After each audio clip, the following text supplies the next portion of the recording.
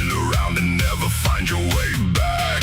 Round and round while you twist and turn like a figure eight that never learns. You think you've mapped infinity's face just because you're trapped inside your maze. And if your mind can't comprehend the scale, you declare that everybody else must fail. You draw the limits of your tiny frame, then stamp the universe with your God's name. Round and round, twist and turn, watch another bad conclusion burn. You call it wisdom, call it fate, but you're just trapped in a figure eight. Round and round, nowhere bound, lost while claiming higher ground. You think you've solved eternity, but you're choking on infinity.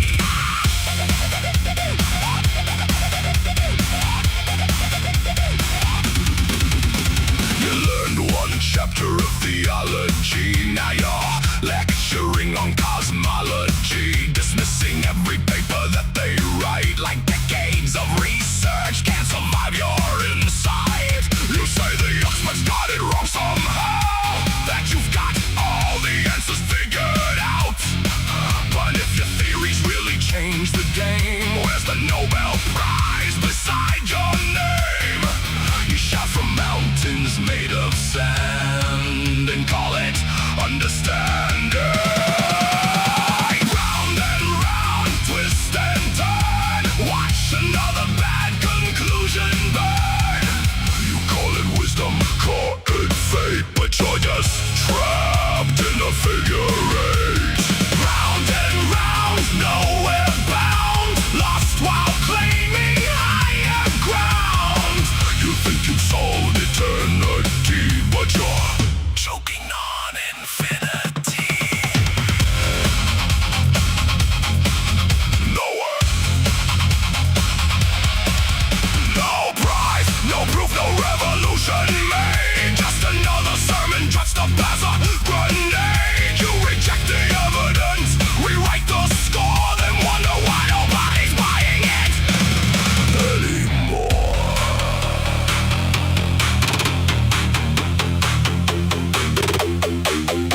You cry about evolution every day, cause you need to feel you're built a special way. A soul that lasts forever after death, a cosmic guarantee with every breath. You'd rather trust a tale that's centuries old, a man from dirt and a rib turned whole, than scream, why are there still monkeys from the crowd, while screeching like one twice as loud.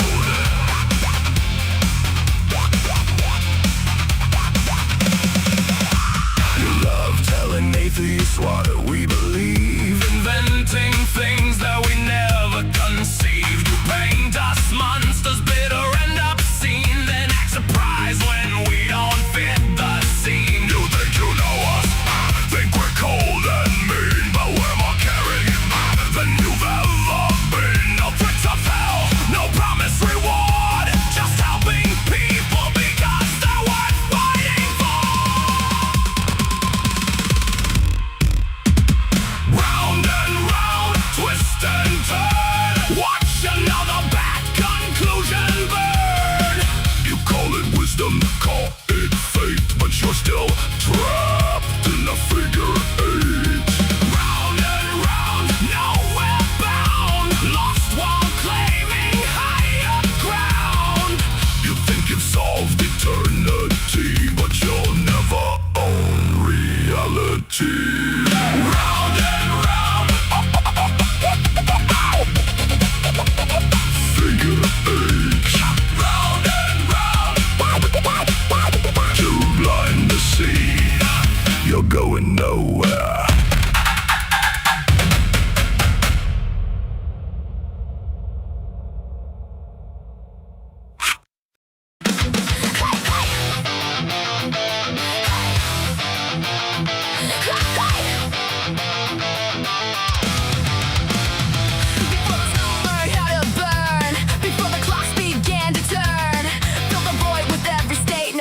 sunrise, no final fate.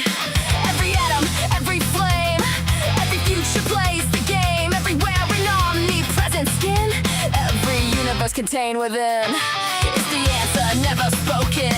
Every function forever open. Wavelength junction, stage production, eternal universal wave function. No transcendentals, no kalam, no divine section. Just amplitude seeking their own direction. Across eternity I scan the spectrum wide, and I never found a God.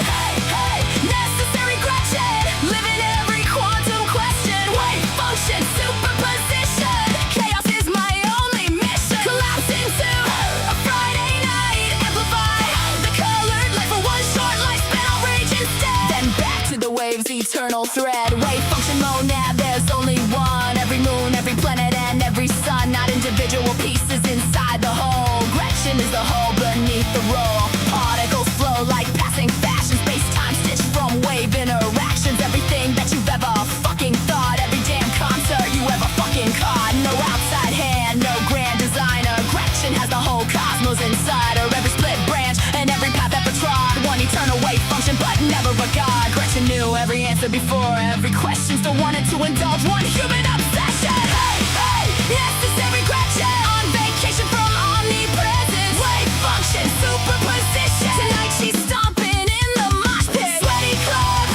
and busted knees, feedback amps and melody. One brief refrain into human life. Trading configuration for loud Friday nights. Gretchen traded infinity for a wristband at the door. Traded configuration space for a sticky nightclub floor.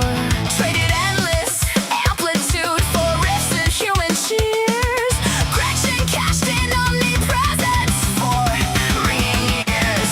311 on the stage, excitable one singing every phrase. For one electric moment, Gretchen was engaged. Wave function, collapse, reality snaps. Superposition, human condition. Schrödinger equation, evolution, not creation. Heisenberg uncertainty, probability set me free. No prophets, no throne, no creator was ever known. Cross eternities express. Not once, not ever. Schrödinger keeps rhythm in perfect time. The equation writes all the goddamn rhymes. Heisenberg chuckles, laughs, and grins. You'll never pin down where Gretchen's been. Cosmic data infinitely stored, never needed holy wars. Every constant, every law of beauty without divine awe. Across the ages, every station never found divine salvation. Occupying all that's been.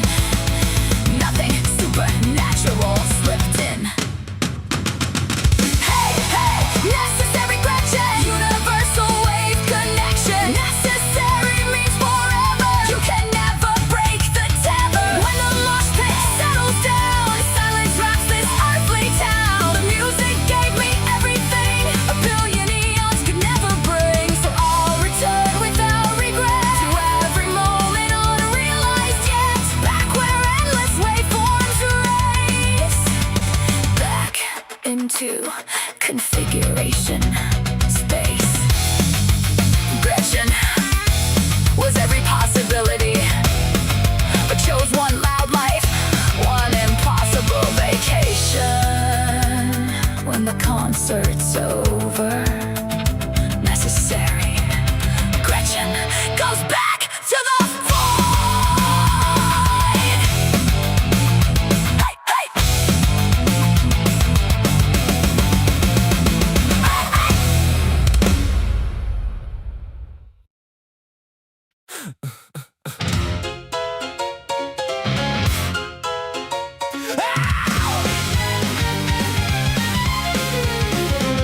You dress up doubt in velvet robes, throw dead men's quotes like holy stones, name drop Plato and wave your hands like a mystery will make us understand. You sell transcendence cheap online with cherry-picked and twisted lines, a sermon built from smoke and mirrors, preaching louder cause the truth gets nearer. You claim spirituality, philosophy, and historicity, but all you got is sophistry.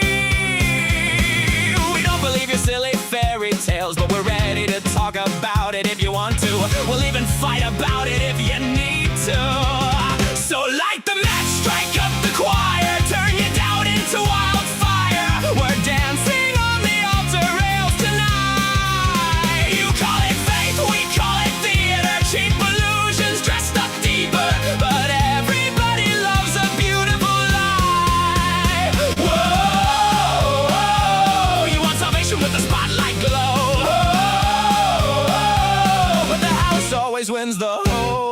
show. You wear gullibility like couture, but every answer sounds rehearsed. You quote the saints, ignore the science, then call your contradictions guidance. A martyr complex in high heels, selling wounds that never healed. You need an enemy to justify the glitter in your bloodshot eyes. You claim spirituality, philosophy, and historicity, but all you got is sophistry. We don't believe your silly fairy tales, but we're ready to talk about it if you want to. We'll even fight about it if you need to. So light the match, strike up the choir, turn your doubt into wildfire. We're dancing on the altar rails tonight. You call it faith, we call it theater, cheap illusions dressed up deeper, but everybody loves a beautiful lie.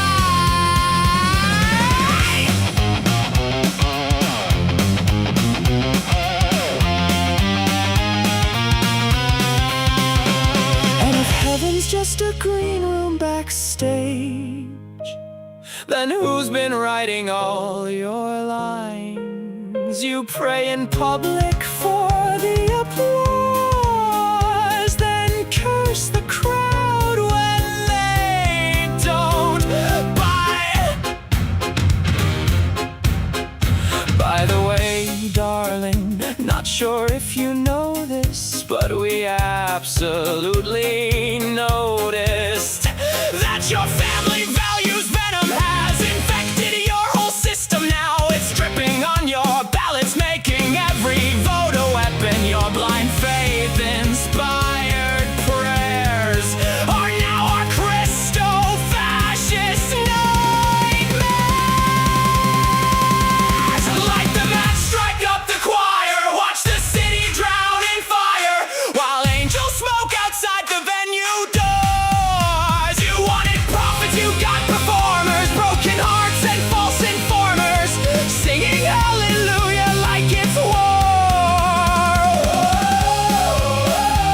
Well, now welcome to Async, where we just wanna know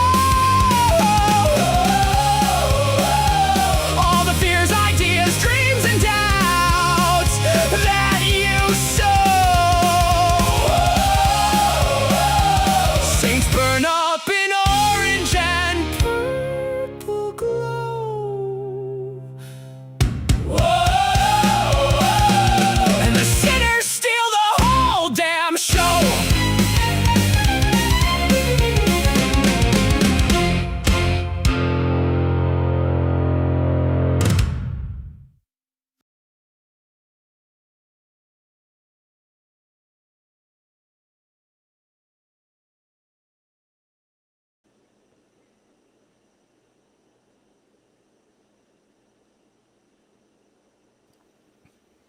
Hey, what's good, everybody? You're tuned into Async. I'm Arpy.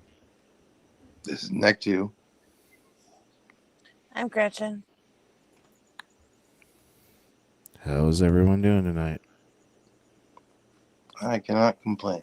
It's been a good day. I got a lot of sleep today. It was very, very much needed. I'm not entirely awake yet, so Same. far so Well, I'm good. glad everybody got some sleep. It's been hard to come by.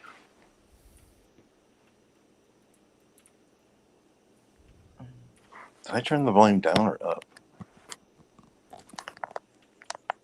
I turned it down. Whoops. I'm currently playing with shit, so we've got a couple I guess of shadow Gretchen- banned users, so I'm trying to figure out how to overcome that. What? So we have a couple of shadow banned users in the YouTube, Oh, yeah, yeah. and I'm trying to figure out how to overcome that. So. Yeah. I guess Robin is sick tonight. Said she's been in bed all day. So Good. She needs to stay there and get better. must be going around. Feel better, Robin. Also, happy birthday, Ray, if you're here yet. It's Ray's birthday Yeah, today. happy birthday. Yep. Happy birthday, Ray. There was somebody else's birthday coming up soon, too, wasn't there? It was yesterday. Nobody on fire. Oh, that's right. That's right. Well, and Gretchen's in less than a month. Mm-hmm. My wife's is September 17th. Almost said 15th. But that's another important day.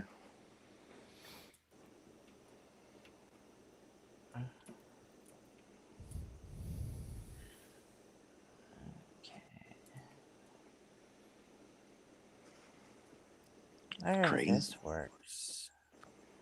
I wonder what day is the least what day of the year has the least amount of birthdays on it. Is that something we can Google? Is that a statistic that exists? Probably. What day of the year has the I'd say probably fewest? December 31st because people hold their babies in for January 1st or something. Right? February 29th. Should have been so. Yes. Oh, yeah, that makes sense. I should have said excluding that. Yeah, you only get a birthday every 4 years. I'm 4. I'd be around 4. I'd only be 4 years old.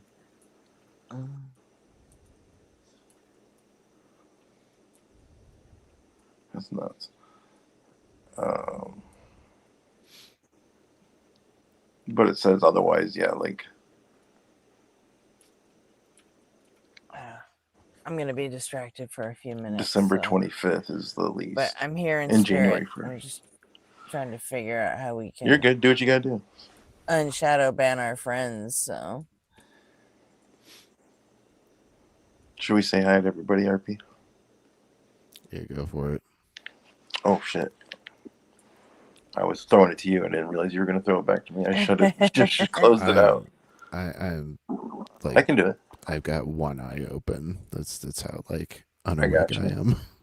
Well, first on, I see Chuck McNorris coming in first tonight. Congrats! Glad you're here. If you are still here, glad you were there when you were there. Chrissy coming in after that. Evan Porter. Remissus. How you guys all doing tonight? Good to see everybody. Professor Hizzle. Where are we at? Darth Gently. Ben, or that's JR, but I think Gretchen's working on trying to get you shadow banned right now. Marduk, good to see you. That Opal guy. Hope that you get your situation figured out on Ian's. I did tell Molly about it though, but she wasn't able to do anything about it. Lindsay, good to see you. Issa. Who else? Superb. Jamnik. Rembrandt. And Puggles just showed up. hey, Puggles, how you feeling?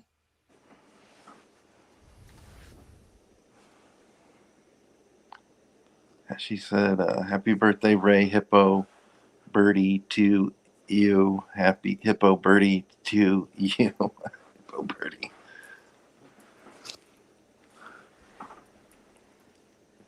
That's pretty funny.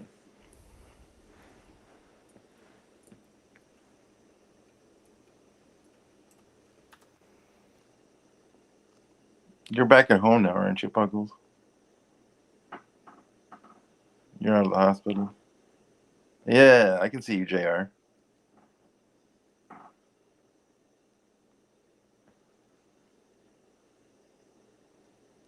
Did it work? Yeah, I see JR in chat. Right on.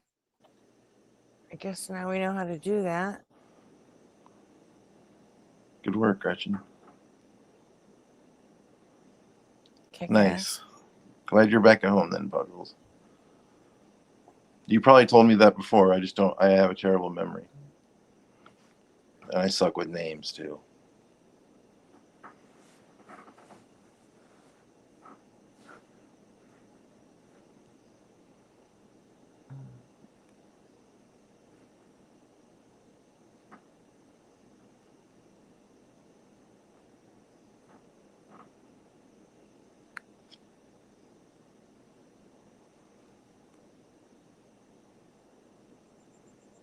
So, anyways, trying to think. So, I don't think I'm going to get a chance to go swimming at my local pool this year. Sucks. The one day I was going to go, the pool was closed because a kid had drowned. I guess he couldn't swim very well, and I guess he might have hurt his neck coming down a slide. But the pool was closed that day because he drowned. But they close like right before school starts every year, and it's been raining, so I'm a little bummed that I didn't get to go swimming.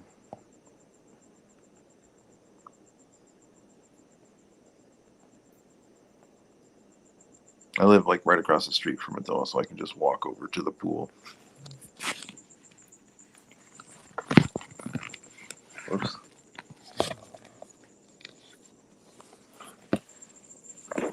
Are you still with us, RP?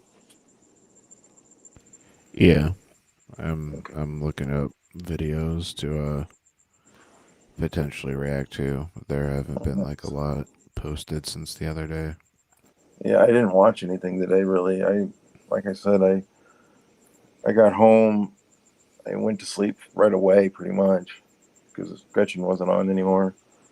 So I slept till like 1:30 or something, and then I got a message saying I rolled over and saw Molly had posted a message saying there was no Ian stream, and then I just checked my phone and went back to sleep until like supper time.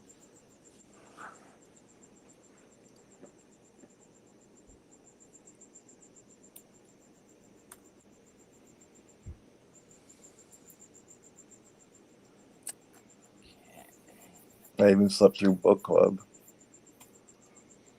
Yeah, shit, I missed John Cohen tonight too. Damn. I normally watch John on Saturday nights after Ian.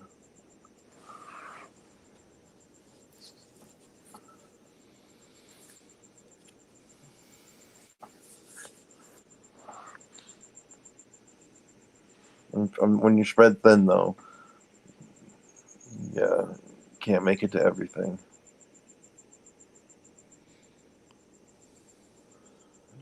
There's just not enough time in the day for me to see every stream and get sleep and live my personal life, and you know what I mean.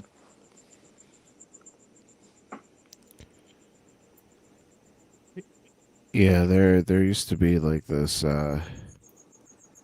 this chart. I'm trying to remember all three variables, but you could either have a social life, have sleep, or have something else. Forget what the Interesting. third thing was, but Like an you can infographic. only have like two of the three. Like you usually gotta One, you have to maybe it's sacrifice one to the other. yeah, It's like maybe it's funds. You can either like have like your finances funded and a social life, or you can only have a social life and sleep, or you can have your finances funded and a social life, no and sleep. then the last combination, whatever that I'm missing. It's like a roguelite for life.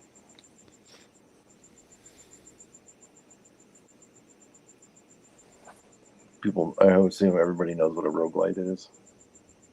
Yeah, I like roguelites. Yeah. For anyone who doesn't know, they're just video games that there's usually a limited choice of options, and like if you're coming down a path. It'll give you two options. It'd be like one, like two good options and one bad option, but you don't know what you're gonna get. Something like that. There's like a give and a take in the roguelite for like perks and rewards. I don't know if that's how you define it, but that's how I would describe it.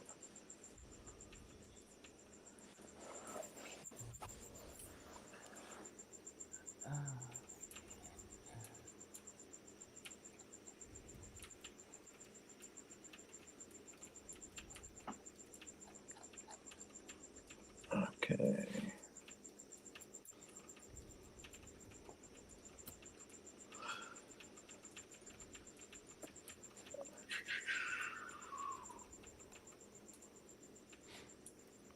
Yeah, I'm not really finding any good clips right now. I do see that unapologetic clip that Deathless One is God clip that we reacted to The word like salad last week. machine. Yeah. Deathless like crashes out hard after Chat GPT syllogism fails. Yeah. Yeah. I think that's the clip we showed Chase as an introduction to Deathless. Mm-hmm.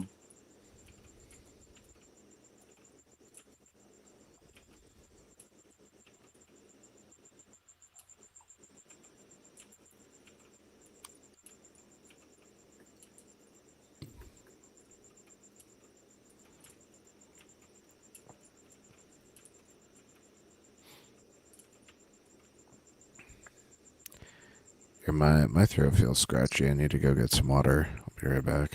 Sounds good.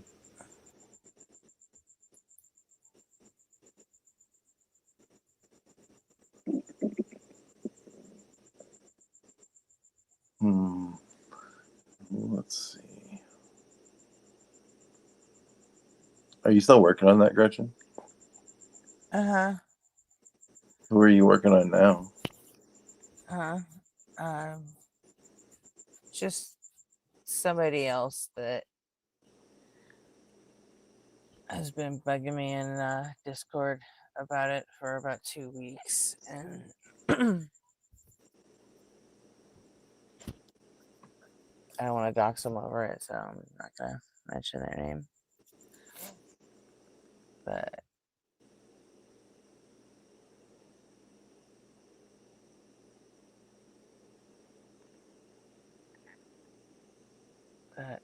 that's cool. And I got a clip for us. Hi, Ray. Happy birthday. Hey, what's up, Ray? You there? I don't hear him. Hold on. Can you hear me now? Yeah. Yep. There you go. Yeah, Oh, I hear you. all I had to do that time was click echo cancellation, turn it on and off, and it like reset and picked up my device. Yeah. So that When I'm on my PC, I have to like click all the arrows. I have to like even click my mic once. I don't know why? Yeah, it normally it'll grab something because I've got a couple different mics on here. It'll pick up a different one, but yeah. How y'all doing? Oh my God, you put a banner at the top. How embarrassing. Thank Why you. is that embarrassing? Because I don't really ever celebrate my birthday, so it's not Well, you something shouldn't have told us about it then. I know. You don't I have to celebrate your was birthday. really This is hesitant me about that. celebrating your birthday. And that's why I wanted to come up And you can't tell me what to do. I know, and I appreciate that. But like, it's one of the things that like, as I'm addressing the whole mental health issue, it's one of the things that, like that I'm trying to accept, right? Like it's okay to have a happy birthday, right? So yeah, it definitely is. You're not being selfish. You're not. You know, and plus, some people find it. You know, when people are too modest over that kind of thing. You know, like some people don't like that either. You know. Yeah, well, because it's not It can come about off as fishing for compliments.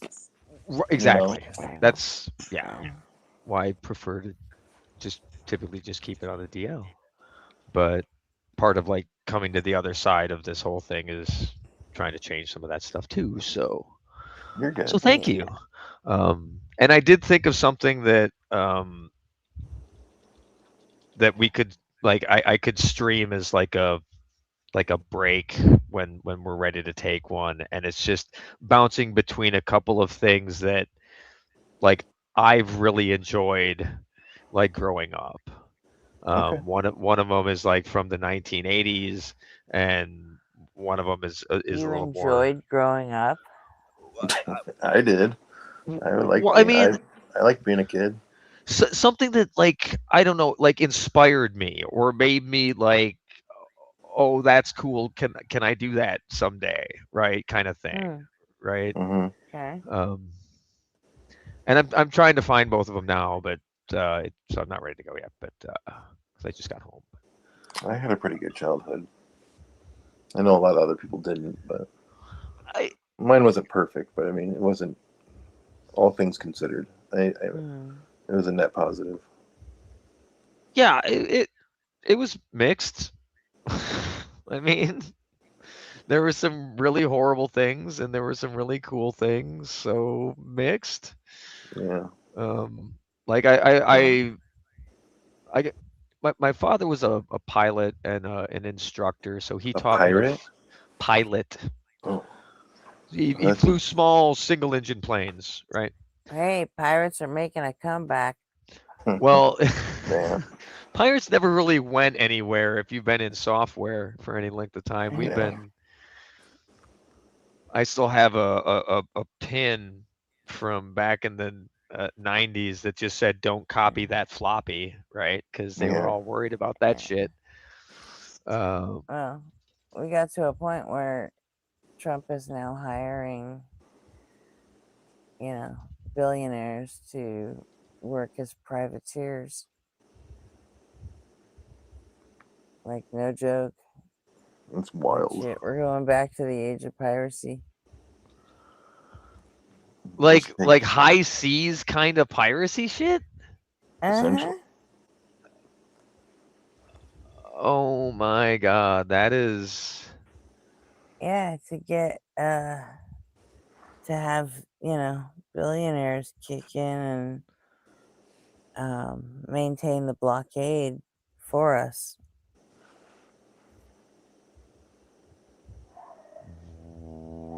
wow. Yeah. No shit. Look it up, dude. I wouldn't lie to you. Oh, I Well, know. I'm uh, not. I might lie to you, but I'm not doubting it, and it I'd does lie seem for like you very. before I'd lie to you. It would definitely be a Trumpian thing to do because that's Hmm. like the age of his mindset, right? Like he's totally trapped Right. back in like the 1800s, uh, thinking that like there's swashbucklers and shit that are gonna. Yeah, that's. Oh, we figured out how to get your avatar Yeah, on you Oh, should try cool. it. Studio. You should try it right now. We can test it out. You just got to log in. You got to when you come in, you got to sign in through YouTube. Yeah. How?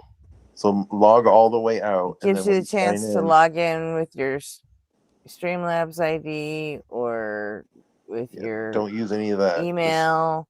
Oh, I Just got it. I see what you're log in saying. with log in with YouTube, and it'll use whatever profile pic you have on YouTube. Okay. Let me. Do you want to try it? Is that coming up as a co-host or coming up as a guest? Like as a It guest, worked I for don't think me. you have to log in, right? So you're up as a co-host right now, Nectar? And it worked No, that way? no, I'm my Yeah. guest right now. Oh, you're up as okay. No, you're. Oh, Oh, did you log in as a guest? I'm pretty sure. I just tapped the link from chat. Okay, yeah, that's Oh, okay. yeah, it Then auto yeah. logs me in that way. So I have to But clear I that know that cache, I'm I talking about guess. when I did it from the other day. It's just easier for me when when I'm doing my short All right. stream, my Well, short thing. you're not on the team list right now. Okay, good. Then it's But when then I I came on see. the other day, that's how it worked when I was on PC. I logged in through YouTube, and it worked. Yeah, So it never if you gave want to me an get option to log in. It just brought me right into the Streamlabs window, clicking which I'm guessing you were clicking when the I'm trying link not, in the email. well, clicking the link in the email did ask me to log in. Yeah, that's the one you need to if you want to get on the co-host Oh, list. yeah, That's the okay, one try you have to sending that. Let's see use. if that. Okay, Oh, hold I on a need a license second. plate renewal. since I'm not at home tonight, I just use mobile, so I don't need to worry about it. Ray's here. Happy birthday, Ray. Hey, thank you, RB. How you been? So tired. Yeah? I'm sorry. Oh, the parenting thing taking its Yeah, toll. RP Junior's birthday party was today. Oh, right. Well, that's kind of fortuitous, right? All these birthdays at once, you can just get them all out of the way and then sleep Right. for a month. What's the Uh, problem? I wish. Yeah. But Yeah, yeah, no, I there's no have rest for the have wicked. family in town, and so didn't really get a chance to go home and get much of a rest before the show.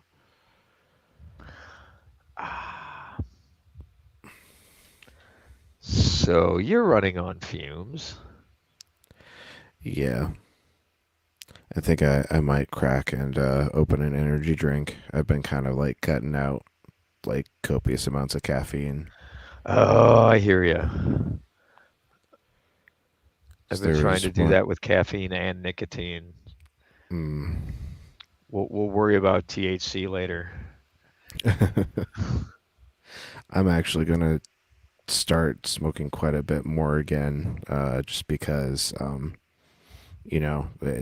RP Junior is no longer going to be breastfeeding, which means Mrs. RP gets to return to the realm of stoners.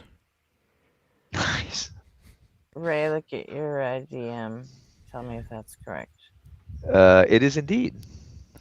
Okay. And it is secular. The party went great. Plenty of people showed up. We were able to get the food, the cupcakes, the smash cake, and everything. Um, RP Junior fucking cake slapped Mrs. RP, and my sister got like a picture of the moment it happened. It was so adorable. just a huge gob of frosting in the middle of her face.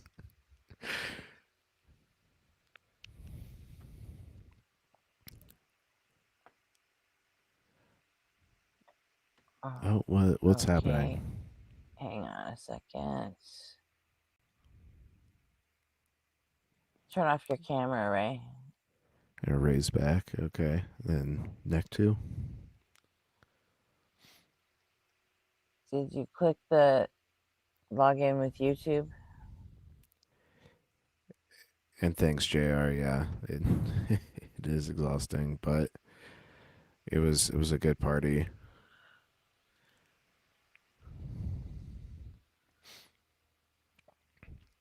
My soon-to-be sister-in-law, or not sister-in-law, would be like stepsister, stepsister-in-law. I'm not sure. It's my mom's boyfriend's daughter.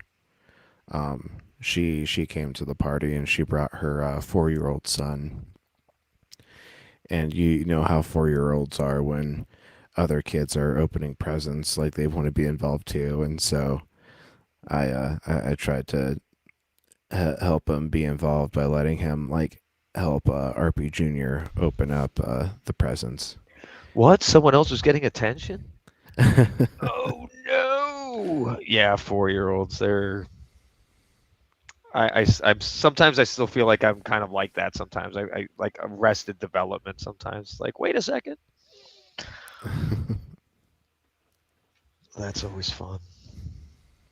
Oh, they're obnoxious though. Oh yeah, like that's just the Kids. nature of the kid or the That's kids. typically most kids. Like I don't have any, right? So I've never had to Hmm. deal with it. Most kids to me are just annoying. It's just if they're yours, great. If they're polite, that's hey, awesome. You did a good job. But for the most part, like there's nothing in common. So what is there to like? I don't care. So talk to me when you've had some experiences, right? Right. Get back to me after you've had a kidney stone, right? Like something interesting. Something interesting happened to you. But no, I totally get it though when that like their eyes light up and that surprise and joy that you know that glimpse of innocence before it's gone. You try to preserve that for them as long as humanly possible because it goes when you least expect it, when you least want it to. I call that when you finish the tutorial. Mm. That's a great way to look at it. Finishing the tutorial. I can't do anything about it. Is a secular. It's all Gretchen. Gretchen has to bring him up. I'd love It to bring him up. it still doesn't. They didn't fix that yet. No. Jesus Christ! Oh, You just we needed to lost let her Ray. know, RP. I was just trying to get one of you to let Gretchen know. Oh my How god! did we lose Ray? I have no idea. When he came up, it has something to do with when people come up on panel. People that are on mobile oftentimes get booted or muted. Not all mobile, just people using Apple shit. Yeah, I don't it know seems what that it is. And that was the same on this and on StreamYard. For whatever reason, Apple does not play well with others. Oh, I know the reason. Money, money, money, Apple money. sucks. Yeah. They want their walled garden. Yeah. Alright. it's frustrating, and I get kicked so often on some nights. Some nights it'll stay connected the whole time, but some nights are just hit and miss. No idea.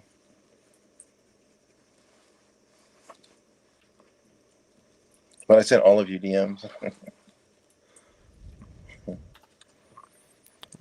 Why isn't Discord flashing? I don't know. Oh, you did send me a DM. I didn't get a notification. It's okay.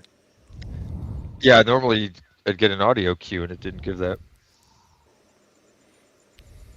There's not much else I can do, you know. I started spamming chat. Like that was my last resort.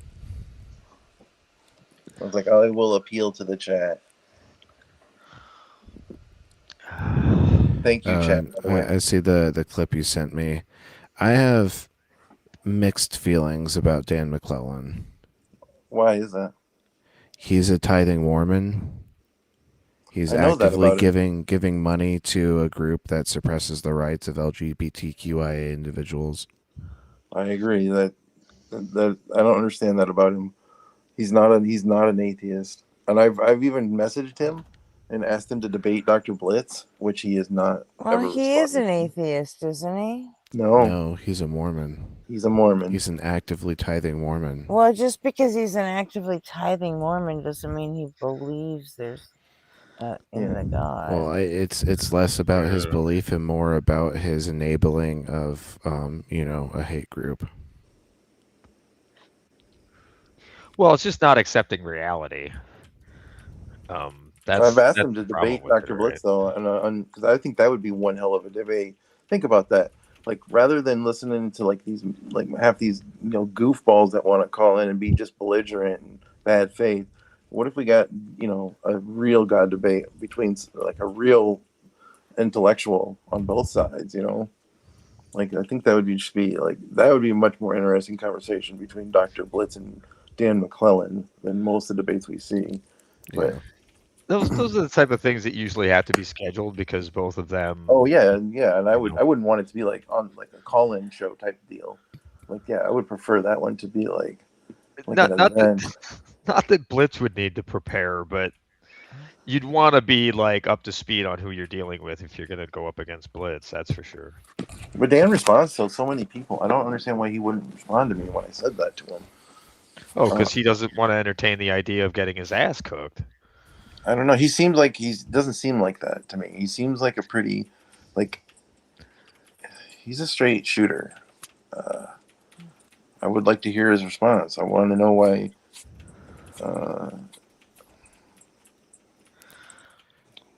I mean, I to don't be know. fair, Maybe it's hard to he's already shoot a answered the bullet question. anything I but haven't. straight. But like, where would I find that answer? Like, how would I? I would have to watch all of his content, looking to see if he's ever addressed the issue. Maybe he's addressed it, and I just don't know about it. But I should go about it the other way though. I should ask Dr. Blitz if he would debate Dan McClellan. But then I feel like I'm like he'd be like Dr. Blitz would be like, "Why is he interested?" And I'd be like, "No, I don't know. No. Well, does he even know who he is? I'm pretty sure he does." Dr. Blitz, would you be interested in debating Sir Isaac Newton? Yeah. Yes. Blitz will probably give you the same answer that everybody gives you. It's like, hey, if they want to call into my show, Yeah. sure, I'll Right, debate them. right. Otherwise, no. Right. And that's probably the other element of it is who's going to get the call in for it? Who's going to have the mute power in the conversation? Dude, that one would have to be like a mediated debate. Right. That'd So be now fine. we're talking about scheduling and That's getting fine. people- I think that would be. It'd have to be an event. I just think it would be a good one. I would Just be get through one pain hell of a burn. good event. I think if anything, if you really wanted to get it together, what you would have to do is maybe do like a petition or something. Show them that there's right. a ton of people willing to Yeah. that was Get guaranteed on watch. the ballot. You know what I mean? Legalize it. That All too. of it. We don't have to watch Legalize Dan though. If you don't, all if of it, I don't want to make you feel uncomfortable, RP. Hmm. So if it, we can pick something else if that's the case. I mean, in all fairness, I haven't been able to come up with a clip, so like. Well, I might as can. well. That was just the first one I came across that I watched recently, but that was. I'm now. Let me go through my history some more. That was just the first thing I'd seen recently that I came across. So I just stopped at the first thing. I noticed that there was a John Cohen clip I needed to watch. Actually, if you want to just go grab the latest John Cohen clip, that'd be cool with me. Because I'm pretty sure I missed it, whatever it is.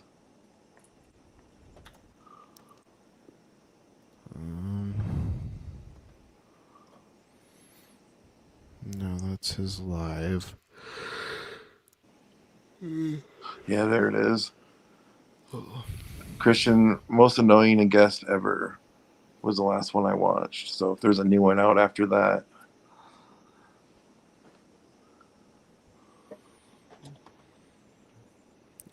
Is it before or after Christian gets cornered by one very simple question? The one I watched? The John Cohen clip that you're talking about? Well, I have to look.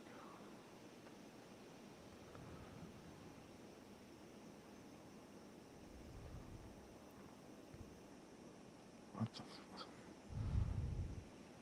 Why is mobile so different than the desktop site? I don't know what order it is. Okay. One's a phone and one's a computer. I don't know how to find just the list of technically, his the phone videos. is a computer. It's just not a Oh. desktop or a laptop. I was looking for like his list of videos, and I'm on I clicked on his channel, and when it goes to his channel on my iPhone, it said, "Oh, there it is." I just didn't see it. I'm a dumbass. Okay, This is never where mind. I do like have to give developers some slack on writing shit is because of all the different Oh, he's phones that are posted out there. 1, 2, 3, 4, 5. He's posted 5 videos since the last one I watched. So you can play any one of the one that says Christian gets cornered, Christian tries defending morality, God's morality, Christian insists belief is a choice, and until this happens. Any one of those, anyone, all the way to the newest. I think we watched the choice one. That's fine. I'm not caught up But- on his clips. Yeah, right. I agree. Like standardizing for all the different UXs across like all the different phone companies has to be like a fucking nightmare. It was so bad at the place when we were doing e-commerce that they ended up just outsourcing it to another company that would scrape the original page that's on the web front end and convert that into a mobile version of it, because it was easier to do that than get the developers to write separate versions for all the different phones that were out there. It was just, it was hard enough to just deal with Safari, Chrome, Firefox, and at the time it was Explorer. And like that was always the funny one, because Chrome, Safari, and Firefox would all have very similar length of code for their pages, right? And then it would get to the Explorer version of it and it was 10 times longer because of all the crap that had to make a site work in Explorer. And that's Now Edge is just Chromium. Yeah, exactly. They're all Chrome. Well, Firefox isn't. Wait, is Safari Chromium now? I don't know if they switched over yet or not. They don't might not think be. so. I don't know. I thankfully don't have to live in that world anymore. So Yeah, it looks like Safari's not Chromium based. right. So there's a whole other page someone has to write to make it work in that browser. And when you're talking about like web applications, that's like across the board. It has to be developed to deal with that. So, I mean, it's not an easy job, but it isn't a job that's impossible. So it's frustrating when things don't work. But I tend to ignorant and confused. That's like Dazed and Confused. That should be like if Richard Linklater ever wanted to make a sequel to Dazed and Confused, it should be ignorant and confused. Yeah, that would be the kids of the 2020s, right? Right. Just ignorant and stupid. God is real. God is real. But confident that they're not. Yeah. Absolutely confident that they're not. Let's call in and run tag from a bathtub. Oh, I can't even describe the person I saw that called into Solid's live today. It was a kid, and he comes in like out of the gate with the N-word, just slurring up a storm. Right. And at the end of it, Solid was having him read paragraphs out of a book, just explaining to him how Italians weren't always white. I mean, that dude showed a level of patience I have never seen a person in my life show with somebody who did not deserve it. But he literally took the time with this kid who was just being an obnoxious prick and just being like just a stupid racist twat, and took the time to like bring him down. It was nice. I don't know. It was pretty impressive. I have to tip my hat to that guy, because what was the name? Super Solid. I mentioned him before. Hey, Jack. I think I've seen him. Hey, what's up?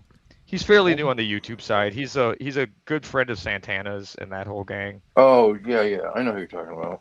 Yeah. Yeah, that's a good channel. And on the YouTube side, it's still like pretty small. So if like you watch his live, there's only like, sometimes there's like 20 people in there, and it's just all cool cats hanging out. Like it's a fun place sometimes. But some of the guests he get are, it's rough. And he just shows such grace and poise, and he's just very calm and soft speaking, and there's a lot to be admired from his etiquette on a live. Anyway. Oh hey, what's up, Jack? What's up? How's it going? Good. We're Yeah. celebrating Ray's birthday. Again? There's nobody's. Oh, my Yeah, bad. our birthdays are right like consecutive. That's pretty cool. It's convenient, right? Like although I think August is like the month of like the most people being born. So I mean, Yeah, all those winter shut-in babies. yeah, especially if you're in the Midwest, ain't nothing to do. It's cold. There's nothing to do. Let's keep each other warm. Oh, Yeah. what's that? We got some Baby time. booze. They get that eggnog down your gullet. Yeah. I love eggnog. So I don't understand why people don't like it. I think it's so good. eggnog should be sold all year round. Yeah, hell Year yeah. round. I would buy it. I I would be fatter than fuck, but that's why they don't sell it all year round. you'd have to roll me into the grocery store to buy some. But I would We drink already the shit have out of it. food swamps resulting in obesity issues. I'd have no It's teeth not- and I'd be a diabetic. I'd have Yeah. no. The I'd be cut most off. My teeth would be popular cut off at day the for ankles. U.S. birthdays is September 9th. September 9th, really? Mm-hmm. Yeah, but how happy would you be? That's the real question. Who happy would who be for what? For all the eggnog after, like, you know, Oh, the diabetes and I would be like a heroin addict, just going out in bliss, everything. Getting the just shakes drinking for it. the eggnog. Yeah. I mean, that definitely makes sense. The New Year's babies. My epitaph September would just be like, consistently he sees the eggnogged the fuck highest on out. concentration of top birth dates. Oh, it's Roughly 9 September. months. Yeah. I thought it was August. Why did I think it was August? Neck to A lot of eggnog the people fuck getting on busy out on of New here. Year's Eve. What can I say? Yeah, well, get all Don't make me liquored do up. shit. That's part of the reason we're here is because we didn't have clean water. we had to drink fermented things, and We diluted the water with alcohol. yes, that's the only way to make it potable. If you didn't We want could to, have boiled it. yeah. But where's the fun in that? Right. 9 It of the lowers your top inhibitions. 10 most popular birthdays are in September. Well, that's it. We just got to get rid of that month then. Because the holidays must be the time when everybody. do you guys read that comment, the most recent one from New Blue Galaxy? July 7th is the only Religion. one that's not in September out of the top 10. Religion is a breakthrough of common sense, the best concept for modern civilization. Come on up and explain. Yeah. I want to know about it. What religion? Breakthrough for common sense. God and religion. Oh, Isn't- really? Well, isn't then it come funny up and tell us which God. We need to know these things. Which religion? I bet it's Abrahamic. I have a feeling. It's never Ra. I know. It's never anything that no one's ever heard of. At least Ra makes fucking Nothing sense. You original. can see the sun. You can And see they never the bring the sun. God with them. They always talk about the God, but the God never comes. Is this Does- a look at the sun argument? I just want one 9 out of time. 9 out Trump of did 10 it. birthdays are in September on the top 10. Whoa, 9 of them are in Crazy. September. Holy Guess cow! which Okay, date thank you isn't even for on the this. list? I take that September was an 11th. accident. Yeah. Now, is that because it's your birthday, or is it because no one really wants to remember that people were born on that day too? Oh, I never forget. It's okay. I never You Good. didn't forget. mean to. It was just an Whichever. accident. You read the signs. Oh wait, equinox. That's a good point. Let me check their But July history. 7th is the only out of the top 10 birthdays. Is it Golden The only Arm? one that isn't in September is July It 7th. might be. That's hilarious. I It's don't know Depends what on makes like that when one. this account was made. It's all right, Resist. You didn't mean to do that. I would have reversed it if you hadn't.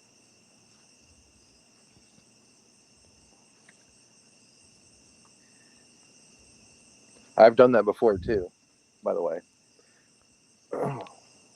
Done what? I'm Puggles accidentally got hidden by resist. Oh Then they yeah, I've immediately accidentally hit brought him Yeah. back. But I've done that before too. Like when I'm on mobile, Oh, I've yeah. accidentally hit hide on a I think friendly. we've all done it. I did it one time and I didn't notice it, and everybody was like, "Damn, dude, what are you doing?" And then I had to go back and look for it and find it, and then I felt really stupid and embarrassed. I didn't notice I'd even done it. Daniel. That's usually Yeah, all New it Blue takes to not Galaxy do is something super like that. sus. Their account was created like 3 days ago. That might be Golden Arm. Just turned 18. Got his YouTube account. What's Golden Arm? Well, you got to New show the Blue God Galaxy might be New Golden Blue Arm Galaxy. You because the gotta. account was created 3 days ago. It's Golden Arm. Potentially. Mm. How about that, Blue Galaxy? It's not him, according to him. Wait, According is to he him. listening Yeah, and responding gonna to be you like, in "Yeah, real that's me." time still? Yes. According to him. I know Bro, exactly like, who that find is, and it's another not show me. to like engage with. Oh, son of a bitch!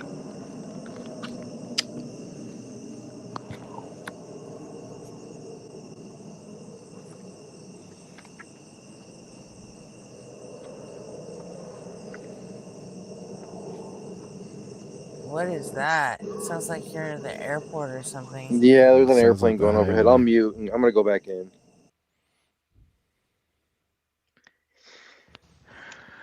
Ah, yes. Having a house that's down path from a runway.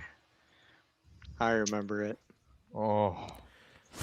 I'm right next to an Air Force base, so Ooh. What kind of planes do they have there? loud ones.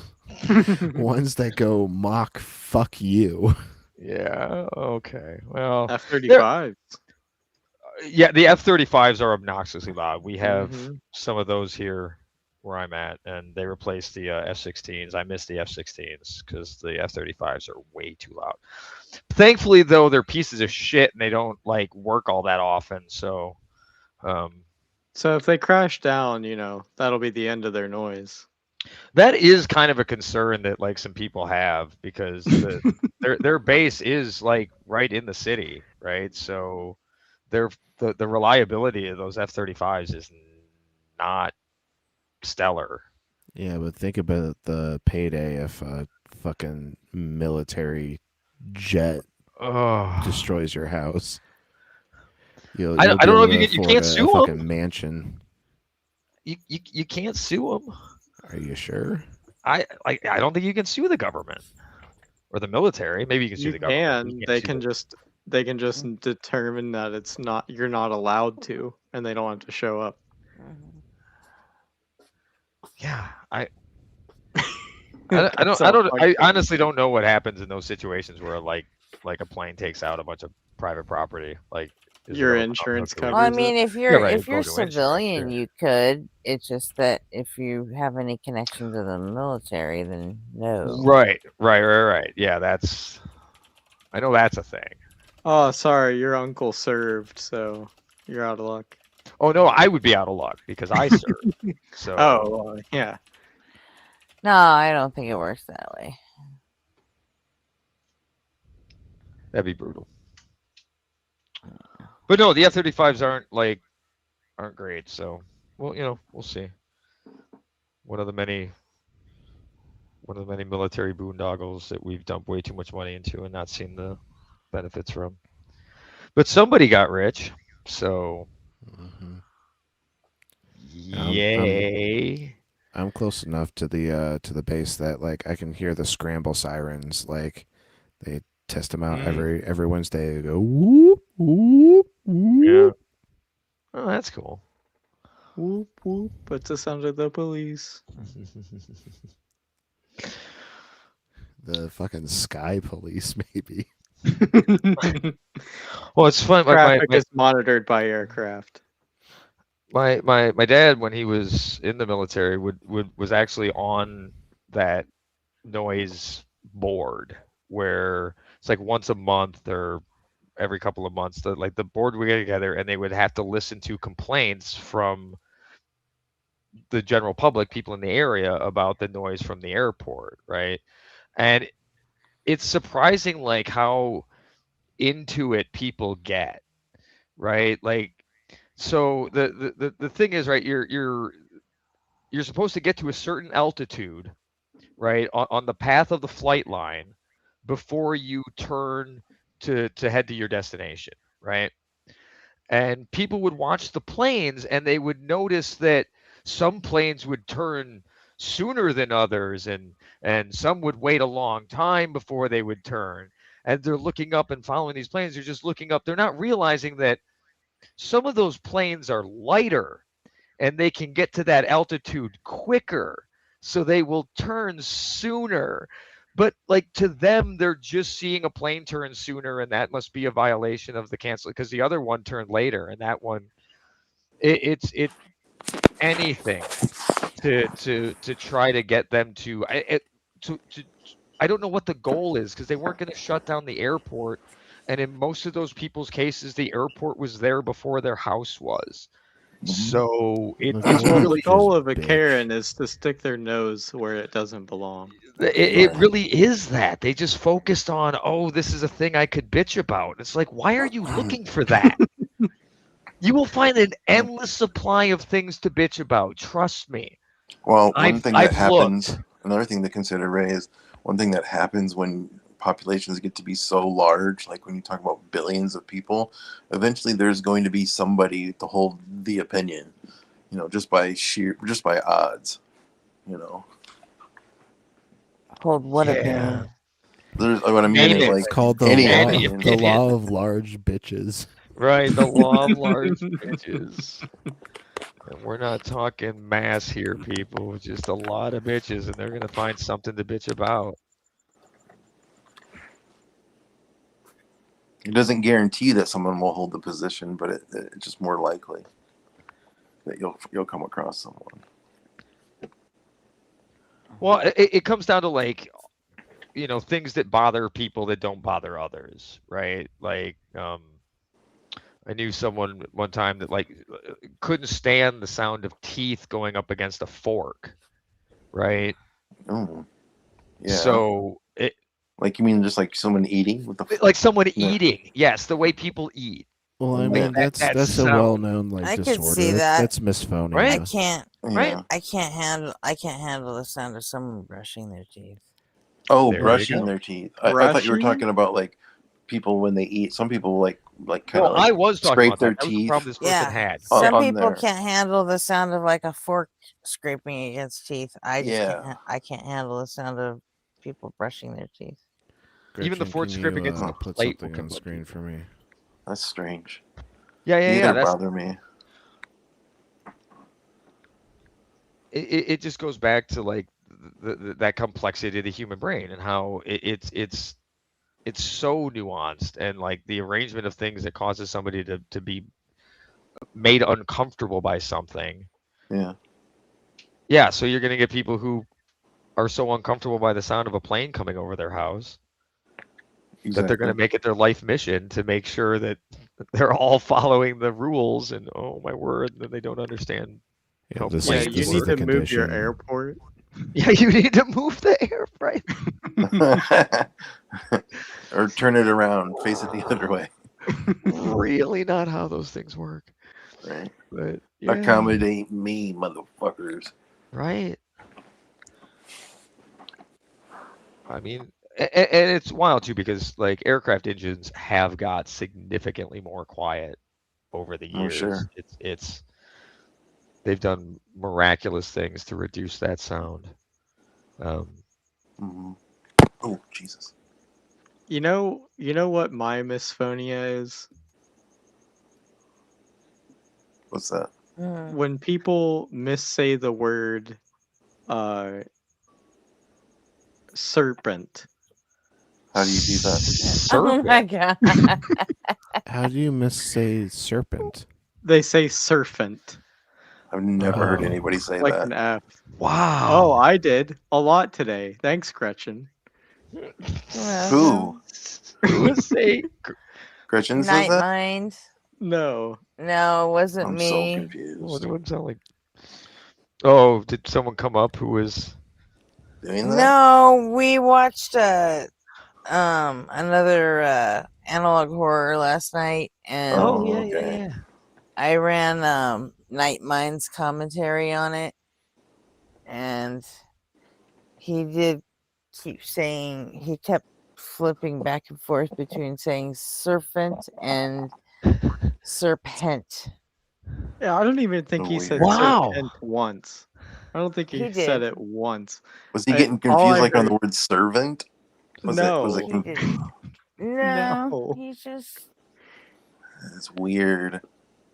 It I was don't so know. annoying to me. And he's a voice actor, so he's usually pretty good at the pronunciation. But Yeah. yeah, whatever. He was not nailing the word serpent. You know. It is strange. Never heard of anyone The Sue struggling is with that crap. word. I think that's something that's usually associated with like childhood, the way they're learned to speak, or the way they're not corrected sometimes as a child, or people will use like baby speak with them for too long, and they'll pick up bad Yeah. habits from that. Well, I'll learn him a thing or two. Yeah, once I realized it was getting under Jack's skin, I would like roll it back a couple of Yeah. times. Yeah. It was great. I had a fun Nice. time. And Well, yeah, that's why you can't ever let anyone know what the thing that bothers you is, because your friends are going to use definitely that. not me. That's fine. It falls under the rule of nothing is too cruel if it's funny enough, and that Right. seems so minor. Too cruel for school. Yeah. He said it like at least 3 dozen times. I'm not joking. Well, she might have rolled it back a few times in there too. No, That's- she did. Oh, that's, But like she still even did it. Wow. without that, yeah. I only played it an extra like 4 times. Yeah. I'm not a monster. Your necessary wave function, that's it.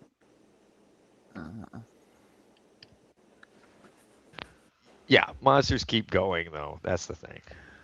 They don't stop. And going and going and going. And Nobody for on some fire, reason- it's not your birthday anymore, so Then they get Oh, elected. hey, to is nobody office. here? Well, actually, technically it is. It In is still certain depending parts on of the what time world. zone you're in. Where's For he at? another But if he hour, isn't in it's that still part of his the- birthday. And in Hawaii.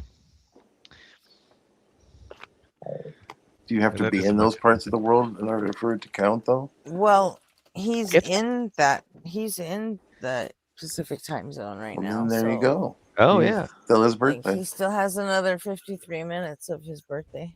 It's both of our birthdays simultaneously. Is he in Pacific? I thought he was a mountain. Oh, You're look, twins. Buck's here.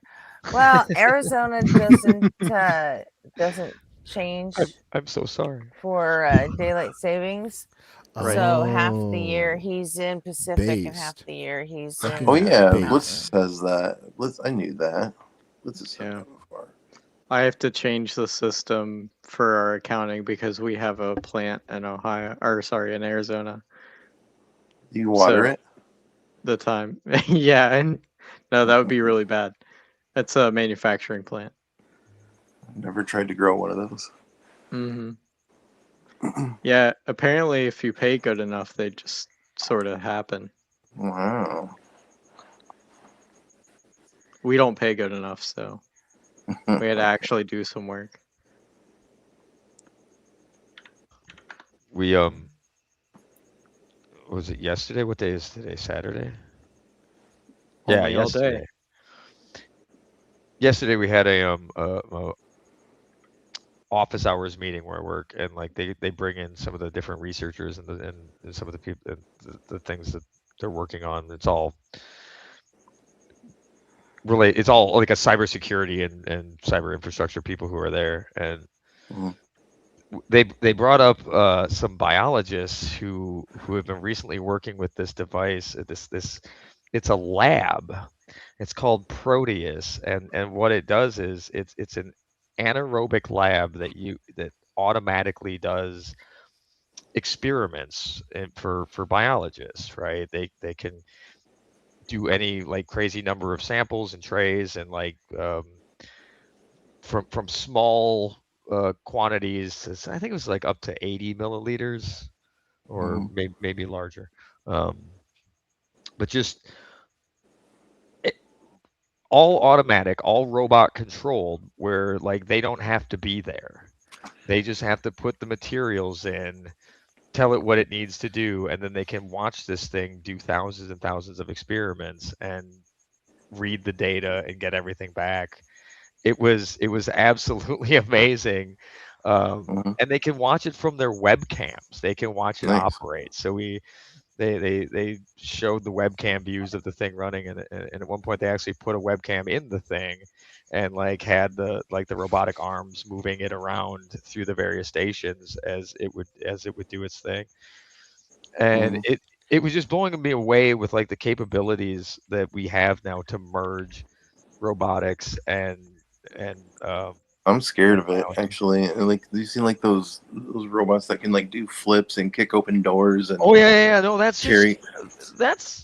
that's kind of creepy. Yeah, it's got me a little concerned.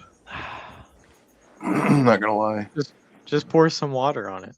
mm, Yeah, they're still I'll pour vulnerable some to that. sugar on it. Pour some sugar on me. In the name of love. What a weird song. Never got that one. Never got into Def Leppard. I did. I liked them. Yeah. It was what I was listening to right before Nirvana came out. That would have probably been my favorite band of the '80s. Yeah, I'm trying to think. Favorite band of the 80s. Well, I mean, at that Motley time, Crue. that's Um, another thing. Like, people tend to lose sight of, like, people. It's one thing to like go back and listen to Duran something like 20 Duran. years later, Duran. Oh my God, yeah.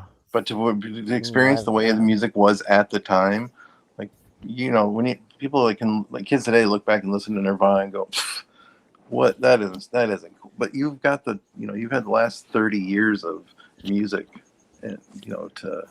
But if you go back to the way the history of music up till that point, it makes a lot more sense why music went that direction. I always look at it as like like look at your favorite artist today, right? That you see out performing and doing well and having like legions of fans. Look at who their inspirations were, right? And you're gonna see all the names of the people back there that we were listening to because Hmm. they really were that good. They really did have that kind of impact on the people that you like today. Right?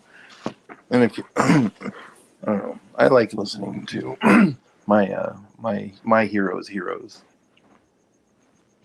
Yeah. Yeah, what is it about I them? And like didn't. it's fun because you'll listen to that and you'll hear in those older artists the influence and the thing that you like currently. You'll be like, oh, that sounds really similar. Like I Yeah. see like I that don't that hear it. well maybe You don't hear influence from other music? Um, Usually no. Like if there's a band I like and they say, "Oh, we're heavily influenced by this," I'll listen to this and not hear I think that any part most music of. today tries to just at least distinguish itself, like, especially if it's like, Oh, and overly so. Like every fucking yeah, band today, they seem to have their own fucking genre, you know? right. yeah, that's kind of that's how they're But distinct. you can still hear the elements of it, is what I think Ray and I are Oh pointing. yeah, Dead exactly. Kennedys and Well, Black Flag not everybody can probably hear that, is all I'm saying. Right. Oh, tied well, for that's fair mine. enough. I wouldn't make the claim that everybody could or should be able to. Yeah. But you've been listening, like you said, like you've By been the way, listening to the how's the Blitz charismatic song ones. coming? And not at all. I haven't touched it. I haven't thought about it since this all happened. This thing, but Come on, we'll have time to. guitarists. Right. Hmm? Well, I need to get a new pickup. I got one of them working again, but I haven't been down to the guitar shop. I'll just probably buy a new one. I just fucked up the soldering on this one so bad. Like there's just shit like all over the place. So just Well, you shouldn't shit all over the place. I try not to, but I'm a big guy. Takes Did so you get the long. Taco Bell lettuce? Yeah. There's somebody who always comes into Ian's chat and does this insult. I do not understand there's like 4 or 5 of these guys. It's like not booger, Burger King foot lettuce. What is that supposed to mean? Oh my gosh, that's an old thing that happened. So there was a person who got fired because they posted pictures of them or a video on Vine, I think it was, where they were standing in the lettuce and then presumably served it to customers. What Yeah, does this have to do they with got found out like right away. Yeah, insulting Fired. Ian? it would. I have no idea. Maybe the guy who did it looks a little bit like him. I'm not sure. Okay, maybe I'd have to go watch the original. But But it yeah, never that's makes such any an sense. old reference. Yeah, it's obnoxious. I used to always let it go, but I mean they will spam it. Like, so now I just not ban it. I just mute it when I see it. But it never made any sense to me. So I guess there's nothing really wrong with that. I would have let it go. I mean, as an insult, probably not. But yeah, I would have let it slide, but then they started like spam it for whatever reason. Like people, they really wanted us to know about it. But whatever, they have a need for attention. something like that. Yeah.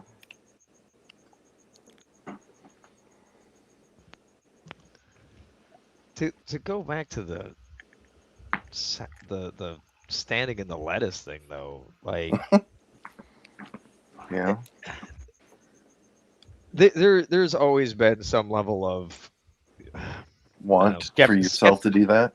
well, no, like skepticism about the people working in some of the fast food joints and what like Didn't we you talk know about they're not paid well and like there can be tendencies to lash out and things like that. So Right.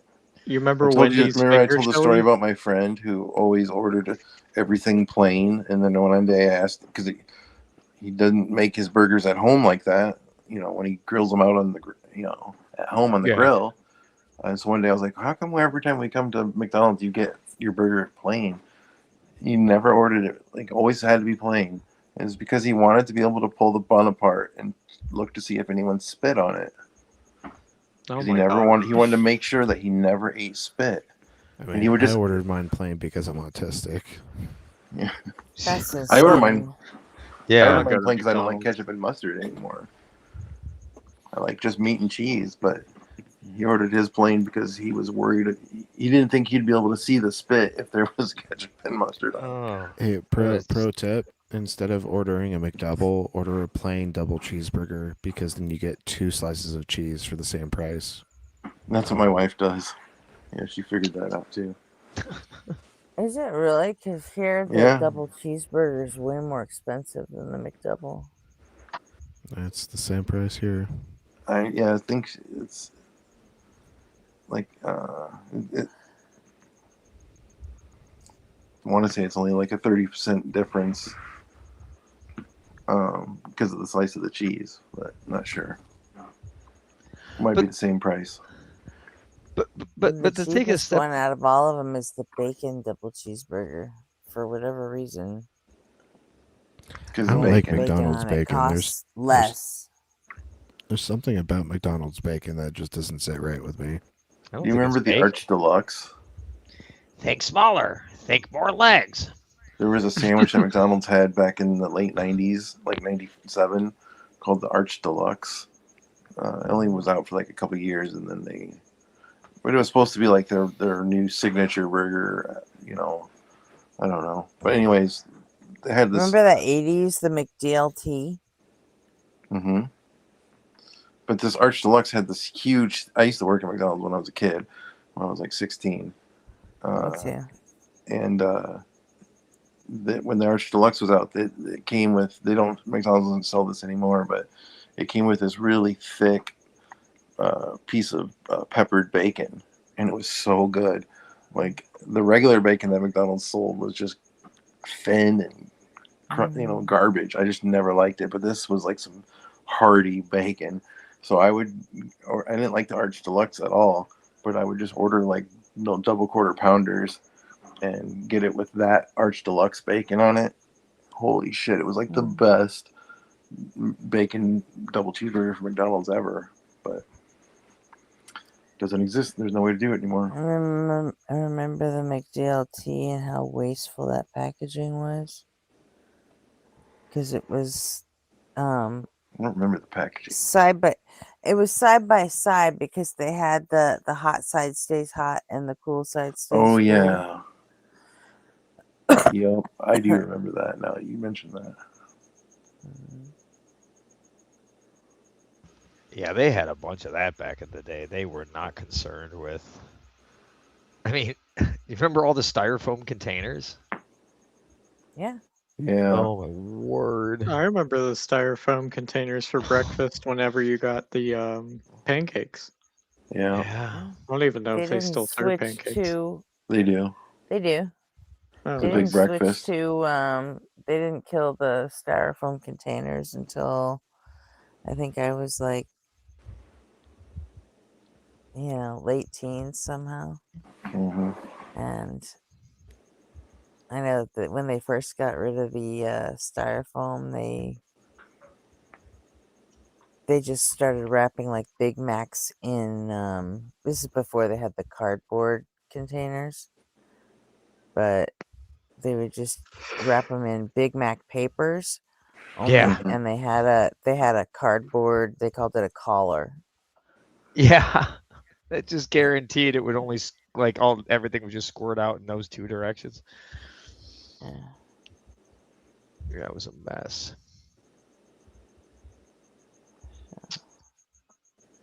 We have come so far. Another thing, I worked at Burger King for a few months too, and when I worked there, my favorite sandwich to make was I would order a chicken sandwich with mayo, bacon, barbecue sauce, and onion rings, and cheddar cheese. It's like a heart attack. Where? From Burger King. Yeah, they you had could the really long mayo. order that, right? That I was thought something we were you just still on. made. Yeah, with you had to do special order it. But Okay. so when We you were worked there, still you on get to make your own McDonald's. food. Sorry, Yeah. I zoned out Burger- for a minute. I heard Burger Burger King. Burger Burger King's, is king. Like they still have the best onion rings ever. I like Oh Burger yeah. King's onion rings. Yeah, their onion rings are. I love But how yeah. many onion rings seem to slip into your fries, your set of fries. You should get Mhm. the And vice Whopper versa. and then get the Whopper and then the chicken. And then what? You cut out might there, have cut out, Jack. You get the Whopper and the chicken, and then that was all we heard. You put the Whopper in the chicken and you mix it all up. You put the Whopper in the coconut.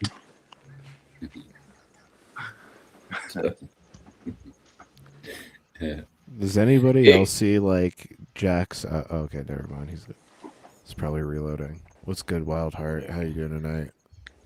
Yeah, not too bad. Alright. Can I just thank you for letting me on? And yeah, I'm good. Yeah, and it's nice to meet everyone. Yeah, thank you. Yeah.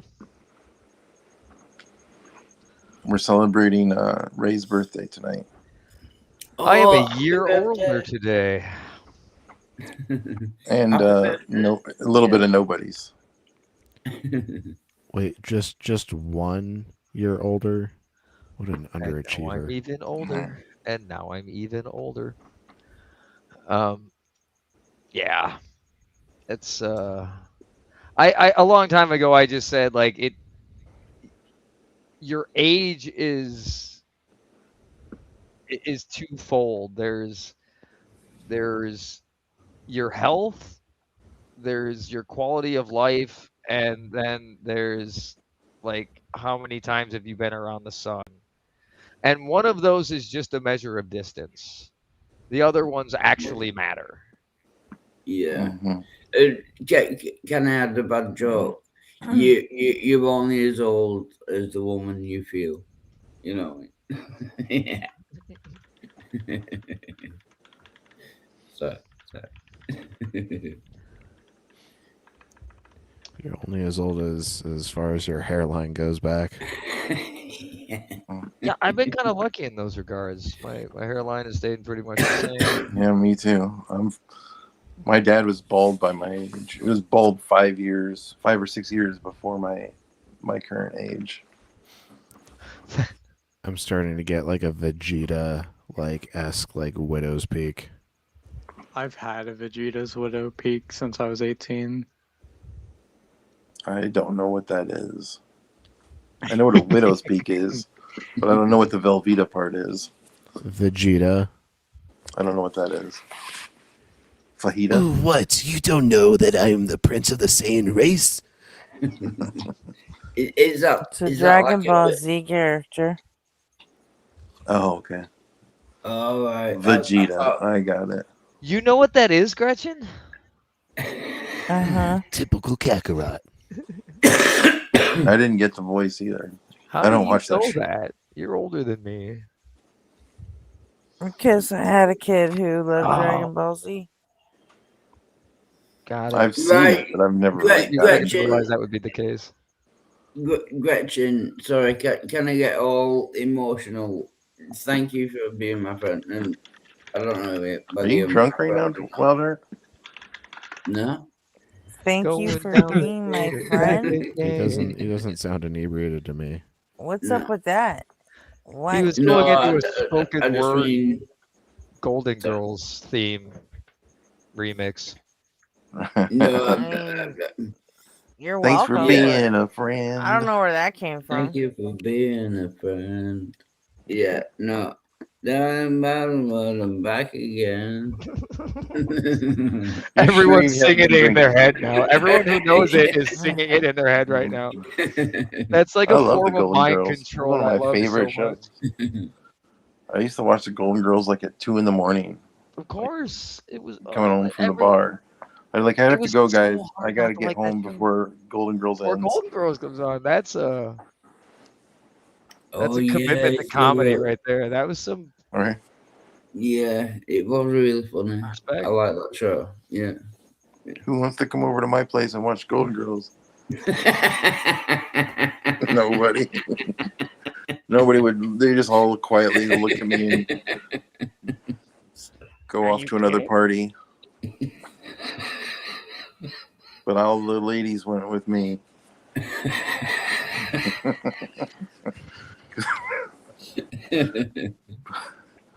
Yeah. That's a great way to show a sensitive side, though, right?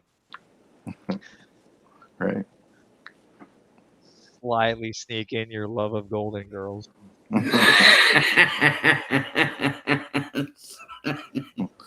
Sorry.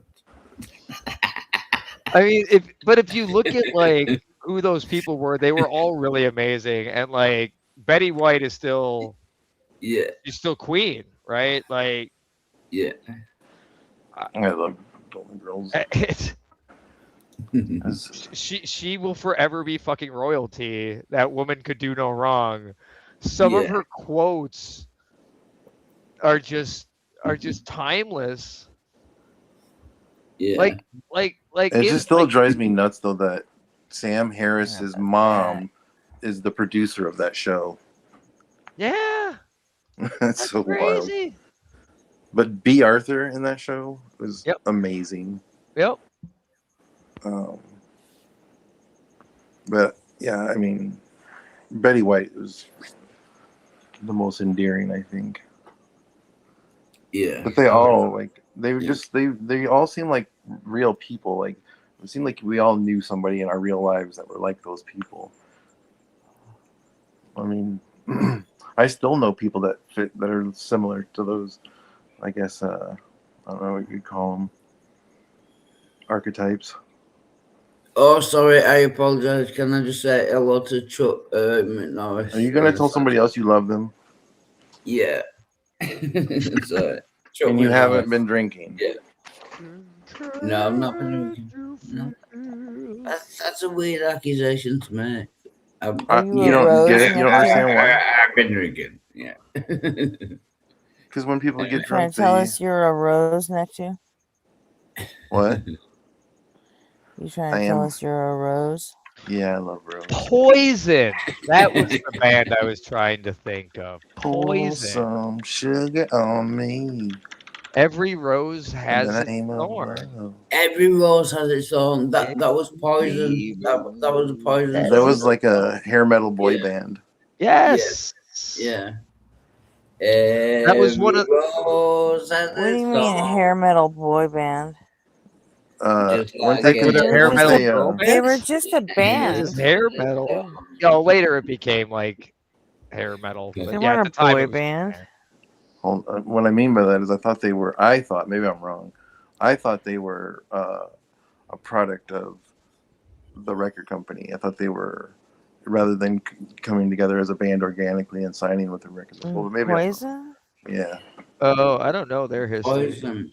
Yeah, I don't no, think no, so. they were I'm probably wrong. no. Hey Jack, it says They were you're currently on stage. I'm gonna go read right now. Yeah, he is at the bottom. He's asking to come back up. Maybe kick him and then You're Jack not in the refresh. queue, dude. Okay. Every rose has its song. Yeah. Okay. So the story, my story behind that song actually it's kind of a meaningful one for me because that song was the first time I heard my buddy Kai play in front of a live audience, and it was when we were in grade school. We were in 5th grade, and he got together with, and that was the song that they played, right? Yeah. Poison was originally called Paris, And they did form organically. They weren't a product of like the record company, like I thought. so whatever age we were back then was when my buddy started playing drums and performing in front of a live audience, and he still does that Must be today, confusing them with something else. like a bunch of years later. And it's so amazing that like he's gotten to continue that craft, and I've got to like know him throughout the Hello. entire Maybe thing, right? Striper? Testing. Was that the band I'm Hello. thinking of? All right. Hey Jack, we can hear you now. I don't know what happened. Power went out and then everything just started freaking out. Now I'm gonna be looking through 80s bands, looking for an 80s hair metal boy band. Jesus Christ. The Beetlejuices. No, it can't be Striper. That was You the don't Christian have hair to metal. do that, No, you know. I think poison. I know I don't have to. I think poison. I'm bored. I think poison is the like greatest 80s metal hair band. You know what I mean? Like Who? you could charge for The greatest? Poison? Yeah. Oh boy, that's debatable. Mm. I'm 'Cause partially there None was of them were limousine. great. I mean, Yeah, because it was definitely a wrong weird about Poison. crossover, like, because you still had Black Sabbath. Would they be considered a No. hair band? No. No. They Black would Sabbath be was all right. metal. considered an 80s band. Yeah. No. Black Sabbath. Okay, Black all Sabbath right. was- No, you're right. Guns N' Ozzy Roses. would be a 80s. Guns N' Roses would be an 80s band. An 80s They hair will band. be- Y'all There missing will out be on an 80s limousine. band.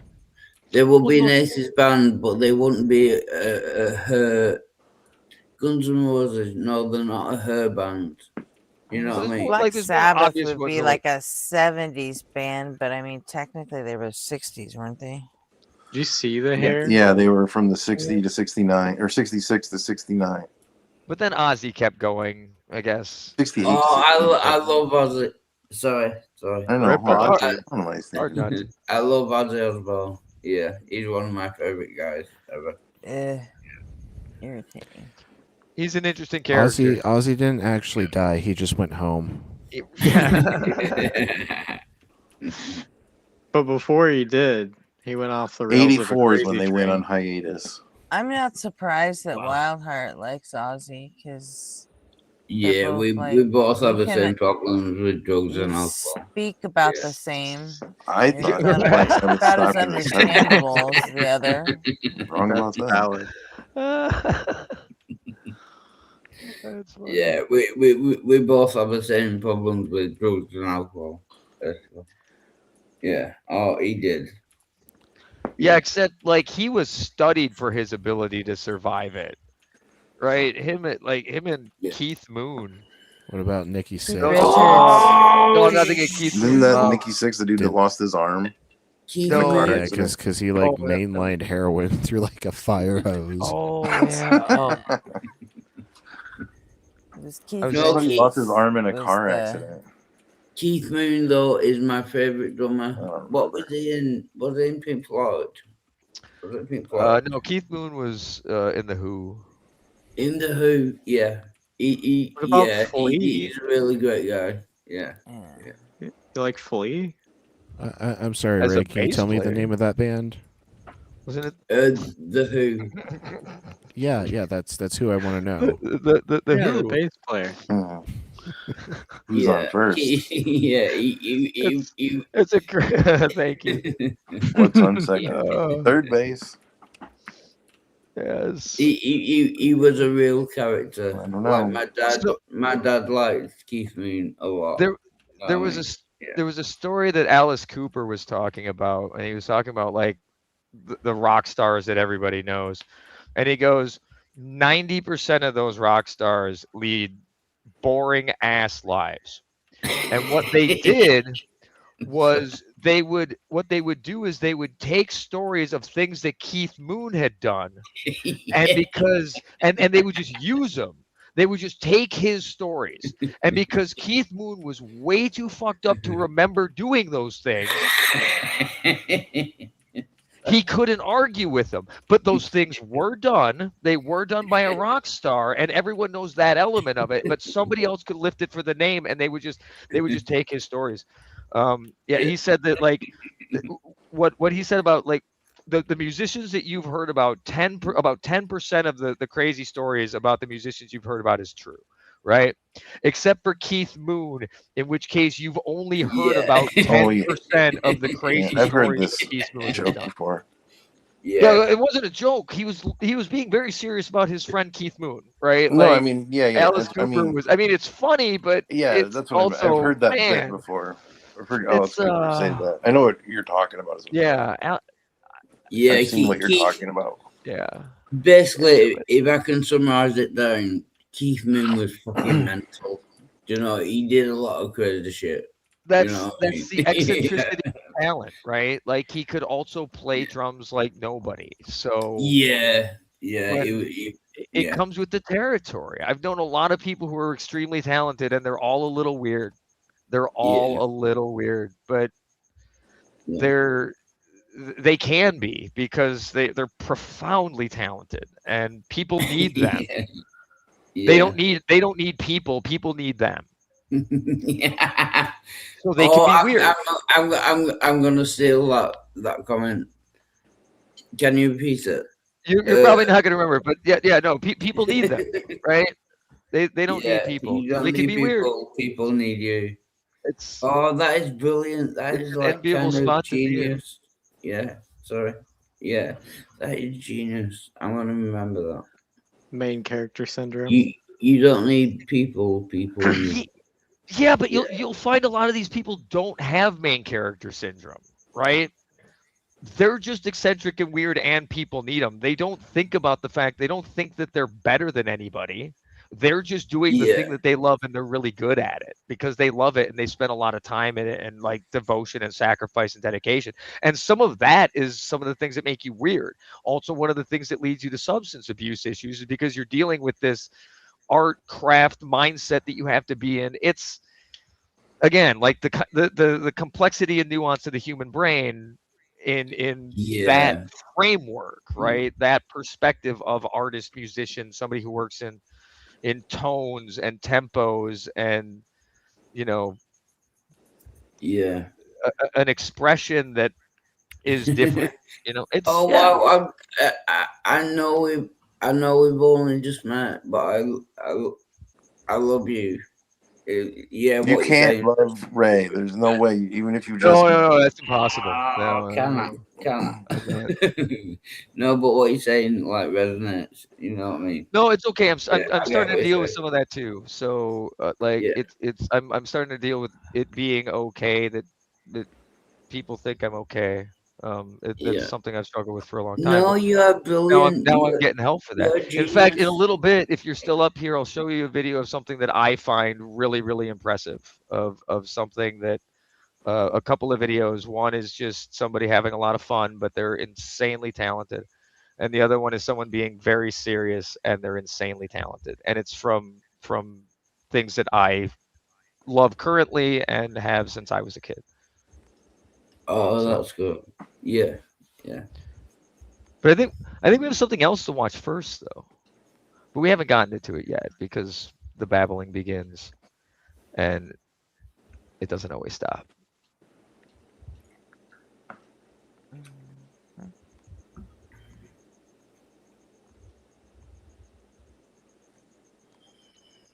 Oh, I was think was like that a signal to me?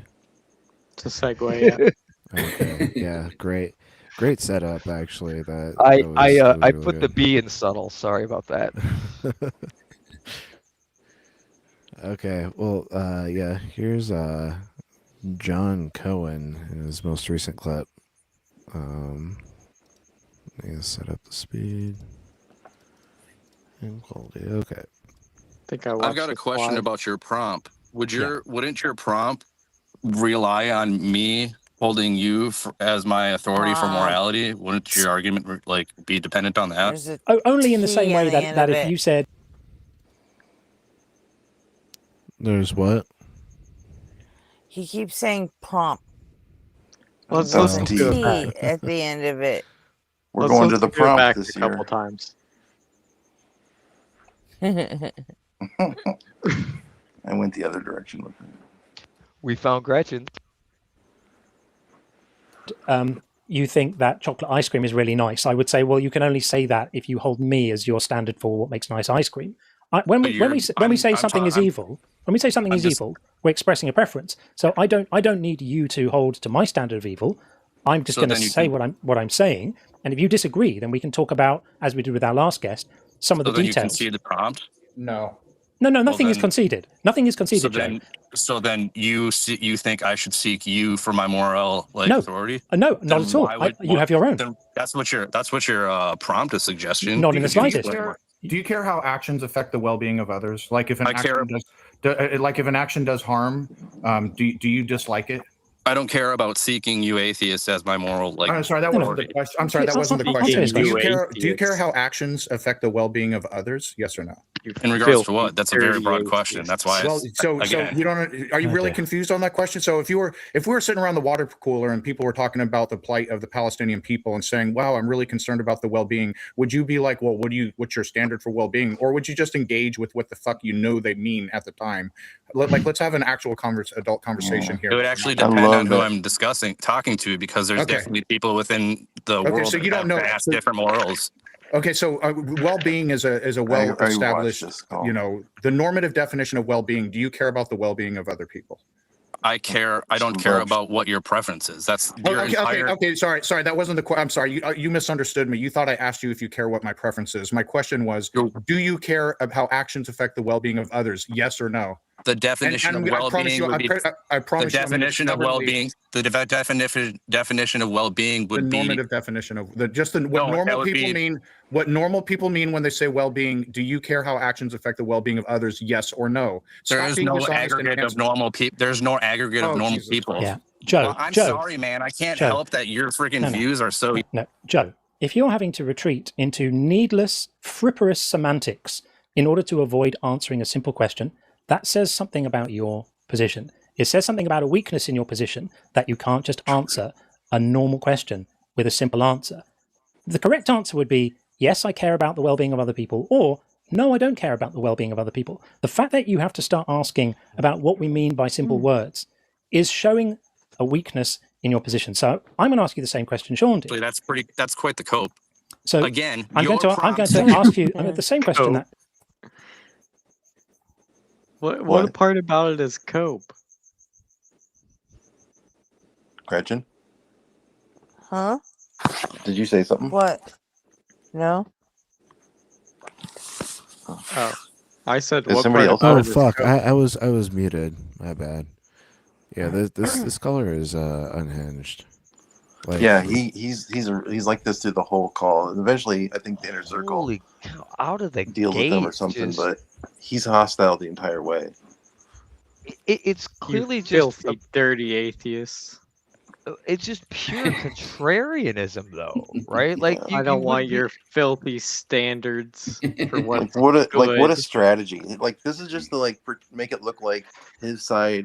You know, like this is to try to paint the picture like that people who really know can come in and explain. The Christians can come in and explain this all. You know what I'm saying? Like these atheists, they don't know what they're doing. Stupid. You know, you might not sexy understand what's atheists. going on in the clip. Trust the nothing Christians at all. Nothing at all. Somebody does. You might be too stupid. Just trust us. We own the atheists. And we'll point to this clip. That is a bold assertion. I think that's honestly what I mean. I think it works more in keeping the flock in line than it does in recruiting or convincing anyone to join up. You know, 100%. Yeah. Yeah, if 'Cause you don't- speak with confidence and you're nice to your flock, they'll buy into it. Yeah. We have the greatest economy. Hey, Gretchen, you want Oh. to bring You got it. somebody and water up? What happened? Somebody in water. Help me. There's somebody trying to join. That's funny. Oh, but thank you, Gretchen. I've got to go now because I'm very drunk and I don't want to mess up your You are streak. drunk? You told me you weren't drunk.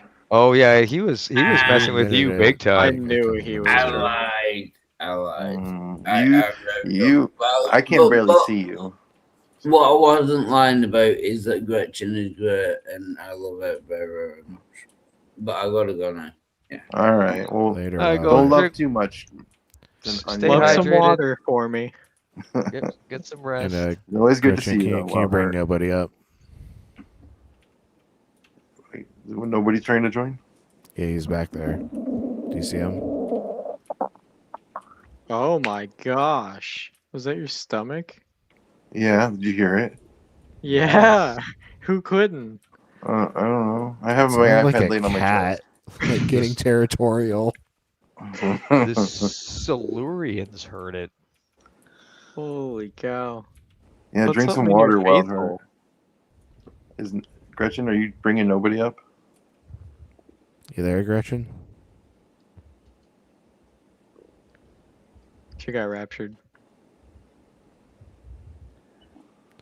She didn't say she was like going to the kitchen or anything, did she? I don't know. She might be. She's not frosting a cake. One or something? possibility is a mic character. battery might have died. Start trying to get her attention in chat and messaging her.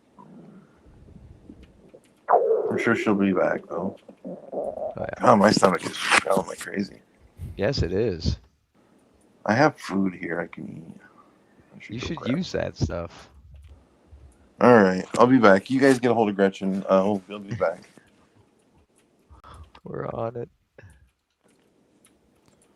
Okay, I think nobody's up now. Yeah. Hey, nobody, how you doing? What's up, y'all? Also, happy Yeah, I birthday. had to pee. Sue me. Okay, your lawyer will be hearing from my lawyer, and we will engage in arbitration.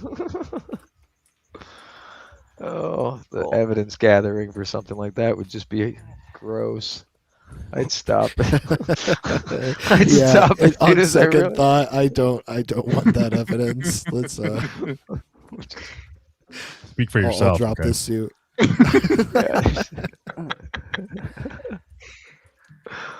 Oh, we don't kink shame here. You do you. I mean, I kind of do. Well, that's fine. I've always found it weird that the urinalysis lab like dipped their finger in it and like tasted it. You guys ever see him do that? I need to reconsider my career. Were you visiting at a lab that was in the back of a van, perhaps? Was it a white nondescript van? It was all maybe legit. not the best paint. Yeah. Yeah, the guy had like one of those lab coats on, but I saw him get Oh. chased out by a couple other guys in lab coats. So Yeah, maybe they he obviously wasn't. wanted to be the finger dippers. Right. Do you guys Like, do how you guys dare watch you It's get Always to it Sunny? first? Do you guys watch It's Always Sunny? Do you remember the poop episode? Yes. And there's that guy. He's like, oh, I'm not a lab tech. I just wanted to look at some poop. Yeah. Oh, of course. That Isn't the new show. season supposed to be starting soon? Yes. I keep I don't know, seeing that'd be commercials awesome, for it, though. and I have to turn my head. I don't want spoilers for things like that. August 17th. Oh fuck, that's this week. Or that's fucking It's Monday. tomorrow. Yeah. Let's go. Because of the implication. It's a bicep. Guys, it's not gay. It's a motivational pedal bike. The Ass Pounder 9000. Yeah.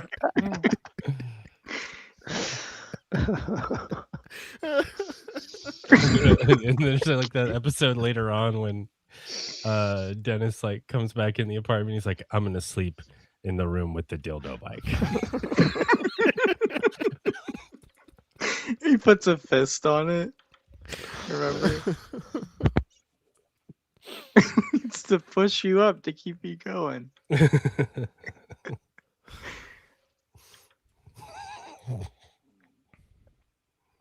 That show is so Oh funny. my god. It is. It just hits on every level. That show's a once in a generation type of show. Did you drink paint? No. Show me your tongue. It's all green. You locked me in the basement. Of course I huffed paint. Remember when they all got sick and they thought that they were dying, but it turns out they're all alcoholics? Yeah, they're just withdrawing. They were just withdrawing. Yeah. Oh god. One of my favorite episodes is when Charlie signs up for like the research study and like Oh my god. he thinks he gets really smart. Yes. Dude, I just watched that like twice last week. It's so funny. Yes. When he starts pretending to speak Mandarin to that guy. Yeah. And the then, guy like, plays along with it. yeah, then they reveal in the classroom or whatever that is, like that building. They reveal he's like he's like, what do you mean I can't speak Mandarin? And he starts faking it or like pretending again. And then the Asian dude is just like, yeah, again, this is just complete gibberish. Stupid science guy couldn't even make I more smarter.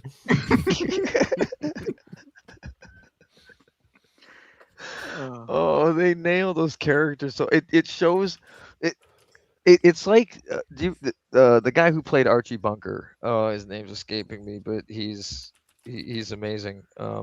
Carol O'Connor. Carol O'Connor, thank you, Gretchen. You know, he was the nicest man that you would ever meet. He was absolutely not at all racist, and the way he could be that character is because he was so genuinely kind that he could channel everything he hated into being that person, and he did it with such.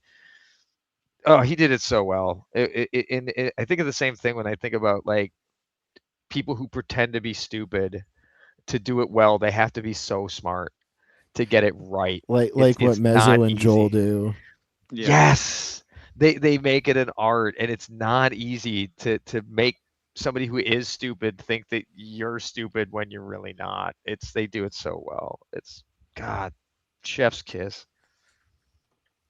I try to just do it love sometime, whenever but I'm nowhere near as good as them. I just love whenever Mezzo draws. Oh, Oh yes, the when visual the board learning. comes out. Visual learning. My favorite is the candle.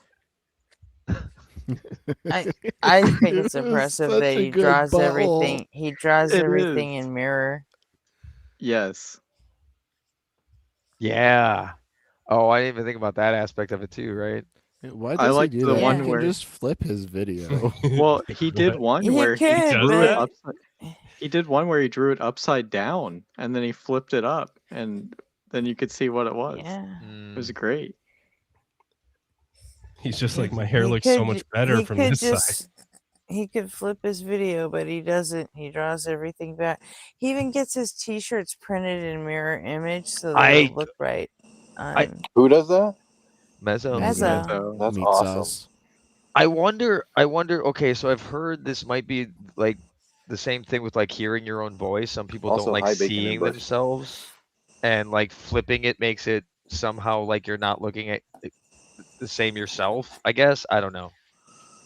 I don't know about that. Was it because we're so used to seeing ourselves in a mirror that like seeing like Seeing the actual reflection perspective right. makes it like seem uncanny?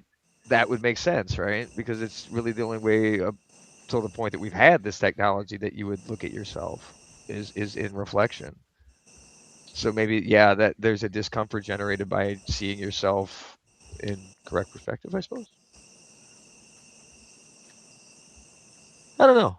There's probably somebody doing a study on that right now, or, well, not in this country because we've defunded research. So we'll get Thanks, the Doge. we'll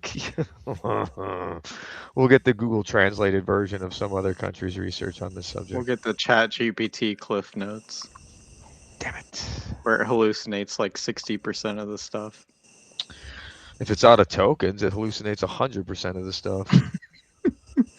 You will get just straight garbage. I still can't believe I got Gemini to respond only in web dings, and it censored itself. So Wow. funny. It couldn't display the characters, so it just appeared as blocks.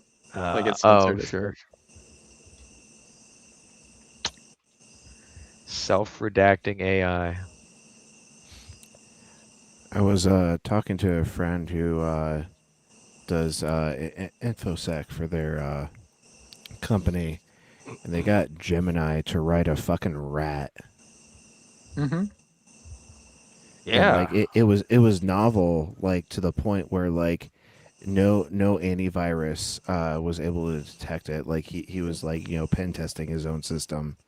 Probably And no this- traditional one. Yeah. And so like, you know, fucking AI just being able to give you a novel Trojan that's a problem. It's a big problem. A little bit. That's why all companies should be using XDR or its equivalent.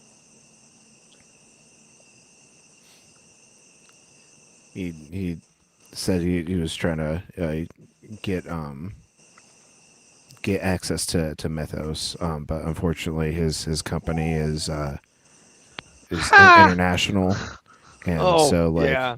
you know That's a big no. the regulations are not going to allow him to work with that unless he can just like separate all U.S. operations and just use it for that.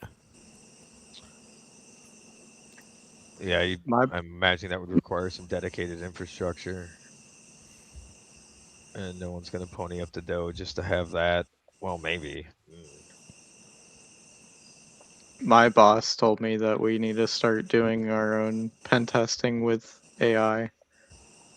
And I said, we're in the middle of a giant project right now. We're understaffed, and I'm doing 3 people's jobs.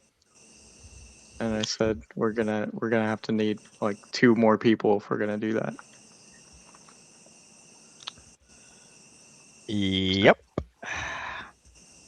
I don't Well, think they're gonna pay for that.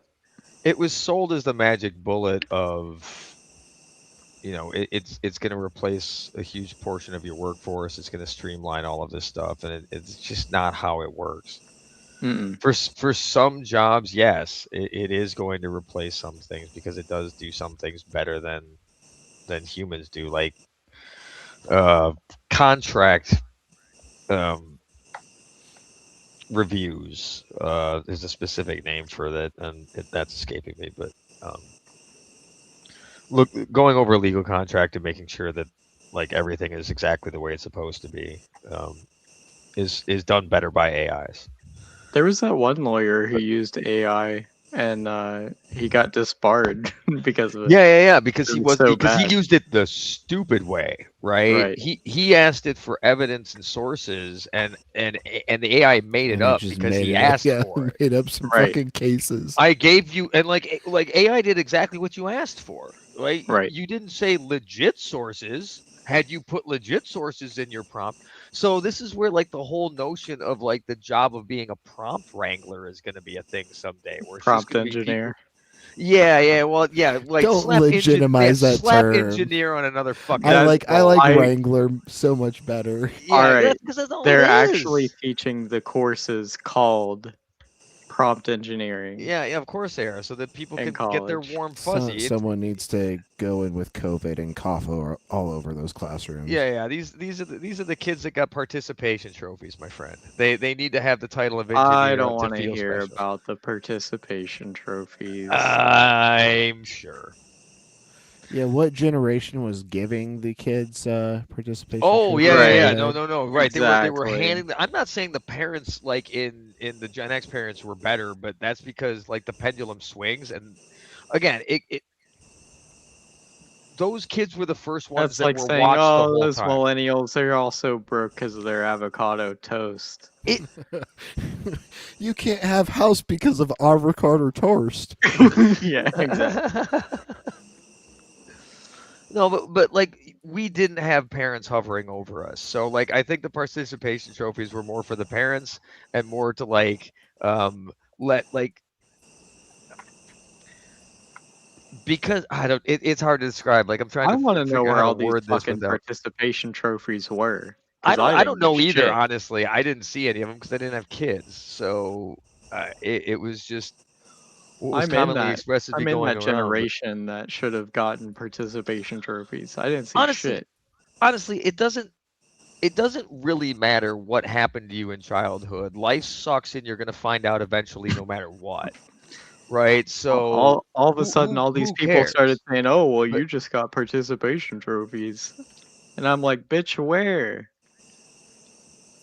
I think it goes more like in that like I don't know if it really had anything to do with participation trophies. That was probably just like that propaganda that I got fed at some point too. So I regurgitated it just out of it's in there. But like as kids when I grew up, we did not have parents. We didn't have adult supervision almost ever. Good, And it keeps we the lost our house. innocence real fucking early because of that. So the kids that grew up losing their innocence really early didn't want that to happen to their kids, so they stayed with them all the time, right? And they were, you know, and more like helicopter parents, but kind of kept them from some of the horrible things. They got to maintain their innocence a little longer, and I think they're just jealous of that. Is what it boils down to. Because I got none of that. Latchkey kid. Mom didn't get home until 6. Dad was gone for months on end. So it was a lot of raising yourself. bologna and ketchup sandwiches and just whatever you could make to eat when you got home. Eventually, I learned to cook. I make a pretty mean grilled cheese. Sorry. I My could dad, make craft dinner by age 12. Yeah. My dad, when I was teenager, I was pretty much the same way. I was just latchkey kid. As long as I told my dad where I was going, he was fine with it. I usually ate at my girlfriend's house and played and did a bunch of stuff over there instead of at home. I was like at home maybe 10% of the time. At what age? Oh, good night back to you. Like 14 to 18. Okay, yeah, that You sounds say about you right. had a girlfriend at 12? Damn. Yeah. What? I Little did Jack the actually Baller. I did have a girlfriend at 12. In high school, I Player? had two girls fight over me, like literally fight over Oh me. my. Because one put a note in the other's locker that said that I slept with your boyfriend.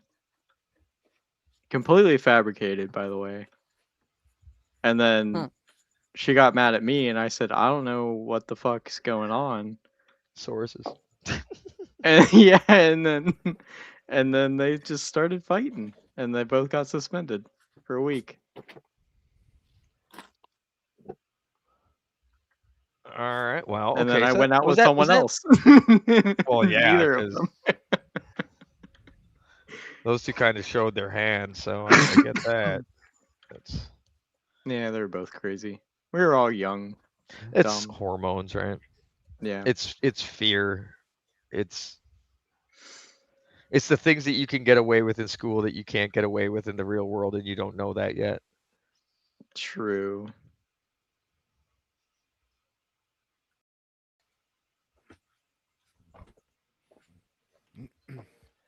Again, that's a little taste of that innocence that we like to hang on to for as long as possible. What's the real world like? Oh no, it's a hellhole. There is no mercy. No mercy.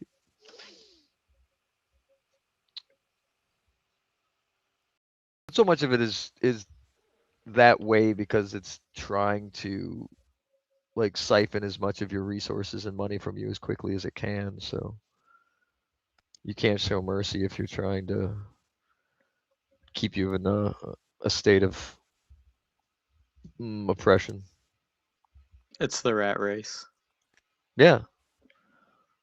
If your nose is down trying to get through the maze, you're not going to look up and see who's running the experiment.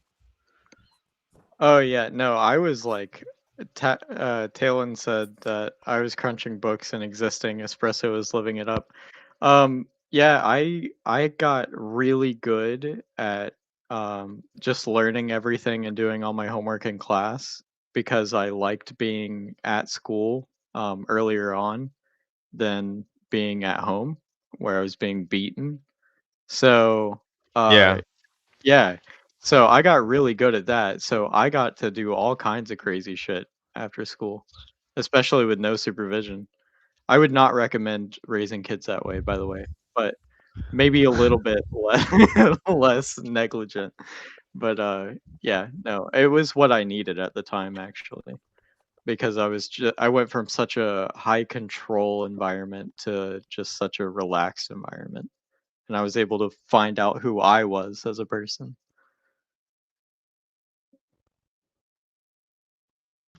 Rough way to find that out, though. Ah, it's a lot better. Like Yeah. after the whole thing. There is a lot of doing the exact opposite. Like if you had bad parents, it typically, I don't want to say typically, but because hurt people, so it can go in a lot of directions. But I've seen people Yeah. who've had horrible parents just completely that was their blueprint for what not to do as a parent. So they just inverted it. They took the negative of what their parents did to them and just did the exact opposite of it. And they got pretty good kids out of it. So Yeah, I'm the only good kid out of the siblings. oh, don't kick him out of the house at 15. Oh, that's That's how you maintain a relationship with your child. Okay, Mm. I get that. That makes sense. Yeah. Don't be a massive fucking racist piece of shit so that your kids don't talk to you. Yeah, You know? when my buddy when his daughter got married, like her grandmother like had to send texts, congratulations. Wow. Yeah. A text. Text. Yep. Thanks. She was. They were not invited to the wedding. They were not invited to their grandchild's wedding. They were not allowed to show up. They weren't told I when it mean, was. They were like yeah. sometimes that has to happen.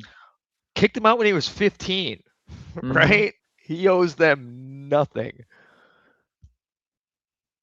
Yeah, that's fucked.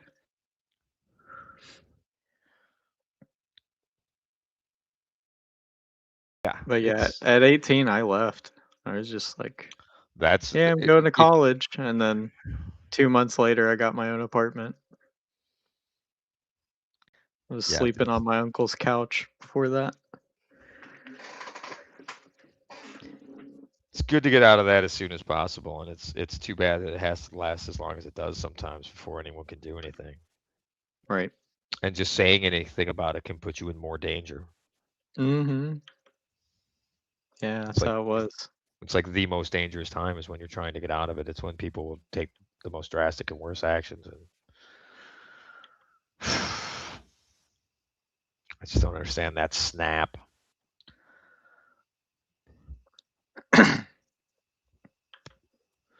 I think some of that goes back to the ego, though, of they're so self-absorbed and confident and think that, you know, if they can't take care of their family, nobody can.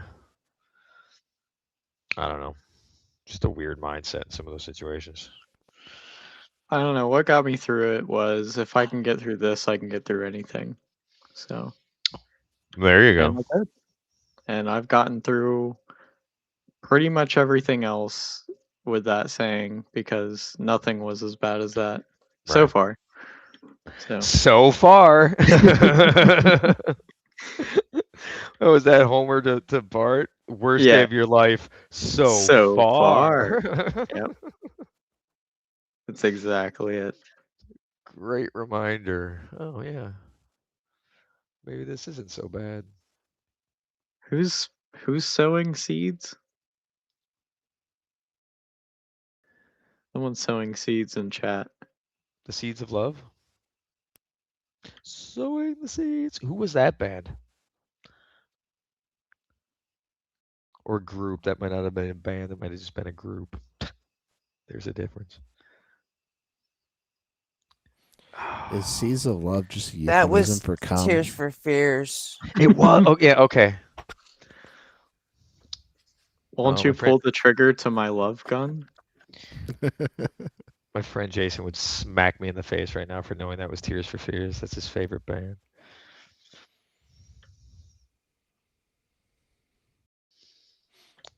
I just remember we still have this clip in the background. Mm-hmm. let's dive back in. There's only like 3 minutes left. It's a shorter clip.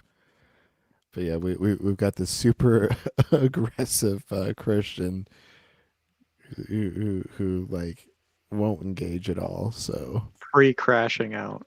Yeah. Sean did. Do you care about the well-being of other people? I don't care how you define well-being, so it would be determined on my definition of well-being. However you define well-being, whatever standard you use to ascertain whether someone is doing well or suffering, most people don't struggle to make those things out. Maybe something you need help with, but whatever standard you use for determining whether someone is doing okay or being harmed or suffering, do you care about people being harmed and suffering?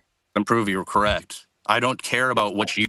Do you care about people being harmed and suffering? What well-being is. That's so easy to see.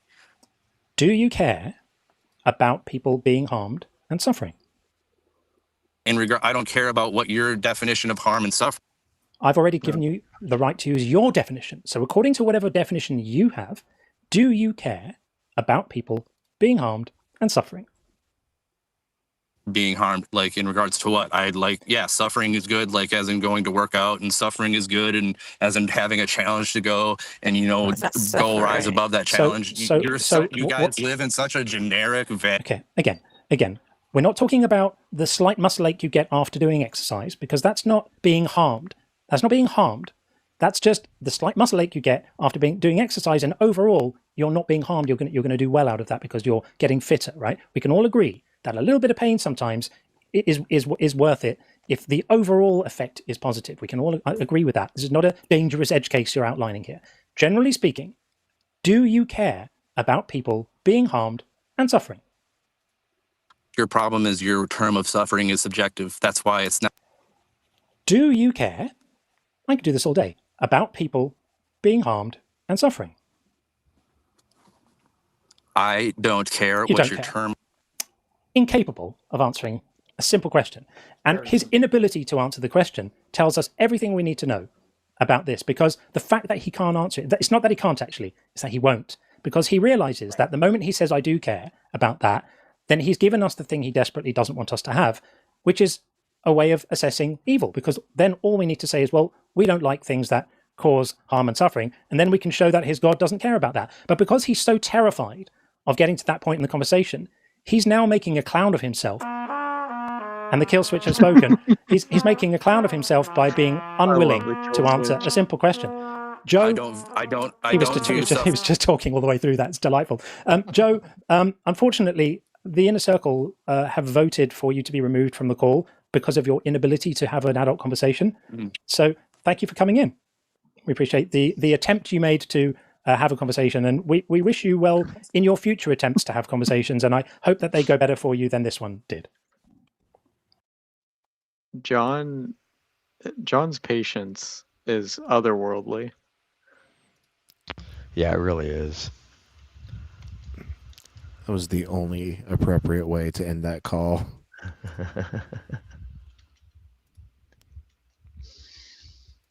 Oh. I don't know what's going on, but my GPU is overheating. Are you getting If you will agree that you're agnostic about the gremlin of the lava lamp, I will... Am I getting what? Are you getting mined? No. I'll take that as a reductio. Harpoon has... I just dropped the web browser or minimized it, and now it's going down to half usage instead of full usage. So I'm playing a game and I'm on video chat. So Isn't that how this works these days? I have a GTX 1080, so it's not like the best. Isn't everybody playing a game? I'm not. Oh, yes, I get you're not, but it just seems to be like the common. Everybody, am I not? Common theme. You are. You're playing different games. Everyone's playing a game.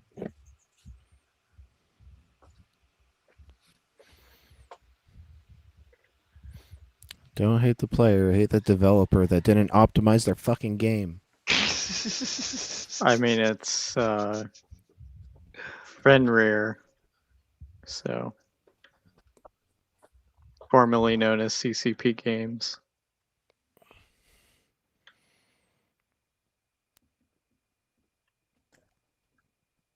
It's a 20-year-old game. I can't really complain. How old is Crisis nowadays? Is that about 20 years old now?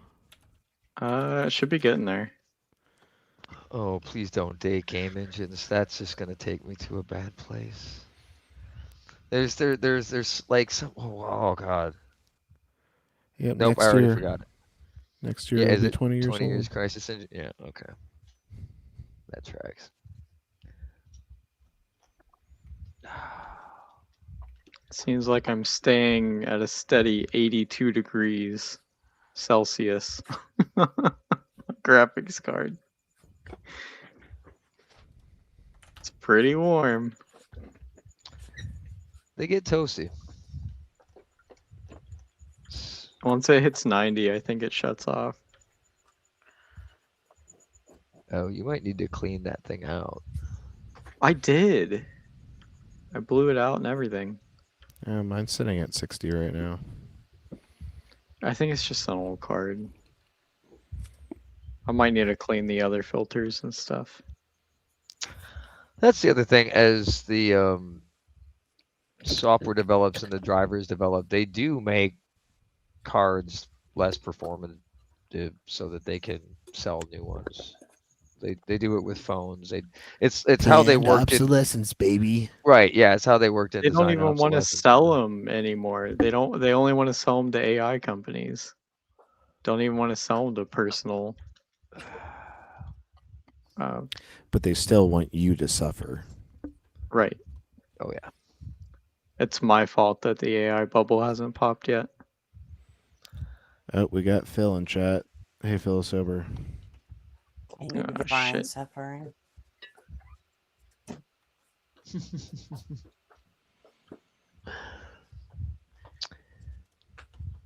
No.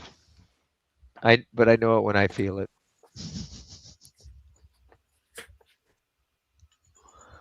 Oh shit, did you hear me say that? Yes. Yes. Oh. That's weird because I was in the kitchen. I didn't think anybody could hear me in the kitchen. With Dinah? Strumming on the old banjo? That's a euphemism. Slapping it. Hey. Oh, that is what that song here, meant, will you isn't send it? me, Twisting will you send it. me a DM in Discord, Opal, please?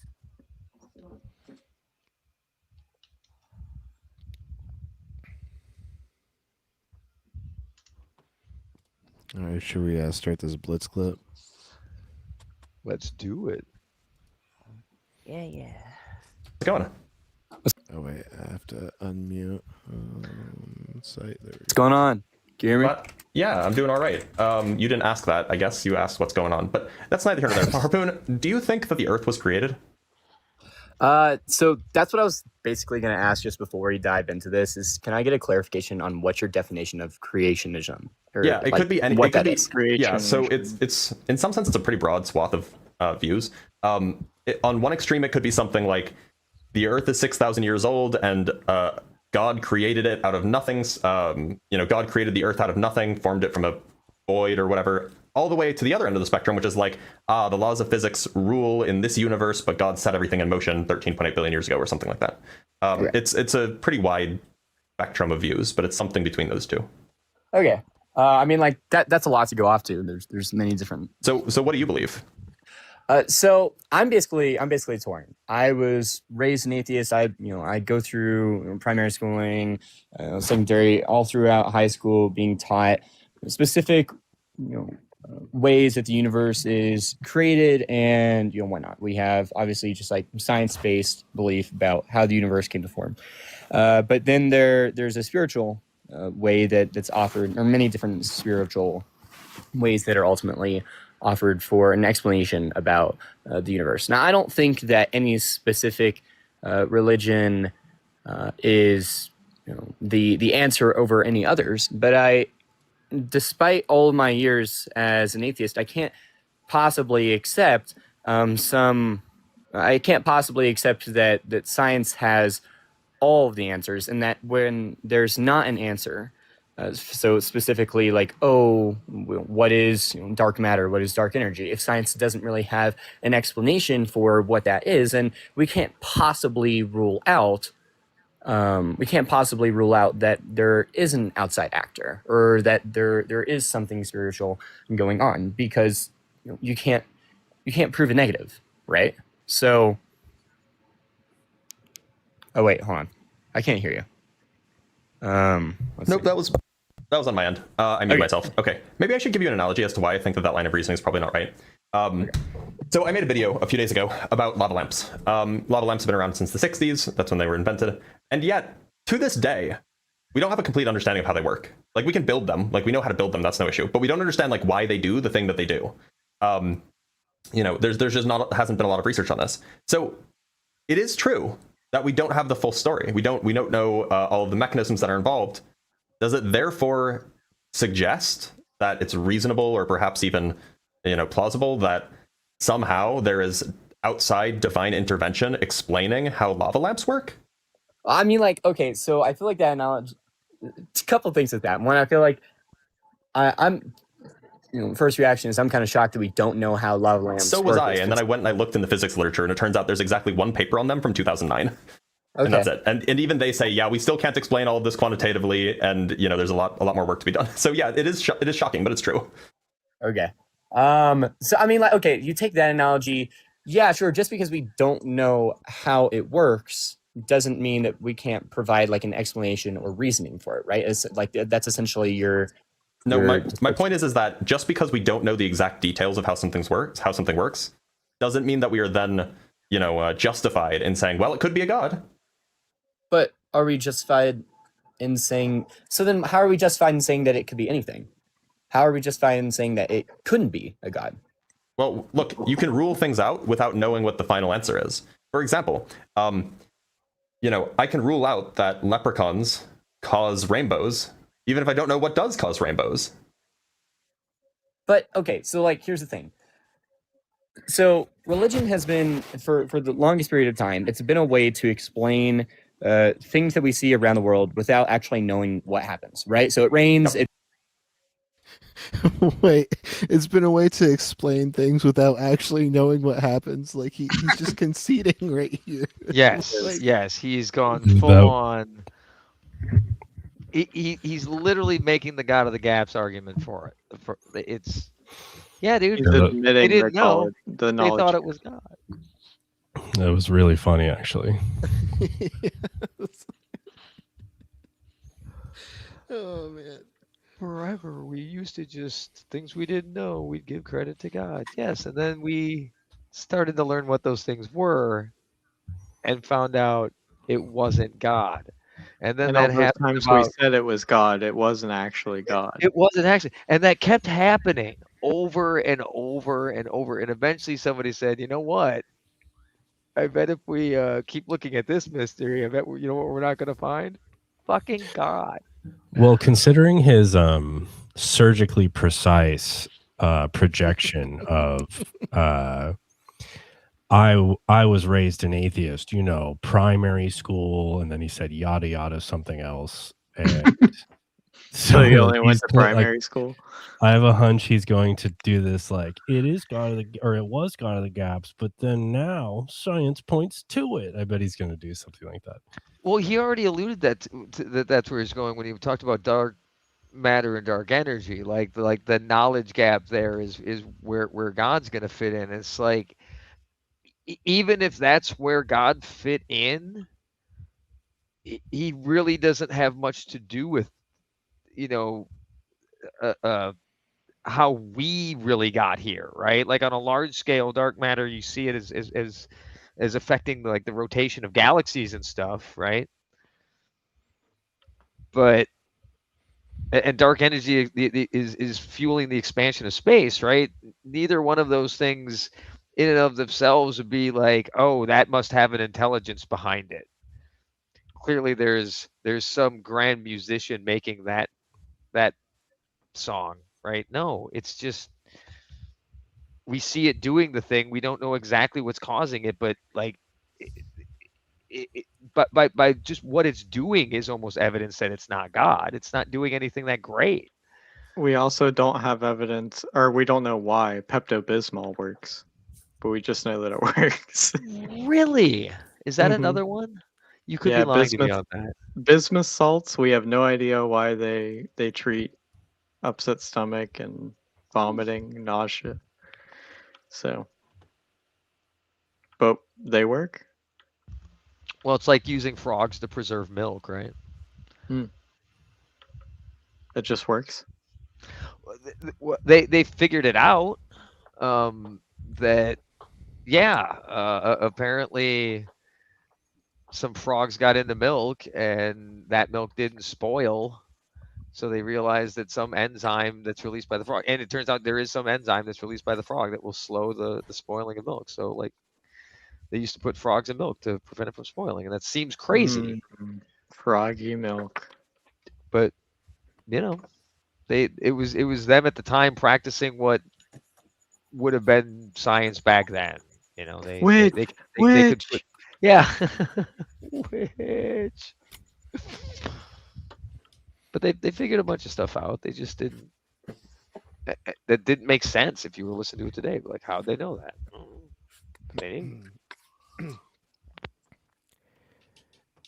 To me, you know, shoving God in this gap is a lot like Kevin from The Office and his Clevin operator. Yeah, a 2 plus a Clevin gets you home by 7. It cuts to Oscar. He went home at 4 that day. They really did that character bad. Yeah, the flanderization of Kevin was kind of insulting. Like they literally went you know, full mental deficiency. And you Although it's something funny when it's a disability. The chili on the floor was probably peak Kevin. Oh yeah.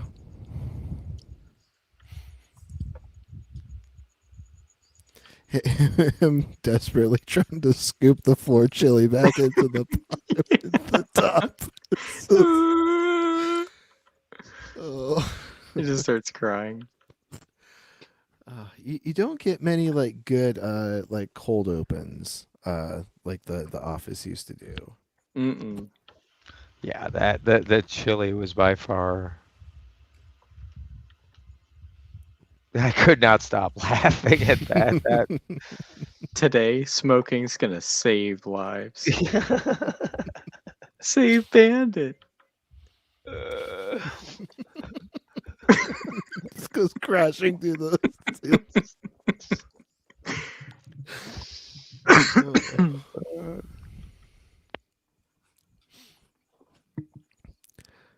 All right, let's go ahead and get more awesome quotes from this scholar.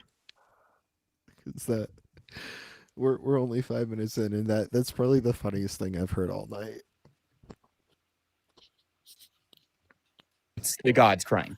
If there's an earthquake, it's the gods stomping on the ground or something like that, right? Yep. So whenever we look at science and its constant evolution, we see that it's continuing to provide more insight into how things are actually happening. And so whenever I'm looking into specific, you know, areas where, oh man, there's these physicists who say, oh, we just don't have an answer for something like dark energy, or there's multiple different competing elements or theories for what the Big Bang looks like, then or there's multiple competing ideas for how lava lamps work.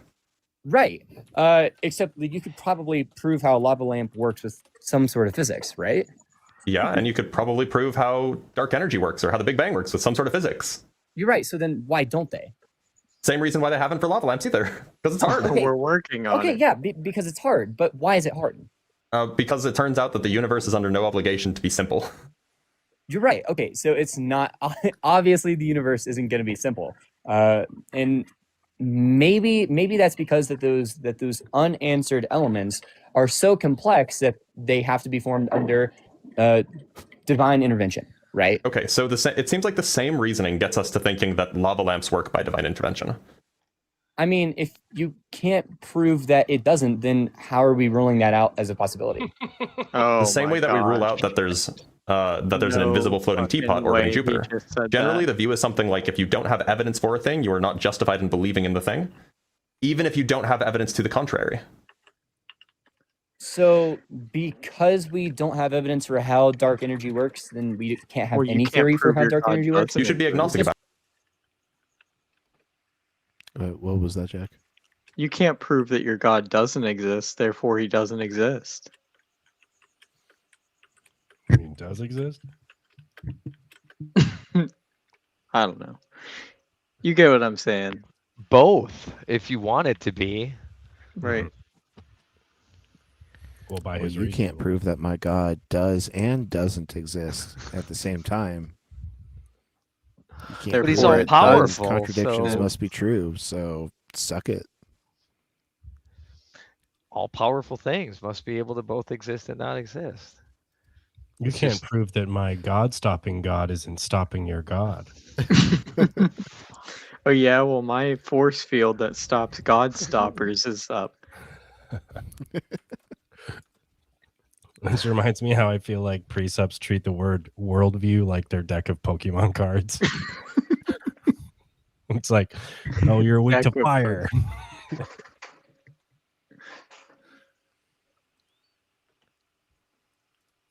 Now, what you can do is you can propose explanations, and then you can try to test those explanations, which people do all the time. You know, it's not settled, of course, but people do this all the time. Specifically, I mean, people do this more frequently for dark matter because it's a little bit easier to get your hand on dark matter. But people do this all the time. And the issue, the reason why we haven't resolved dark energy, the reason why we haven't resolved dark matter, the reason why we haven't resolved lava lamps is because the ideas that have been proposed haven't been right. Or either they either haven't been right, or the tests to check if they're right are too hard. We haven't figured out a way to do them in like a reasonable way. So like in the case of a lava lamp, what was the kind of constraining factor 20 or 15 years ago in 2009 was that they didn't have the computational power that they needed to do the simulations that they wanted to do to test their ideas, because they weren't able to. It just wasn't feasible to try to do like microscopic kind of variable tweakings for like a physical lava lamp. That's just too hard. And so that was the gap back then, and you know, nobody's really looked into it since then. I know it was 17 years. I was making an approximation. And so similarly, the test for dark matter, one of the most direct ways that you would do this is you would just go out to where the dark matter is and you would try to see how it behaves. But that's like light years away, and so we can't go there yet. Wait, but isn't dark matter anyway? Well, there's places where it seems to have higher density and places where it seems to have lower density, and so you might want to go to a high density area where there's not as much like contaminants around and stuff. But like the alternative is you might want to, if you think dark matter is a particle, you might try to build a bigger and bigger particle accelerator to detect it. Or if you think it's a microscopic black hole, you might want to build more and more sensitive gravitational wave or gravitational lensing telescopes. But these are all things that either cost money or are technically challenging to do. So it's not that nobody's doing it. It's just that it's hard. Okay, so yeah, sure, it's hard, but since we don't have a defined theory about it, it doesn't rule out all the many different possibilities, or sorry, since we don't have a consensus on what something is, right? That doesn't mean that we... So fucking anything goes. Yeah. Is basically his argument. If we don't actually know for sure, then He could be everything is literally God. fucking anything. He just granted that lava lamps could work through divine intervention.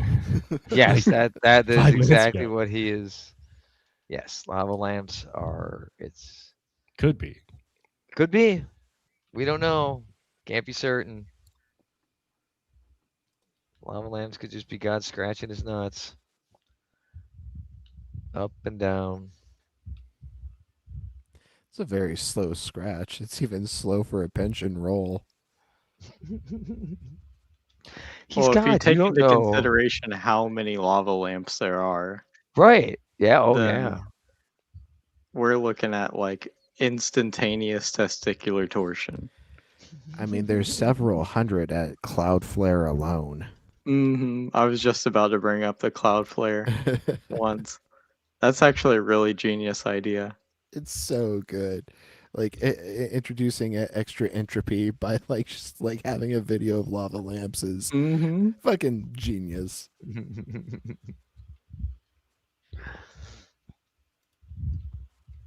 Can rule out all varying You can still rule theories stuff out about how it though. works. You still can rule stuff out though, right? How though? For example, you can say if, and this is like dark matter is just a really great example of this. If dark matter was made of black holes that was such and such a mass or bigger, then we would have seen them already. The fact that we haven't seen them already shows that it's not made of black holes of such and such size or bigger. Okay, yeah, of course. Yeah, that makes sense. Like if dark matter was, made out of apples, then we could probably look into the universe and see that it's all Exactly. apples. So we can still rule things out without knowing what it is. Oh my gosh, everything's on the cob. But that changes whenever you go to a like. Oh, I just got that. That was Rick and Morty. Yeah. We gotta get out of here now. And the the jury's mountains like, are on a what was so bad about that? It looks at the atoms. The atoms are corn cobs. Yeah. And the next one they go to is the screaming sun, and they're like, how long is a day on this planet? It's like 17 24 years. Yeah. Oh.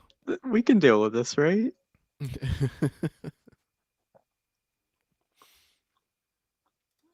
A theist perspective, because that theist point of view or that theist creation can take the shape of many different things, of many Right. different It's, undefined, in fact, this is a unspecified problem. powers. This is a problem for theism because it's unfalsifiable. There's How no would experiment you can run to check it definitively, right? So that's a problem.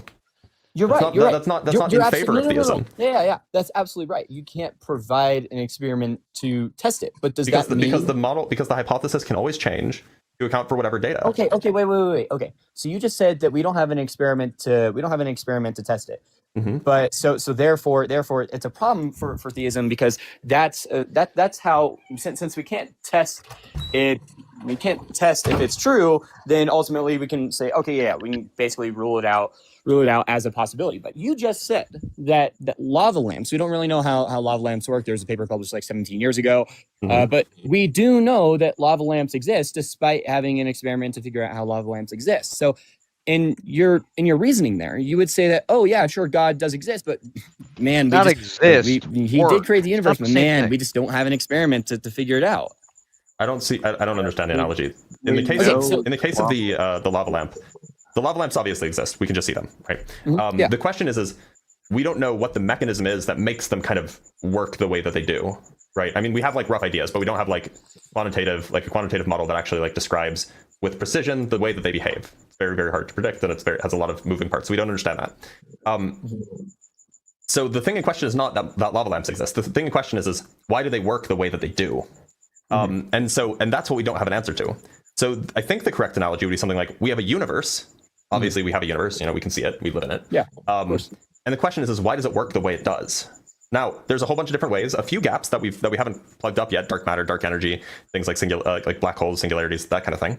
But for the most part, we understand how it works pretty well. All of like quantum mechanics, since quantum mechanics is super well understood. That's like the most well understood thing. Yeah, but aren't there because I obviously have very surface level knowledge about it, but it appears that like quantum mechanics, whenever you go deep into quantum mechanics, it constantly contradicts itself. No, this is like the pop sci, like the cat's both alive and dead at the same time. It's a contradiction. Like, No, that was just Schrodinger not liking cats. I'm an idiot that doesn't understand physics, but if you really look deep into the physics, we just don't understand it. There's a Futurama episode where like I think Fry becomes a cop, and like they pull over a guy. It's supposed to be like Schrodinger's cat in the trunk, and like they open it and the cat attacks. And he's like, oh, it's just a cat and like a cesium vial. Oh, and a bunch of drugs.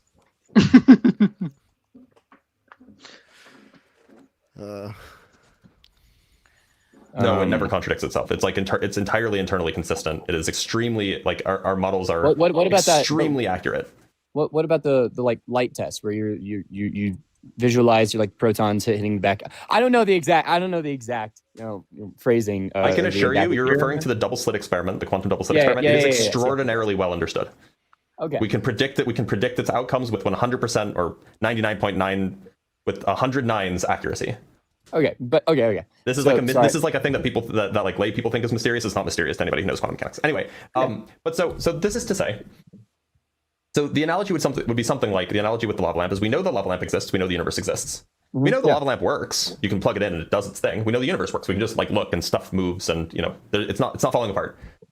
We know the basic gist as to how the lava lamp works. It involves convection and it involves thermal transfers, but it's not so clear and we know the basic gist of how the universe works. There's gravity and there's electromagnetism and quantum mechanics and there's all this stuff, right? But we don't know the exact fine details, how every single piece of the lava lamp plays a role in getting the outcomes that we observe. In the same way, we don't have all of the details to get the exact mechanisms for how dark matter works, for example. And so it seems like if we're not it seems like the analogy is almost exact. And so if we can't put God into the lava lamp, we certainly shouldn't put it into the universe. And if you want to put God into the universe right, on the same grounds, God can be the reasoning within that gray space for why the lava lamp works the way. Not obviously we understand the convection and the heat transfer and everything like that, but the gray area, the stuff that we don't understand, it's unreasonable to rule out that it. Why is it unreasonable? We rule out things that we don't have justification for all the time. Okay, yeah, you're right. And we went through that conversation about how and the instant concession. Yeah, you just did the thing. Like, come on, dude. Yeah, it could be God. But it literally couldn't. Okay, well, it literally couldn't, but it could be.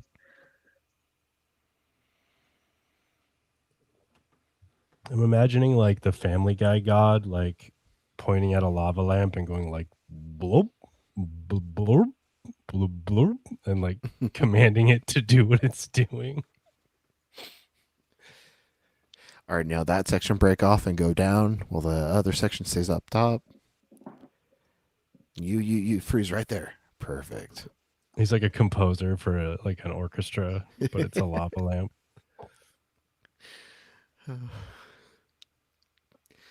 And like in true Family Guy fashion, like Jesus would walk in and he's like, "Dad, are you high again?"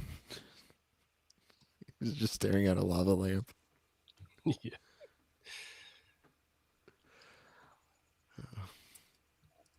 We do rule out things we don't have justification for. But if you can't, so you just said that we can't necessarily, because we don't have an experiment for it, we can't rule out. No, we can't falsify it. Falsification and ruling it out are different. Okay, I'm making a distinction there. Yeah, so Explain falsification is like proof that it's false, right? Ruling out is you would rule something out when you have a justification, when you have a reason to dismiss an idea, to not believe the idea. So if you can't prove that so if you can't prove that something is false, how do you rule it out as an idea? Because you can still have reasons to not think it's true. But aren't those reasons to think that it's not true based on what we know, not what we don't know? Of course, it's based on what we know. That's how we reason. So okay. So if there are things that we don't know, then we can't falsify that God could be a reason to prove. I agree that it's not falsifiable. The claim is that it can still be ruled out despite not being falsifiable. For example, one cannot falsify the claim that there exists an invisible orbiting teapot around Jupiter, right? How would you falsify that? It's invisible. Can't see it. And yet we can still rule that out. We can still rule that out by reasoning about what it would mean for an invisible floating teapot to orbit Jupiter, how it would have gotten there, why it would be there, the things that it would do. We can still rule it out because we can reason about what kind of way the world would be if that kind of thing were possible. We're not doing empirical tests to check for an invisible teapot. We're reasoning about the way the world would be if an invisible teapot existed. Because then there could be like many different invisible teapots everywhere. Well, no, because then it's like, okay, well, it's a teapot. It's invisible. Does that mean that it's made out of something that's invisible? What's invisible? Well, there aren't any invisible atoms. We know that dark matter is invisible. Is the teapot made out of dark matter? Why did the dark matter arrange itself in such a way to be a teapot? Because dark matter isn't supposed to interact with itself. Well, if it's not supposed to interact with itself, it certainly couldn't form a structure like a teapot. And if there was a teapot, that would seem to indicate that there's an invisible person who would be drinking the tea. So like there's just a lot of implications. If it were true that the teapot existed, then there'd be a lot of strange features about the world that we. Maybe we haven't detected life on Saturn, or is it Jupiter or Saturn? Russell Teapot's orbits. Saturn. I think it's Saturn, Jupiter.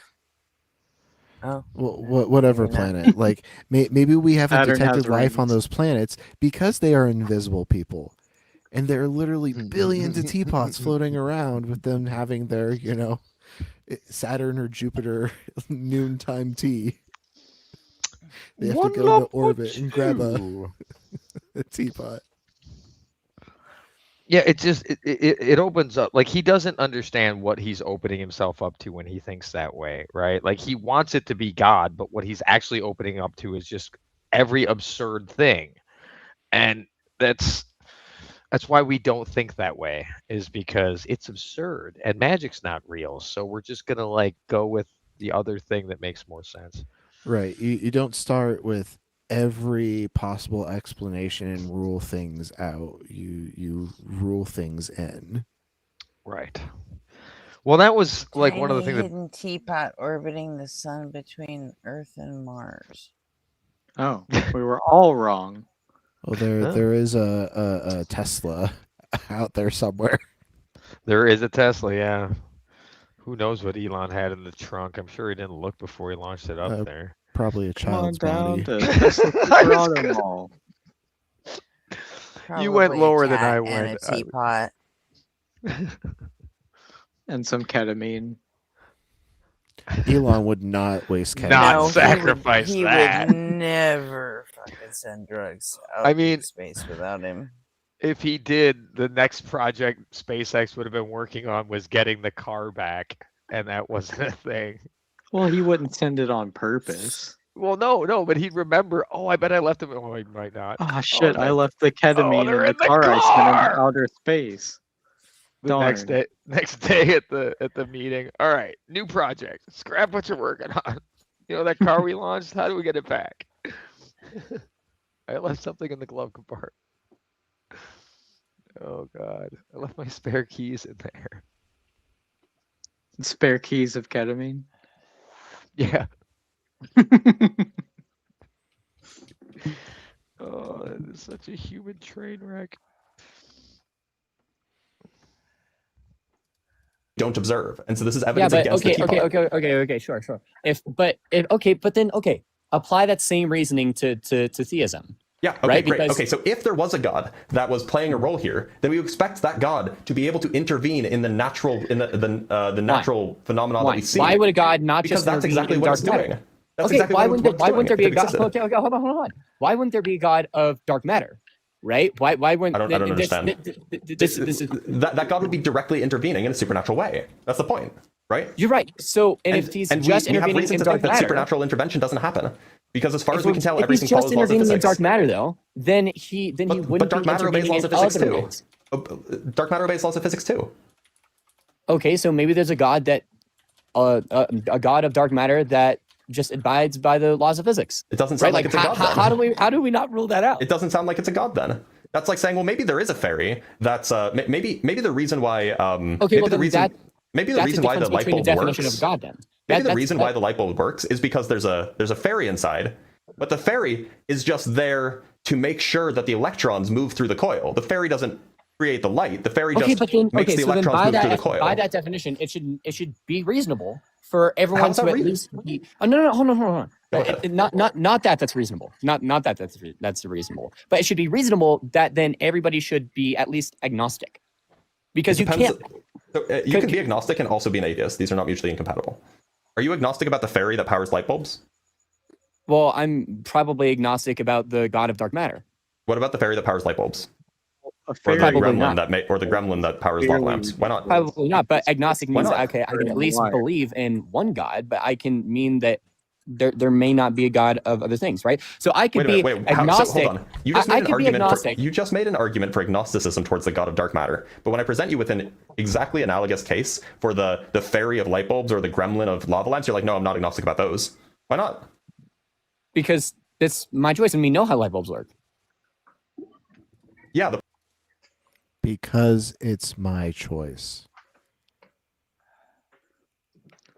I get to decide if the pixies or if the fairies are in the lava lamp and or the light bulb.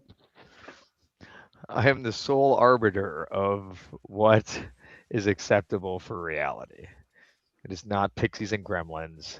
However, the god, but like, isn't he just invoking polytheism now? Isn't it like a god of dark matter, a god of dark energy? Is it like, and why would they be just limited to those things?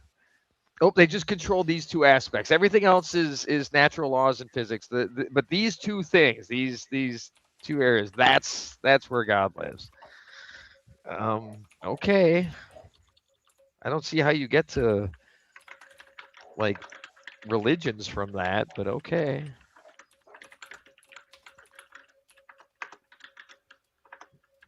Point is that they obey laws of physics, but the fairies are just there to make sure that it obeys laws of physics. Just like how the god of dark matter is there to make sure that dark matter obeys laws of physics. So the physics are a universal thing, right? I mean, there's not like... Yeah, so you don't need a god to explain the physics that dark matter obeys.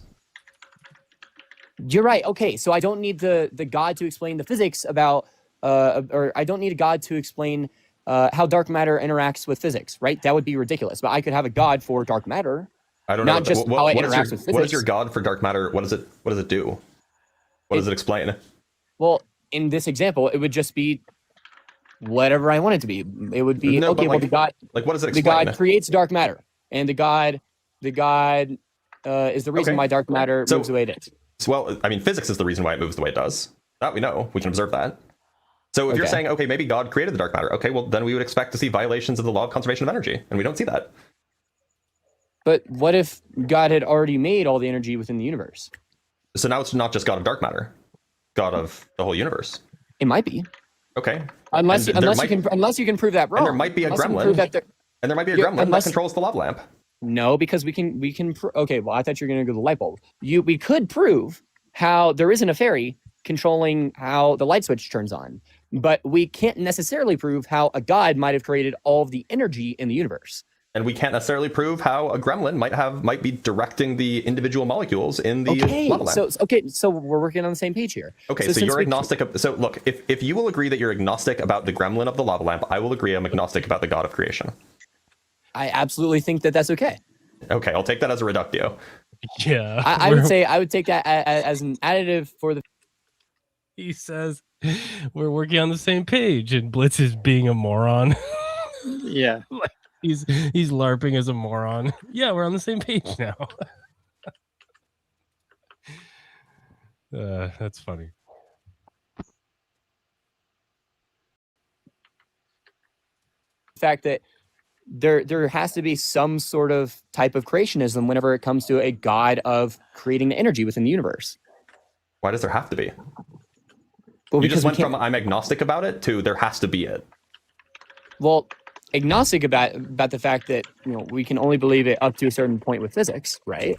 But within the gray areas that we don't necessarily understand, or the energy that we don't necessarily understand, we could bring a god in to solve that understanding or provide a reasoning for that gap of knowledge. Like that's not that you understand. You've heard the phrase God of the gaps, right?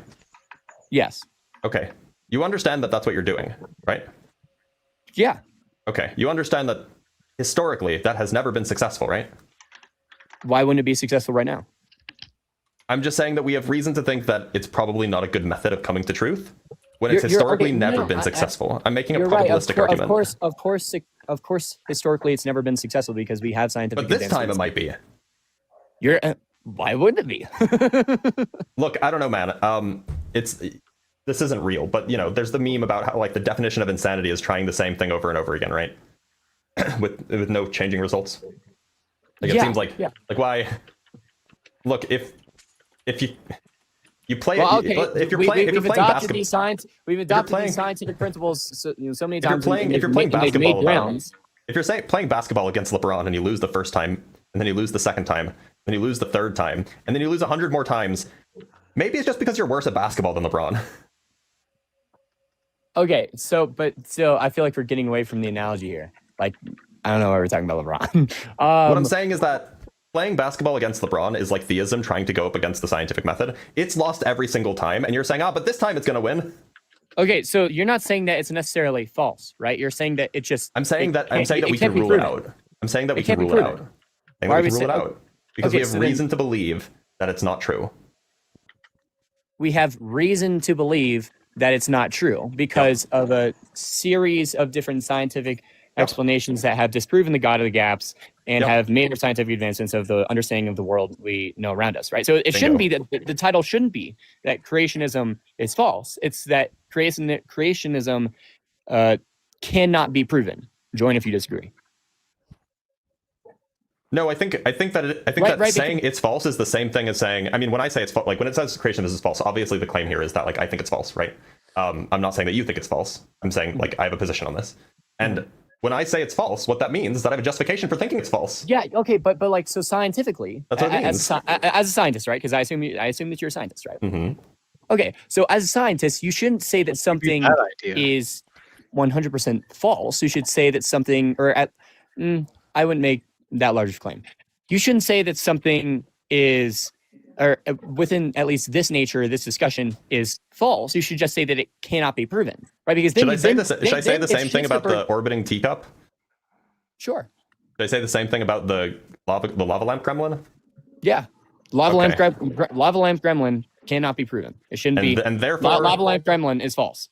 Okay, so you would disagree if I came up and I said there is no gremlin that controls lava lamps. You would come up and say, actually, you can't prove that, right? Well, then it shifts the entire burden of proof to you. And the burden of proof. I know you want to shift the burden of proof. I know you want to shift the burden of proof. The point is, it's not me trying to shift the burden of proof. It's how you laid out your. I mean, by the way, there are positive non-empirical arguments for a god. By the way, there are positive non-empirical arguments for God. These are, I just tend to not get into them on these subjects because I like to talk about the science on this particular live day. Okay, There are empiric or there are non-empirical philosophical arguments for why a creator god can't exist. Okay. Right. And so there are reasons to think that creationism is false. I'm not trying to get into that though. Right. I'm just saying. So as a scientist, empirical science is concerned, as far as empirical science is concerned, creationism is absolutely false. Insofar as there is absolutely zero evidence for it, and all of the evidence that we would expect given creationism has never come true. That is what it means to say something is false when we talk about it empirically. Now, it could be the case. No, that's not true. That's not true. When I say that the Earth is flat, proven. You wouldn't say that it's false. No, you can absolutely say it's false. We haven't discovered absolutely everything. You can absolutely say it's false. No, you wouldn't be able to say it's false. You would say, okay, I can say it's false. God of the gaps. Let me give you another analogy. I could say it's false that the Earth is flat, right? Yeah. Okay, so if I can say it's false that the Earth is flat, but I can't prove that we're not all brains in a vat that are living on a flat Earth that are being fed lies through our senses about the globe. No, but I can't say that the Earth is flat or that the Earth is flat is false. You can prove it. It's different whenever you take a thing. How do you prove it? You can do many different experiments to see how light bends. All of those. How can you prove that those are actually happening and they're not just hallucinations being fed to you by the machine overlords that live on the flat Earth? Probably physics. Probably I mean, okay. You could dive into a completely different argument to say you could say national space agencies of many different countries control all the information that we know about the universe. Yeah, you could do all of that, and therefore you would say that I can't prove it's false. You could absolutely argue about you could say that there are many different theories that. Why do all of his hypothetical arguments start with O? O'Reilly. It's his filler word when he's uncomfortable. It's someone else who was doing it the other day. Like right before they'd say anything, they'd have to say at the end of the day.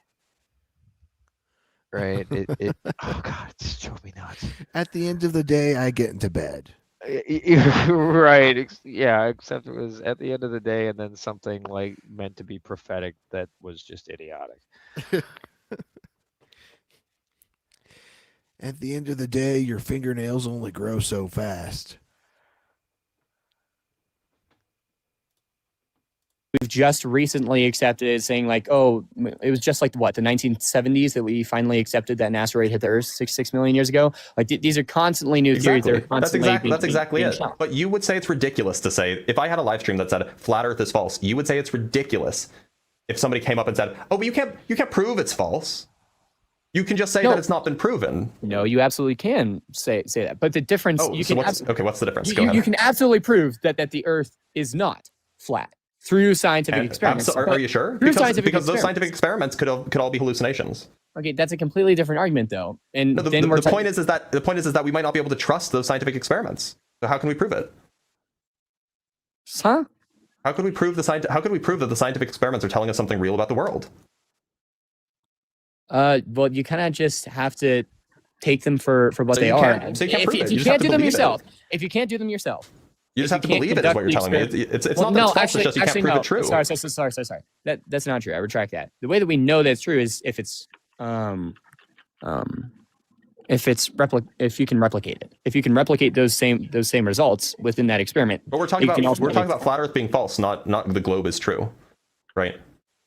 No, well, originally we were talking about it's different because we know and we can prove through our own experiments that we can conduct individually with the physics that we know. Of course, but you can't. Of course, it's the physics that we're buying, the physics that we're told, but you can also so create it was all just taught you in a school. You just read it out of a textbook. How do you know it's true?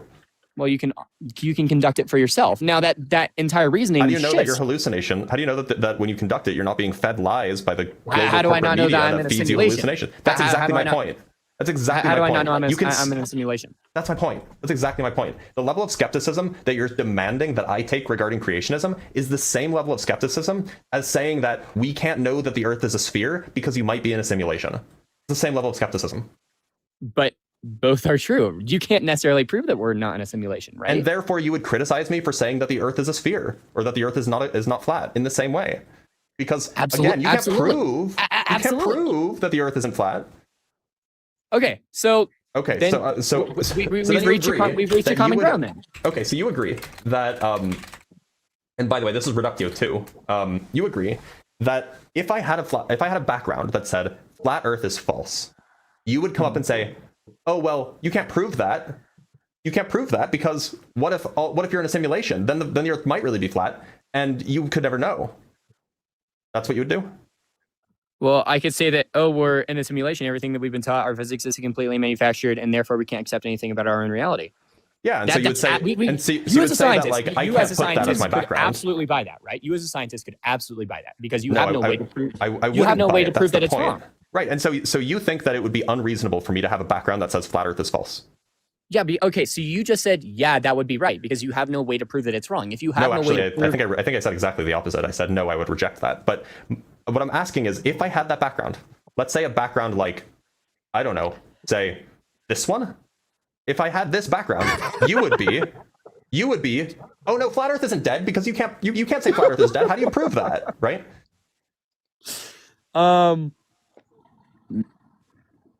Well, that argument still could, yes, absolutely be taken. All right. I'm glad that we're in agreement that, like, we can't prove anything. Nobody knows anything. We can't say anything definitively because there's always a degree of agnosticism, and so nobody should claim to know anything. Got it. Yeah. All right. Thank you for having this discussion with me. All right, Harpoon. Take care.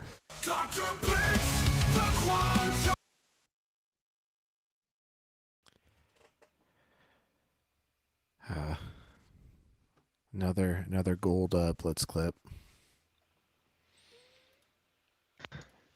Yeah, it just ends in like the most unsatisfying way, though.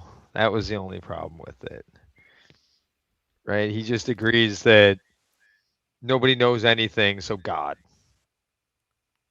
That's just, nobody thinks that, dude. Yeah, nobody. Why do you think that? What is up with that, man? I would rather not elaborate. You can't prove that you don't believe it. So it's because he's getting old. You can't prove I have that opinion. It's because he's getting old. That's why. I also can't not prove it. Yeah, you not can't.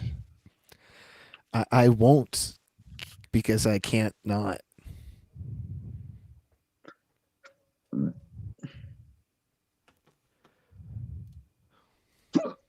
Yeah, I ran out of negation jokes, I think.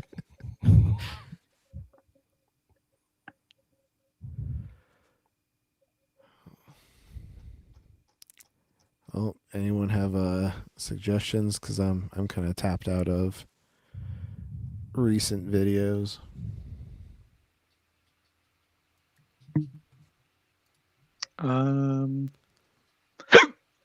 I don't right now.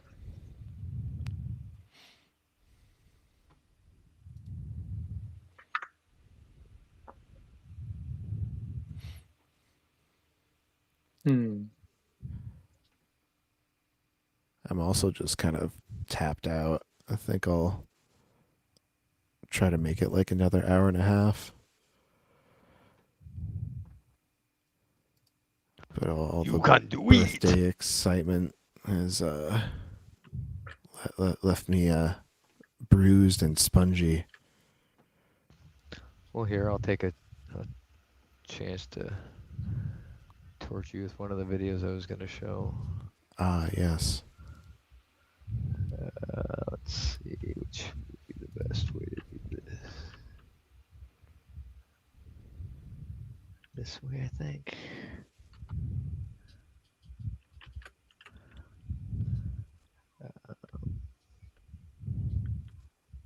Yeah, what the hell? Let's see if this works.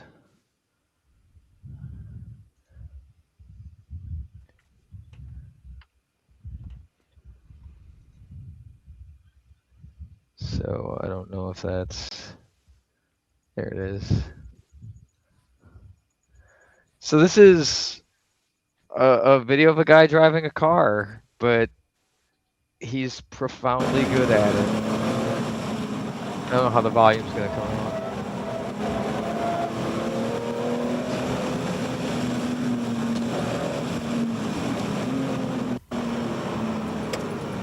But if you were a kid growing up and you saw this,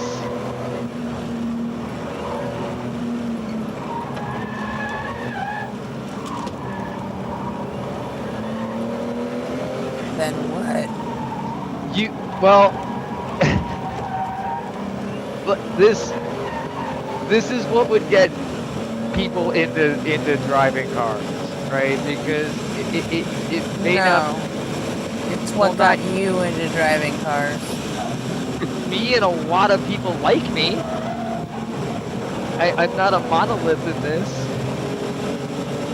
right? This is one of like the earliest videos of something like this happening, and you can tell, right, like how few vehicles there are, right? Like he's about to come by a motorcycle right now, right? Exceedingly dangerous. That man's not wearing a helmet. He's wearing loafers. And I don't know, you see how much work he's having to do to make this thing happen? This man is a goddamn driving genius. Is that a Mustang 5.0?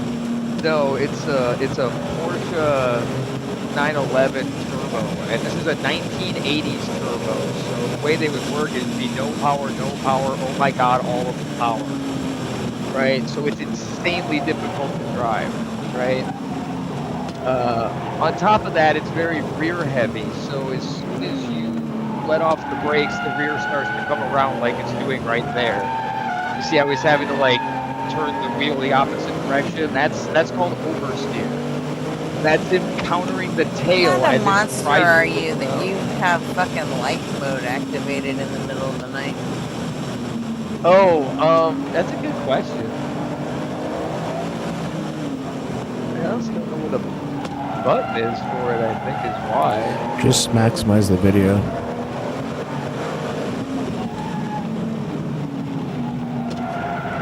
Boom.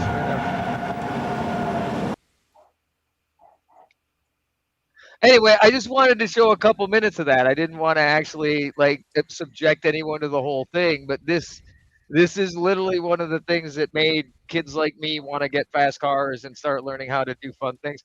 Now, understand though, what he's doing here is not the fastest way around. It is, however, the most fun because he is just sliding this thing around like this. This is not fast. Oh my gosh. But it is crazy fun. And the car What is he's this doing it in, video? again, these tires are from the 1980s. These aren't modern tires. The fact that this guy hasn't eaten walls several times is a testament to how good at driving he is. The whole way he's sideways through there. That reminds me about a joke about Dale Earnhardt. What's Dale Earnhardt? What? Sorry, we can. It went to a commercial. You can skip to the next. I'll and that I just wanted to show a couple of minutes of that just to get a taste. I got another one queued up too, but we'll go to something else before we go to that one. That's somebody having fun. What did Dale Earnhardt and Pink Floyd have in common? They're just another brick in the wall. Their two biggest hits. Their two biggest hits were The Wall. Oh, jeez. Yeah. So, Ray, you'll probably appreciate this video. This is a test showing the neck strength of a F1 driver compared to like a normal person. Their neck muscles are huge because of the lateral G forces that they had to be subjected to. Heads are heavy when you're putting one under like 7 Gs.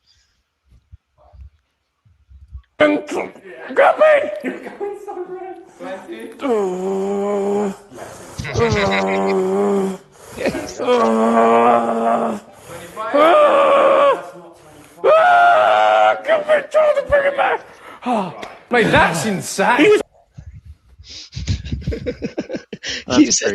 He's at 25 and his head's getting pulled off. The other guy's like, yeah, you can keep going.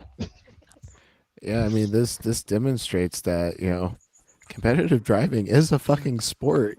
You're putting your body through some shit. They're not out of shape. It's not something you, I mean, just the very fact that any extra weight that you carry, the car then has to move, right? They're very conscientious of what they weigh and how fit they are. Motorcycles, it's in a lot of ways worse because you have to dance the entire time, right? A MotoGP race will be 27 laps long, and there's maybe a minute out of that entire race where you're actually getting to sit in the seat. The rest of the time you're either under heavy acceleration or heavy braking. So you're physically just ravaged by it. One of the common injuries in that sport in particular is arm pump. They need to get arm pump surgery. There's a fascia in your forearm that because of the braking pressure that they're under, the muscles can't expand because of that fascia, and it's just excruciating. So most of the riders, you'll see scars on their forearms from where they've had that fascia cut so that the muscles can expand out, because over the course of a race, they're just brutalizing them. Fun stuff. But that'll be more in line with the next video. I was hoping John would be up here because he would definitely appreciate the next one.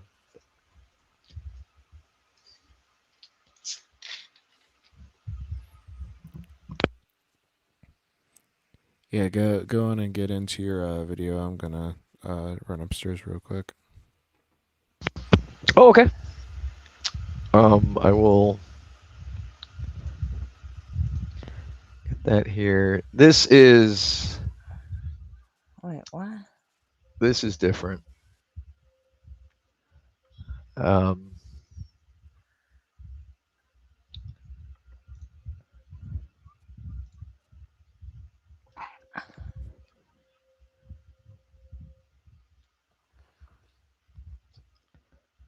Only because it's your birthday, right? I know, that's why that's the only reason I would ever ask anyone to subject themselves to this, is because it's my birthday. And yeah, this is the Isle of Man TT. This is the most dangerous race on the planet. How long is this one? Well, I'm not going to do the whole thing because it's 17 minutes long, but like I was just going to show it in like a couple minute sections. To just kind of like get people an idea of what this is, right? These are public roads. Can you turn the volume down a little bit so you don't have to yell over it? There you go. This is not sped up. This is actually the camera off of his bike during a record lap. Actually, I believe this was the fastest lap ever around the course. And this event is like nothing else. There's 250 corners. It's a 37-mile. All the other things that it's like. There isn't anything like this. There's literally nothing like this where they close down 37 miles. To people who aren't into it, it's all like this. What are you talking about? Right. Okay. Yeah, the people that don't know anything about it, it's just another thing, right? Except.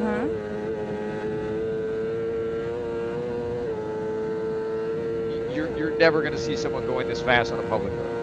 but not legally, right? This is an event that specifically does this one thing, and it's dead set dangerous. On average, 4 people die every year. You're not going to find a lot of events that kill 4 people every year. It is unique in the world of motorsport. It's that's bad not true. shit, fucking Sacrifice crazy. the person to the volcano god every quarter, so the crops grow. So, I mean, yeah, there's spots on here where if you miss it, you're just a corpse. Obviously, where else? Who else does this?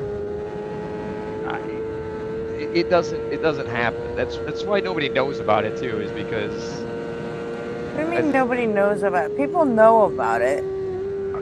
In the U.S., they don't. Like, sure I they think you do. shared this with me. Oh, did I? Okay, that's probably. We know that fucking motorcycle and car racing exists. Oh yeah. They know that exists. They don't know this event is a thing. You assume that just because we don't care about it, we don't know about it? No, but I talk to probably more motorcycle riders than you, and they don't know about it. So yeah, no, people in the U.S. What, that this don't one race specific motorcycles. race? Yeah, the Isle of Man TT. Yeah, almost. I've met very few people, even in riding groups, that know that. The only people that really know what I'm about trying that to event are tell people you that is go that fast. it doesn't matter if it's one specific race. It doesn't. It's all the same. To you. Yeah, exactly. To me, Right. and to Right. millions of other people. Yeah, because again, it's something that nobody cares we- about. What Exactly. are we That's why I debating wanted to motorcycle share that. epistemics? I'm Right, is also because it's also something that nobody cares about, but it's something that people do have passion for. Right? right. Sure they do.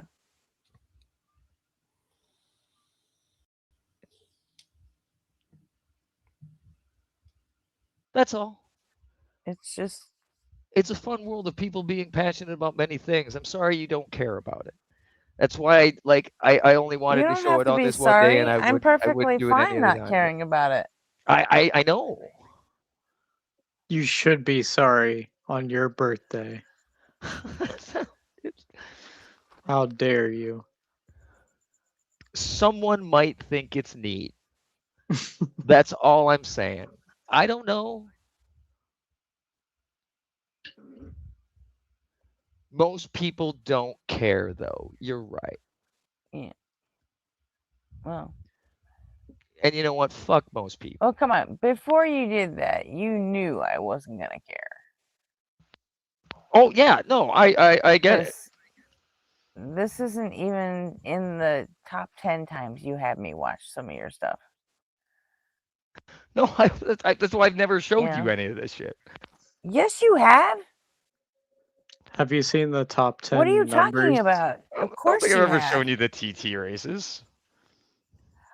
Like I said, they're all the same to me. What difference is it? Sure. Okay. Oh, well, again, You know? right, to the untrained. You've showed me all kinds of races. To me, it's actually a big one. It's actually a huge difference as far as like the motorsport goes. It's. Remember the one night in Discord where you put that on and everybody left except fucking me. I do not. Even though I clearly did not give a shit, but I sat and fucking watched it with you because it fucking meant something to you. It doesn't mean I fucking care about it. Have you seen top 10 numbers 1 to 10? It means that Jeff and Lucky and all that, they didn't give a shit. They didn't give a shit enough to even sit and watch it. But at least I sat and watched it with you. I don't even remember what it was. I think we should watch the video I suggested. Top 10 numbers, 1 to 10? Yeah.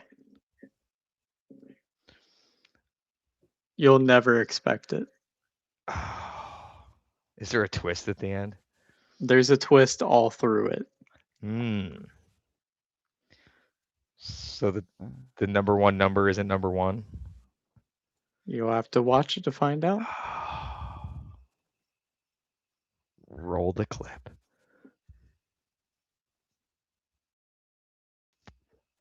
Let's see if I can find it.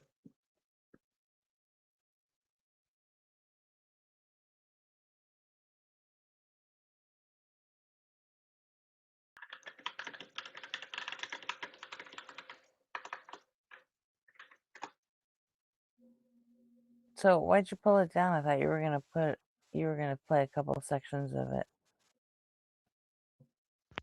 Oh no, I just Take it down at the first ad that popped up.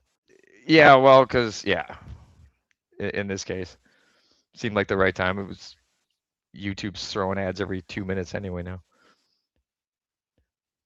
But I was gonna do it in like smaller doses, not like the whole thing, They because it's a don't. You know, 17-minute video. actually, It's way too long. that's up to the creator, right? The channel owner. Oh, is it? How often they put up ads? Yeah.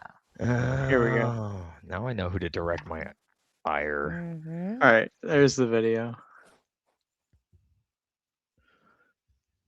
Oh, is that private? Yeah. It's in the private. Why don't you just share it?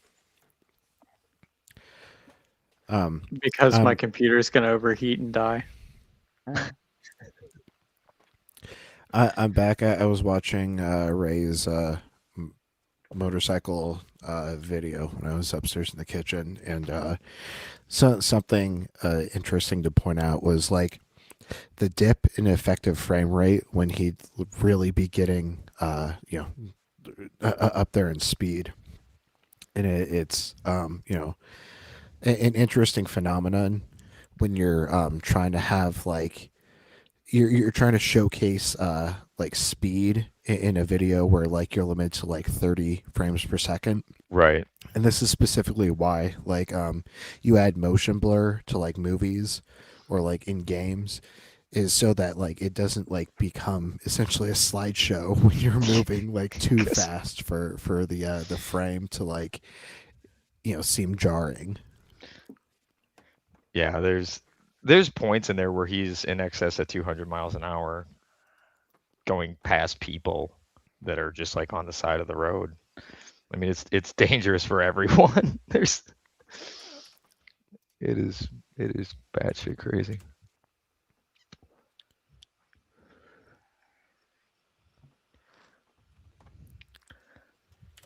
Am I going to be the one to do Jack's video? Oh, you might be. Okay. I'll put it up. Okay. You'll put it up.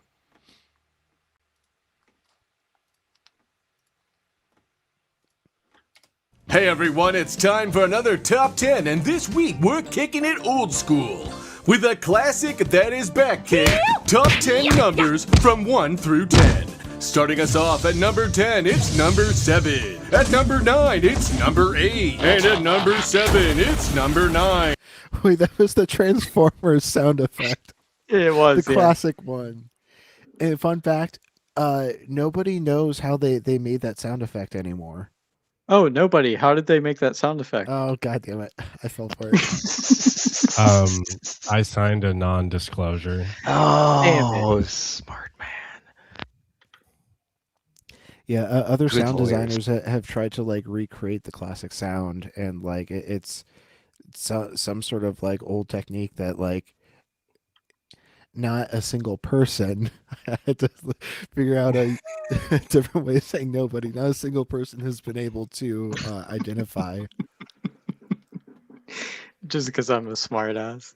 Well, it's amazing like how some of those sound effect engineers made some of those sounds back in the day, just like banging things on pipes and just random objects that would make some funky noise, and they'd bring it in and pitch shift it and twist it a little bit, and you lose its source almost immediately as soon as you start fucking with it. So yeah, I'm not surprised they can't recreate it, because it's probably some crazy obscure antique thing that like there's 4 of out there that this dude used, and or nobody's made damn it. You and that. Ain't I a stinker? Oh, I love it. Yeah, no one's tripped right and fallen onto it, because that's got to be what it is at this point. Oh, since Transformers has come up, there's going to be like a nationwide rescreening of the original Transformers cartoon movie here in September. I think like starting the 10th. Holy cow! I remember that.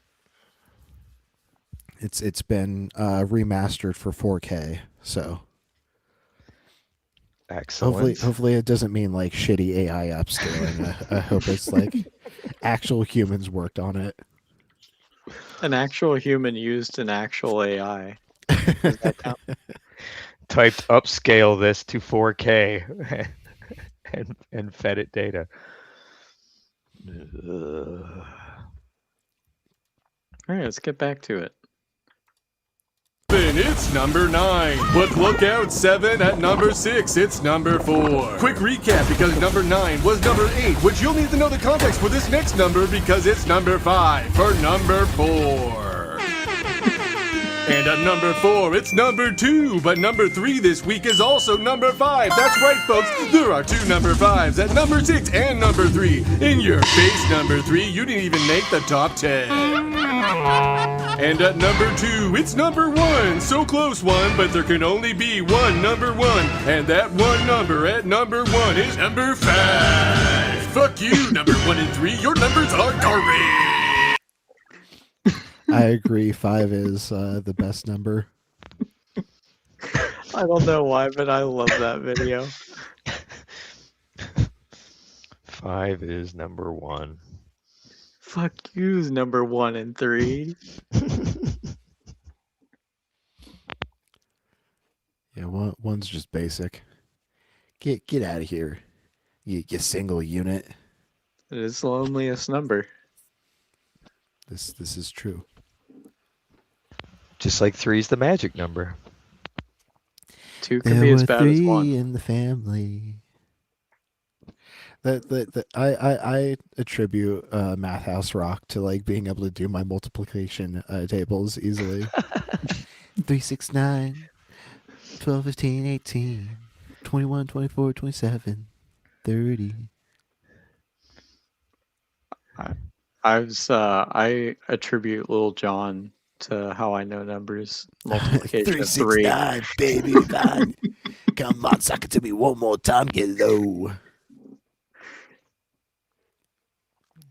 I love that the radio version ended up being like far more offensive because they just say skeet skeet skeet skeet skeet instead of motherfucker. So it's like skeet skeet skeet skeet skeet skeet skeet skeet goddamn. And instead in the actual versions skeet skeet motherfucker Yeah. skeet skeet goddamn. That goes back to censors not having a AAVE dictionary or something, I guess. I don't know. Man, that's horrible. What did they do for the Kids Bop version? Probably the same thing, because they don't know what the word means. Ski. Like skee ball. Oh. Yeah, that was actually that Schoolhouse Rock song. Wait, was it Schoolhouse Rock? 3 is a magic number. Was that? I think they called it Math House Rock, but it was a Schoolhouse Rock like thing. Yeah, that was one of the places I first saw Blind Melon, because they did that song too. Just always weird to me, but. I remember being read 3 Little Pigs by Green Jello. Always put me to sleep at night as a kid. Little pig, let me in. Up by the hair of my chinny chin chin. Yes. Much better than Andrew Dice Clay's version of him. Little Miss Muffet sat on her tuffet, eating her curds and whey. Along came the spider and sat down beside her and said, "Hey, bitch, what's in the bowl?" Right? Oh, I think the only thing that made that like, I don't know. Like I hear it now, it's like, why did people laugh at that? Why did people think Andrew Dice Clay was funny? Because comedy was still evolving. Because he was for his time.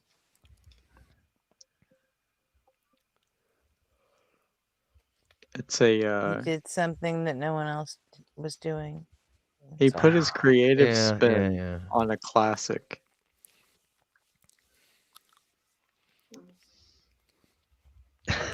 Little Miss Hubbard went to the cupboard to give her dog a bone. Hubbard bent over and Rover took over, and Hubbard got a bone of her own. Hey-oh. Oh.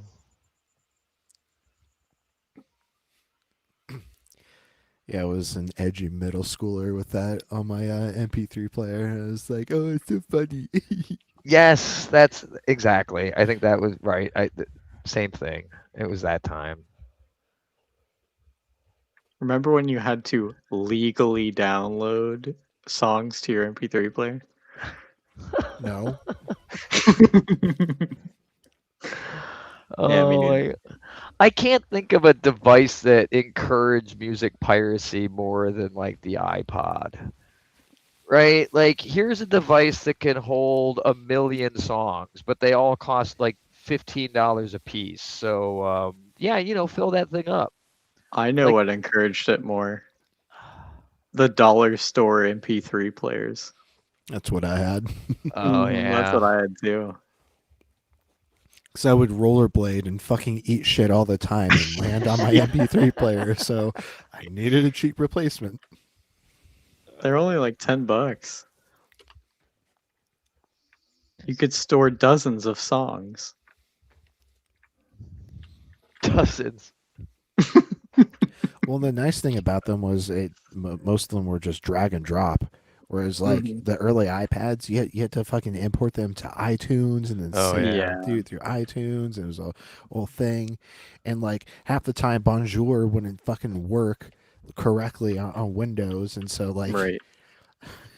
one of my friends' iPod, it ended up getting just fucking bricked just from trying to, like, update his iTunes playlist. He didn't jailbreak it? I forgot about jailbreaking old Mhm. iPods. You can Change still the text jailbreak. to the Halo font. I remember installing Homebrew on my Wii. Damn it. Oh Jailbreaking yeah, it. yeah. I got a cheap copy of Twilight Princess just for the exploit to Mhm. launch into Homebrew. I think it was Twilight Princess. Let me double check that. I'm playing Twilight Princess right now. Let's go. Remember when you had to buy the vinyl LP? JR.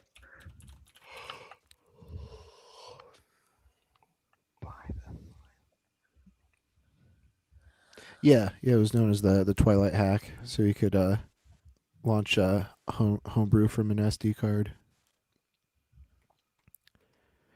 Like what I was super into Guitar Hero back in the day, and I actually would burn my own Guitar Hero 2 discs and perform a disc swap. Like you could Nice. only do it on like the classic fat PS2s. And you had to like Yes. take the Yeah. top off, and like there's a very specific moment when the laser reader would like exit like the length of the disc, and that's when you had to like swap within like literally half of a second. Just There was an hovering over exploit that. for Tony Hawk's Pro Skater 2 in the level creation studio. Oh There yeah, was a it was a there was a string. buffer overflow Yeah. that you could do, and then there was a special like code that you could put in, and it would jailbreak your PlayStation to where you could play any game. It's pretty cool. I'm pretty sure that that exploit also like continued on in different Tony Hawk games. Hmm. It's always crazy to me is how did people find that? They just look through the files. I mean, it's not too those different are from an SQL injection. yeah, triggering buffer overflows. Like you couldn't just look at the files though, because those files would be converted into binaries, right? You're not going to be able to look at the files and be able to see shit from that, right? Like it's literally you got to like. Yeah, but the thing is, you had the hardware back then, and you had the hardware hacks. So people were literally looking at it after it was compiled. Oh yeah. Okay, right. They were taking apart the machines and doing it. Yeah, okay, yeah. Yeah.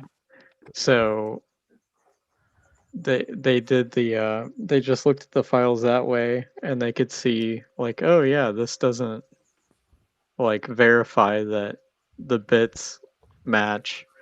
So if you go over this amount of characters, then it's just going to Yeah, overwrite this next stack, and this that next used stack just happens to be where the loading for the game is.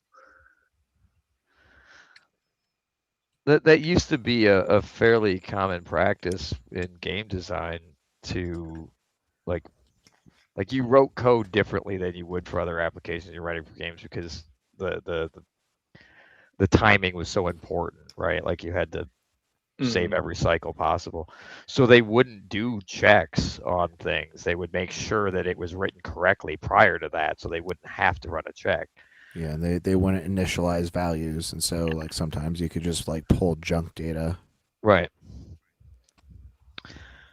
So just by the fact that they had to make the games work made them susceptible to those kind of buffer overflows. Not only that, but whenever they released a fix, it only applied to the new batches of games that were coming out. So you could still find older versions. Yeah. To do the hack on. Yeah, unlike today where it's just everything's patched and delivered via a cloud service. So see you resist. I mean, you hope anyway. If it's not, you can be in trouble. Right. Especially now because it's taking less and less time, like you were saying earlier about the guy who was pen testing his own machine and an AI wrote something that was undetectable by prominent, common traditional antivirus. Yeah. The traditional antivirus looks at the signatures. So if it's a novel virus, then it's never going to have the signature. But an XDR looks at like what the computer is doing, the heuristics. So it is able to find these things. That's why I recommend every company moving to an XDR solution instead of traditional antivirus. It's just untenable. Yeah, well, it's an AI arms race now. Mhm. Well, as soon as vulnerability is announced, it's getting exploited within days, right? Yeah. That turnaround leaves a lot of people vulnerable. And that's all thanks to that capability, and AI's having ingested things like Stack Overflow and all the other code repositories out there. I think I would trust somebody who knows the entirety of Stack Overflow over somebody with a doctorate in computer science. Just about every question was answered in there, wasn't it? Mm. Was there anything left? I mean, like, God, that thing has been up forever. It would only be like new technologies and new engines or something like that, like a completely new language that would change that. So I don't know. A few generations from now, as engines get more complicated, we might see a fallback to actual developers being, and they are honestly like the engine is just that. If you're looking at a performance engine, you need that team of engineers that make that engine work, right? Going back to the automotive world, an F1 engine in that car is it's a seized engine. When it's cold, if it's sitting there at room temperature, that engine is seized. You could not move those pistons. They have to run hot oil through it to heat up the block before they can start the motor. because that's how tight the tolerances are. So you need engineers that can make that engine work. And it's the same thing with software. It's an engine that has a bunch of functionality to it, but you need the experts to make it hum, to make that puppy purr. And AI can help with it, but it can't solve all the problems. You need the experts who developed it. Right. And that's what my buddy used to do.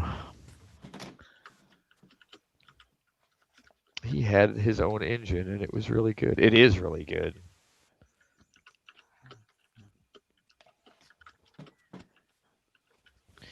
But if you want to know the games that people like that play, you got to look at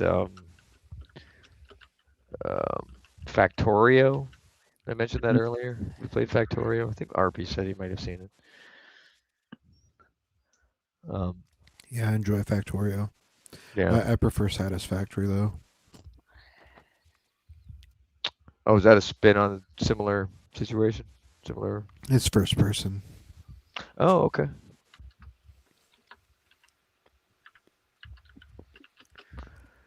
I'll have to check that out. What really impressed me about Factorio was like how intricate it can get. Like you could build a computer in that game. Very much like people did in Minecraft and stuff like that. There's all the capability and complexity to do some really cool stuff. Oh yeah, but can it run Doom? Probably. Probably, yeah. I mean, it was, I don't know, 2010 or something, and I was playing Quake in a browser. Like Quake 3 CTF in a browser. I was like, where are we? I was playing Minecraft in a browser. Okay. That's how it originally launched. Yeah. Mm-hmm. Because it could, but like when you were there for that like 3D effects resolution when things went revolution when things went from 320 by 200 to 640 by 480 and the jaggies went away. That was a game changer. And then to see that type of functionality, which required thousands of dollars in hardware and, you know, configuring your config sys and autoexec.bat to load things correctly. Oh, someone's fancy. They got the 20 megabyte memory card. Yeah, right. There you go. There it is. This is incredible.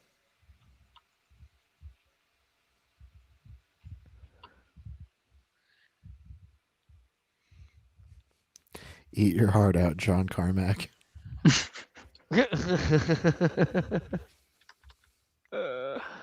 Wow. Wow, they did this in Factorio? Yeah, this is like just a window of the game. You can see the logic over there. Holy shit.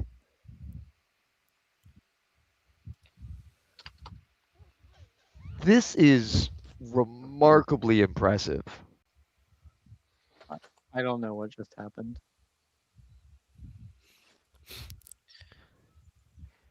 Your GPU is overheating trying to play Doom in Factorio. We're at 77 degrees right now, so it's actually going down.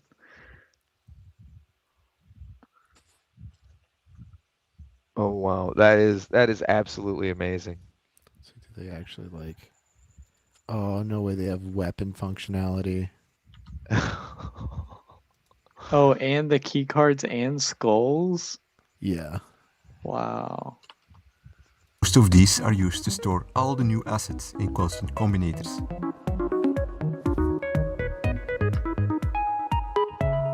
This part is used to draw all the numbers and keys. This is so in the impressive. Background,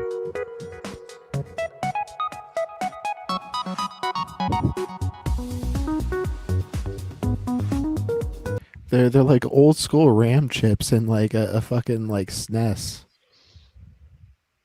Wow. This is crazy.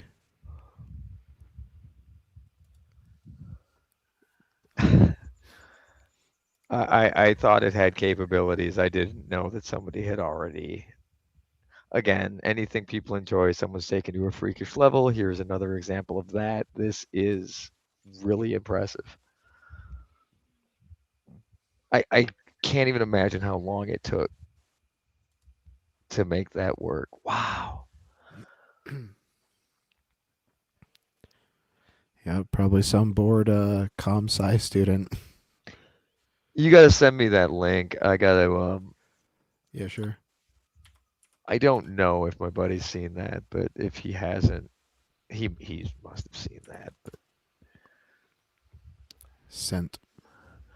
I'm gonna add my comment's gonna be okay. Now we got to recreate your engine in Factorio and see what he says. Thank you, sir.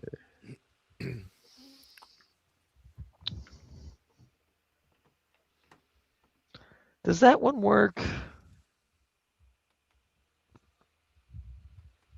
Does what work? Sir. Because, like, that's one of those, like, sir, ma'am formal pronouns that there is there an in-between for that? Oh, for myself? Is there a non-binary for... I'm not sure.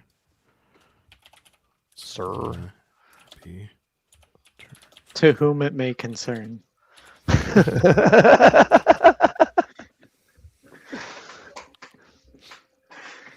Yeah, there is no currently universally accepted official gender-neutral equivalent to sir or ma'am. God damn it. See, this What guy... if just call me dude. What if we just use thou? Thoust. This is why I was listening to some people talk about this. I'm leaning more towards. I think I'm there. I think I'm just going to be a gender abolitionist. I'm sick of it. Based. It's just you do you. The whole social construct is stupid and harmful.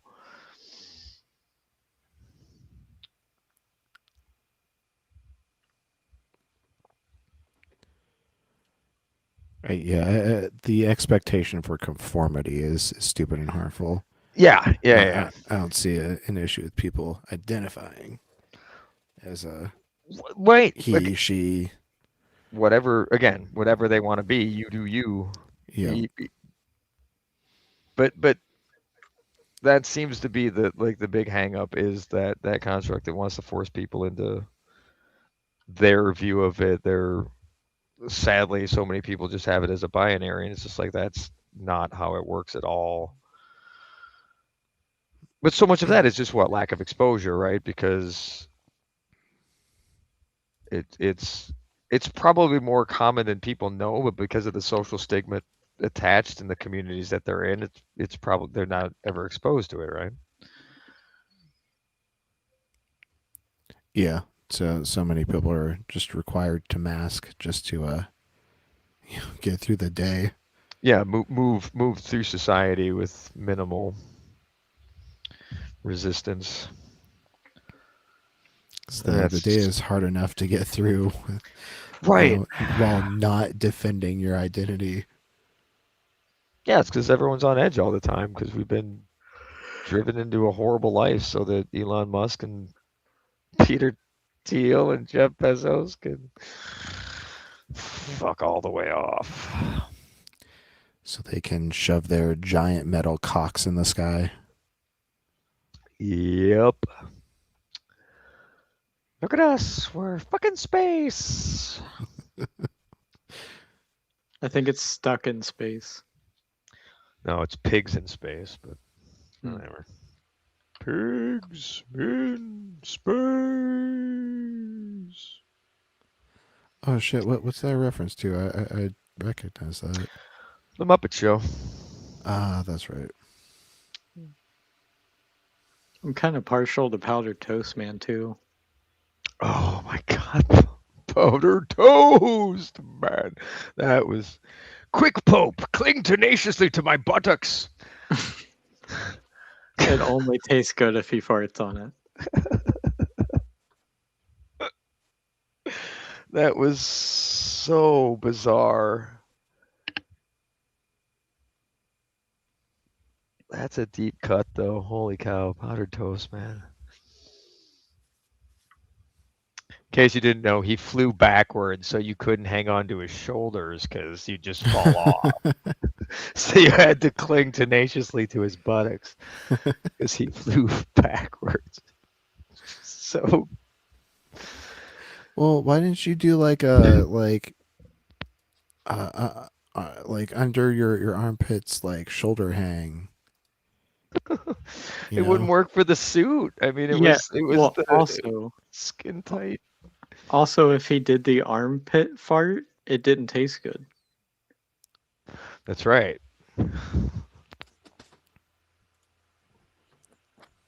Had to be authentic. Mm-hmm. From the powder toast buns.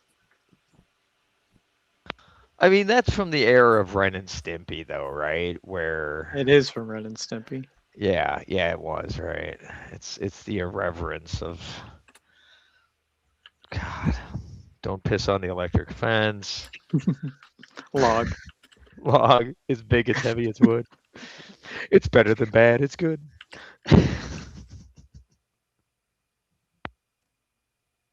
The Blammo play cage.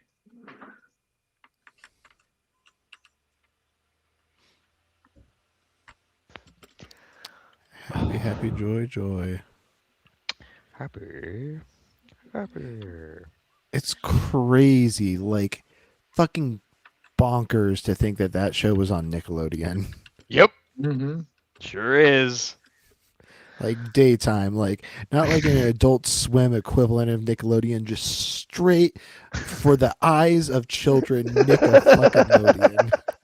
Do you remember Rocco's Modern Life? Yep. You remember what Rocco did for a living? There's one episode where he was like a phone sex operator. He's like, oh Yeah. baby, oh baby, oh baby. That's what he does for a job, yeah.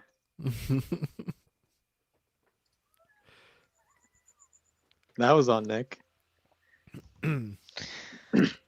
They were surprisingly progressive. But also, I think that goes back to I don't know if the censors really knew what they were watching. I think it was a bunch of old white men in a room that didn't experience the outside much and didn't know what those shows were saying, and they were slipping one under them all the time. Like Matt like and this Trey one? were notorious for that. Gretchen, I'm going to throw something up here. Ew. Do it in the trash can. Well then, there will be evidence.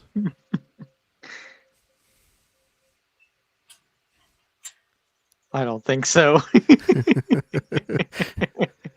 and his saddened looked like, oh, you're not going to finger me.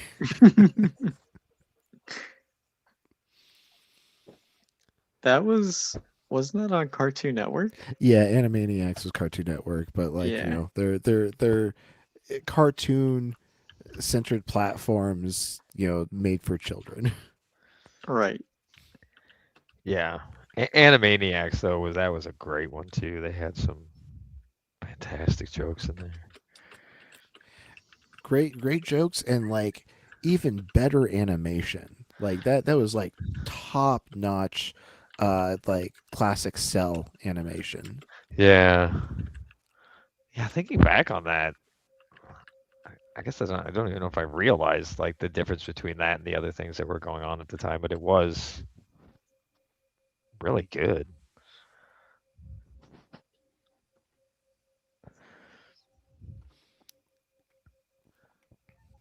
But then it was nice when Venture Brothers came out and made fun of all that stuff. Yep. True.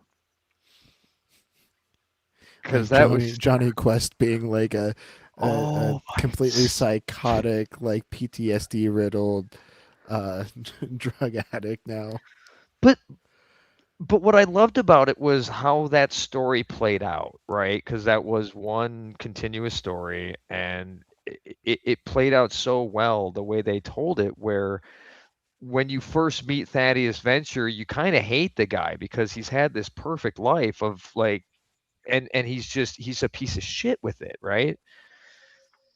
And then you come to find out what his childhood was like. You mean Rusty? What wasn't Rusty. Thaddeus the father?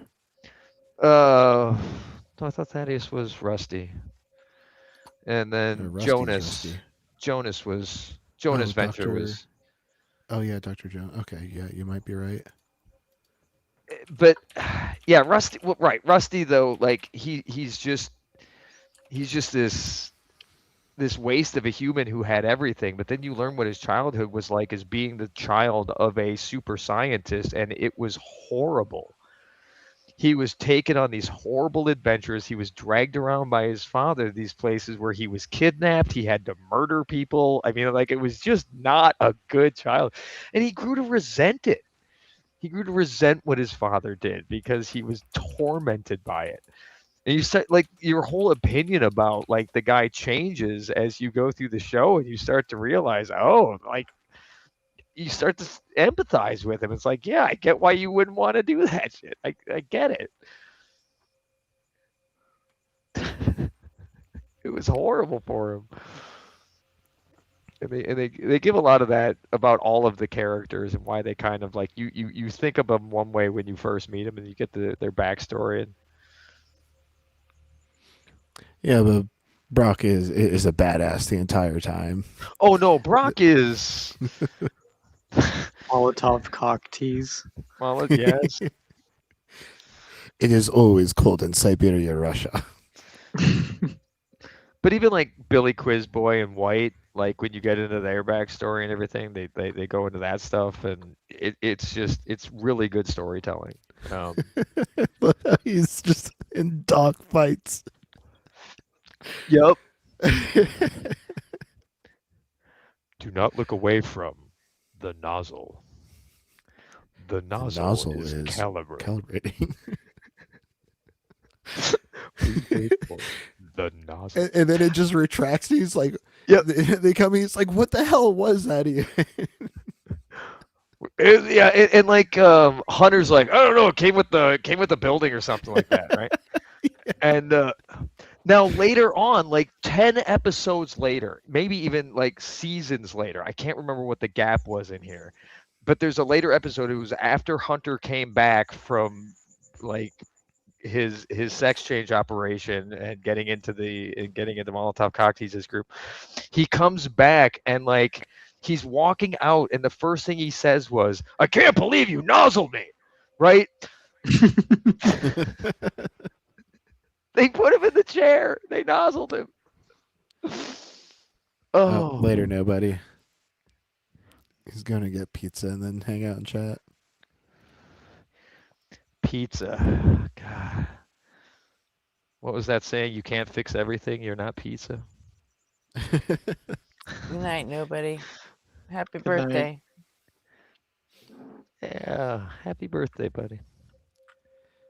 My happy favorite. Past your birthday, but happy birthday, Ray. Yes, it's still Ray's birthday. Let's go. All day today. I've got plans to go get a nice meal. I might go get a new controller for racing cars. I haven't decided yet. I'm gonna go see what they have. If there's something good, maybe I'll throw some money at myself for my birthday. Normally what I do is I take all of my coworkers out for lunch and thank them for getting me through another year, because a lot of times I've had to lean on them to get through a year. So that's nice. I don't it's one of those things, you don't make a big deal of your birthday after a certain age, but I've been lucky enough to be able to do stuff like that, so why not?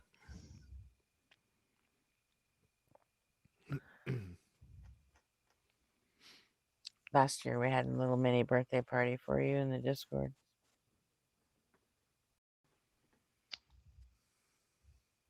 Remember that? No. I don't remember good things that happened to me, Gretchen. Are you kidding? That's not how my mind works. The bad ones, those stick out like a sore thumb. I'll relive those every day right before I go to bed. The good things though, no, those fade fast.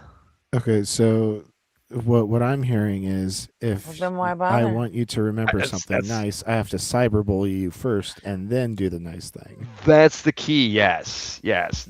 Like my whole group of friends are never nice to each other, right? Like we are so mean to each other. It's how we know we love each other.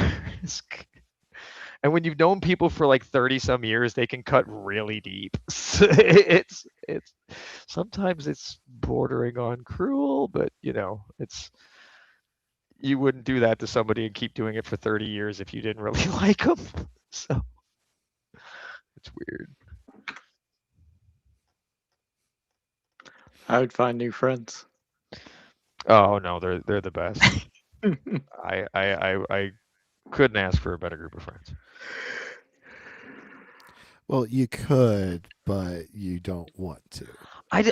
It'd be a hard search, right? Like it would take a long time to find those types of people again with those traits.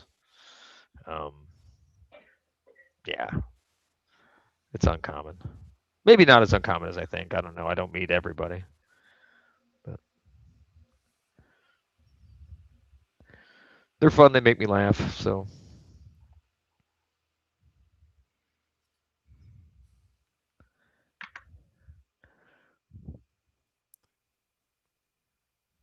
plus, it's nice to have a place to crash if I ever want to get the hell out of here. That's always nice.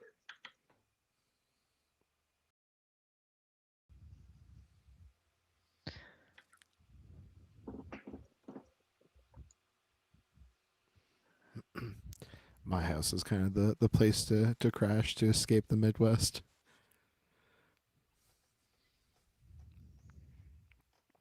So the majority of my friends are back in Iowa. Oh yeah. That's nice though, to get out of a place like that. It's nice to get out of Wisconsin during the winter, that's for sure. So my buddy in Georgia's always accommodating for that. They have nice weather almost year round there. It gets kind of hot in the summer, but Kinda hot. Gets fucking blistering, boiling, because it's 100% humidity. it is humid as fuck. Yeah. Yeah, so is the Midwest. Got all that Yeah, fucking it's corn sweat. True. It's a real thing. Oh, I believe it. No, like they give off the plants use the amount of moisture that they need, right? Anything that they don't need, they return to the atmosphere. So it's not surprising that the corn would sweat like that. That's why when you look at like the rainforest and like it's all like misty and cloudy and shit, that's the trees just giving that moisture off that it doesn't need. Too much, too much. Take it back. Yeah, growing up during the summer, I would do what's called detasseling. It's where you rip off the male reproductive part of the corn plant, and like there weren't like machines that could like specialize in doing this without like potentially like damaging a significant amount of the crop. So instead of like inventing machines, they just hired high schoolers and middle schoolers to walk miles and miles of corn and just rip it off. And that's how I made a majority of my money for the year that like I'd use to like take like my girlfriends out and stuff like that. Sure. But like it'd be like the middle of the July afternoon, and you'd be soaking wet, not from sweat, but from the corn sweat. From the corns. Wow. It's like you're just swimming in the corn. That had to be good exercise, but also. Oh yeah, I was in great condition, but it's also because like I was a varsity runner. Yeah. Do you do distance or sprint? Distance. The longer the distance, the better I would do, like compared to the overall group. Like 5K was where I really would shine. Fastest 5K was 16:24. I want to say. I have no idea if that's good or not. I'm assuming it is. It was all state the year that I PB'd at state. It was Nice. top 25. Then yes, that's good. And in high school, it's always. I think when you get to the collegiate level, the game changes so much that like the high school numbers are the ones that like you remember. Because at the collegiate level, it's like, oh, these guys are seconds faster. Yeah, monsters, exactly. I think I'm gonna go nodding off, and also game's not going very well, so I'll give my computer a break. Well, you do that. Get the hell out of here. No, thanks for coming up. Yeah. Later, Jack. Happy birthday, Ray. Thank you. See ya.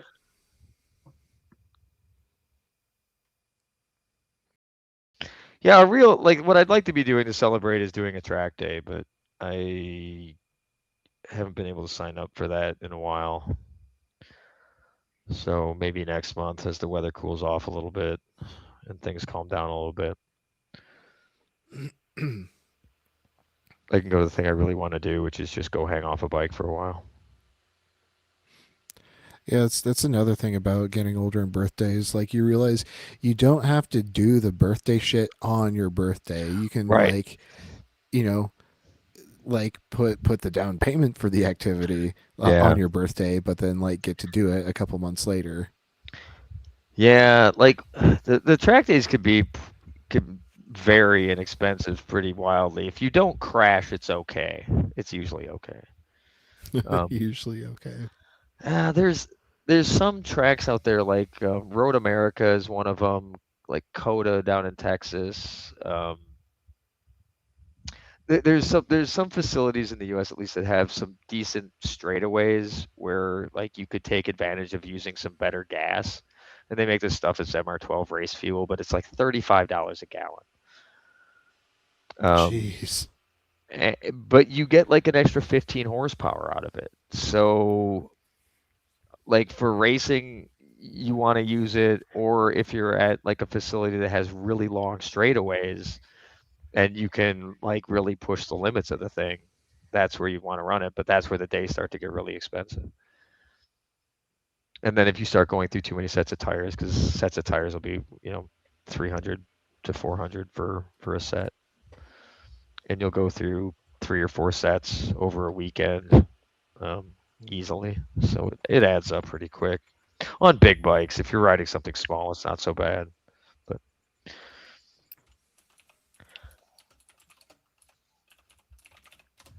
that's where I'd like to be, though, all the time. But we don't get to be where we want all the time. So. Yeah. If I was able to be where I want to be all the time, I'd be on stage, just spinning music, making people shake their ass. Right? Seeing people being happy. Yeah. When were you an all-state runner, RP? Was that high school? Yep. When were you an all-state runner? Was that high school? Yeah, high school.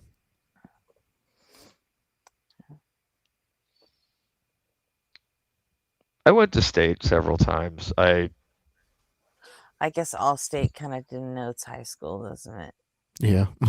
Oh, it could be college, right?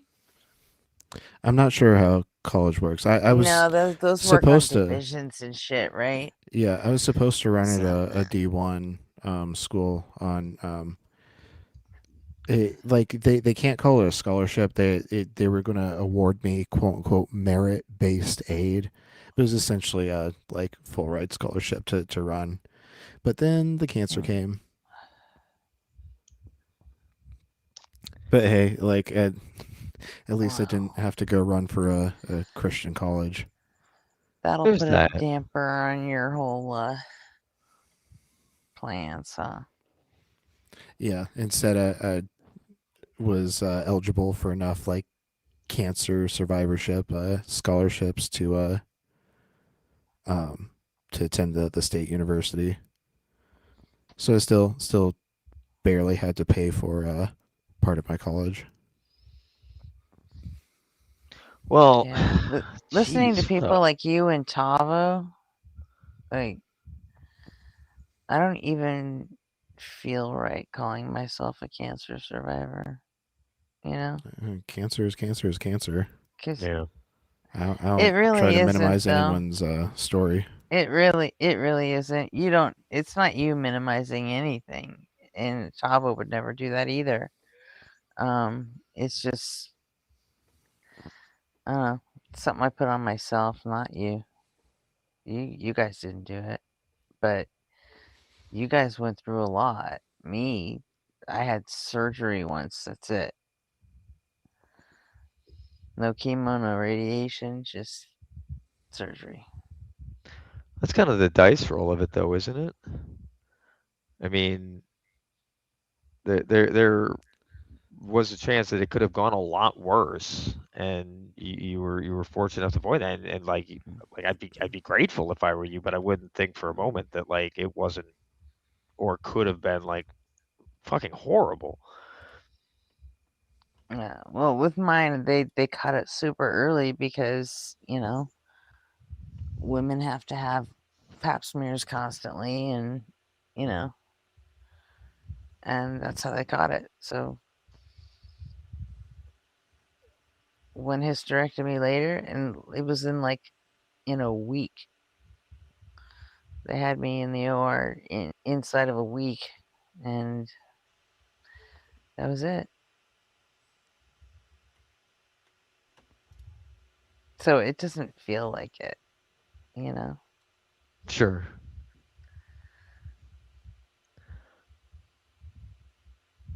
I never had to suffer, and in fact, I only got benefit out of it, I didn't ever have to have a period again. That was great. That was That's a fucking great way to awesome. frame it. You know? And I lost like 3 pounds overnight, by just getting my uterus taken out. It's like Looking at yourself in the mirror, I look good. Have I been working out? What on earth? there was no downside for me at all,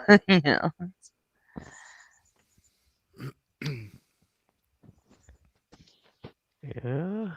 All right. So your circumstances were different, but I don't. I hear what you're saying. I hear you. It's. I actually have to remind myself that I actually did have cancer once, because like I don't even consider that.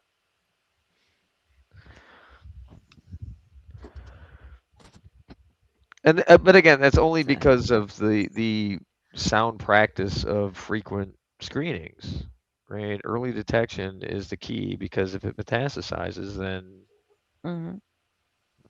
your odds reduce Yeah. dramatically. And it was the VA that caught it. Yeah. Which is why it's obviously more common in men, right? Because they're the ones that don't go to doctors and they wait till Cervical things. cancer? Probably not. Obviously not in that case, but other forms of cancer, like the one my dad had, started as melanoma. Yeah.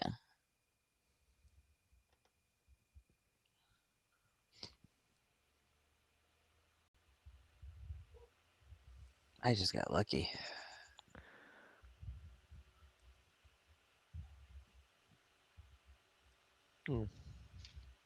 Yeah, they caught it early, but that's you're a testament to the to that to the proof that people should get checked regularly, regardless of sex.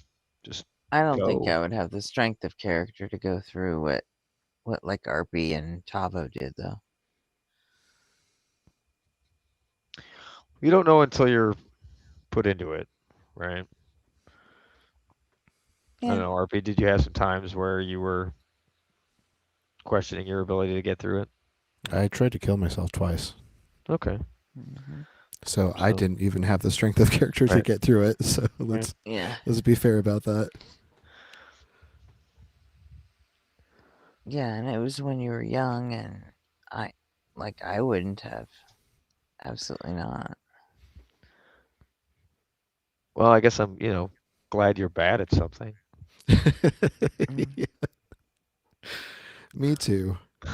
That was always like, I forgot which comedian said that joke, but like talking about like people doing that because of depression and something else. Like, oh God, it's gotta be so worse. Like after that, right? Like, oh, can't even do that, right? Something else you're bad at. Oh, geez, where does it end?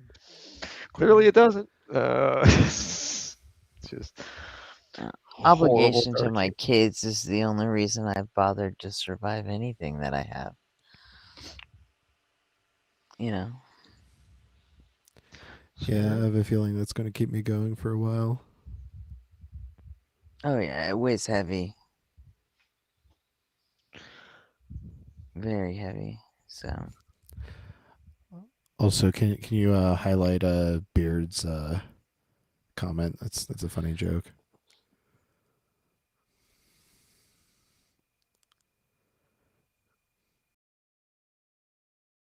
Dating a horoscope hippie was right.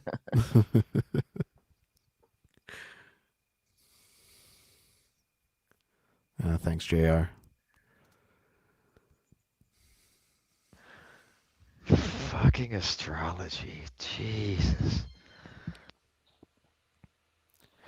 Come on, it's common knowledge that where the stars are when you're born will determine your entire personality. Oh, I can't even get through saying it. I know. I know. Well, it's funny too because aren't there 13 constellations? And because like when all this stuff started, we've shifted, so like one of them's now out of sight of us now. Yeah, and So you're not actually the thing you think you are. The concept of twins pretty much blows that out of the fucking water. Concept of twins. How's that? Twins having different personalities. Yeah. Oh, okay. They're generally born at the same time to the same people. Yeah.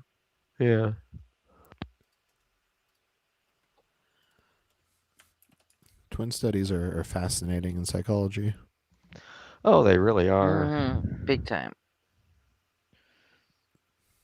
I mean, there are those circumstances where, like, twins were separated at birth and they get together and like they have the same job, they've married like the same type of person. Like it's the similarities between the two are just confounding. But I certainly wouldn't apply that to some field permeating the universe, making it happen. I think it's similar enough nurturing environment. But you can't prove that it's not. So you have to be agnostic.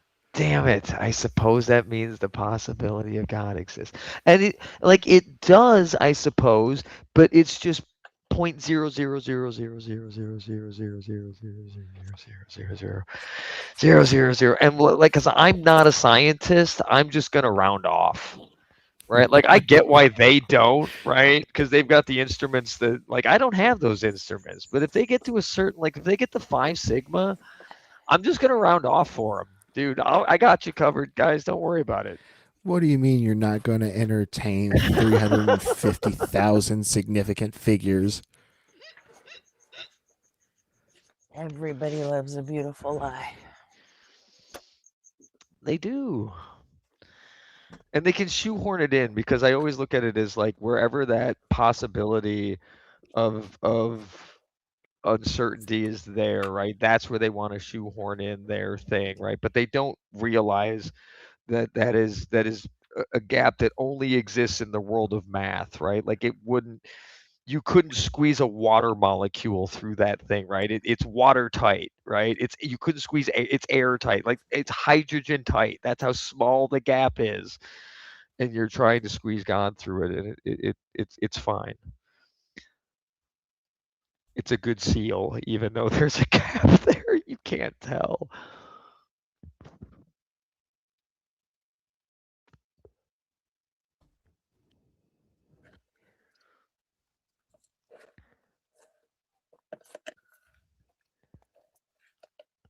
asked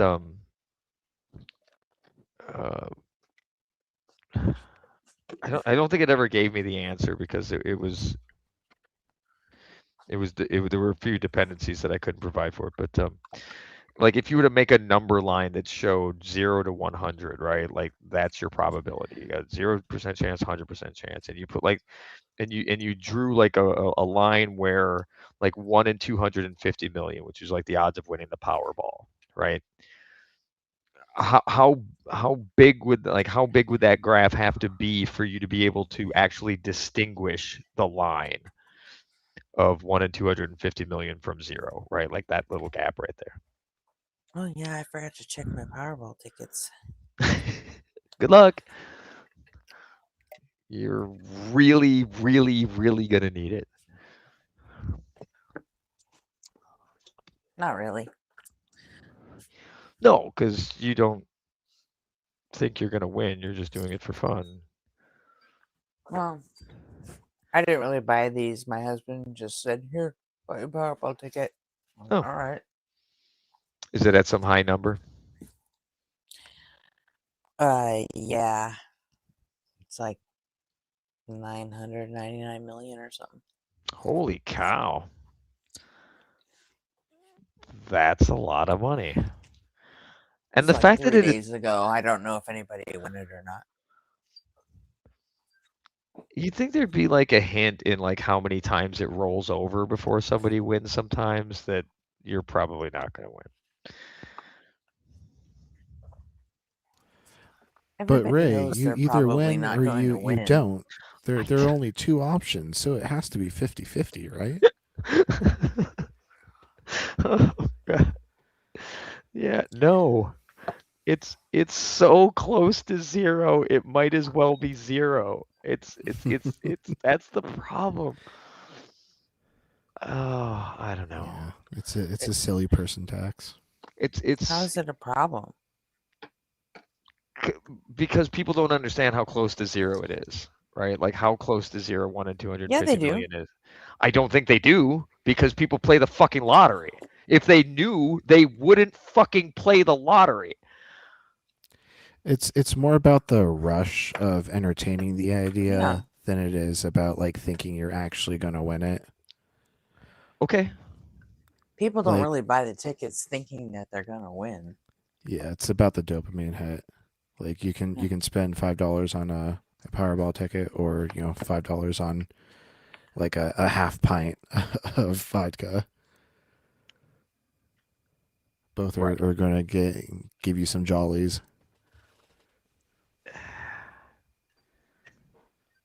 I suppose. I don't know why you have to buy the lottery ticket to do that though. You could just do that. You could just think about what you would do with that money and not buy the lottery ticket. Whereas the alcohol, you're actually going to get something from it.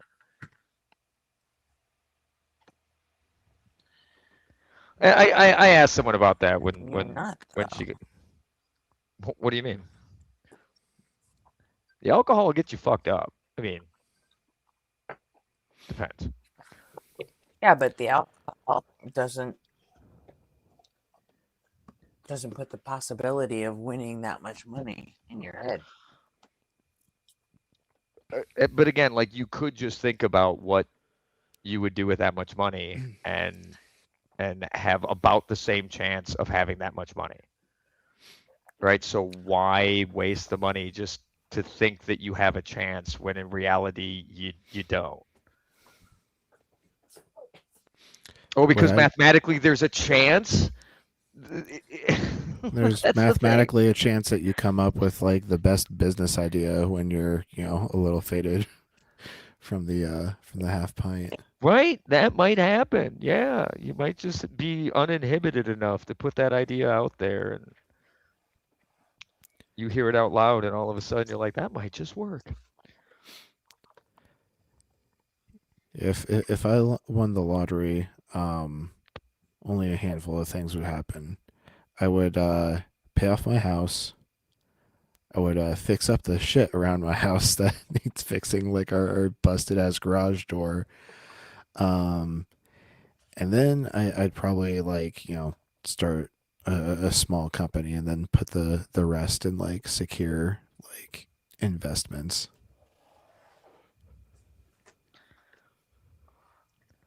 I would just immediately hire someone to say, make sure I never run out of fucking money and walk away. I wouldn't worry about any of that shit, right? I'd have somebody else worry about that shit and make sure that I am good. Do that thing. Go now. Bye-bye. I'd give it all to my kids and then keep doing exactly what I do now. See, so that's even even less reason to. Oh, I don't know. That's funny to me.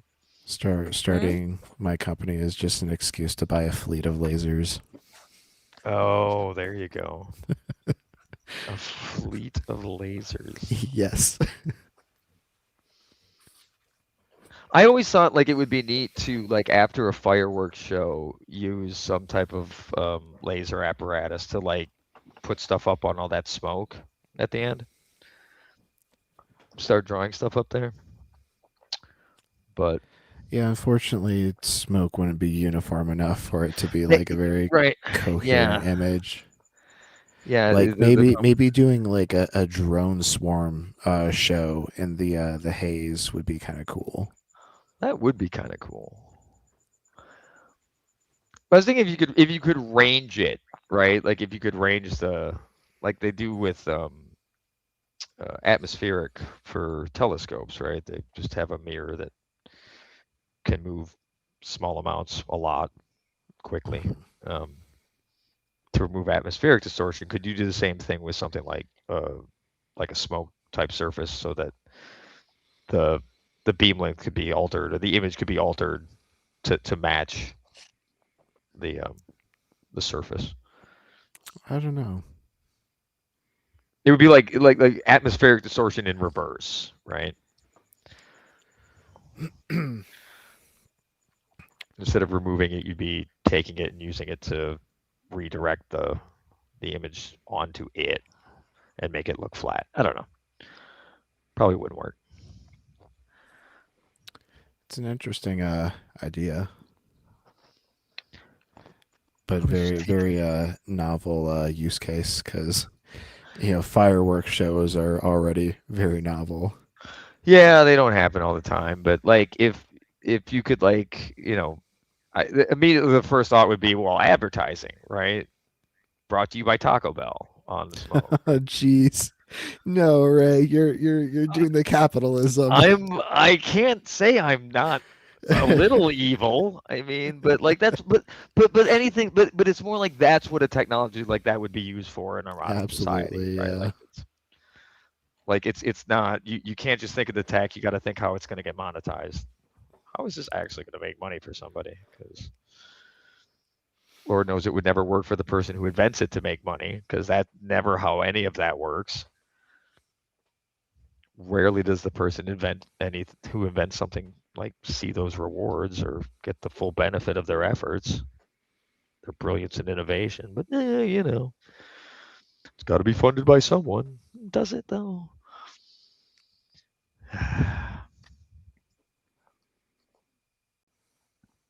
Damn it.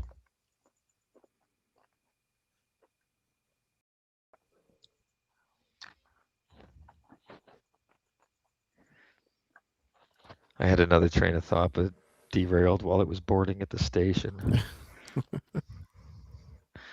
They do that sometimes.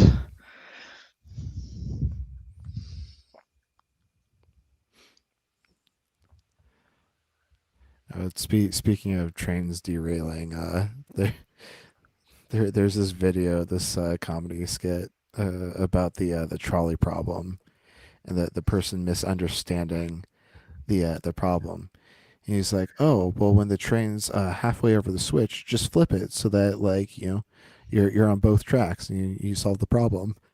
They're like, wait, no.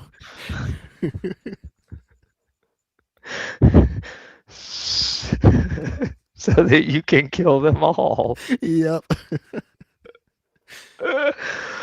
Oh boy. He's like, but wait, is this a passenger train? I'll have to take care of the witnesses. How do I do that? Well, the act of flipping the switch while the train is on it might cause it to derail and kill all of the passengers as well. Yeah, there you go. Like it would just be like cars sweeping the tracks to take out whatever's on it and then rolling to take care of whoever's inside. So you just got to get the speed up to a sufficient velocity so when you switch it, it just sends both trains, both sets of cars careening. Yeah, that's a horrible. I mean, a good way to look at the trolley problem. How do we maximize the slot? Jesus. Oh, sounds like something a Christian would think of. Oh, wait, we left some alive? That's not God's way. He punishes people for leaving them alive. So you step away from the switch and you go and strangle the survivors. Shh, go to God. one at a time. Oh, you're still kind of. You got a bunch of spunk left in you, don't you? Oh God.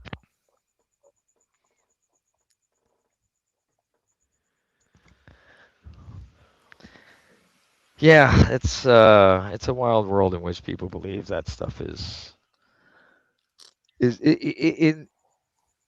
I just thought like, late 20th century that as we moved into the 21st, we'd be better at this, right?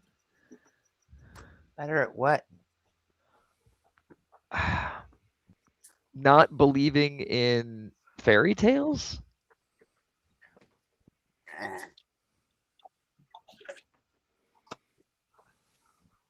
Like, how many hundreds of years of accurate predictions do we need before you're like, oh, maybe it's not fairy tales? Because the predictions coming out of this book are non-existent. Well, you need enough years in the next stage of human evolution because the way we're built now, we're hardwired to believe in this shit.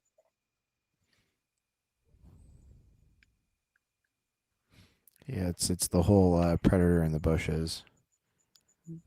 You know, the humans that hear rustle in a bush and like run away, even though it might just be the wind, are more likely to survive and propagate their genes, and the ones that are less hesitant, they just don't always attribute the bush rustling to some sort of agent. They're more likely to die and not pass on their genes. So humans have this like genetic predisposition to assign agency to things, and they just end up assigning agency to the ultimate thing that's like existence. I got you. Because it could have just been the wind. Yeah, that's what I think. I think existence was just the wind. Yeah, I kind of like the bicambrial mind idea, but it's not testable in any way, so that sucks. But just the notion that like our ancestors' minds worked differently, and when we developed that consciousness, we just misinterpreted that for being God. Yeah, I mean, the fact is that if we didn't have a God concept, we would invent one. Yeah, that's right. That like the whole idea about that is like when you had that little voice in your head that spoke in a language that you understood, even though we didn't have language, it would be not hard to see why somebody might think that that was some higher power, but again, it can't be tested. We can't go back and like get those ancestors and run them through a battery of psychology test and see what the results are. So, We wouldn't have to. We're still acting like that today. So, you know.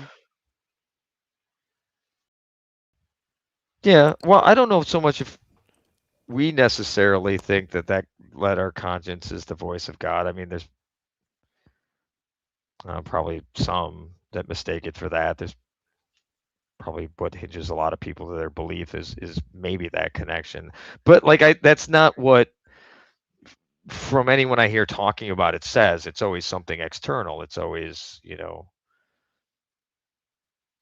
a form of God of the gaps, not, oh, he speaks to me through my head. He's not, he talks directly to me. Well, no one That wants to people seem to admit understand. that. Nobody wants to admit that they believe in, some wild, fantastical bullshit just to make themselves feel better. But so they come up with, the Kalam and, tag and all this other shit. But the fact is that if none of that existed, we would totally admit that today.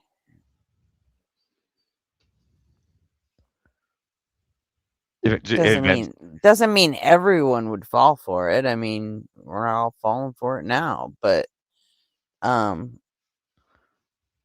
think a good more than half of the global population would 100% believe in that shit. Well, I mean, yeah, because the success of things like Scientology proves that, right? Like it wouldn't be it wouldn't be the thing like from the ancient times. It'd be some new other line of bullshit. But Scientology isn't. But the side like, but do belief systems like that have the potential to get And the necessary Gretchen, JR, the is number of still users? necessary. But she has no answers for you.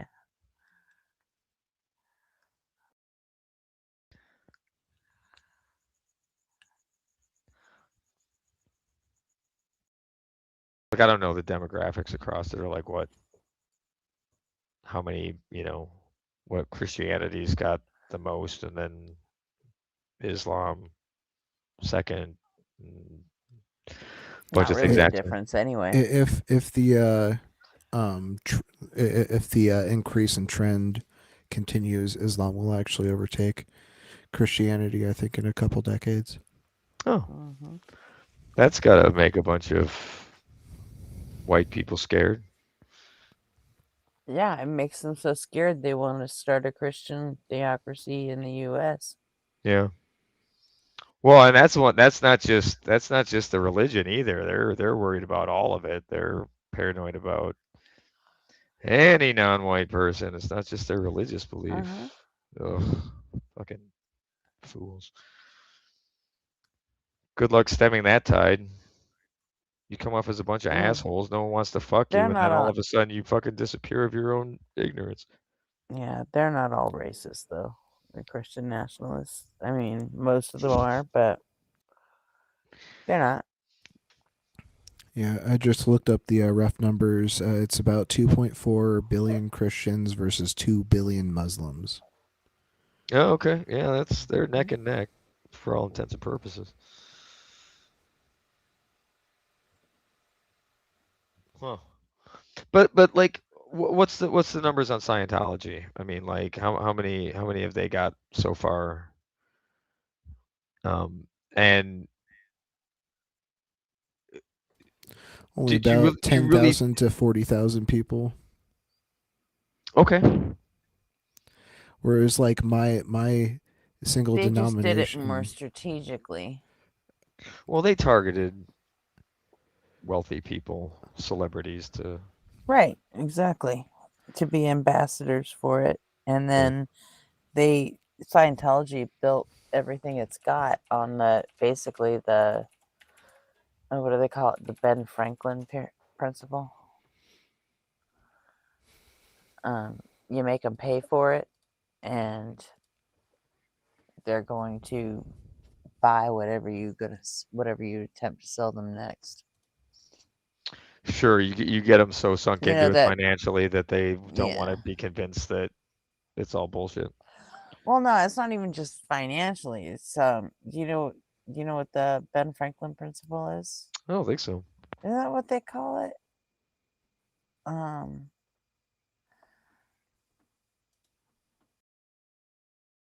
It was a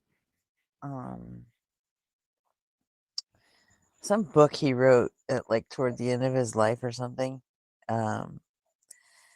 He introduced a concept that he had been using heavily in all of his diplomacy when he was out like raising money for the Revolutionary War.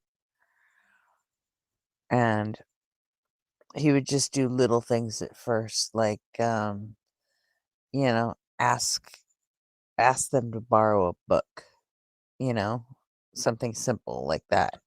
Oh, But sure. you know, once you get them to say yes and to do something for you, they're more likely to want to do something bigger next time. Yeah. So you just start scaling it up. Mm-hmm. Oh, it's diabolical. I'm sure it has another name. I don't know what it is. Just always called it the Ben Franklin thing. I mean, depending how it's applied, it's either weaponized psychology or medicine, I guess. That's weird.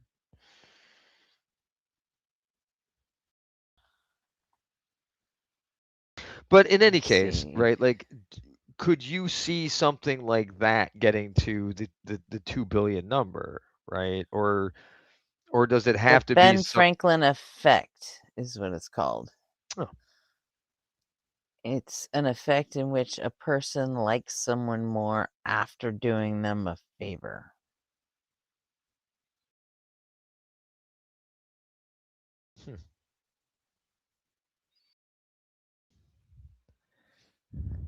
Yeah. Sorry, go ahead. Oh no, I was just thinking about like just if something like Scientology, like as it's more recent, would stand a chance of getting to like the 2 billion number like Islam or Christianity has, right?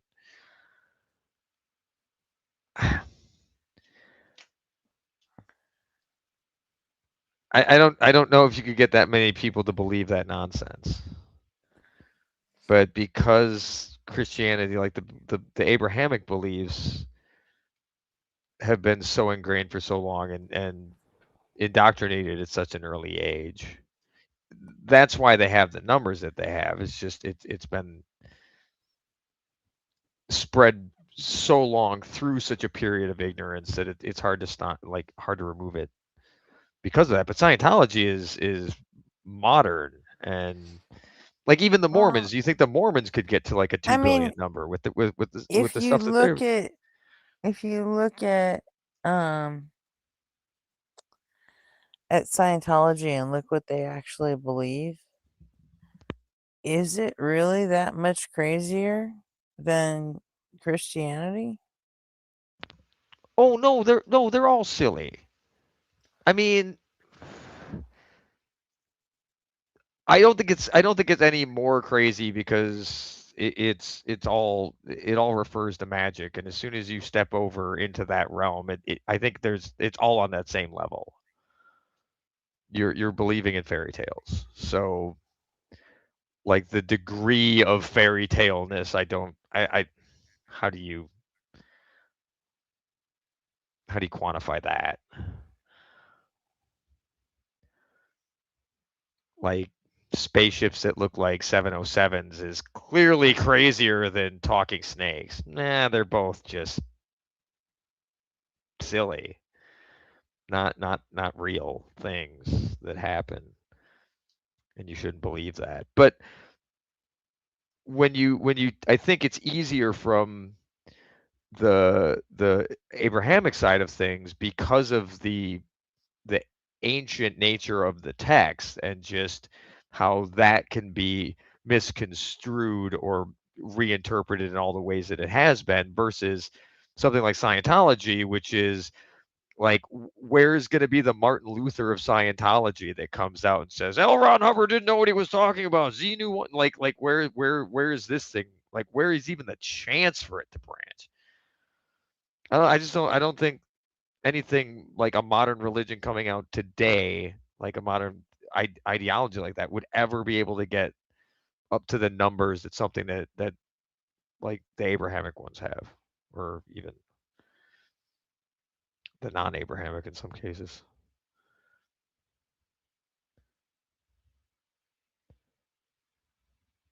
I don't know. Get rid of all of them, but the big ones got to go first because they're just doing so much harm.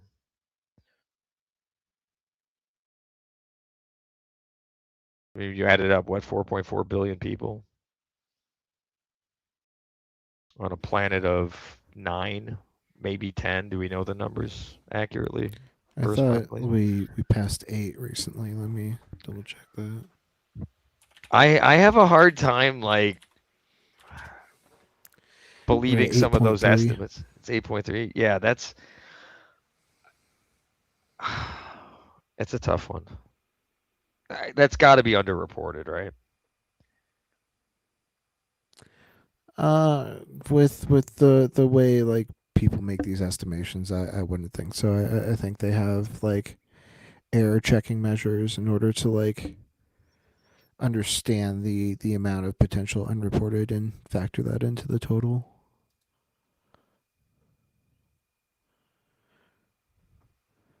The error bars might be like, 1/10 of a billion.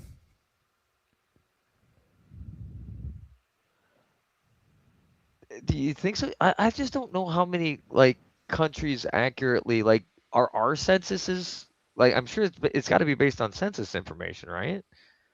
Where else do you count population? That's probably where they start, but then like there are methods to validate that and also correct for errors in the census.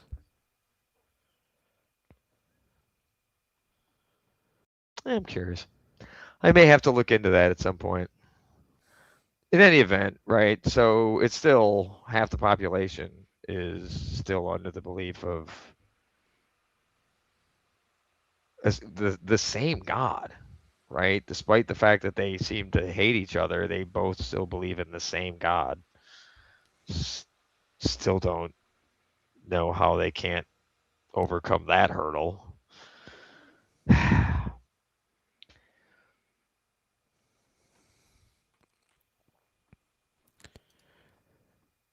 Yeah, it's like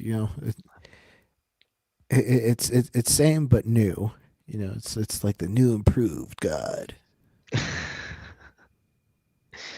Yeah, but even like New Coke didn't last that long. Right. Right? Crystal Pepsi was a puff in the wind. It was the new things don't, but and I look at like where especially Islam is seemingly right now is like they're about 400 years behind Christianity in their ideology, right? So given them 400 years, are they going to evolve to what Christians are now, essentially? Wouldn't be any better. And then what would Christians be in 400 years? Hopefully non-existent, but if you could get rid of one, then you should be able to get rid of all of them. Is it really going to take the breakthrough though of like that having complete knowledge, like hitting the singularity? That's what I'm saying though, is you can't get rid of any of them. Yeah, even with perfect knowledge, like even if science was able to perfectly disprove God, there's still going to be people that are going to believe in God. Mm-hmm. Yeah. Like religion is an institution, like essentially like written into our history as humans. It's written into our DNA as humans. Religion? I don't know if religion's written into our DNA. I mean, because that has to be put together by people But the capacity to fall for it is, yeah. I firmly believe that everyone hasn't heard the sentence that was delivered to the call. It's part of us being social creatures, you know? Religion is it's the most streamlined way to spread that out over the entire community, you know?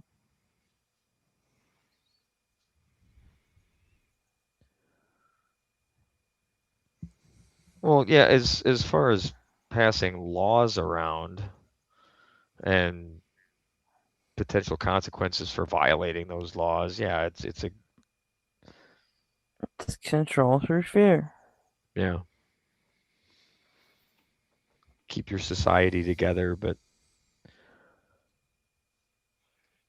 it's yeah.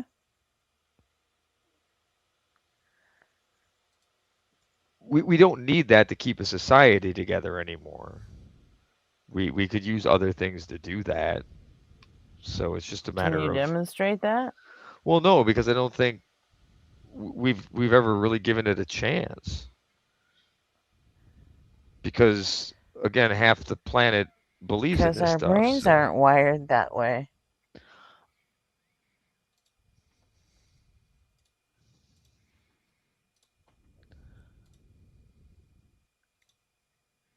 Mm.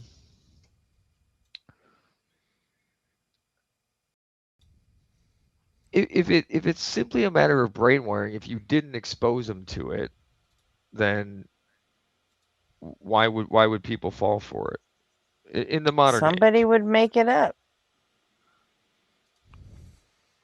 Right, and you might get like something the size of Scientology, right? But you're not going to get 8 billion people to believe it. Scientology is a cult. It can't do anything really. Christianity and like those are religions. Those hurt. I'm saying like with what we have now, I think it's a lot less likely you'd get to that level. Yes, there's always going to be people that are going to fall for something, right? There's a sucker born every minute. But that's also because we kind of need suckers to do jobs. And then so we can not pay them adequately for it. So have either of you ever seen Ricky Gervais's movie The Invention of Lying? Mm-hmm. Lots of times. Love that movie. Yeah, he's the one that invents religion. Mm-hmm.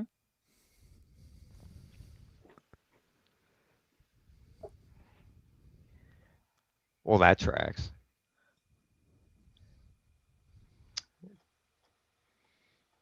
Have you seen it? I don't remember. I don't think so. We should have a Discord movie night some night and watch The Invention of Lying. In fact, I'm gonna find it right now. Have that ready for sometime in the next month or two. Yeah.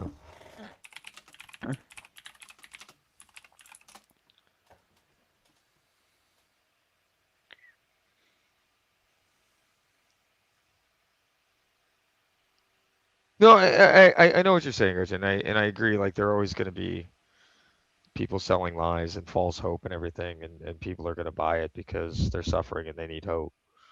And there's going to be those that hit it from the other side of the spectrum. They want power, and right, they're going to invent the things to try to control people. Mm-hmm.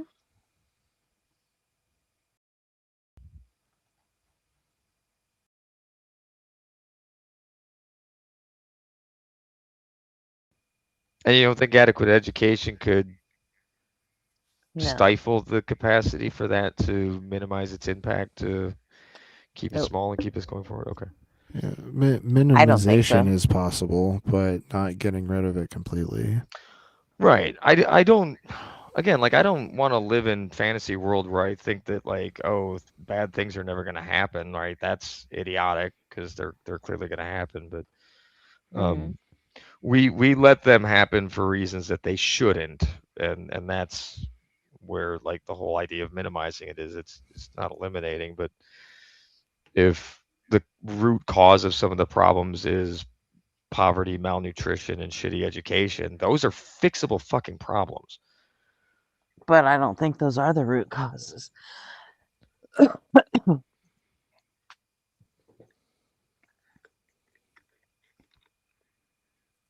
Okay, symptoms perhaps.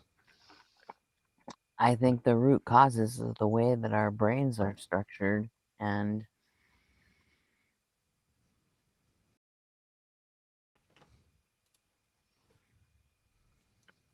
if But- we didn't have religion, we would have invented it by now. But our brains are structured no differently than anyone else's, and we figured out that it's a hoax. Why? I mean, aside from like the indoctrination from an early age, where you have the person that you trust and love that's giving that information to you, right? Like if that portion of it stopped, why would anyone fall for it?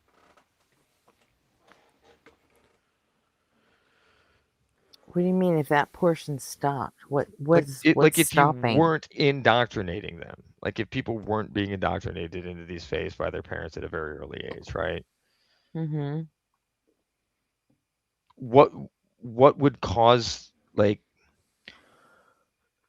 what would cause somebody to believe that nonsense if it wasn't for that, right? And the false hope thing, that like somebody selling it to you, I get all that, but like the indoctrination portion of it is what I've seen to be the largest contributor for getting people to believe absolutely ridiculous things. Yeah, but fear of the unknown, you know? Well, sure, but we live in an age now where you need to make up a better story to come up with your fear, like to explain it than the stuff Do they were you? pulling out of their ass. Well, no, not at the moment, because again, people are I getting look around indoctrinated. and it's still working today. Right, but no one's had to come up with a better story. Some people have tried.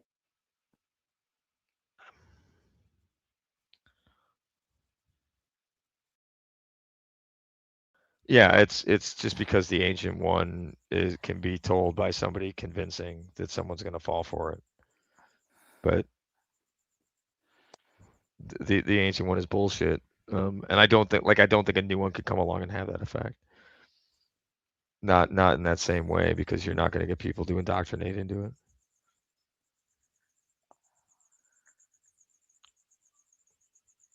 I don't know. It's pointless. I think indoctrination happens on its own. Well, it comes from having a malleable mind, right? Hitting you at that developmental point in your life where you're susceptible to it, and then And having more someone. than half the world's population has a malleable mind like that.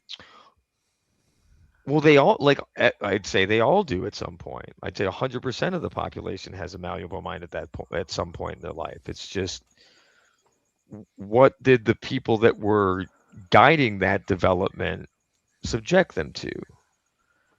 Right? And then in the Deep South, it's the Bible.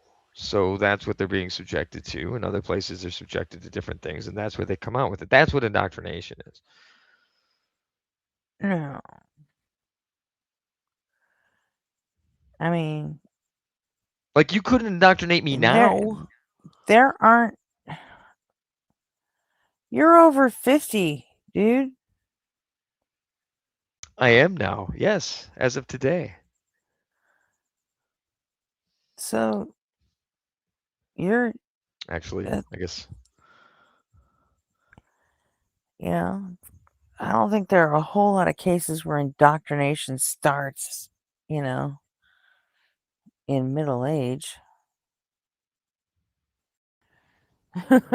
It says Right. the veer doff empathy.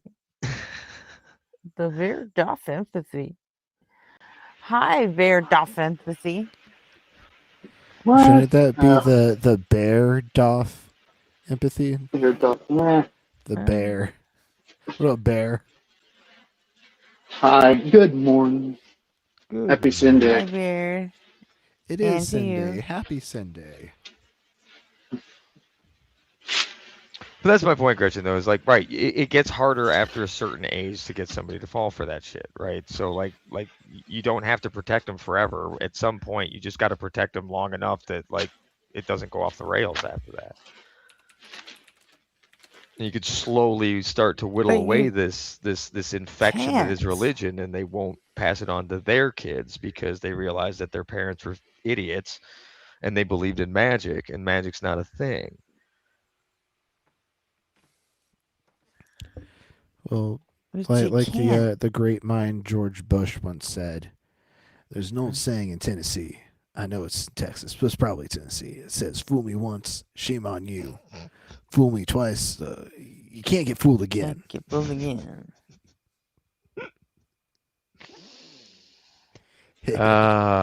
What a master orator. He's a master at something. Oh. We voted for him twice. Yeah, that was because of a war. That was because we were attacked for reasons that seem to be a mystery to people for some reason I don't understand, because the dude who organized it said exactly what it was very clearly. But you know, it's because they hate our freedom was the answer they came to. That's why it happened. They hate our freedom. Oh God, I hated that period of history. It can't be that we did anything. Oh no, we're exceptional. Didn't you read? It's in all of our books. M Carp, I did add the heh. Did my mic not pick it up? I heard it. Okay, good. See, I understand Bush's idiosyncrasies.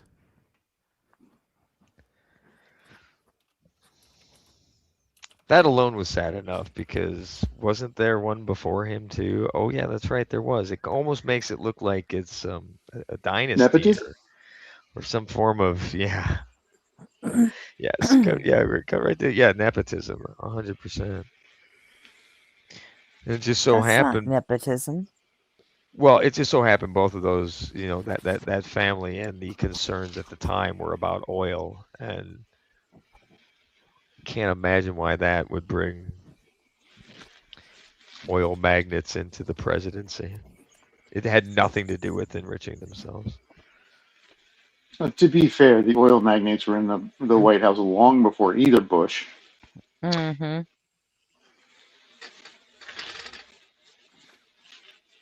As directly? Oh yeah. Like Nixon was definitely in the pockets of OPEC. Oh no! There's being in the pockets of somebody, but the Bushes, their business was oil. Their family business was oil. I don't remember any other president whose family business would so closely benefit from. Well, I mean, Jimmy Carter owned a peanut farm, and peanuts have oil. Coincidence? Yeah, peanut butter, but and peanut oil. He actually divested himself from all those businesses. Yeah, he actually sold that, and Well, like everyone until legit. Trump put their shit into a blind trust at the very least. Some of them divested beforehand, but they put it in blind trust so that they weren't operating the business aspects of things while they were president. Correct. But Trump said, "Fuck that." Why would I do that? This influence could help me make money. It's like, yeah, that's exactly why the other people didn't do that. You like slime ball. But that's the problem, right? Like, that's the monster side, right? That's the thing. Like, he doesn't make that as a connection. He thinks they're stupid for having integrity. That's so fucked up to me that people voted for that. Like somebody who repeatedly showed that he considered integrity to be stupidity. He screams the loudest in their echo chamber.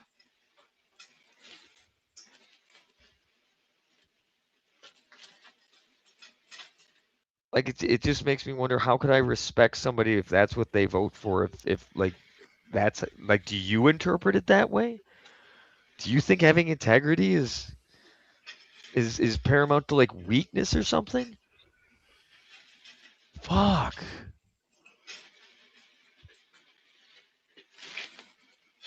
Some people really do think that's a weakness. Ugh.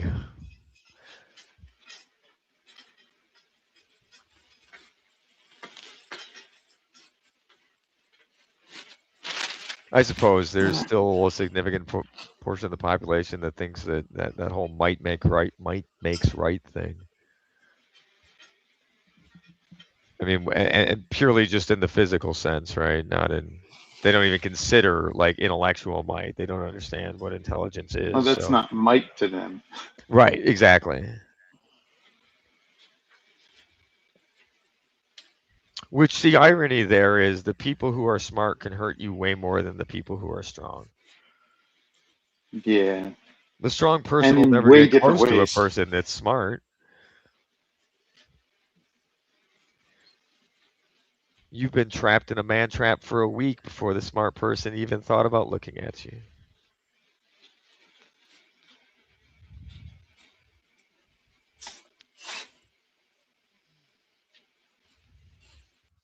Depending on the game, I guess. But it also comes back to access to resources.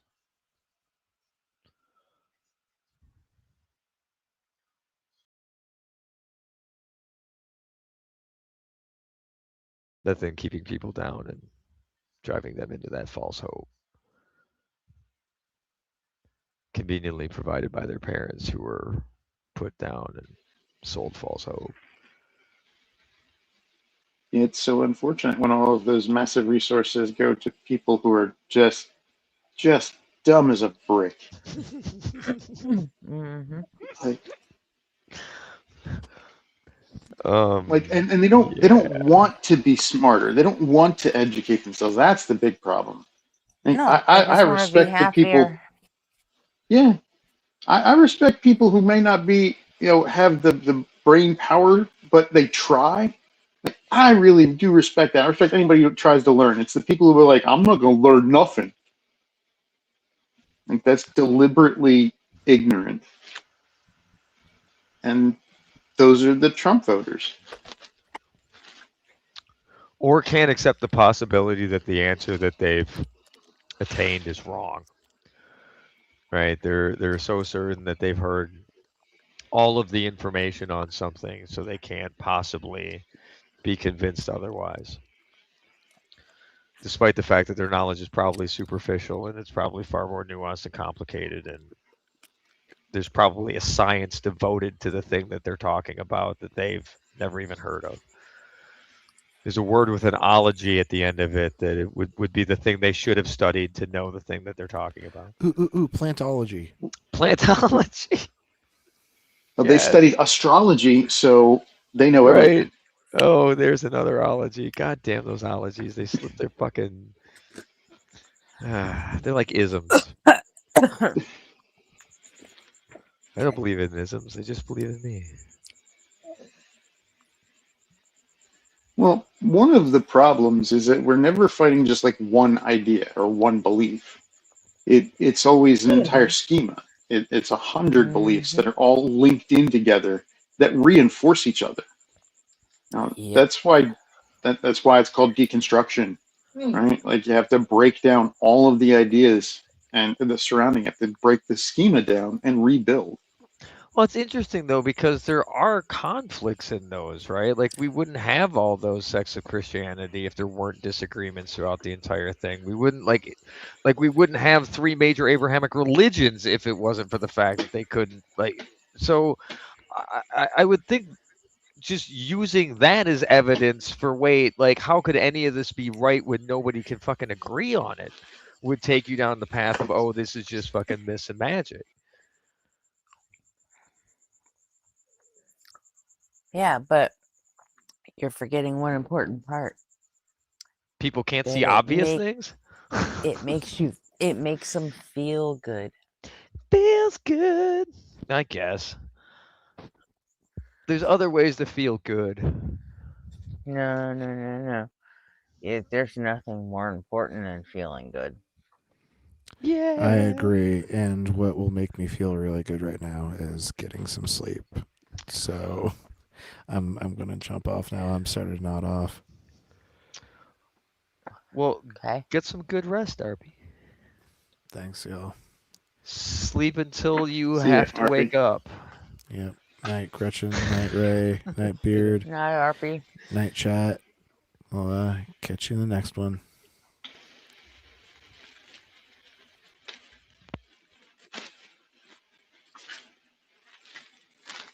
Oh.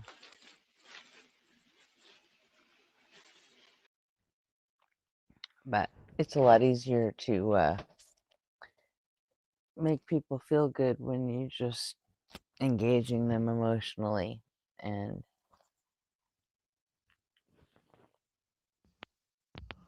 providing easy answers.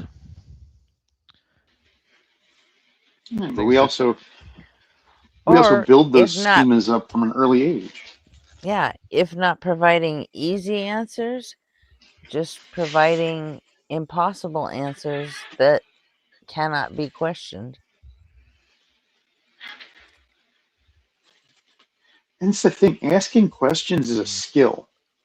You know, Right. rub a little hell on it, and people aren't even gonna fucking, you know. I'm surprised we don't get more callers basically just claiming Pascal's wager.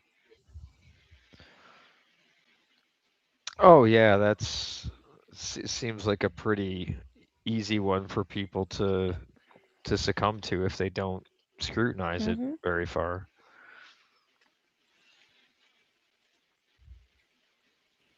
Yeah, but Pascal's wager really only works if they already have some latent belief or acceptance in the idea anyway.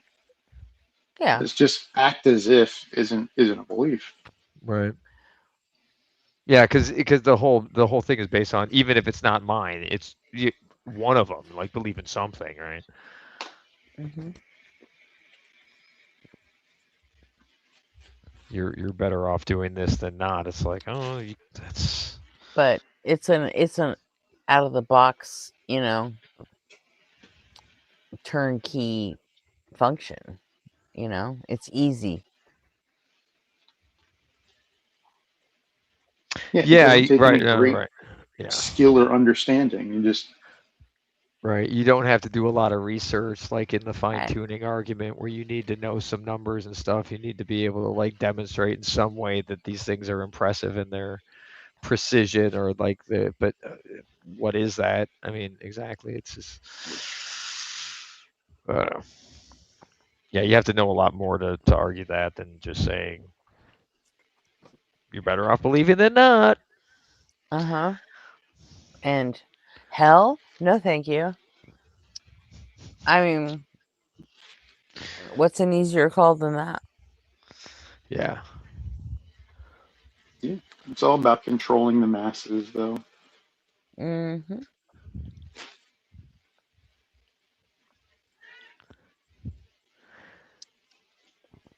Well, yeah, it would be nice like to if the thought is of going to like some eternal place of damnation, right? Like everyone has like a different description of it. There's no uniformity to it. It's always based on what they perceive as being like the worst possible place, which is different for everybody. I don't know how this place could possibly exist, or like it wouldn't be that bad for somebody, right? Somebody would think it's cool, maybe. I don't know. Oh yeah, there are definitely a bunch of masochists out there who would love it. And it does seem to be a psychological state that people have in this universe. At least here, anyway. I guess I haven't been everywhere. Yeah. And then wouldn't that just be like the extra like dick move for God, right? Like to, hey, you guys are gonna love it here. You should go do a bunch of bad things so you get here, kind of situation. Well, it's just a dick move anyway. Oh yeah. He's just like if there was such a thing, there's just been nothing but a series of dick moves.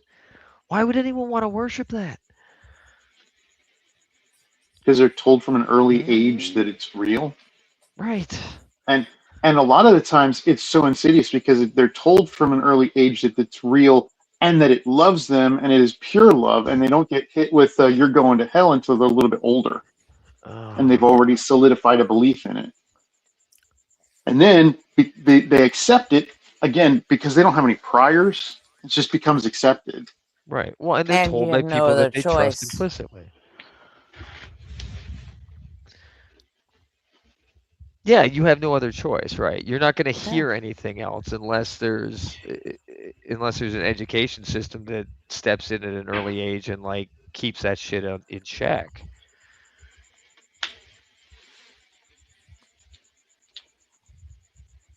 But then you'll just have a bunch of people homeschooling their kids because they'll say, "Oh, my kid's going to school and learning that God isn't real."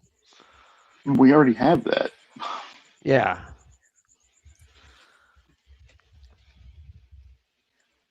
I know I was kind of being facetious, but being bad at it. If you're going to be facetious, blow it out of proportion and make it really big and loud and not like regular and That's realistic. sarcastic. That was. Shit was... I'm trying The bigger to. the lie, the more people will believe it. Right? Yeah, no, for sure. That was how like the whole tale of Jesus got pushed. I mean, no one's gonna believe that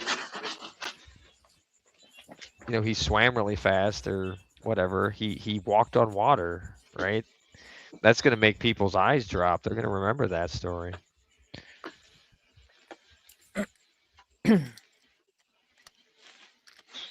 I guess where like half of those miracle reports, if Jesus was a real person, which I have my doubts, that like if Jesus is a real person, these stories got blown out of the water. Like somebody misheard something. They said Jesus walked by the water, and then somebody heard it as on the water, and was like, "Wait, what? He worked where? What?" Just stupid shit like that. It's the handed down by word of mouth thing, right? Like the oral traditions where it originates from, and then being lifted from other stories is where the oral traditions come from, right? And then just putting it to paper, if like, are we saying there couldn't have been like a misprint? Like these guys wrote it down perfectly and no one ever made one word look like another word and it got misinterpreted, or they just changed it. There's just no way to pin that down to any kind of consistency to make any historical references or anything like that. As far as Jesus existing go, yeah, no, there's definitely someone named whatever his name was back then. There was probably a lot there were of bunches of people named Yeshua. Yeah. There's a pretty common name.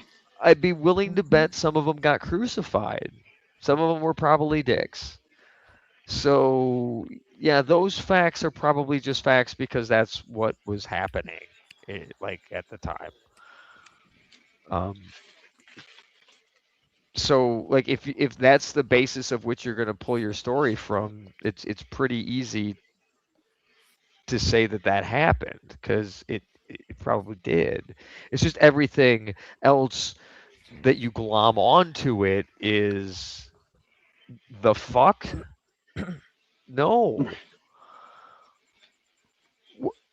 Just the fact that like the birth to like when you start hearing from him again is like 30 years later, right? Yeah, he goes from real young to 30. Well, it's because they couldn't be bothered to write a backstory that, exactly. That's bad storytelling. Like, was it being written like in like a Lucas sort of style where he was gonna do a prequel set that kind of got into that shit, and then just like ran out of time? No, they were just going with the part that they thought was pertinent to what was going on. Oh yeah. That's Okay. it. So They didn't need much more of a backstory. Right, because it was just a sex and slavery manual. Yeah, and So, remember, yeah. like as they came and across oppression. Sorry, questions, they sex, would just slavery, and oppression. yeah. Anytime there were questions about things, they would come up with a prophecy and an answer, and that's why the whole virgin birth thing. Like, why was it, we had to know that Jesus was special from birth because this prophecy, and not really even a prophecy, just spitting shit out from the Old Testament. Right, so something else that was misinterpreted again. Well, this is where the whole telephone game comes into play, right? Like, it's Purple Monkey Dishwasher. Like, just none of it strikes me as being the least bit believable given when it was generated and the level of knowledge that they had at the time. I don't understand why that's not obvious. That's where I fall apart, is like, it just seems so obvious to me that nobody living in that period would be able to write an accurate accounting of how the fucking world works. And they didn't. And turns out I'm right. They couldn't. Right? Huh. Darndest thing. I always refer to it as like, I'm gonna believe the people who have written things after the point we figured out how the sun works. Right? Because like, if I'm reading your shit and you think the sun is like a ball of fire in the sky, a bowl. What was it? First, I think it was wood, then coal, is what they thought the sun was. Hi, Austin. Hey, what's up? Austin, how you doing today? Oh, just fine. Just coming in to I was just thinking do my daily Austin's- atheisms. Yep. Austin's gonna show up and give us his take on animism. And then boom, there you were. Are we talking about animism? Huh? Are we talking about animism? In a way, we're kind of talking about how I kind of think our brains are wired to believe this shit, and if we don't already believe it, we would make it up. Yeah, there's a couple of ways I think our brains are wired to believe this shit. And one of them is just how credulous we are as children, especially when we consider the source of information an authority figure. There's impaired reality testing. There's overconfidence and confirmation bias and cognitive dissonance.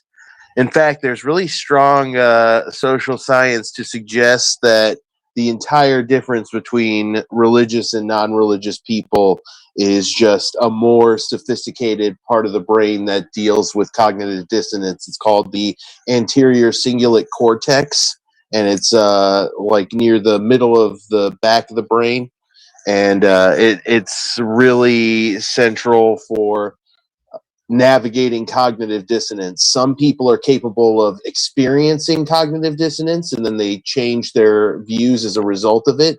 Other people try and find a way to reject or resolve the cognitive dissonance so that they don't have to change their beliefs. And I guess you can probably figure out which ones are the religious ones and which ones are the non-religious ones. Yeah, it seems kind of obvious there. Is there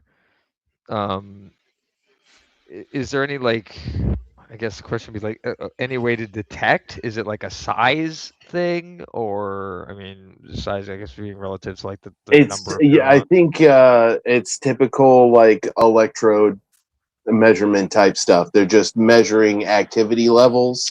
Okay. So in people who have the ACC more active, they're capable of sustaining the cognitive dissonance, and then they reason through it. And then other people, the ACC is not as active. They have to find a way to reject it because it's literally painful for them.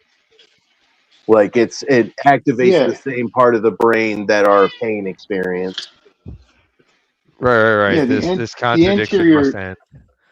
Yeah, the anterior cingulate cortex is also a part of, I believe it's introspections, the internal feelings and sensations and pain management. Yeah. So it's the part of the brain that does like pain. that. Yeah. Yeah, it's the part of the brain that lots does of the different pain. parts do So lots of different things. yeah, there's no one part of the brain does just one thing. It's a lot of Exactly. different stuff. Everything's doing different stuff, but because it's the pain management or pain like pain processing center, it activates when we're told we're wrong about something. That's what cognitive dissonance is. Yeah, basically.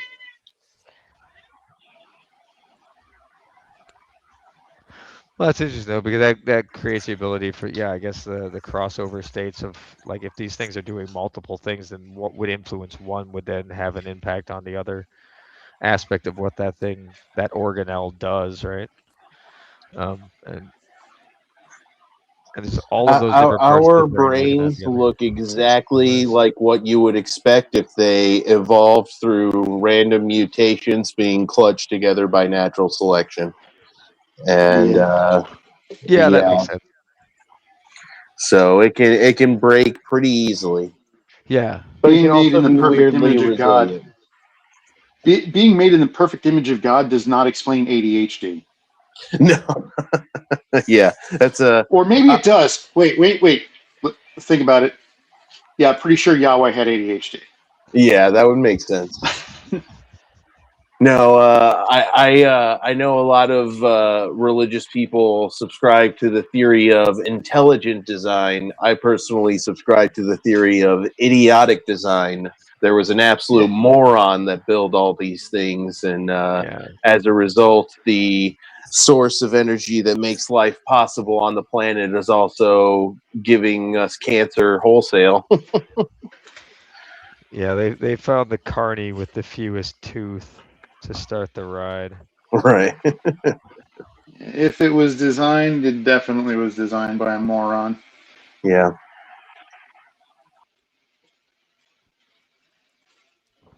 And then that book, that book is just like, I don't know how you can read anything in that book and not realize that it was written by people who don't know shit. Well, I mean, it's easy. You just get people to not read it. Yeah. And then someone... you only read the parts that you want them to know about. Yeah. You get someone to read it to you. Yeah. And Yeah, then but only the good parts. Only the good parts, and then you zone out about 15 words in because the way this thing is structured isn't intelligible to even process. So your brain starts trying to work out and says, "Fuck it, I'm not here for this. I'm in church, right? Like, this isn't supposed to be about thinking and hard working and processing bad language. So I'm going to shut my brain off." And then the guy up there is going to interpret what this passage just said to me, so I don't have to think about it at all. He's just going to tell me what it said. Mm-hmm. Oh yeah, for a long time it was like the masses were read in Latin and nobody spoke Latin, so they didn't even know what it said. And they were just interpreting things on what the priests were telling them after they made the reading and what was on the stained glass windows. And I kind of, in a lot of ways, equate the way religious people look at science today as that, right? They're looking at a bunch of people who are speaking Greek, speaking Latin, right? So not only did the priests give their sermons in Latin, the non-clergy weren't allowed to read the Bible at all. It was actually illegal to read it yourself. You had to have the clergy read it for you. I don't know if you knew that, but I did not. That's why they kept it in Latin. Yep. So only the ones with the religious education. So I think it's precisely because if everybody started reading only it, the monks were allowed to like draw up new copies of the Bible, you know. And half the monks weren't even literate. They just copied copying what they were looking at. Right. Yep. They were doing a binary copy, not a contextual copy. Yeah, that's... Yeah, I think the reason they kept the non-clergy from not reading it was so if people started reading it, they'd go, wait, Adam and Eve give birth to 2 children, and then those 2 kids go find wives in the neighboring town? What the fuck? That population grew suspiciously quick out of nothing. Yeah. Yeah, well, right. You wouldn't want people having critical thought, but you also, the other thing I think about it, like when you do it like that, you almost sort of give it the mystique of being like a spell book, and these are casters. Right, yeah. Well, it does talk about fucking magic rituals in there. It says if you get fucking leprosy, you're supposed to have a priest do a shamanistic chant over you and splatter bird blood on you 7 times. It's a really weird verse, but it's in there. That is a really weird verse, and I don't doubt it's in there because there's so much bad in there. It doesn't surprise me. That's the other problem, though. I could be susceptible. You could tell me almost any bad thing and be like, yeah, that was probably in the Bible. Right. Most of the verses are just unintelligible. There's a verse that says you should go kick your grandpa right in the dick. Like, yep, I believe it. Wouldn't surprise me at all at this point. No, yep, I believe that. Yep.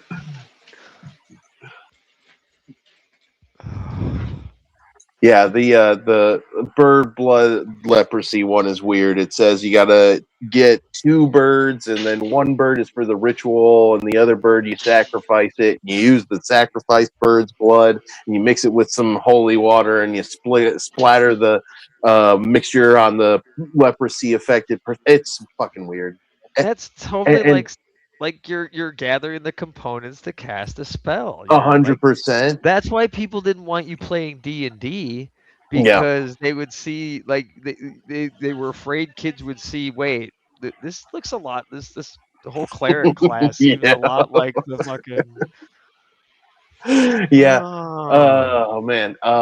So yeah, and it's odd to me that it reads exactly like what you would expect from some primitive bipedal ape blundering his ass about the planet with no fucking idea how medicine and infections and leprosy works, right?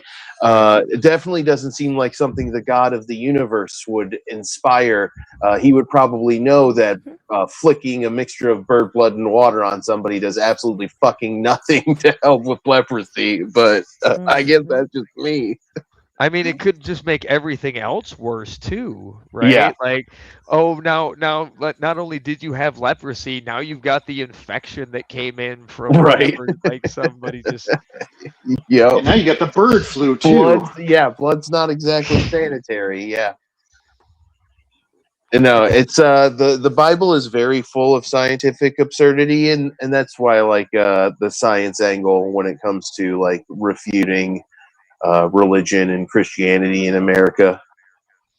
Yeah, it has the strongest foundation to just make everything that's in that book seem ridiculous and unbelievable. And I knew it right away. And this goes back to like fighting it in a way, and looking at the indoctrination aspect of it, and the fact that, like, okay, so there's going to be an age, and we're going to have to, obviously you're not going to be able to get everyone. You're going to have to work for as large a target group as possible, but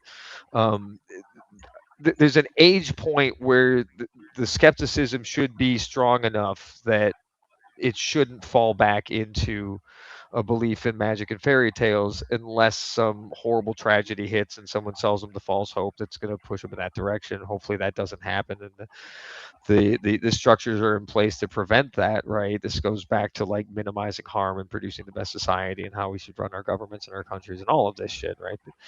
Countries, fuck borders. But the thought of like the minimizing the indoctrination potential, knowing the sources that it's coming from, knowing that it's coming from the parents, and getting an education to kind of like you're not going to be able to completely eliminate it, but is it possible to keep the skepticism up enough that by the point that they're at that age where they can use those more critical thinking skills, maybe that part of their brain is less active in rejecting the new information. It's not hurting them because they've been taught to be skeptical their whole life.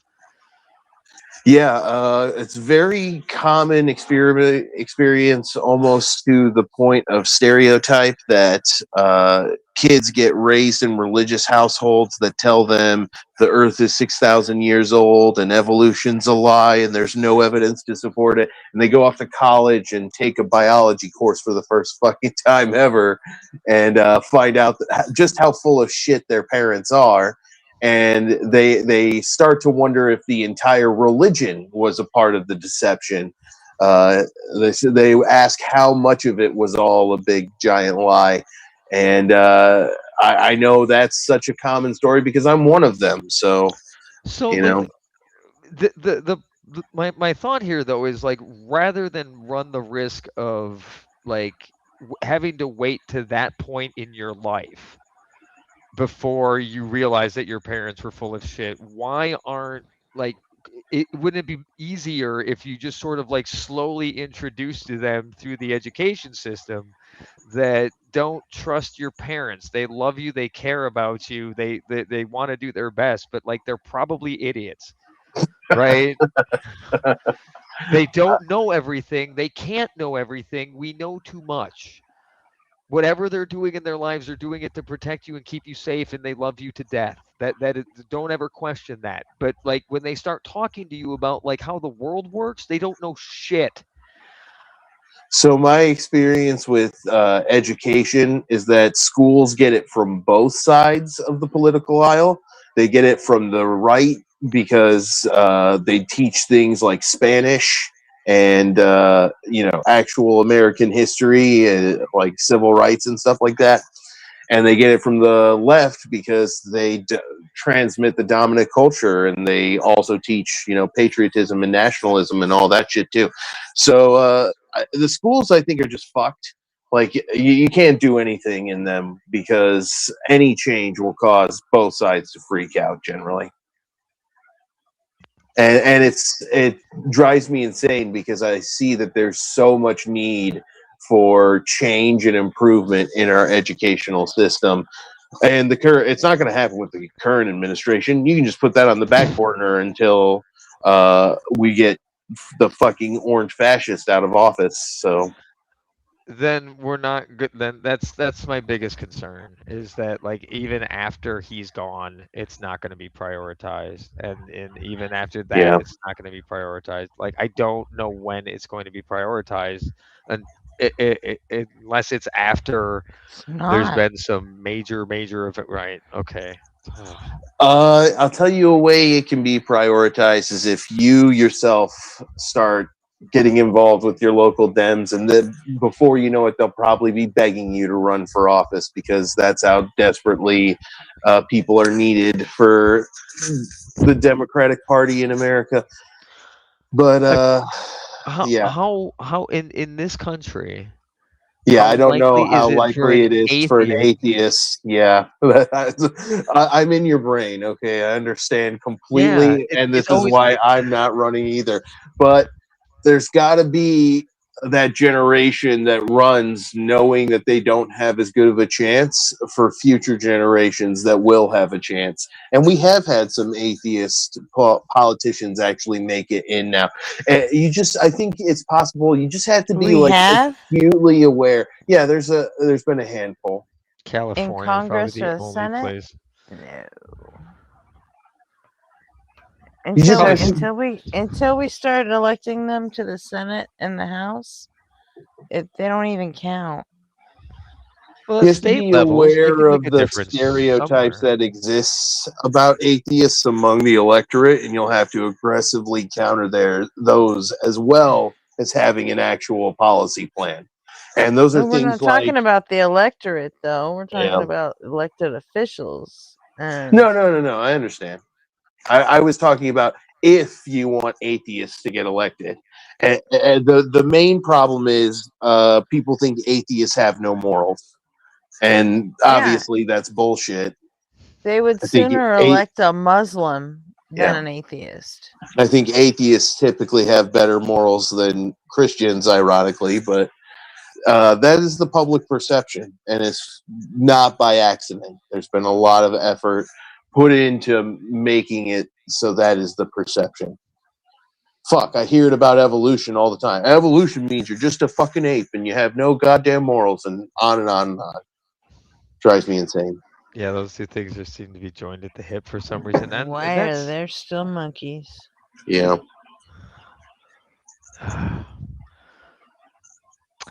Yeah, and even after you pin them down, it'll just be God works in mysterious ways. So like, there's always that card to slip out of anything. Well, by the time you drop that, I'm like, okay, we're at magic, miracles, and mystery now. So Yeah. the serious conversation is over, and I don't have time for, little kid playtime anymore. I'm a little too grown up for it. So that was a good conversation. So yeah, I'm glad we got to the fairies at the bottom of it, and I can dismiss it all. Yeah, it's where do you find the rule book, and do I get a character sheet? Do I go online You're right, yeah. to do this role play? What Yeah, I already play D&D once or twice a week, and it's I funny. already play D&D. Actually, I used to play D&D. Both of my campaigns have sort of collapsed right now. I'm kind of D&D-less. I don't think you want to phrase it that way. That sounds like something completely different. Yeah, I don't know if there's any great way to say some of the things that we say. Yeah. Like even calling yourself a gamer, right? Yeah. Like if you didn't know how it was spelled, I don't know. It's like it's slur out of the gate, right? I'm a gamer. Okay. I mean, not really. I guess it depends on the context and the how it's being said.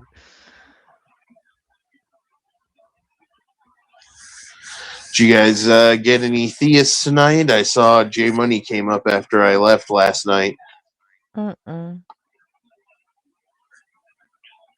Nope.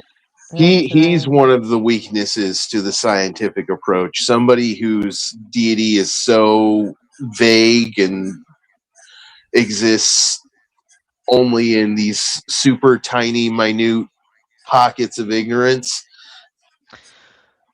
Yes, where if it even if there was something there, it wouldn't contribute meaningfully to anything else. So why Right. bother? And he's already so close to agnostic, but just can't quite get there. It's I mean, if I understand what Chase was talking about the other night, I think like if I were to like manifest it in that sense, I would say like it would be the 6 fingers that are making the strings vibrate that the rest of us would experience in the other 4. Oh, I wasn't there for the conversation, so I don't understand the reference. Oh, but...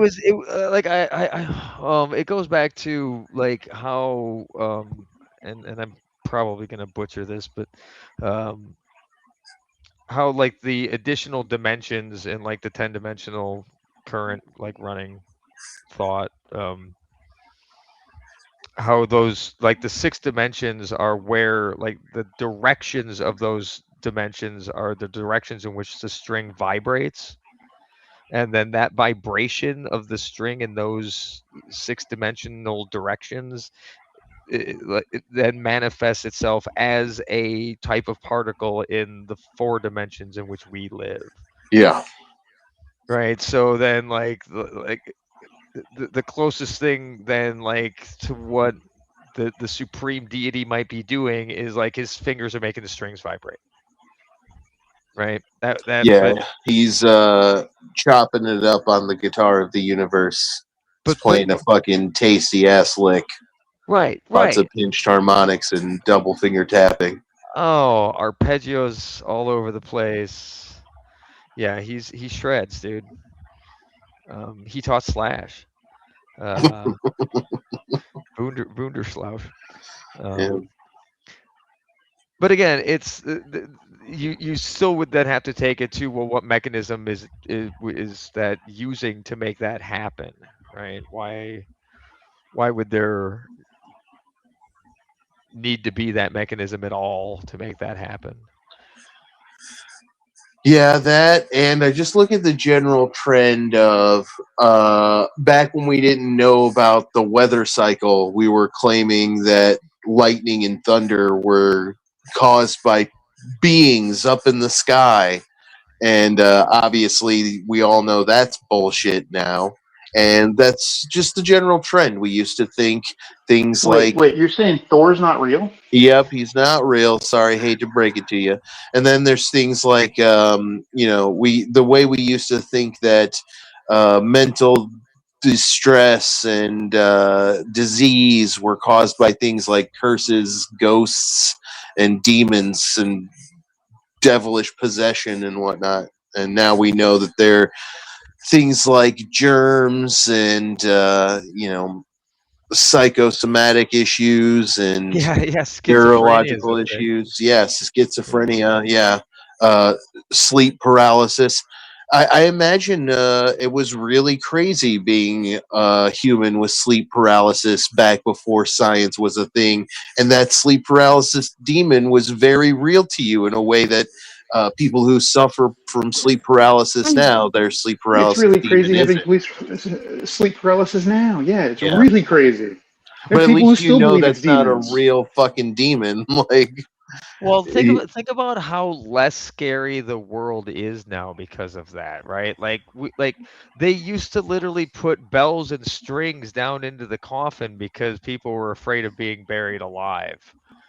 Right? So that was a thing that happened frequently. Now we're pretty sure when we take care of you at the end, you're done, right? There's very little chance that you've been misdiagnosed as dead. It does happen, I guess, in rare occasions, right? Yeah. Yeah, but they rarely make it past the embalming process. Okay, hold on. Dade, you didn't know about that? I know Dade is like the #1 J Money hater. You didn't know that J Money was appealing to sci-fi movies as evidence? He's done that a couple of times. Yeah, Tachyon's traveling backward in time. I don't know. Yeah. He's even actually cited The Matrix without even having seen it. So Yeah. but he does like to sprinkle in his little simulation shit in. I don't know how. I could see having not seen the movie and having enough people reference ideas from that movie that it would still get injected into your brain. Yeah. Without ever I having just seen it. mean that he likes to sprinkle in simulation theory and reincarnation. He likes Both all of of the which quantum have a woo-woo place in the shit. Matrix Yeah. series. He thinks quantum entanglement means that souls exist. It's yeah. Yeah. Oh He my. thinks whatever the weed lets him think at any given moment. It's He true. does. Yeah. He does. Well, and that's gonna try to drive you to have happier thoughts, right? So And as long as he doesn't make any like hard claims, he can say that I'm just having a discussion. You know? I just think there's a chance. And not understanding that chance. Jay, if you're watching, let's not talk too much shit about you.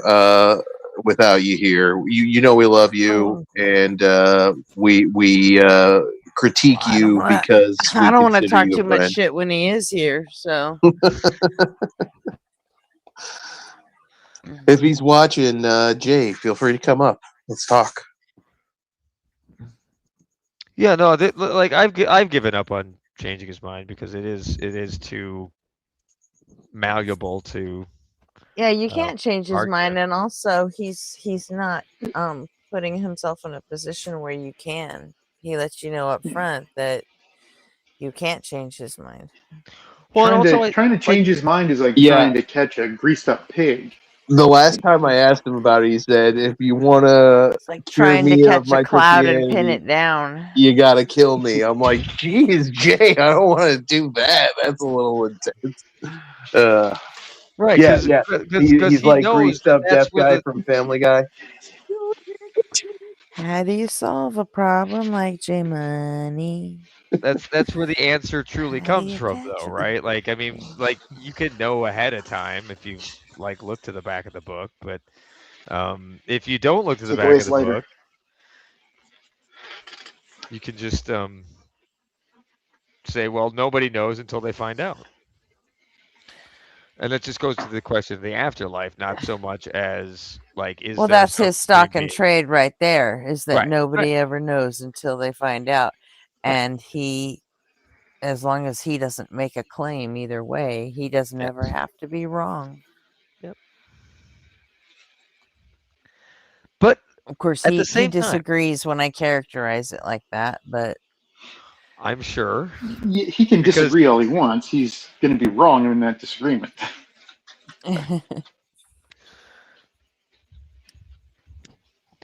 but yeah, because if he agreed, he might affirm something, and that would potentially pin it down. So that's no, but at the same time, right? Like it whatever the thought is, whatever the ideas are, right? It hasn't resulted in him being a piece of shit human being that like hates people for no good reason, right?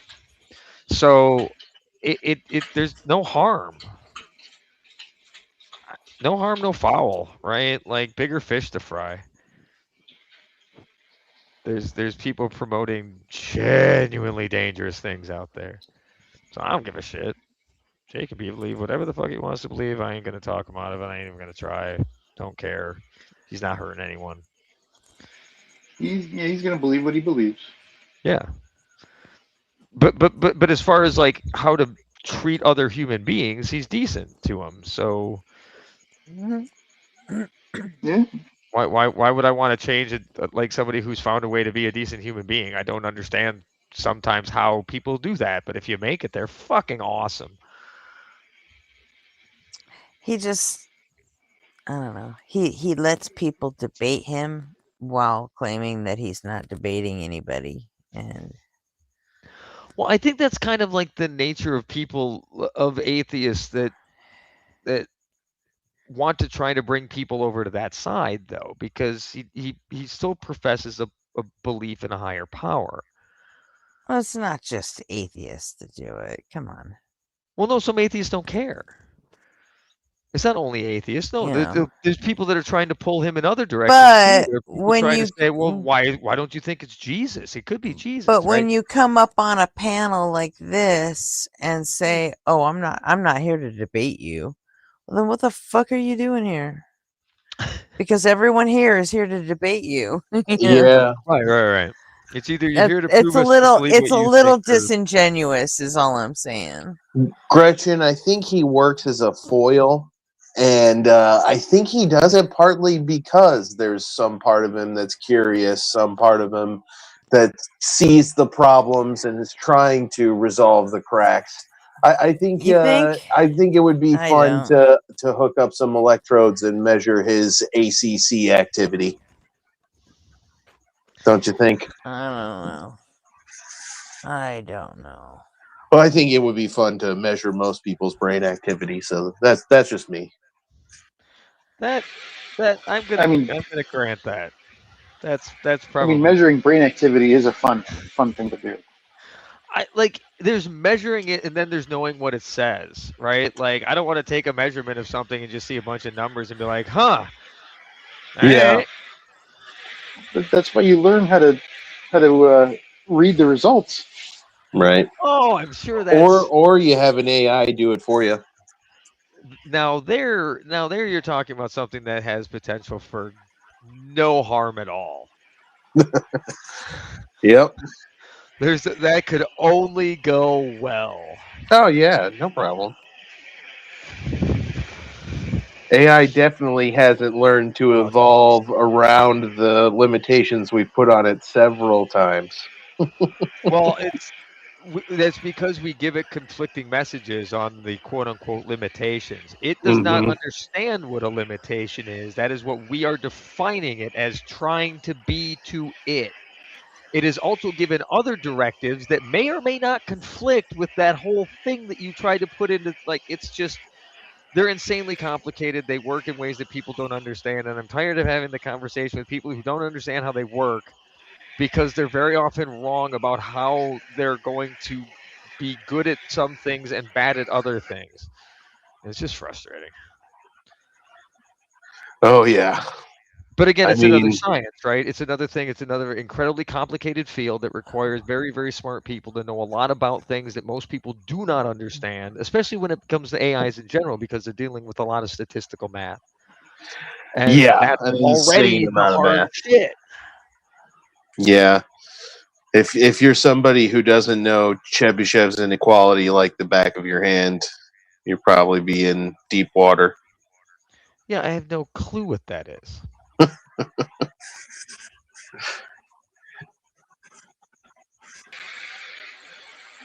Yeah, I don't know what that is either. It's a rule about how data is distributed from a mean. You have certain rules that apply only to a normal distribution. Chebyshev's is a rule that can apply to any distribution.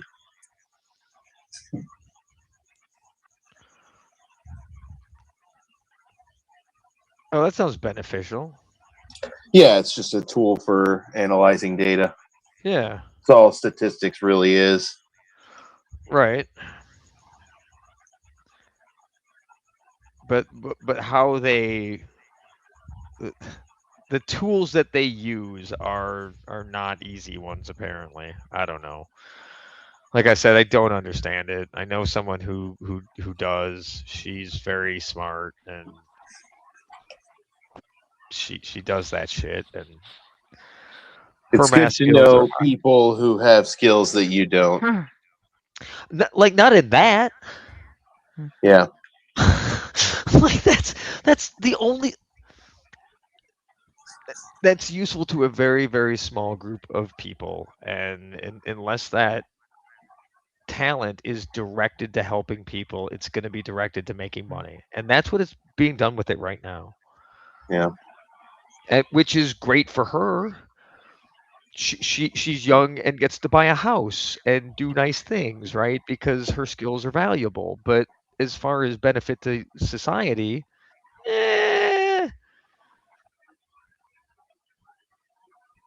not gonna judge her for it though. Holy shit, she's earned it. Do what the fuck you want to do. Get paid. Shit.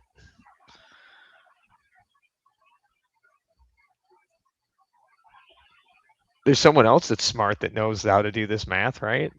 She's not alone. Oh, that's cool. I will go back to the discussion we had earlier, though, Gretchen, about the lottery and how the start of her statistics classes started with the professor saying, "This is why you don't play the lottery." And these are masters in that profession, but that was just going back to that pure concept of, like, mathematically, why not to play it, not for the endorphin rush that people get from it. Well, it is that rush. Huh? Well, there is that rush. That's the Yeah. thing. Like, Yeah. statistics don't matter when you can get that rush. Right.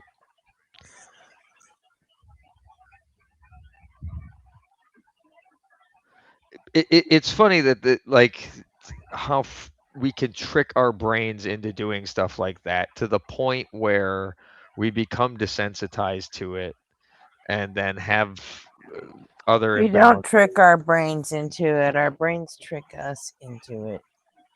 That's okay. We are them. We trick ourselves. Mm-hmm.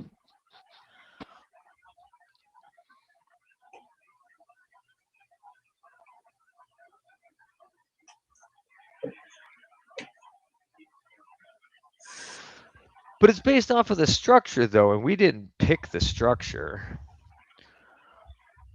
No, we didn't.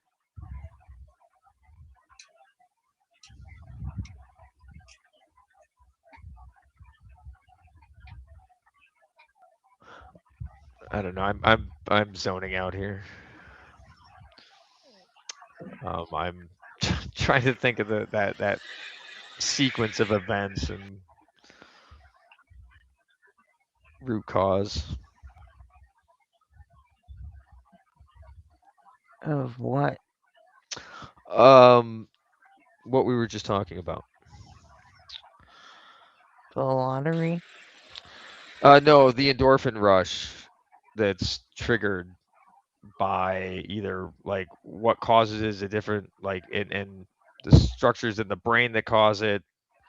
Where did those evolve from? Like the going I said like root cause of that event where people get that dopamine hit or endorphin hit or serotonin. I don't know what it would be. Could be It's dopamine, never just one. vasopressin, serotonin, All the above. adrenaline. Yeah. It's never just one chemical. Oh yeah, right. They come in Always a combos and combination. Cocktail. Yeah.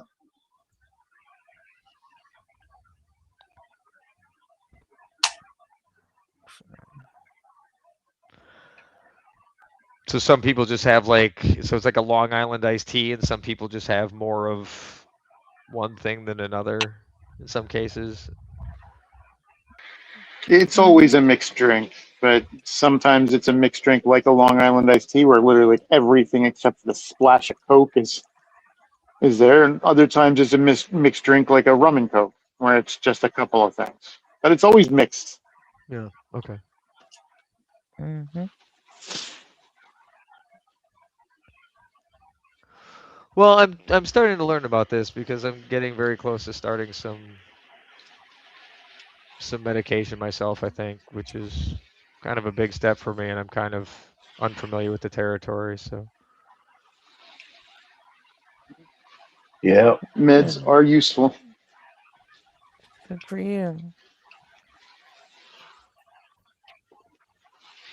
At least I hope it ends up being good for you. Just remember, this yeah. is the whole thing, right? This is why I'm nervous about it. That is just clear reason to have apprehension about some of the potential side effects of some of those things. And remember, sometimes it takes time for dosage to really kick in and start being effective. So you gotta keep Depending on the taking medication, these and Yeah. not forget. Are we talking about SSRIs? I don't know. Not there yet. The whole intake is on the 25th, I think. So I have to go and take a battery of questions, and they're gonna figure out what it might be. Or I mean, like, not what it might be, just like what's going on, I guess. I don't know. right? Identifying what you're treating.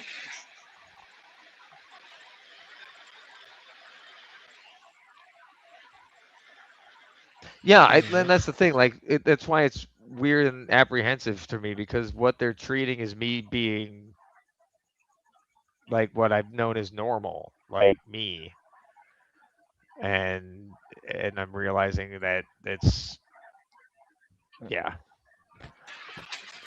If it's affecting your functionality, then that's what needs to be treated. Oh, I just Let's thought say everyone was completely dysfunctional. You mean they're not? No, most people are somewhat dysfunctional, but not completely dysfunctional. Oh. Huh. Well, There's yeah, there's also a cross section of, I mean, pretty much all humans, but from what I understand, they're finding it a lot in Gen X, that Gen X has just been sucking it up for so long that they've made this being able to function with dysfunction like a whole ass part of their personality. And yeah. Generally they don't want to get any help for it, because they kind of feel like at that point they're gonna make a whole ass part of their personality disappear, you know?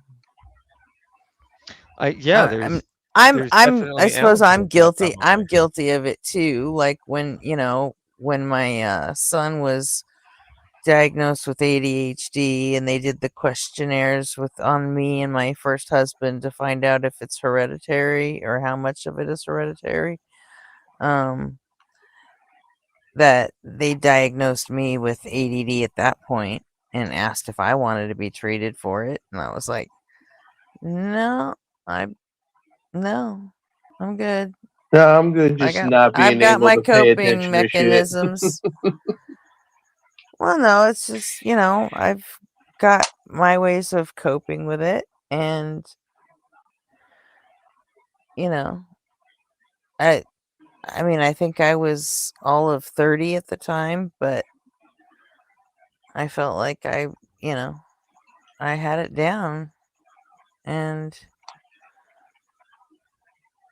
here I am 20 years later, and I'd probably still make the same call today. Yeah, if your coping skills work and you are functional in all the areas of your life that you care about, then there's nothing to treat. It's when things start getting in the way of you being able to do your everyday stuff. Yeah. Like that's when it becomes a big issue. Me, I take meds for ADD, ADHD. It's a matter I of need it. opinion whether or not my coping skills are working, Your opinion's the one that matters most. Yeah, I know. And not just because you're necessary, Gretchen. Yeah. Well, I mean, but that weighs heavily too on the decision.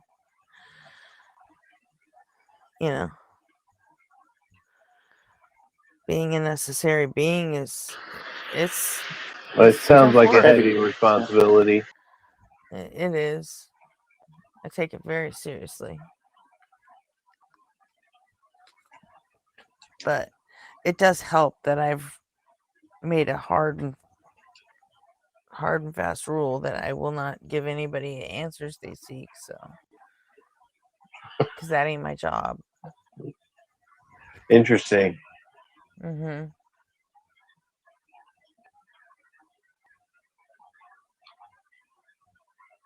That's how I can get away with making it the ultimate special pleading device, Yes, I know all the answers. Yes, I've been around forever. No, I'm not going to tell you. Yeah. You could also just say you wouldn't understand. Your ways are higher. That's good. Yeah, you wouldn't understand.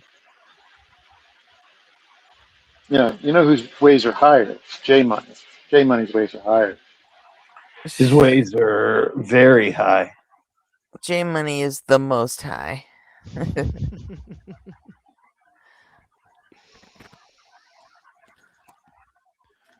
Surrounded by clouds.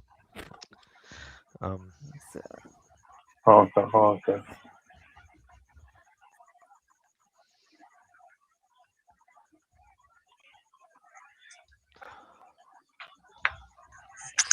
Oh, did I get an answer? I did not get an answer. Damn it.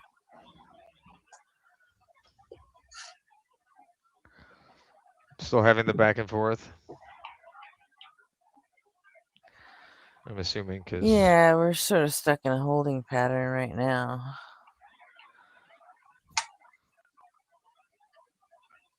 So I tried after I came back up to bring people up, and clearly that wasn't working. But I also noticed that it logged me in right away too. So there's probably some account caching stuff going on there that might be preventing it from taking on any updates or modifications they made to the what a new session would get, because a new session now might get a new ID attached to it and it wouldn't go back to the same bullshit.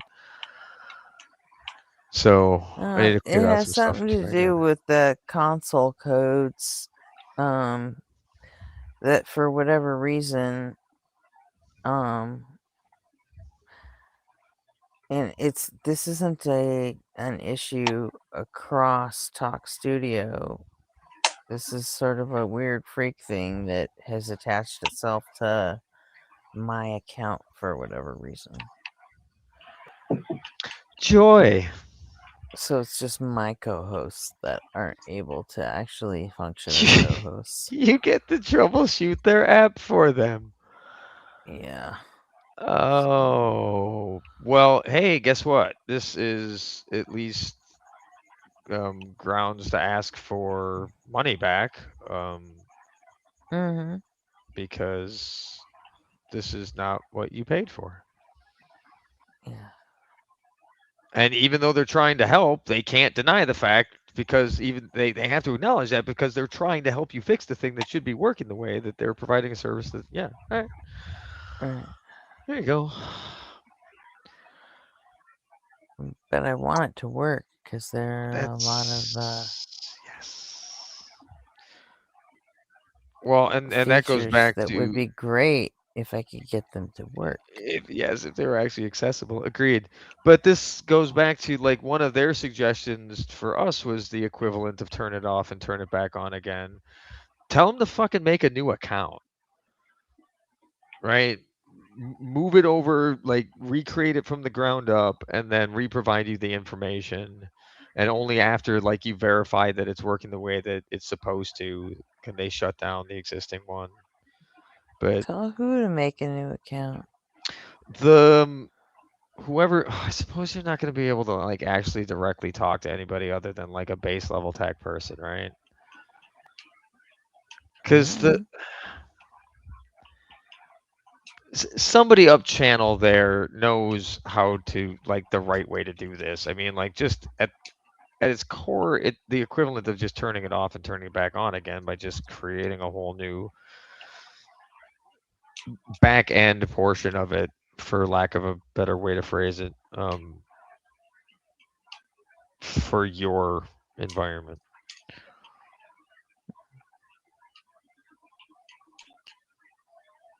That's probably all coming out as gibberish right now because I'm exhausted, but I can lay down here. Yeah, I'm pretty tired myself, and I'm gonna jump down and I'm gonna go take a nap. Well, have a great night or morning, I guess now. As I'm Peace looking out, y'all. Everybody leaving? I'm still here. I got a couple minutes Cool. still. I'm just working my way over there.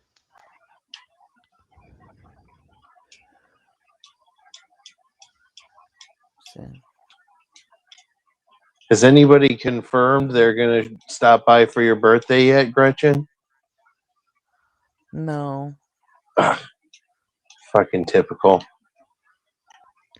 It's a month away still, so I got time. Yeah, anybody at this point who knows what they're doing a month from now, I'm sus of.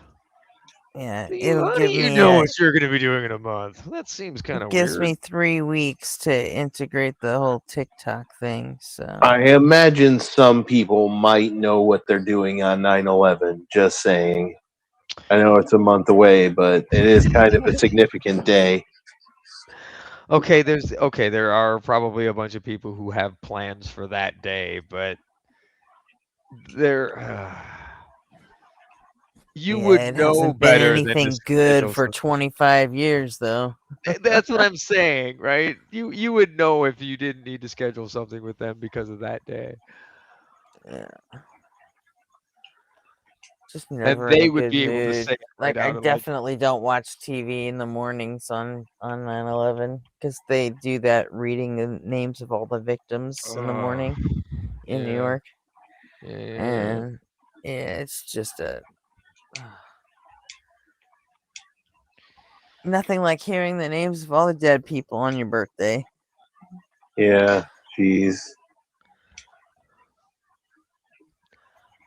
So really fucked me up on the 10th anniversary. A bunch of, well, I know it was MSNBC and CNN both. They played their entire feed from the day Oh God! Like as it happened, they What the replayed fuck? their. Yeah, I woke up and was like, "Not Jesus fucking again!" Christ! No. I'm so sorry. That's terrible. Oh, it was. It sucked, man. Like, Yeah, for that period until you realized what was happening, right? Like, yeah. yeah, that's 2011 was rough honestly that year. they could. There could be grounds for saying that could cause someone to have a heart attack, right? If the wrong person had that effect, had a heart issue, and Okay, so I don't know if this is true. It would have been but great if I'd have known about it in advance. Right. There were But commercials in the 90s where a cockroach crawled across the screen and then the Orkin man shows up and he sprays it dead. I heard that those commercials got pulled because some old lady tried to smash the bug with her cane and electrocuted herself when her cane smashed into the TV screen. oh, I never heard about that one. You never heard that? That sounds No. like urban legend because I remember that commercial though, so I know the commercial was real. I just don't know if a lady actually zapped herself. CRTs back then were thick as fuck, right? Like for an old lady, like already we're talking the strength of an old lady, probably not happening. And even with a cane, I don't know how she'd have like the strength to get the leverage to break through a CRT tube, which like I think would be I suppose maybe if she went through. Well, obviously, I hope it. That was Obviously, before I flat hope it didn't screens happen. and I hope it didn't happen, but I could see how it might. I suppose I you don't connect to, like know. the power switch, maybe, but like oh man, it sounds like urban legend. I don't know, man. Do you remember the TVs in the 80s and 90s? Yeah, you needed an axe to break through that shit, you know? They used some thick I ass don't plastic. know that you could get through one of those with a fucking cane. You never met an old lady with old lady strength? I don't. Nope. Not that kind of strength. Old lady that can fling a chancla so hard at you that it'll put you in the hospital? Nope. Is that what? Is that another word for osteoporosis? Old ladies. I don't think that's what it. I don't know. I may be making things Chancla up is a now. sandal. I mean, Yeah, like that's all that means. Aren't we all getting shorter because of that? Or a flip flop. Plus.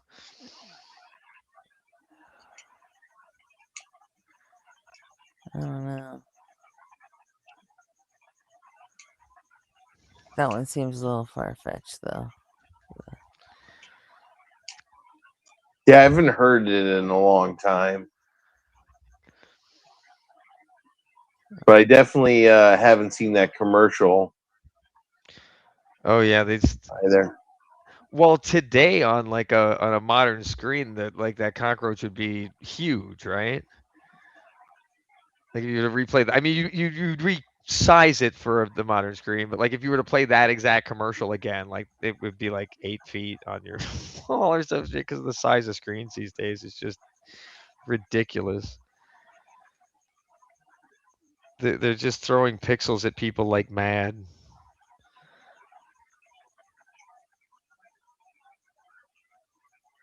Yeah. Yeah. I'm actually sitting in front of a giant TV screen right now, playing Skyrim while I chat with y'all.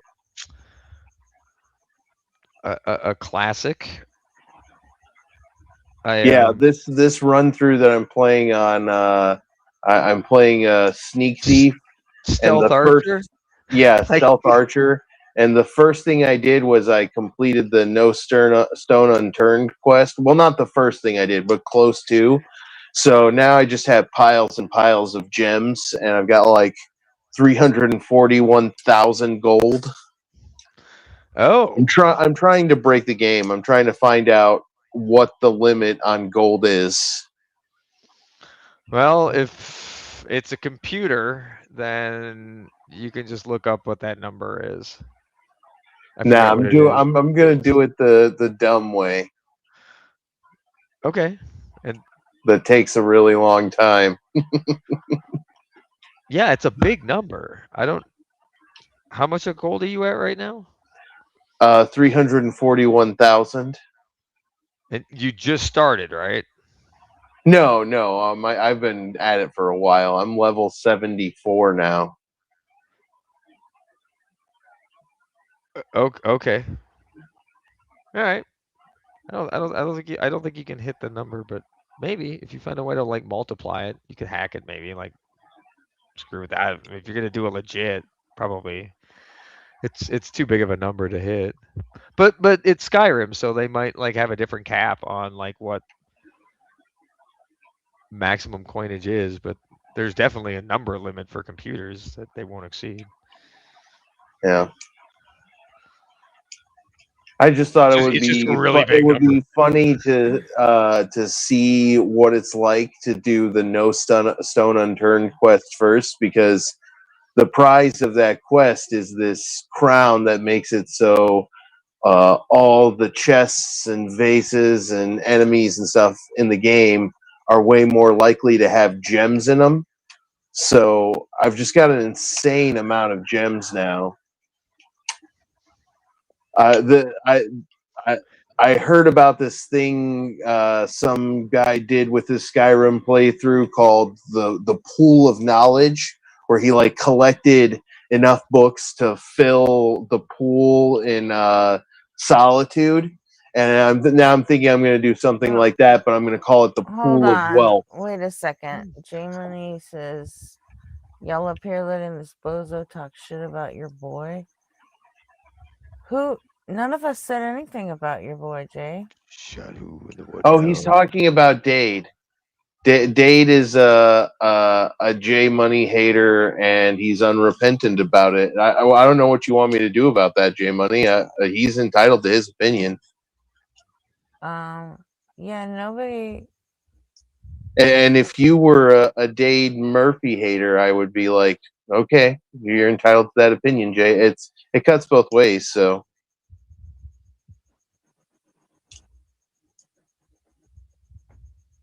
I personally am a Dade Murphy enjoyer, and I'm a J Money enjoyer. So.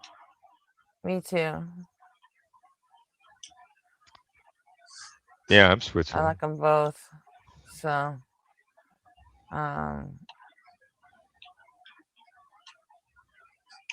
So yeah, if you guys got beef, do please work it out.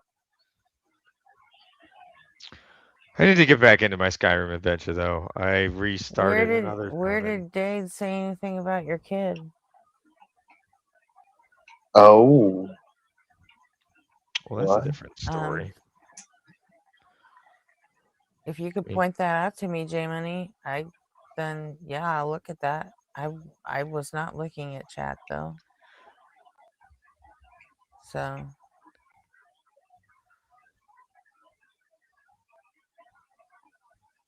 I just got a DM from someone in chat saying, "Hey, did you see J Money in chat?" So.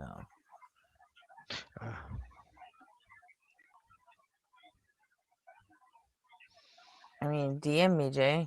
Tell me exactly what went down.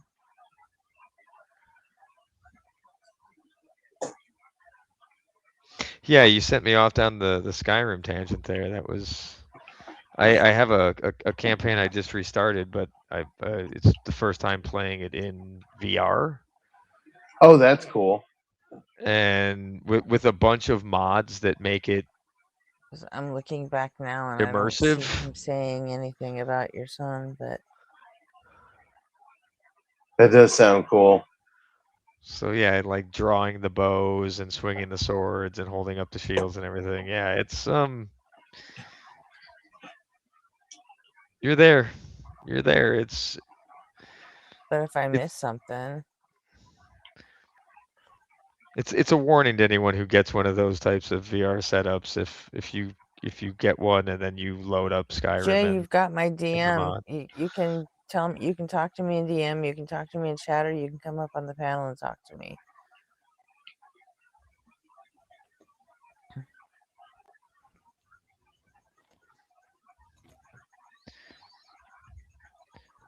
But timestamp 3:56 a.m.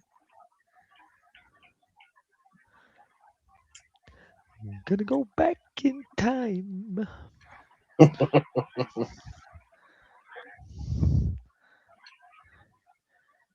Time travel movies. Jay has a son, poor kid. Is that? I mean. Oh yeah, yeah. I mean, it's kind of rude, J Money, but it's not like he said, "Oh man, I'm gonna go find that kid's school" or something like that. Like that's what's he made it sound like he really like went hard on your kid or something like that. Like I think that was more an insult aimed at you than your kid, J Money. Oh, it definitely was. But like I could see how that would make you upset if like somebody online was bullying your kid instead of you. Jim Bob did that to me. That was one of the first things he did after meeting me was he started bullying my autistic child. I'm like, what the fuck, dude? Why are you? Okay, split the difference. He just got a Yeah. 10-second timeout, which took out all of his comments. I mean,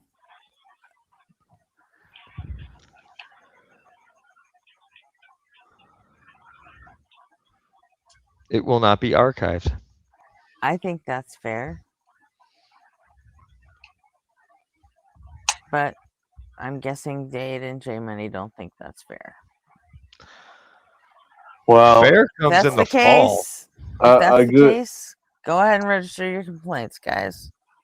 A good compromise will usually leave both parties with some objections. Yeah, a good compromise leaves neither person happy. Yeah. That's how you know it's a compromise.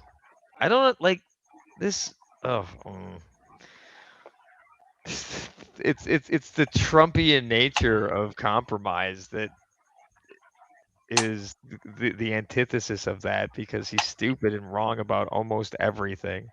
Oh my god, Possibly it's everything. insane I how haven't he heard is. everything he says, so I can't assume it's everything. But from what But I've right, heard, yeah. I imagine he said something that's Yes, you correct at can. least You once. can assume it's fucking everything. he may have read a Fucking clock, Trump. right?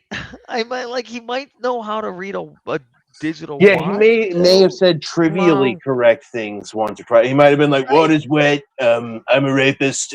Things like that, you know. Yes.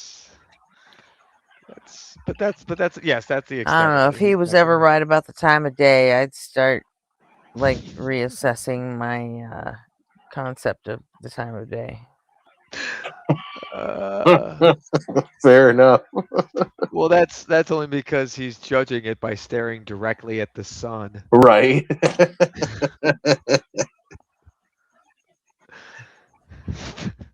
Because, God damn it, he did that.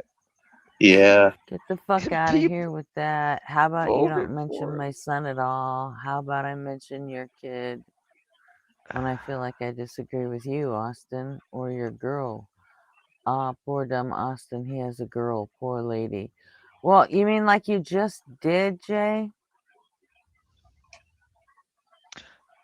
Hey, it's the yin and the yang. Balance is restored. I mean, I didn't mention anybody.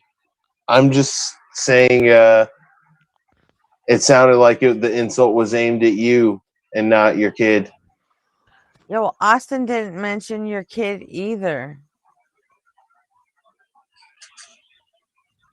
Oh, he said that to you? Oh, no, then I don't understand anymore. All right. Yeah. I need to He check was out. addressing Austin, but Austin never said anything about his kid. It's No. just Austin was saying that you got to expect that kind of shit from Dade, and it sounded like he was more insulting J Money than his kid. Yes. He felt bad for the kid because Jay would be like the bad father in that situation, not that anything about the kid. Yeah, that's a brutal insult. Don't get me wrong. Like, super impolite, but when you said like he's I guess talking I about missed the my kid, context then, Jay. yeah, I got the context. You'd have to tell me about it, because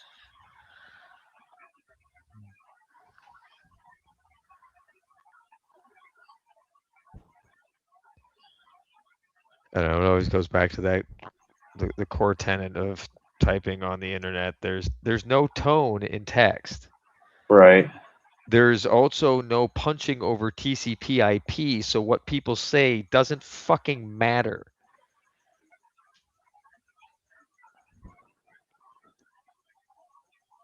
Because people are fully willing to flap their jaws when there's no potential for consequences. And believe me, that's just perceived potential for consequences. Jay, I got nothing but respect for you, your kid, your girl. Nothing but love, bud.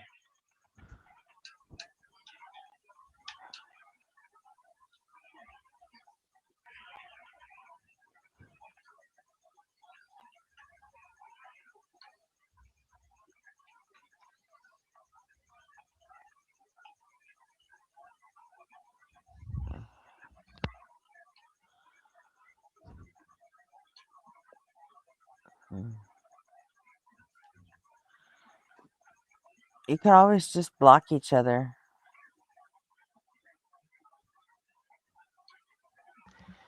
Jay, I will say that Dade said that he loves seeing J Money crash outs. So I can tell you right now, you're just giving him exactly what he wants. If you ignored him, it probably wouldn't be as fun for him. And Dade, don't get mad at me for giving away the game like that. I don't. Depend who's doing the crashing out, right? Yeah.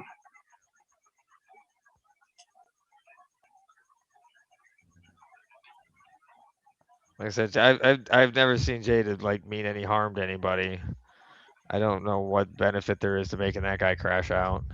It just seems like that's how you make people that don't want to harm anybody harm people, right? That's not helpful.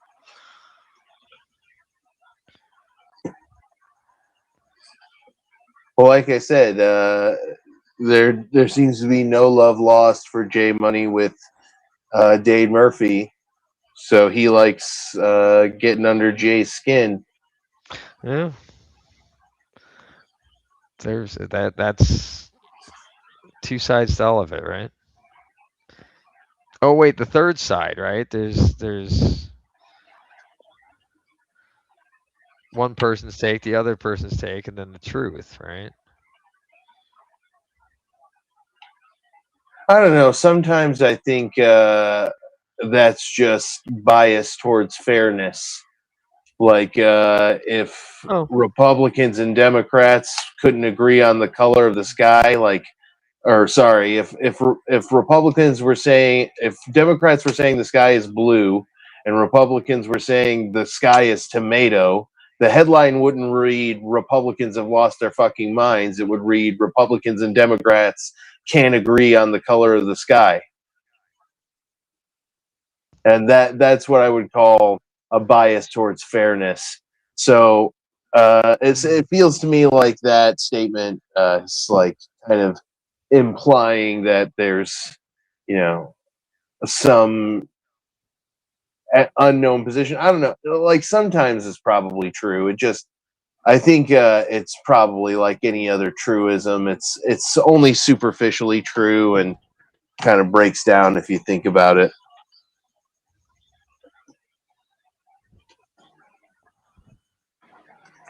Yeah, I think it's possible in some cases. Right. In some cases, there's only one side. In some cases, there's two sides. In some cases, there's 3, 4, 5 sides. You know. Oh yeah, well as soon as you get 3, you're fucked. You get to the 3-body problem and it becomes chaos. Right? Jay, I did.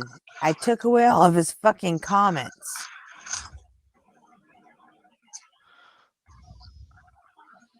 I think that that concept applies to more than just gravitational interactions. The three body problem. Yeah. I think it's like when it's an A and B situation, it's like to the outside observer pretty cut and dry.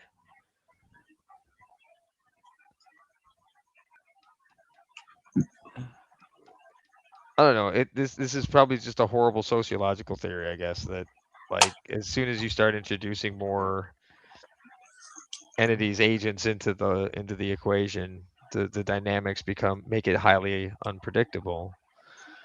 How one person causes the other person to respond, and then the ripple effects between those three interactions, I think, would be very similar to the three body problem of being just chaotic as fuck. I think like people have made a fortune off of that. It's called like the Real Housewives of fucking Atlanta and shit like that, right? I think Well, that's just white women with affluenza, but yeah. Yeah, and clever editing, right? To be fair, those are reality shows, so They're way more scripted than people know. Yeah. But the goal was to recreate that without having to deal with that. Yeah. Which you can see why they wouldn't want to do. The only one making Yeah. your son criteria for anything, Jay, is you.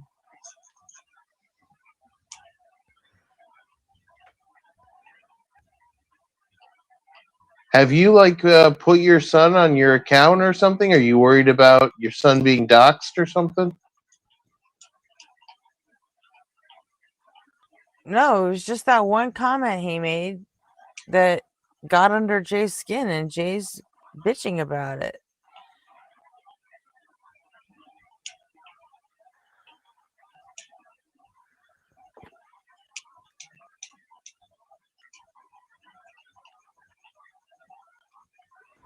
Yeah, dude.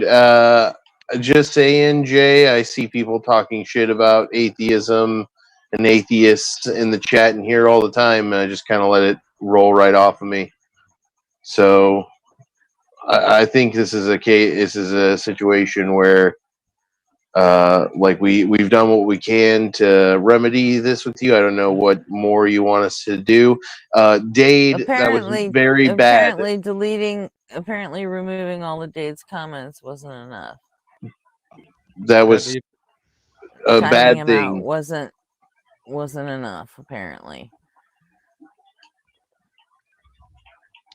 You have the ability to block. You and never didn't see make anything him you say mention your again. son.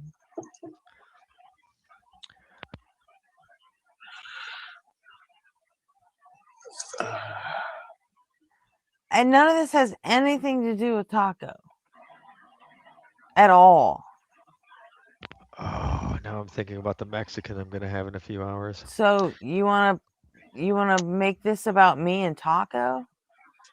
That's not gonna work because there isn't even an analog there. I think we're going enchiladas though. Funny, Ray. I love me some nachos. Oh, it's one of my favorite snacks.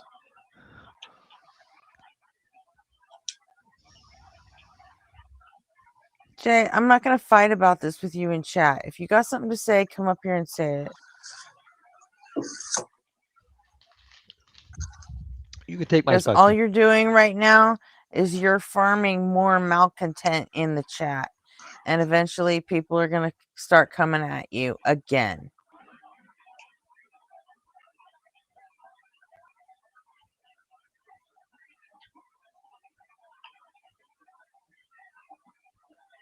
Yeah, Jay. Have you ever heard of the Streisand effect?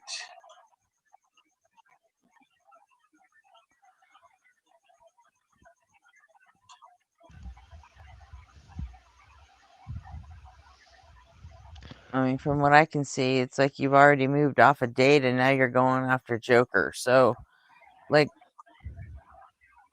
what? You're not going to be happy till the whole chat's coming after you?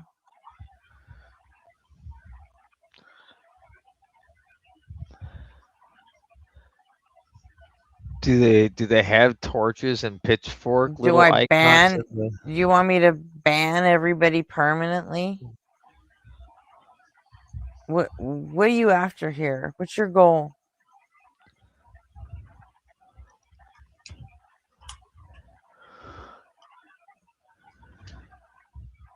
Tell you my goal: get a few hours of sleep. Go get some enchiladas, maybe some nachos. Okay. And go have a Happy happy birthday. Thank you so much, Gretchen. Thanks for letting me come up and hang out. Man, there's been a lot of birthdays lately. It's your birthday today? Well, apparently we're coming up on the month where there's the most birthdays, so it's got to ramp up somehow. But yeah, we have and nobody's was yesterday, so like Yeah. it's back-to-back party time. Excellent. Well, happy birthday, feliz cumpleaños. Have another great revolution around the sun on this very globular Earth we live on. It's just a measure of distance, right? Yep. 2 pi r, I think, is the circumference of the circle. Right.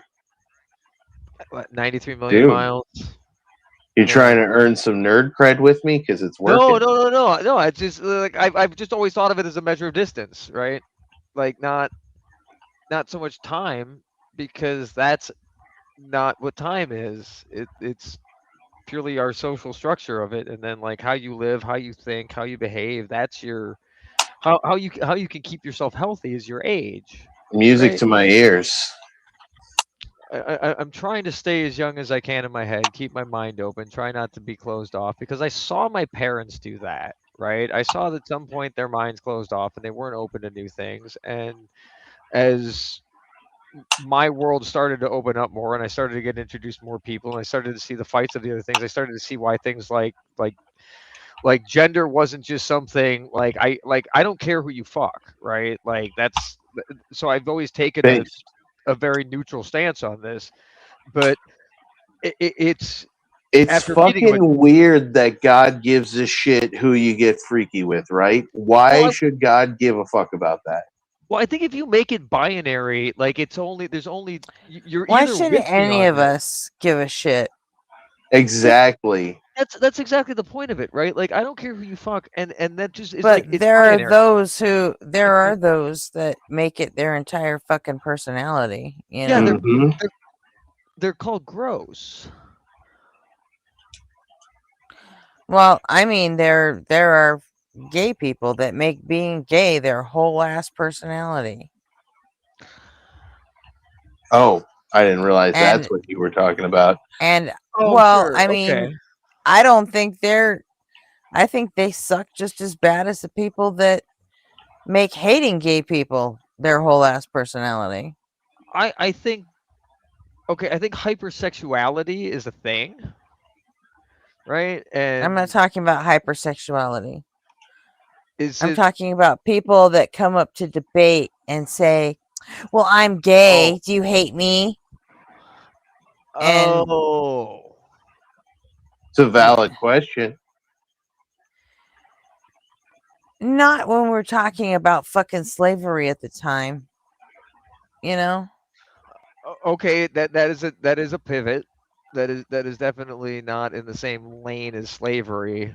But if you're referring to the Bible, though, that is somebody who's it becomes an avenue of an immediate avenue attack for somebody who has strong I mean, feelings that's about kind that of and like a reverse ad hominem, isn't it? Kinda. What's a reverse ad hominem? I don't know if I could I don't know, define like an actual ad hominem, because I think like everyone trying to bait misuses someone it. into attacking you because of your personal qualities. Wouldn't that be the absolute reverse of an ad hominem? No, I think so an ad hominem is when you say somebody's argument is bad because they're bad, like they're ugly or smelly or something, instead of, attacking the argument on its foundations. What's happening there is you're Right, just trying. but You're when just you you're come just up trying. and You're just say, trying to bait somebody into revealing that they're an intolerant piece of shit, which makes them look bad to the audience if the audience values not, being an intolerant piece of shit. It makes your opinion I don't seem know, less I'm valuable. talking about a specific night and a specific person, and they did come up and do that, and basically invited it. It wasn't a, Well, I know lots of religious it was apologists just who, trying to make the whole thing about them at that particular time. if you ask them that, their answer would be, yes, you are a sinful abomination, and I think you should be imprisoned or executed. So I think it's Yeah, a valid question. that's not what was happening at the time. It wasn't it. Okay, This was I'll this was take your word literally for it. somebody. This was someone literally came up, dumped their, personalities in the person's face and said, "Here, attack me." Like, even though we were talking about something completely different. Right, the left field. Yeah, that definitely draws. But there's two ways of looking at it, though. That, like, that question could be there literally so they can find out if this is the because they want to go in on that path of attack on them. They want to find out if that's what you believe, so they can try to dissuade them of that belief. Right, would be one way of interpreting. Now, whether it was appropriate to do at that time, no, not if the conversation has nothing to do with that. That's totally interjecting yourself into something which does give that sort of sense of, main character kind of look at me thing. But that was my problem. But it was the whole main character syndrome of it all, that, like, we're not talking enough about me in this debate, so I'm gonna go up here, and this person did actually come up just to say that shit. So I was like, no, you wait your turn. It's like, yeah. We've got slavery we have to deal with here also it's a big problem that we have because it still exists. So it's if someone's defending slavery, okay, that's problematic. But again, they weren't defending slavery, by the way. Oh, well, good. It's a hard thing to defend, I think. I don't think I've heard every argument. They were definitely they were trying to they weren't trying to defend slavery, they were trying to gloss over it, like, not that kind of slavery kind of thing. Oh, okay. Yeah. Yeah. In other words, they'd never read the book. Right.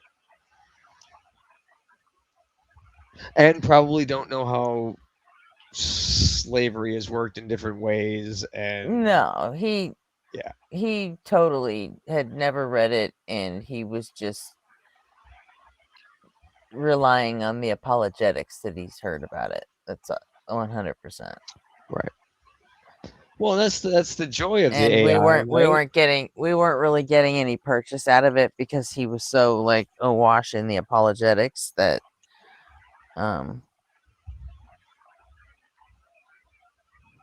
that the other person decided that I'm gonna turn it into a fight. Oh, and it's right. gonna be about me. Gloves are off. So, like, I think if there's one positive thing, and there's not many that I can say about the AI revolution, is that the apologetics only has so much training data for AIs to pull from, and they don't actually have the ability to create new concepts. That's not how they work. So, well, they couldn't. No, this isn't about. This wasn't like an AI thing. It was more just about, like, the apologetics he'd heard in church for his whole damn life, you know? Right, and I'm saying like a lot of people are using that same type of information to pull from, right? Like they've heard in those places, and there isn't a whole bunch of novel stuff out there. And when they try to Of course take it not, to, because we're still working off the same source material as 2,000 years ago. yeah, it kind of Hi, makes Sean. defeating it really easy. Sup? Just want to join in and Is talk this- about religion, Is atheism. this You know, this, Irish Sean? yeah. Okay. But I yeah, I wanted to mean, make like, sure you were the if same guy. atheism does take over in the next 50 years, well, I heard that the atheists are not breeding as much as the religious. And I asked the AI, will atheism take over in the next 50 years? And it said maybe not.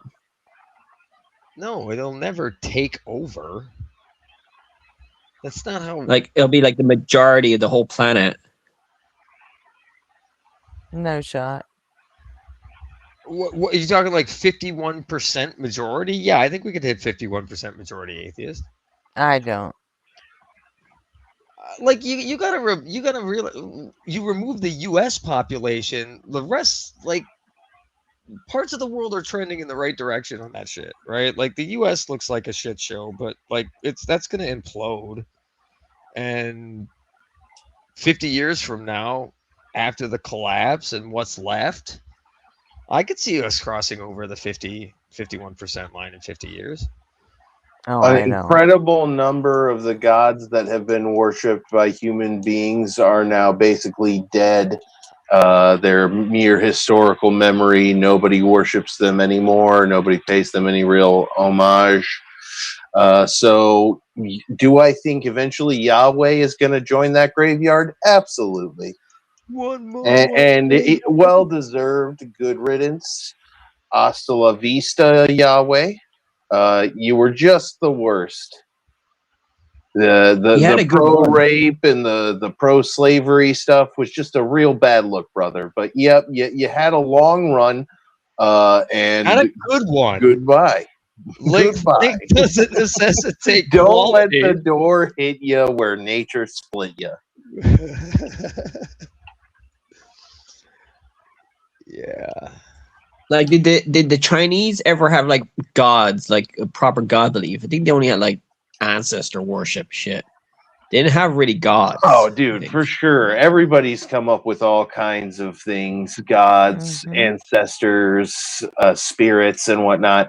We were talking about this a little bit earlier. Have you ever heard of the cognitive social model of religion? No.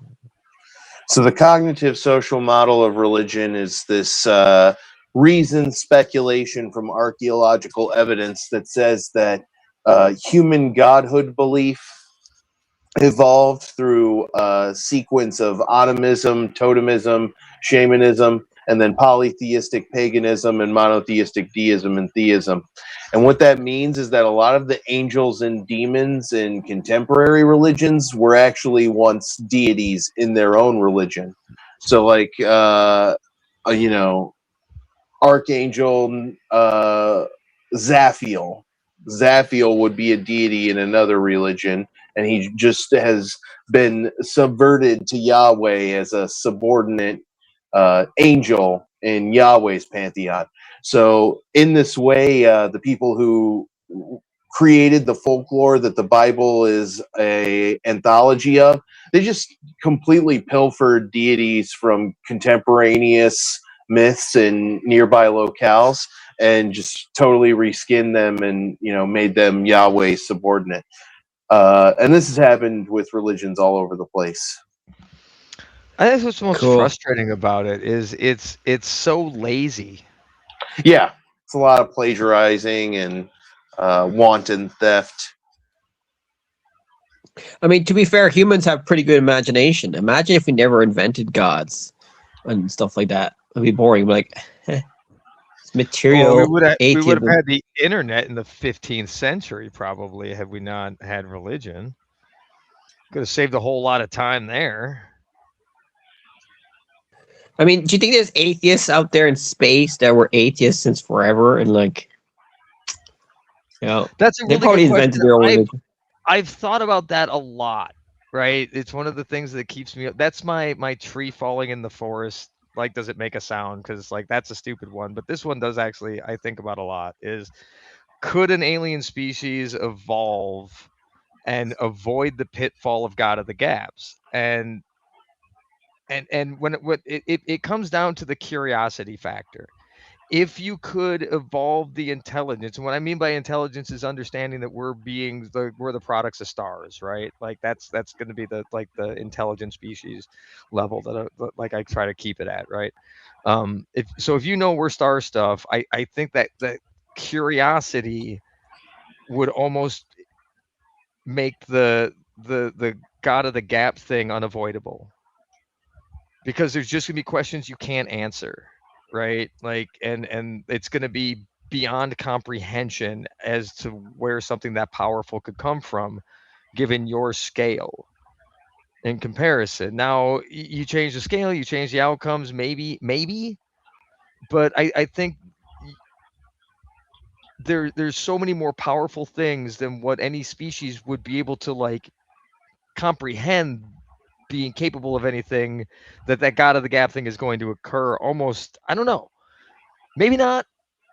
Maybe it could be avoided, and they would think it was just natural processes that caused Mount Vesuvius to erupt and wipe out half of their population. And now they're like, there's so many elements there, right? Do you care about your loved? Like, do they care about their loved ones? Is there another mechanism that causes them to breed and reproduce? I mean, the complexity of life thing. I don't think so.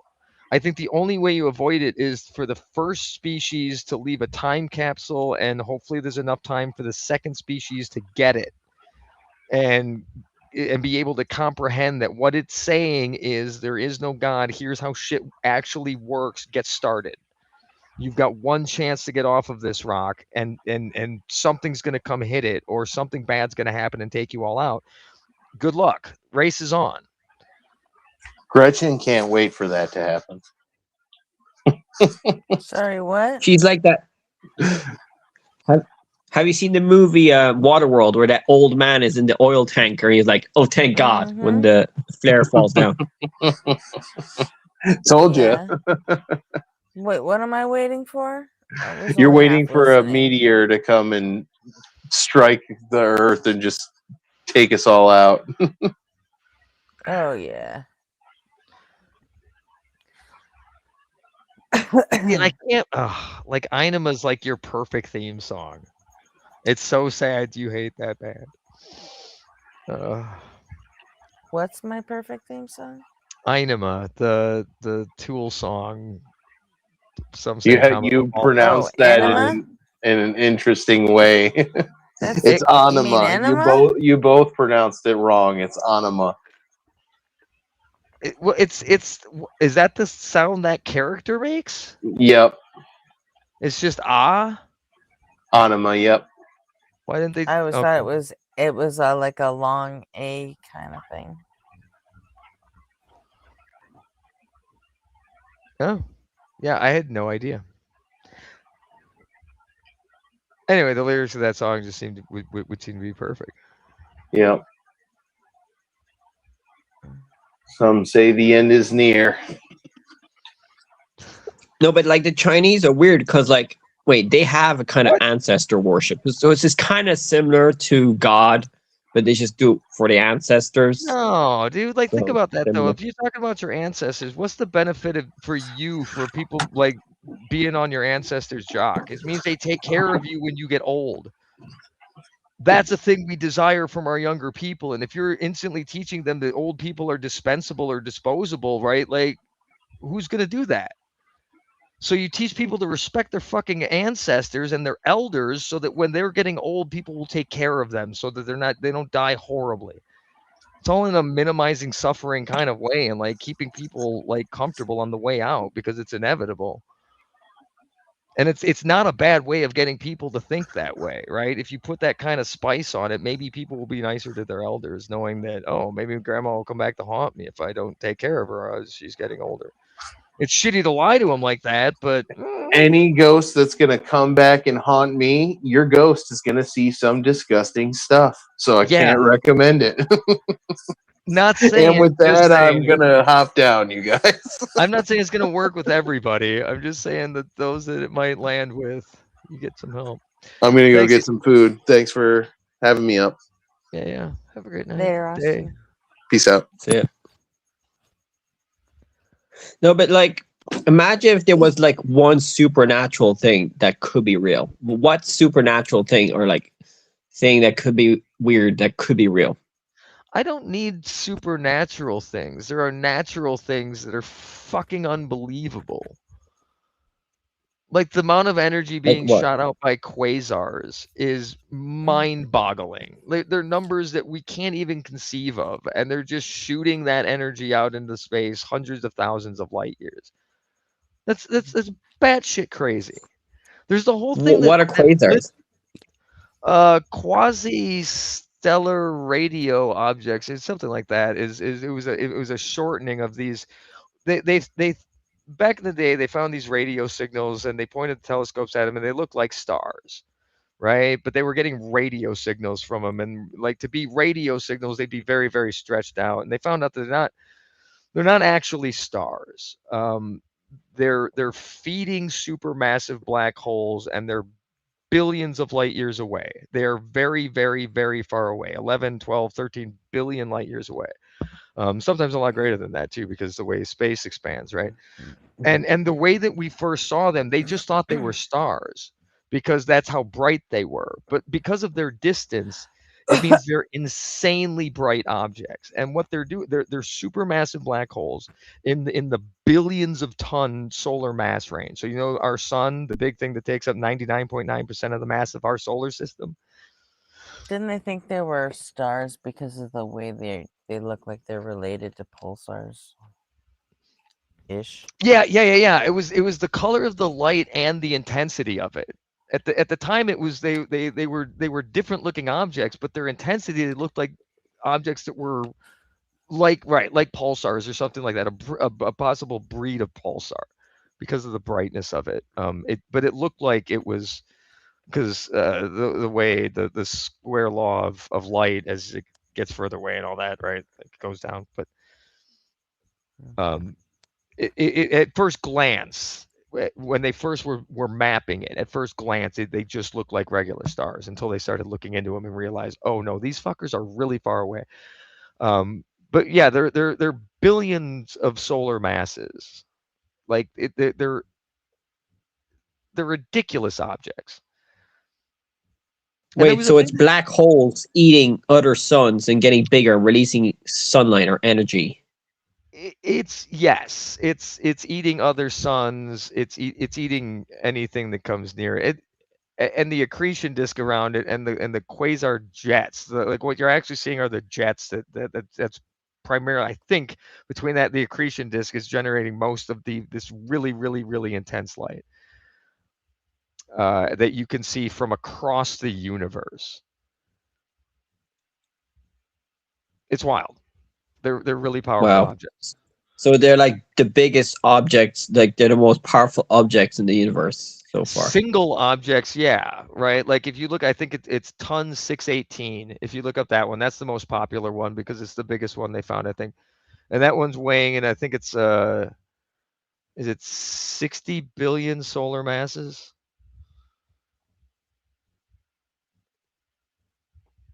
It's a big bitch. It's really, really heavy. So we're basically flying around the world, imagining this weird supernatural stuff, living in a physical place. The universe has a weird way of doing things. So we have physical brains that imagine imaginary things in the real world. It's weird. Yeah, it is, right? Because the imagination can recreate all kinds of things that couldn't possibly be, right? And that is weird, but we do have other things that do that. Like math can describe shapes that could never exist in the real world, right? But you can imagine it in this mathematical framework. It could exist in there. You can even sometimes apply it to like graphing techniques, and you'll see like weird graphs where they like try to graph 5 and 6D objects as like how you would perceive them, and because it comes down to like the shadow effect, right? Like the shadow of a 3-dimensional object is a 2-dimensional, and then it just keeps going down, right? So you would see the shadow of a higher dimension if you were looking at it from our dimension. I think that's how it works. I could be wrong there. I've been up a while. Right. So do you think we have free will? It's all like pre-programmed I don't from think the there's any beginning. way to know. So I don't care. Right? We have to act like we do. Right? Because otherwise our Yeah, justice but system goes to shit. I mean, maybe for the better. Like maybe it wouldn't go to shit. Maybe like we could structure it in a way that is more sensible without the concept of having to punish somebody for something that may not have really necessarily been in their control. It removes a lot of the need to like do the entire back history on a person to like even find out, okay, what are all the contextual things? Are they being honest about the abuse they experienced? Is that what caused this, right? You could just assume the fact that, yeah, no, it's a bunch of unavoidable events that this is the result. But yeah, so if we have no free will, it's all pre-planned from the Big Bang, and the universe had a plan from the beginning, and then it's gonna die, and then do something else and do it all over again or something. It's no, quantum I physics don't or necessarily I don't think that's necessarily the case with free will. Like I think okay, so the there's still possibilities of things being different in the future than what they might be at the moment. It's not that it's blocked out. It's just that it hasn't figured out which way it's going to be yet. Right? We're moving forward like that. And then like in that sense, right? So free will is still not real, but the universe still can have whatever random occurrences it might want to have, and free will still wouldn't be a thing there. Because it's still going to be the same choices no matter what. You don't have any control of what's going to be made because it's controlled at a different level as to what actually is happening. So free will would be on top of that and still not something you'd have any say over. But the universe would still propagate out with, okay, at this point, it could go in all of these, like this Planck moment in time, it could go any of these possible directions for all of these different particles, I guess, for lack of not knowing what the fuck I'm talking about, or for exactly not knowing what the fuck I'm talking about. And it's late. So then you move to the next Planck time, and then like all of the possibilities resolve, and then the next ones appear. What's possible in the next Planck moment, the Planck length of time. And then those resolve. But like that's all happening. Meanwhile, like your ability to decide like whether you're gonna have, what you're gonna have for dinner or anything is still just way further along in that expansion of those occurring events as they're processing, right? So like you'd still feel like you have free will, but in reality, it's just those random events occurring, but you wouldn't have any control over it. That probably makes no sense. yeah, that's probably why I think we have no free will, but we delude ourselves into think we have free will. Because if we did know we had free will, then I don't know. If we did know we had no free will, would we do anything differently? Nope. I don't know. I have to ask you. If we don't have free will, we wouldn't do anything differently. No, so there's no point in talk. Well, it's not that important. Well, that's the thing, right? You have to act like you have. Well, that's why religion. No, sorry. Religion was invented to tell you you have free will like that. Yes, Yeah. it was designed to tell you that you have free will so that you can feel guilty about something. I think free will is just a cope to make us feel like we're, doing something. Even though we're not. Like we matter. Uh-huh. Yeah. There is an element of that for sure. That like there's that desire to feel like you're special, and free will definitely provides you that because you chose to do these things. But I don't It know, the makes people that us do the feel horrible like we things. have. I mean, well, obviously we matter, but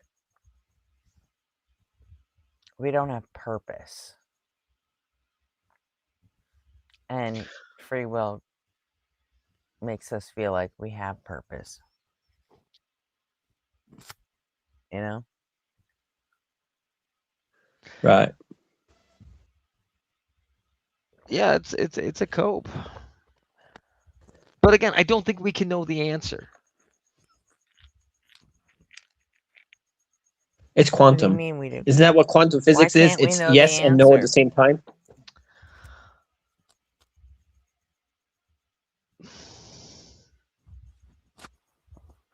Why can we not know the answer?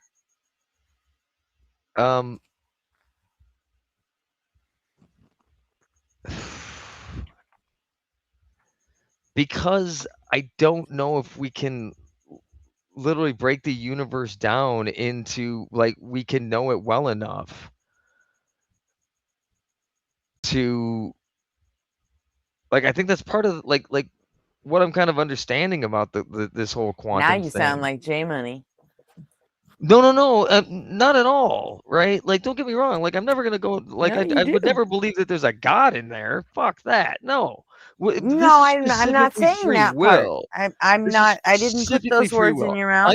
I know. I didn't You put said that on sounded you. like right. You said But sounded the like that's part fair. where Jay says you can never know anything until we die, you know, that you are Right. saying Yeah, that. I wouldn't say that I get the answers there either. But like, I think when it comes to free will and just the way that our brains work and the way the universe works don't seem to be like one is going to be able to answer the other possibly ever. And it might come down to like the uncertainty principle in that there's you can't know you can know the velocity but not the and this is where like it falls apart for me is because I don't know what I don't know in this. Right? So like I'm saying like I don't know if we can know if we have free will or not. I don't know. Like I don't know if we will know. Why not? You know, for that movie, why not? I don't know. You know that movie? I don't have a good answer to that though, right? It's purely a feeling that the the I don't know if I question agree of with that. free will is unknowable.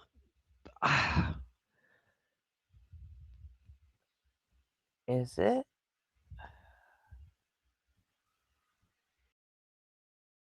Is it an emergent property? Because that's what we'd be left with, right? Because if it's just a chain of events, like a long running chemistry Well, experiment, I guess but that that's depends on how you define free will. A lot of people like to cram free will and free choice into the same thing. Like it's the same, you know what I mean? there's a vast distinction there. Is there not? I don't know. I'm not familiar with what free choice would be.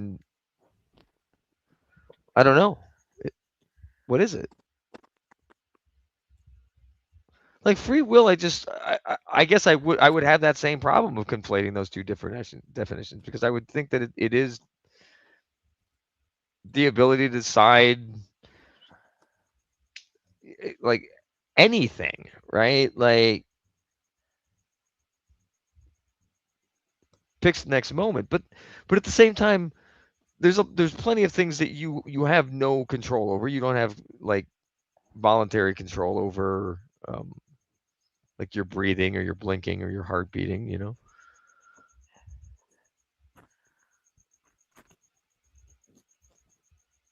So no, you don't have free will in that Well, sense.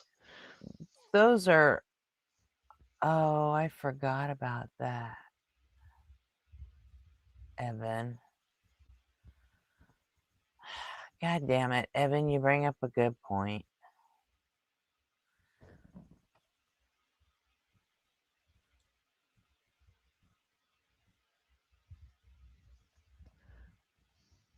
As per the rules that were clearly drawn up yesterday for Nobody on Fire. Oh no! Oh I no! forgot to take into account the birthday thing. That's no, Ray, it's one of the fucking rules. That's a We went over horrible this rule. last night, remember? Okay, well then if that's the case and I'm always right, then that's a horrible rule and it should be revoked. Thanks, Evan. No, not always, just today. Durr. Yeah, no, it's okay. Yeah, And no, again, not always, but I don't can't want to argue with that until tomorrow. So I welcome it. This is fun. Actually, I should be getting some sleep, but because I don't think I'm really making any sense, and I know that because I can't articulate why I don't understand. you are making sense. Don't stop fucking selling yourself short. Well, no, it's just like I can't because I'm stuck on it. Like I can't figure out in my head why I can't figure out why I don't know why free will can't be known, right? It bothers me. Well, you can't it goes even back to the define ego. it for one. Yeah, that's yeah, right. I can't even define it. So help me out with that. What's the difference between free will and free choice? Because they're clearly different things that I haven't looked up. Well, choice would denote that you have several different things to, decide between. Whereas will kind of goes back to your wants, needs, desires. Oh, okay. I'm probably not putting that really well. No. Failing There's on that front. But do you get what I'm trying to say? Yeah. It's okay. The options put in front of you versus the things that you're looking to possess, I guess, as far as your wants, needs, and desires, right? What your goals are. Yeah. And free will and free choice. Ideally, the choices you make will be informed by your will.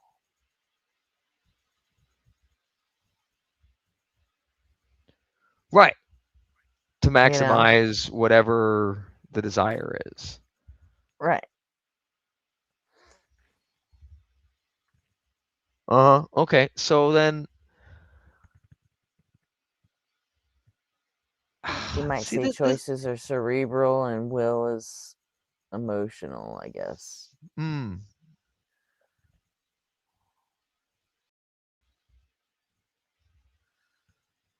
Or we could just fucking look it up. God, it gets so complicated when I think about it like that too. Well, no. I don't know if I want to look it up because I kind of like how like I'm thinking about this. Even if it's wrong, I can learn that I'm wrong later. But no, like I think the problem there is like the if you know all the choices that are available, right? This like in the free will scenario, you know all the choices that are available. Seems unlikely, right? No, and that's you're why never gonna know all the choices that are available. You're just gonna know what's available to you at a given time. Right.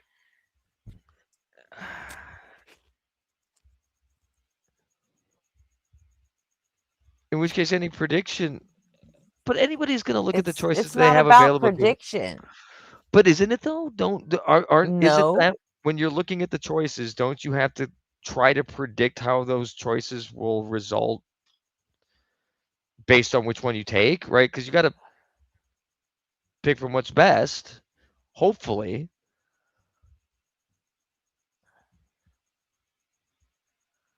Oh, welcome Yep. back, Dave. Get that. Yeah, Jay was here. I'm sorry, what'd you say? Oh, I was just thinking about like the free will aspect of it and the choices that you might have. If you have two choices, if it's just A or B,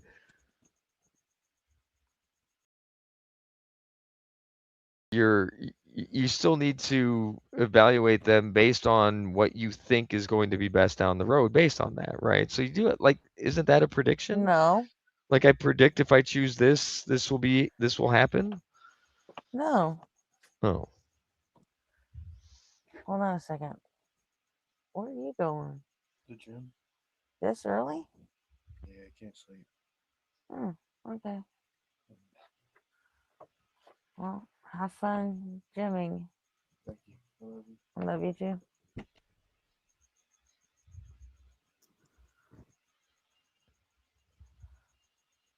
No, you're right. Okay. You have to That's predict random. what is the best choice for you. No, you don't. You could just go No, on you have to. impulse, I suppose. You have to imagine what the good outcome of the choice you're gonna do before you do the choice. If it's not a knee-jerk reaction, if it is an instinctual type of thing, like we were talking about earlier with the like if you just react to the breeze and just run as opposed to like stop there and thinking, wait, is that the breeze or is that an animal jumping out? And you start poking around to find out that it's a saber-toothed tiger and you die. Right? That's how some of these decisions are made, right? It's you don't have a choice in it. It's the fight or flight response. I think this is why it becomes very hard to know, is because the circumstances where you're given time to actually look at the ramifications of your choices, potential ramifications, you don't know what they're going to be, to try to make the best choice. That seems to indicate some Yeah, but form of free will. there are some completely arbitrary choices that it's like you go get some ice cream, you get there, and do you want strawberry, chocolate, or vanilla? That doesn't make any one of them right. No. No, because I don't think there's. I mean, unless you hate two of the choices, unless your body's reaction to those choices are, ugh, I hate those. Oh, just give me the strawberry. So then that's just going to come down to how your physiology, or not even that. Maybe you had a bad experience. You were trying to taste one ice cream and it was another one, and then you weren't expecting it. That was my experience with sweet pickles. That's why Or I you could hate just sweet pickles. Fucking or deceiving you little could fucking just bitches. decide to have water because your will to lose that last 20 pounds. Well, your will would, right? Okay, It's so you gonna never. override. It's gonna open up a different choice for you. Sure, the option to never go to the ice cream, like. But that doesn't mean that that choice is either right or wrong. It just means it's congruent with your will.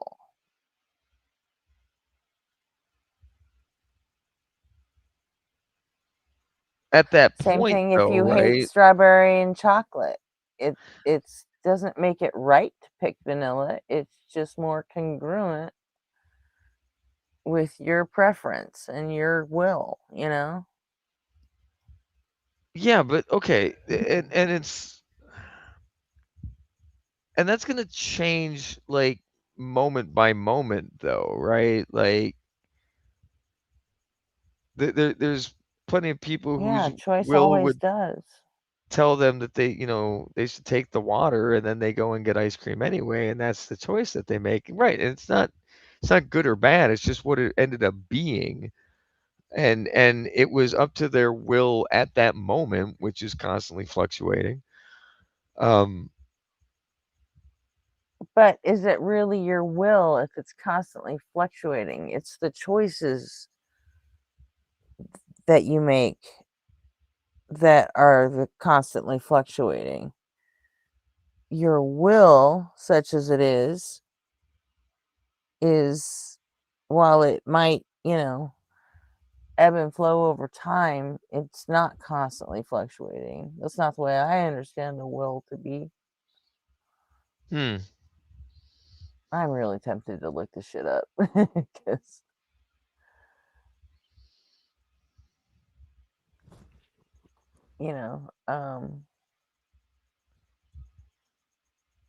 So if we have no free will, that means that morals are objective because we have no free will in that.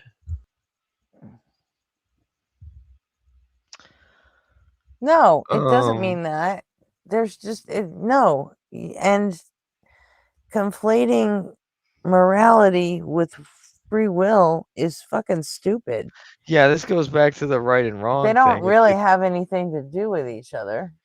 It's just whether you can control the outcome or not whether it has any good or bad connotation to it. It's just a matter of, can you actually influence the future, or is it just going to happen as the No, it's because we're chemistry not even continues? talking about determinism here or prediction. Oh, I am. When I think of like there not I being know, and you free said that will. before, and I can't argue with you because it's your birthday, but I don't see it that way. How do you see it?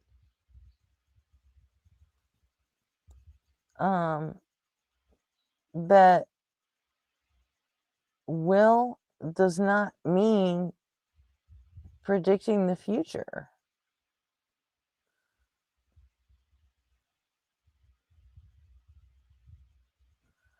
What is it to have a will? I think let's even drop the free part. What is it to have a will? Wishes, what you wish to happen when you die.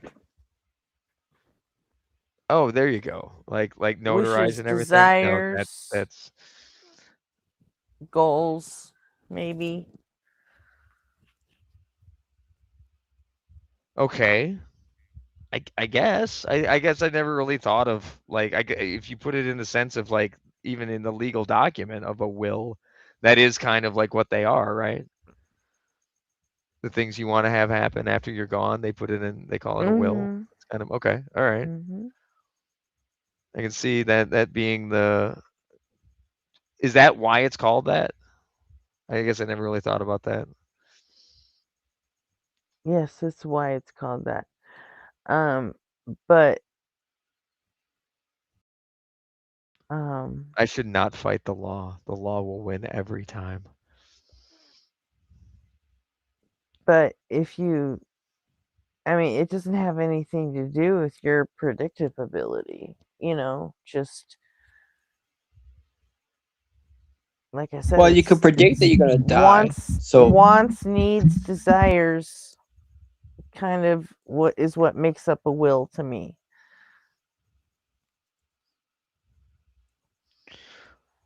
Right. Okay. Yeah. So there's two. I still think we should be looking this shit up. But there's two ways I'm thinking of. There's two different ways I'm thinking of predictive though. Since it's your birthday. But I'm thinking of predictive in like two different contexts, right? Like there's looking at your will at any given point, right? And the choices that you're provided based on your will at that point, be that whatever it is, and this isn't for good or bad, but if the will is to have positive effects longer term, and I guess like it all depends if you're talking about in any moment, or if you're looking at specifically your will is to influence the future to be a certain way, then you're going to look at your choices in a predictive nature. right? And then there's the other predictive nature of it where the universe Is your will to influence the future in a certain way?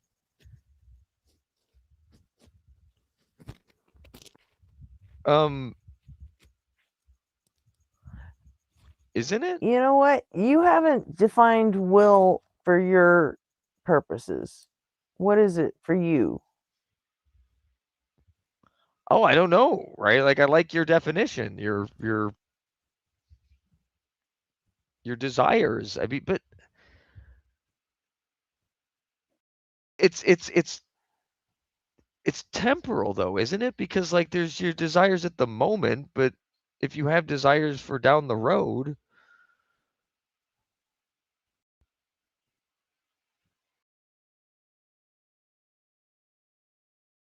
I don't that know. would I think require some thought of what those choices would have would cause for those desires down the road. Like if I desire to,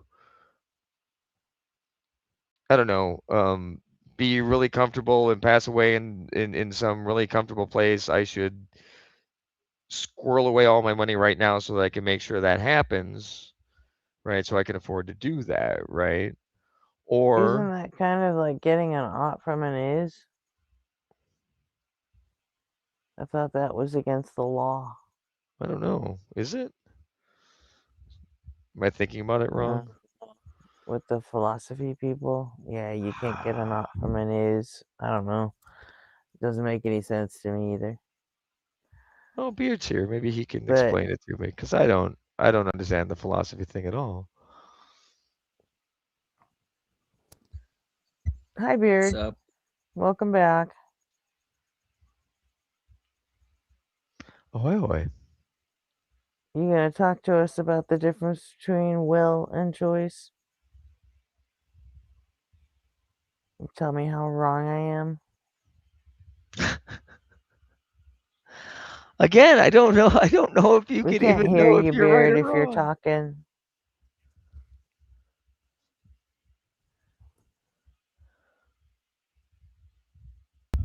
If you're talking, we can't hear a word you're saying. He chose not to talk. He has no free will in that.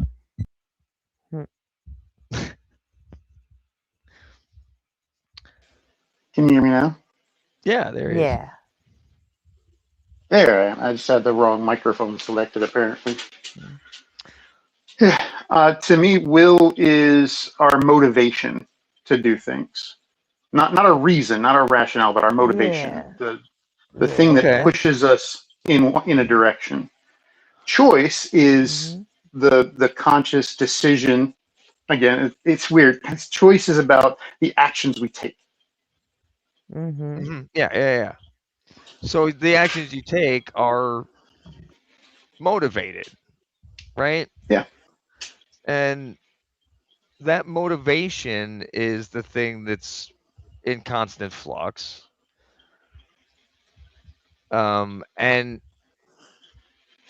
And not always consistent, right? Right. Because what motivates us in any given moment is going to be different. But yeah, but even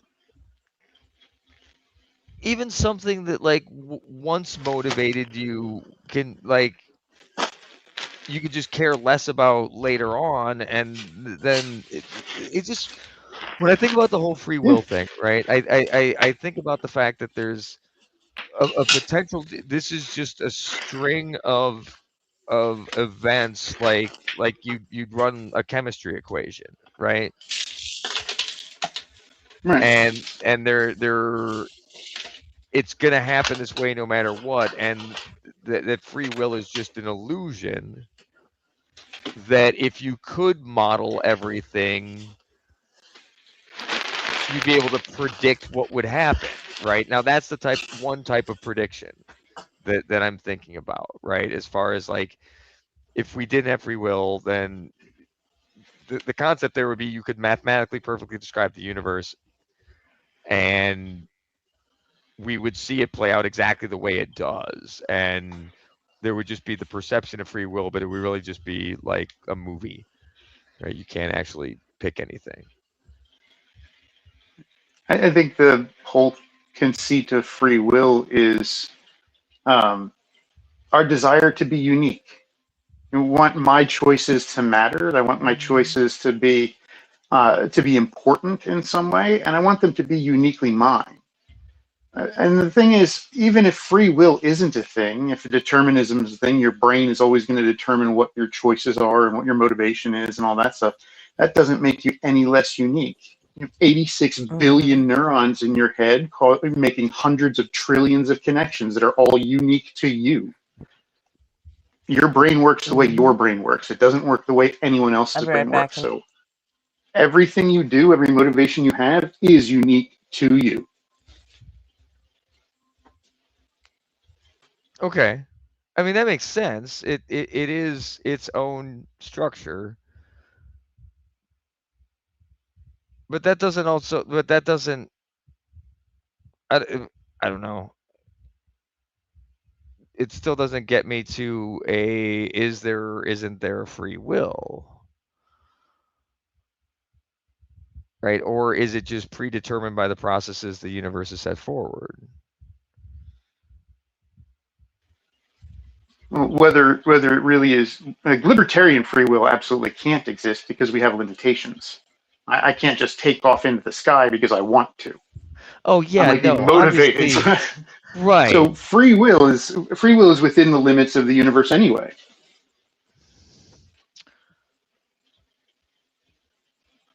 Oh, I see what you're saying. Yeah, no, not right. It's more of the possible choices.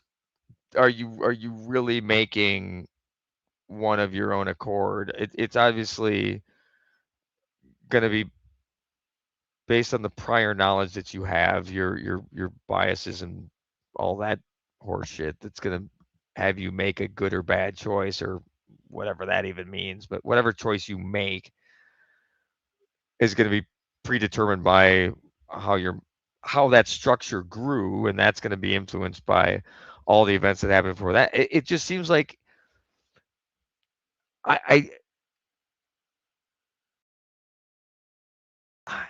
it just seems like it would almost, oh God, yeah, I fucking hate it. This is why it bugs me, is because I don't know.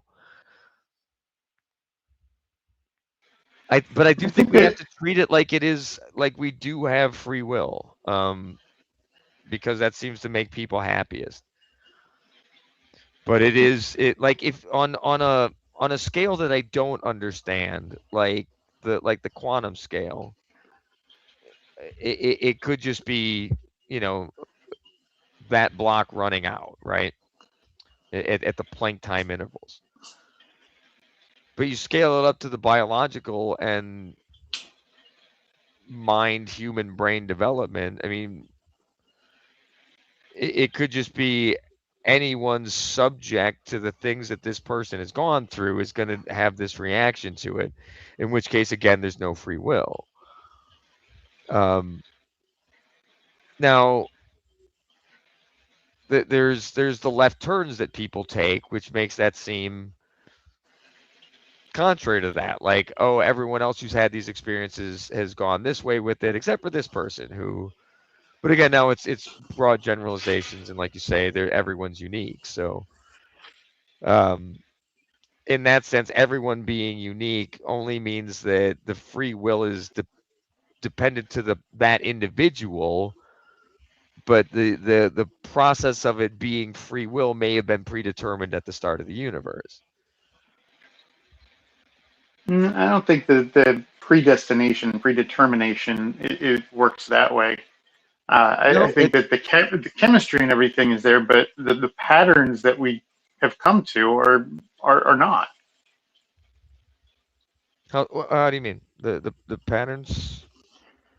Well, each one of us, every experience we have gives us a prior, and the way we react to new things is dependent on those priors. So when we go through new experiences, we gain new priors, which are going to change the way we make decisions later. And no two people, even twins, go through exactly the same things. There's always going to be differences. So our decisions are always going to be unique to us. Yeah. Because all of our structure is different. Like the patterns of behaviors and the patterns of experiences that we've had in the past are going to influence our decision making always. Right. But the pattern that is me right now was not predetermined at the beginning of the universe because there's so many other things that had to happen. Oh, I see. Okay, I got you. Yes. All right.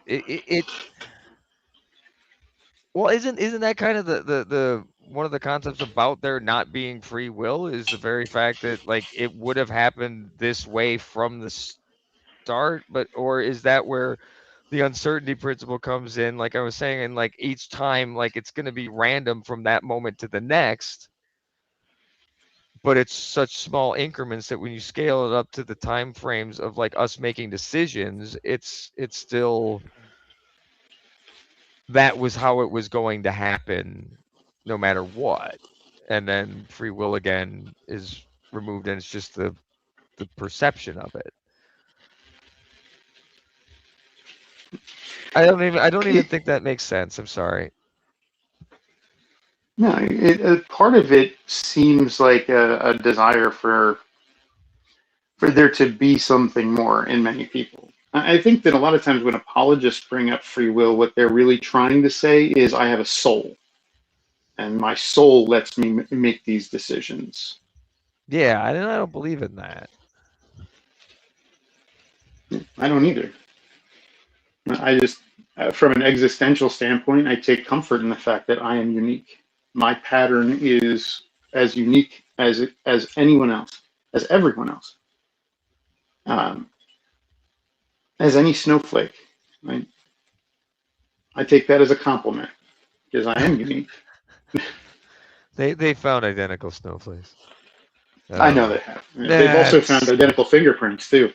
Yeah, There was a guy. Oh, it was the case. It was somebody was tried in absentia in Spain because their fingerprints matched, and the person lived in like Washington State, in the United States, but the fingerprints matched.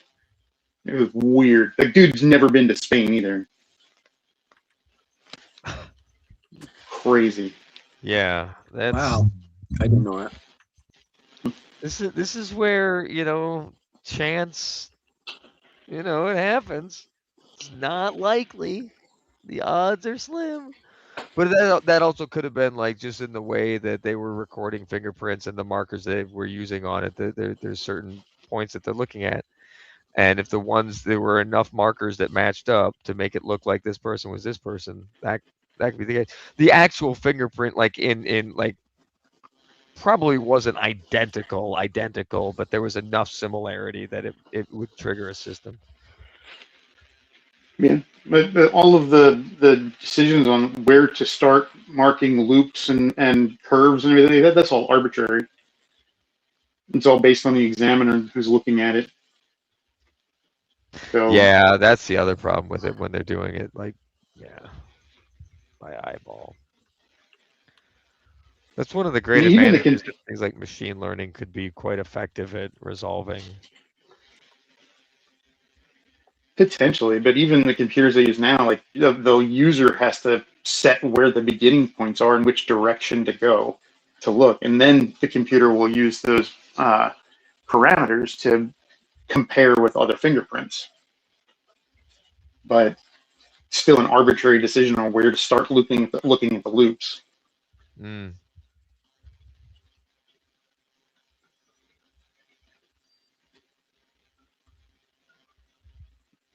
But that came off of me saying that I'm unique, and I believe that I am. There's no one out there like me, no one out there like you.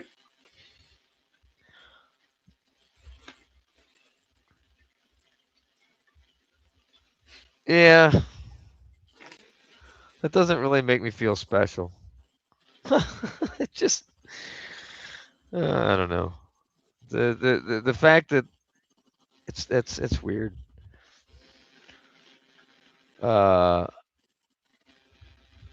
I don't have that desire. Hey, maybe the medication will fix that. Maybe. Maybe someday I'll have a desire to actually feel special, but for right now, no. So I don't know if, like, again, I don't know if we can know if free will is a thing or not. I don't know how we would know. It's such a nebulous concept that we can't know because nobody knows what free will actually is. We just all make conceptualizations of it.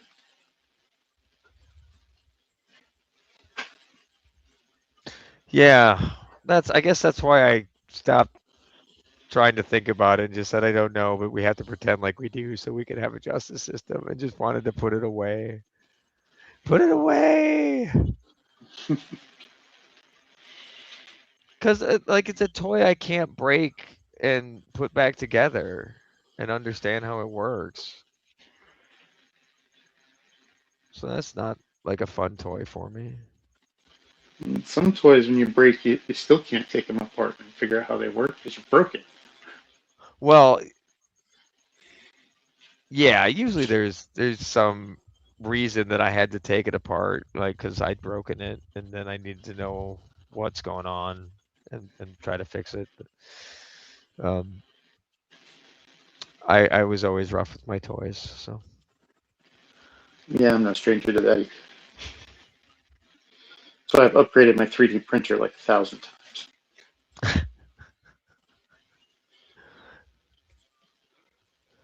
What do you I've always been kind of interested in that, but never invested anything into it. But I've known the communities out there do some amazing things. And like at the high level, they're 3D printing titanium, and that's mind blowing. Those printers are crazy hot. They basically, yeah. They're using like X-ray lasers, aren't they, to like heat stuff up to that temperature? I mean, like, I don't know how else you heat titanium up that high.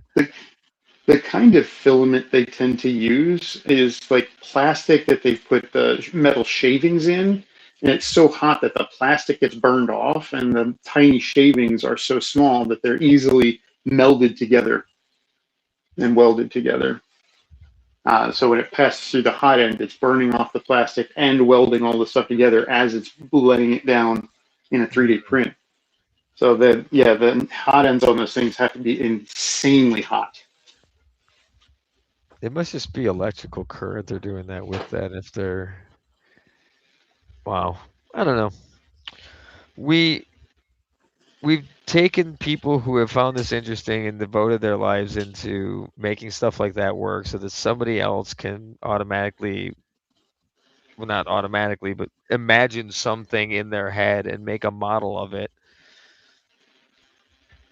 to then make something else. It's been really interesting watching that knowledge leapfrog as we gained like the finer motor controls and things like that, while using similar concepts that we use with like dot matrix fucking printers, for fuck's sakes, right? And bubble jets, right? And taking that notion and being like, what if we bubble jetted some like liquid metal and start doing it like that? And now that technology is being used to make the next generation of tools that are going on to other things to improve them.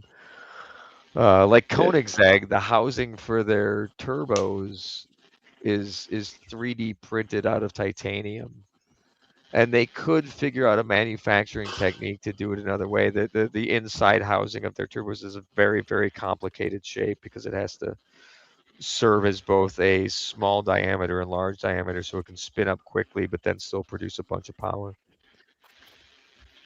And it's all done in the shaping of these so like those, I forget the name of those shapes, those like conch shell shaped things that feed into turbos. Like the concentric circles and shit.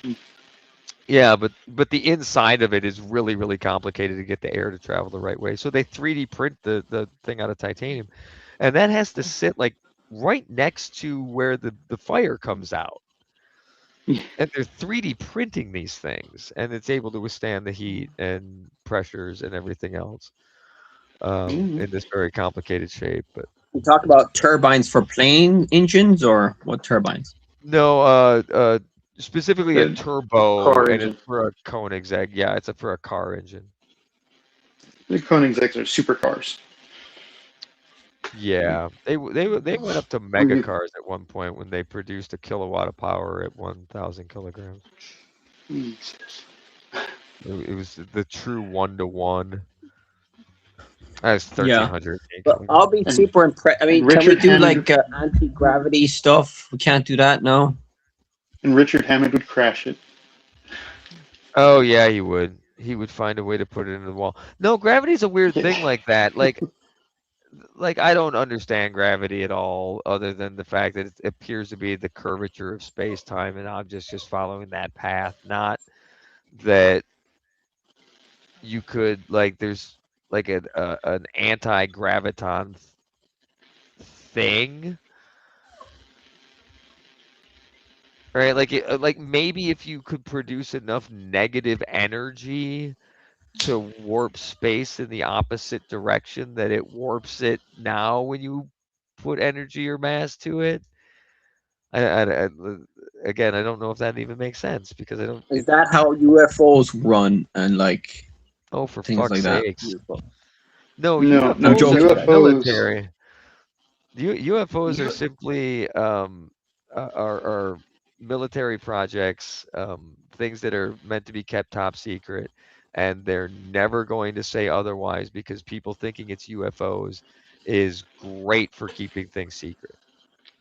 I think it needs to be said that UFOs don't have a way of running because they're just unidentified flying objects. We don't know what they are until we identify them.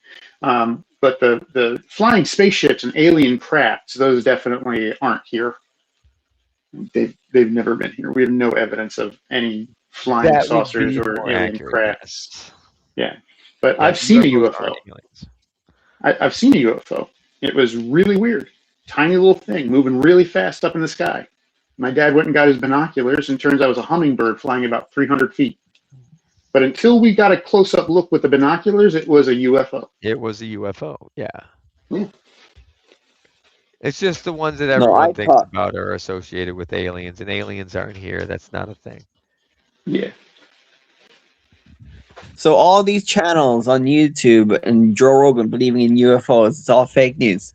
So we're all living in lies. UFOs are real. People not knowing what the things are that are flying through the air is very real. The people thinking that it's aliens are wrong.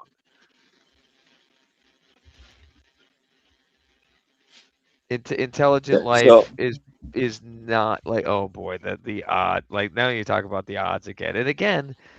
I don't know if we can Well, really that's the know Fermi the odds. paradox, right? So That's the Fermi paradox, right? The Drake equation.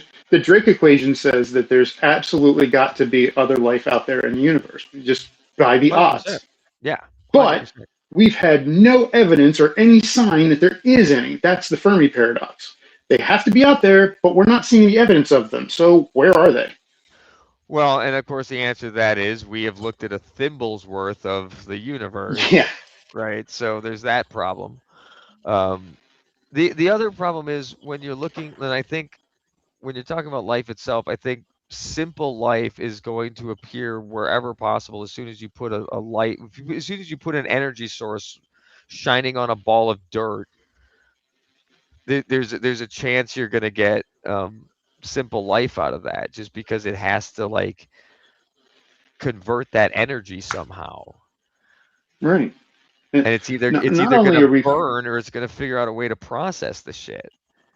Yeah, and not only are we finding things like amino acids on asteroids, we're finding simple sugars on asteroids too, like ribose. We're found it on an asteroid recently. Yeah, it was one of the recent recoveries.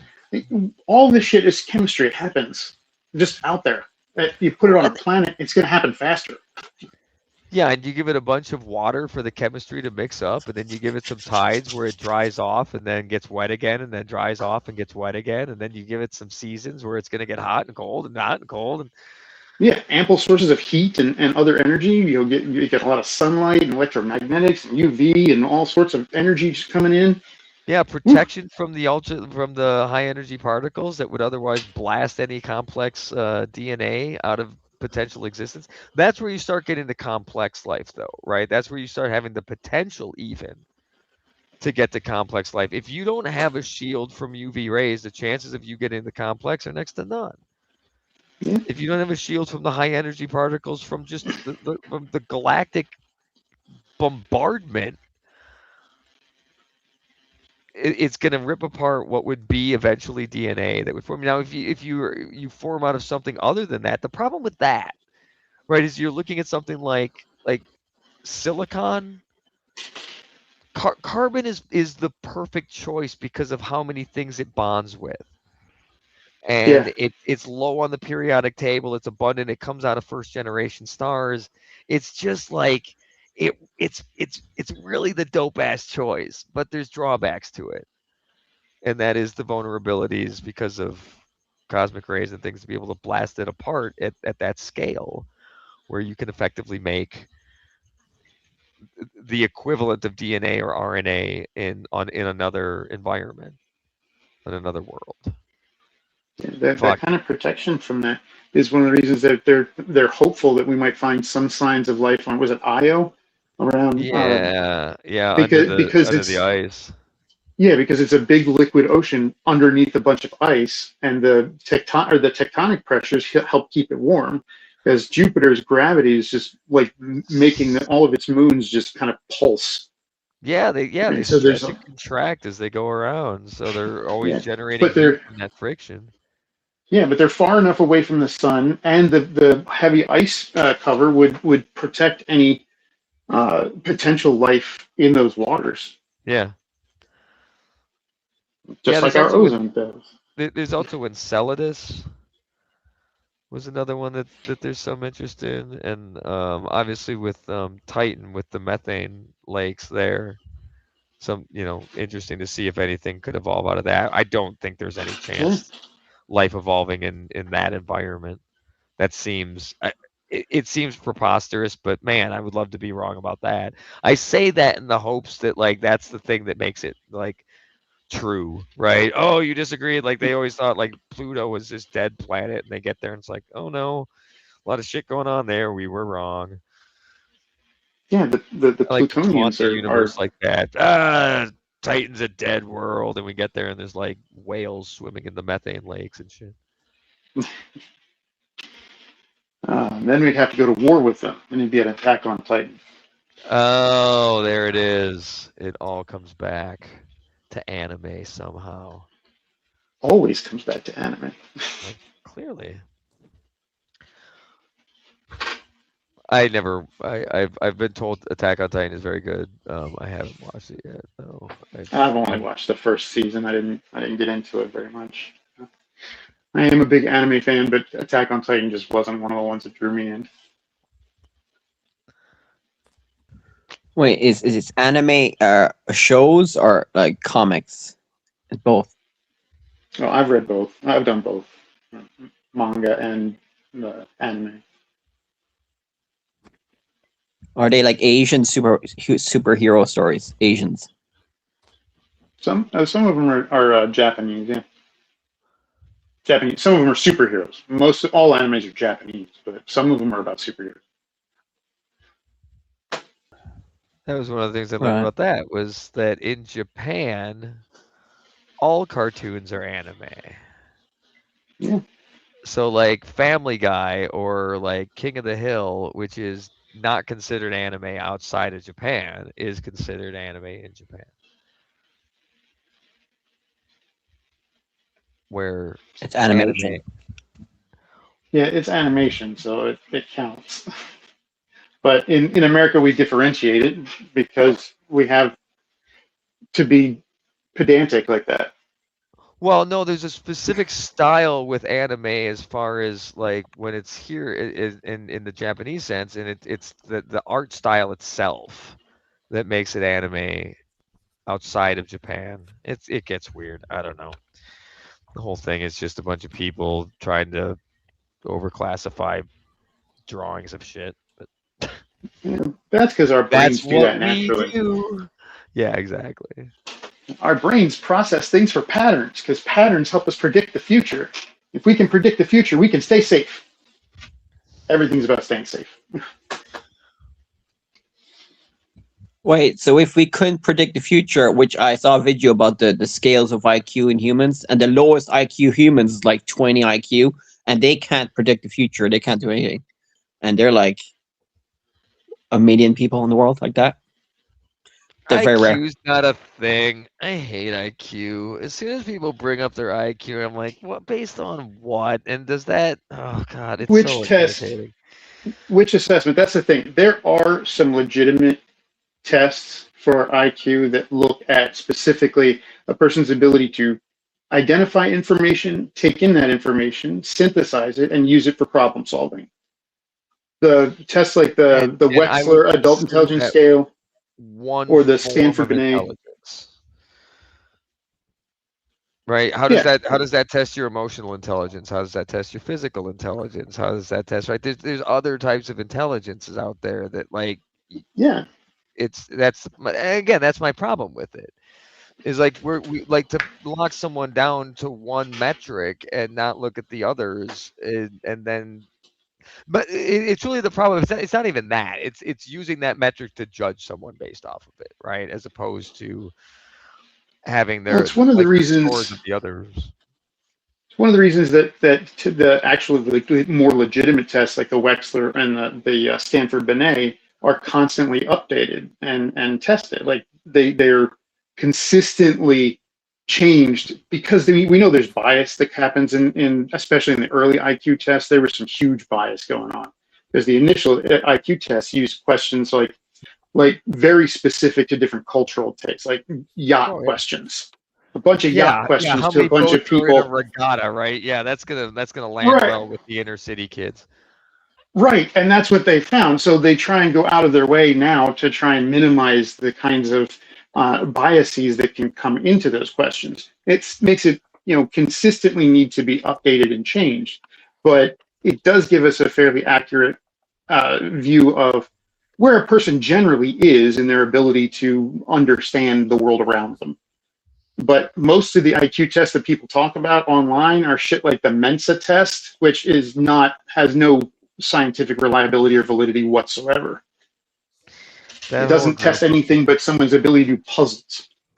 Yeah, that whole thing, like the whole Mensa thing, is just a group of people that want to like e-peen about like their scores on it, and that's just, again, going back to feeling special. I find that kind of gross. And then of course they get to be pompous. But that's how the Jews managed to take over the world. It's called yeah, because they taught their special. So then right there. But it kind of helped them, the way if you think positive, you get more positive. Thought I heard. You did, and like I think I just said you can stop that train of thought right there, dude. Right, like making a broad. I'm not for it. I'm just saying that it's kind of helpful to think that you're special, because if you think you're a twat, then you're not going to go far. Over the world, though. That's the We problem. generally don't talk like that here, Sean. I was joking. Okay. Well, we don't really like jokes like that here, so let's not do that again. Cool. Do you know what I mean? Like, we're woke and lame. I get it, but the fact is, we are woke and lame. So it literally goes back to like the tone thing. I didn't like. You tone it right, it would be funny, but that's hard to find because people think that, and like I didn't know. Like for a moment there, I thought you were serious. Well, I'm half serious, but I'm just saying, if you think you are special, then you can become special because you think you're special. It's called what's it called? The law of attraction or something. I think it's woo-woo. I don't think it's all 100% correct. No, that's nonsense. That's nonsense. Yeah, the like that. The concept of wanting to feel special so that you can attract a mate, or feel that like you positive deserve something psychology. like that? I don't know. Positive psychology can help us change our outlook on things, our perspectives, and our motivation to do things. But just saying like I'm special, therefore I deserve this, or I'm special, therefore I know everything. Like that kind of stuff is actually useless. And it doesn't actually give you anything but unearned confidence. Right. See too much of that as it is. But that is one of the problems that we have with conspiracy theorists is that there is a deep core of I need to be special. I have special knowledge that nobody else has. Listen to any conspiracy theory. This theorist, they always have the special knowledge that nobody else has. Yeah. That's what makes them special, quote unquote. Oh, cool. Right. Got a Like $25 gift card. nice. My idea on that would be like you're unique, not special. Yeah. Like there's a bunch of things that work just the same way. They were just 3D printed a little differently for an analogy to it, right? Well, I can tell you, no two pieces that you 3D print come out identical. So there's that too. Well, they got to be getting pretty good with the tolerances on those things now, though, right? yeah, they can be. Depends on what media you're using and what the size are. Like resin printers are way more detailed and can be way more exact than the filament printers. Do they But that's account 'cause for the that by layers- just overshooting the and letting layers you are so file it much. down? Well, are it's the way 3D you printers- can actually make it's the way you can make the model or slice it up. With resin printing, it's a liquid, so your layers can be incredibly thin. Whereas with the filament printer, the filament is not liquid. Even though you're melting it, it's still a solid piece that has to go through an extruder. So you can get way finer layers with a resin printer, but the resin also tends to be more brittle than the plastic. Hmm. So there's trade-offs. Yeah, but So good do for they a use start mold. do they use 3D printers for like big industrial? Could they make like a cars out of 3D printing or machines with 3D printing? Could they do? Cars maybe depends. They do actually have 3D printers for houses. They have a big thing that lays down concrete as if it was filament, and they can just put rebar in it before it hardens to make sure the structure stays stable. But it's really cool. Yeah, it's the concept of trying to do that on the moon to prepare facilities for people to arrive there. You send some robots up that are converting like the existing surface of the moon into a form of concrete, and you can build your shelters and facilities out of that, and send some more robots up to fill them with lights and heat and get them ready to be habitable, and then people can go and land there and start their science. I have to say this to Reverend Zat. Yes, I would download a car. I absolutely would. And I said that when I heard that commercial too. I would download a car. I would pirate a car. If I could get in 3D print a freaking Bugatti, you damn right I would. In a heartbeat. Right. But yeah, that's that we're a ways off from being able to print to that capability. Like I'm even curious as to what percentage of the components you would need to make just a standard car, not going into like crazy hypercars. Because like you couldn't 3D print an engine block yet, can you? I think there are printers that technically could do it, especially ones that do like the metal industrial printing. But one, I don't know if I would trust that engine block. But also, how long that would take. Right. Okay. It's almost time prohibitive. Yeah. Right. Yeah. Okay. That's fair. Just to get something that's strong enough, you'd be having to print at such a small scale. Oh yeah. So then you're left with electric. Can you 3D print an electric motor? Probably all the components. Then you'd have to assemble it. Because you'd have to have something to wind the copper, right? Because you couldn't 3D print. Well, no, technically, there's copper filaments. You have multi-filament printers. So you could technically, yeah, but it would be difficult to do it as a coil. Yeah, well, I was thinking about like That's what you would need. So, like the motors now aren't using traditional coils. They're using like more like solid state stators, like the breadboards with just wild patterns on them. And that's how Koenigsegg is getting their motors up to like 800 horsepower, or is it 300 horsepower? Because they were using 4 of them, and then when they had them on, it was 300 horsepower at about 100 pounds out of a motor. You talk about electric motors?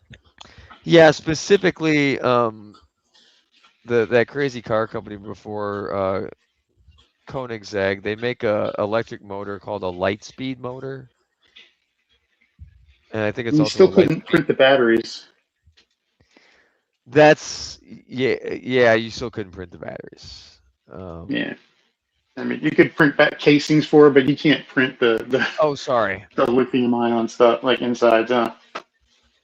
So the Lightspeed was the transmission in the Jesco. It can shift from any gear to any gear almost instantly.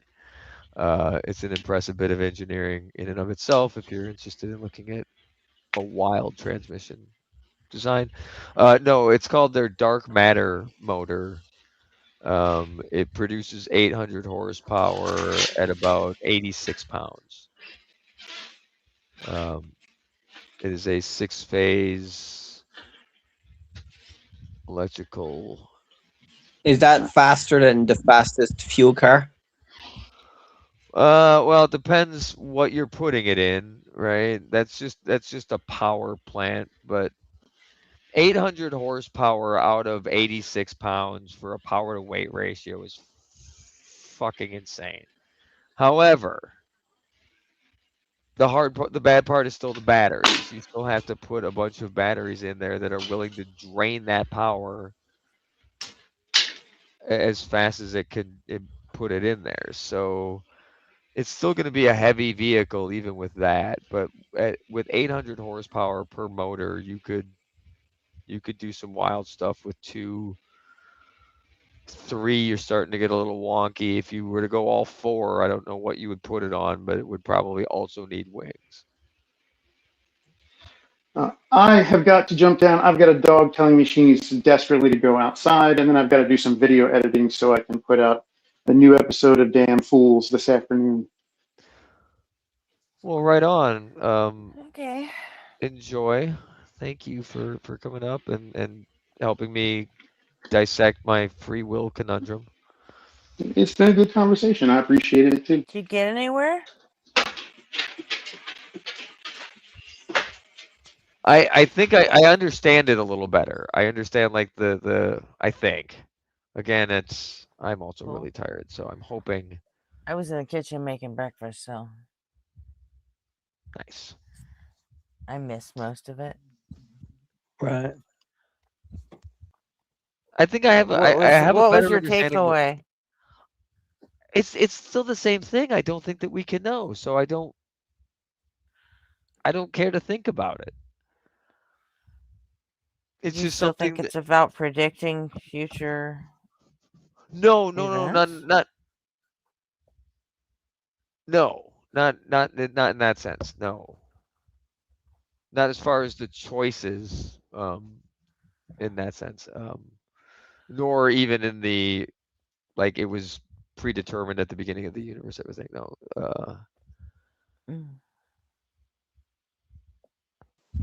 I think it's true. I need to look into this, man. Because if I'm right, well, I don't think it's that important. But if I am right, that means that it's all an illusion, man. And we're going. I won $10 off that lottery ticket. Oh, there you go. Cool, huh? You wait. What did you say? You think that? So if we have no free will, okay, and all that, then I don't know, just keep on rocking in the free will zone.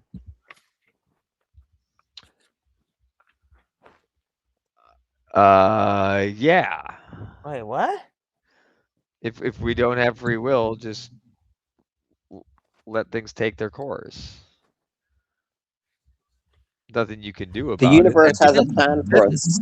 That's a The comforting universe feeling. had it all planned out from the beginning. Well, not necessarily. It just doesn't necessarily mean you had any say in it.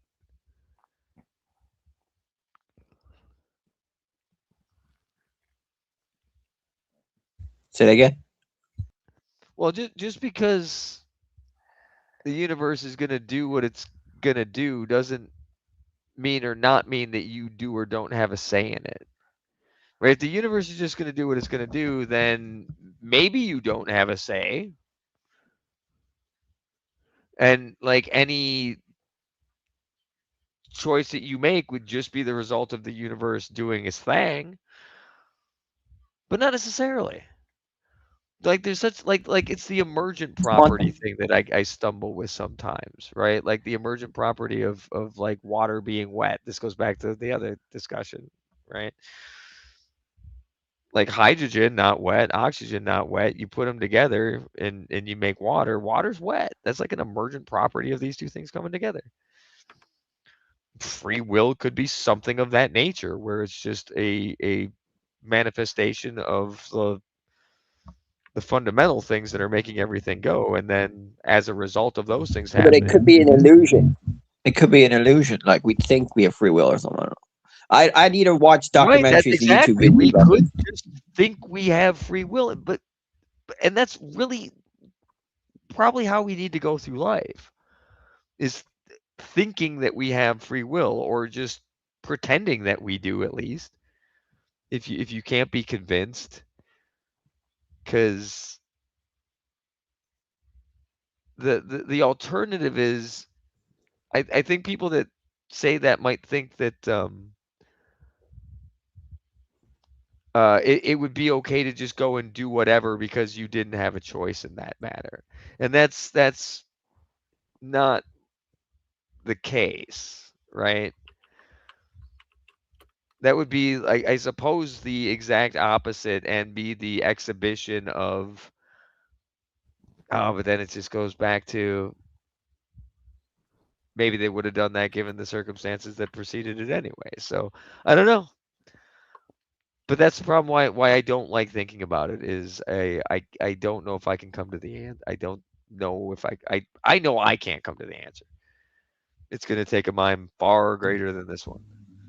Yeah, I need to look into it more. Ask the AI.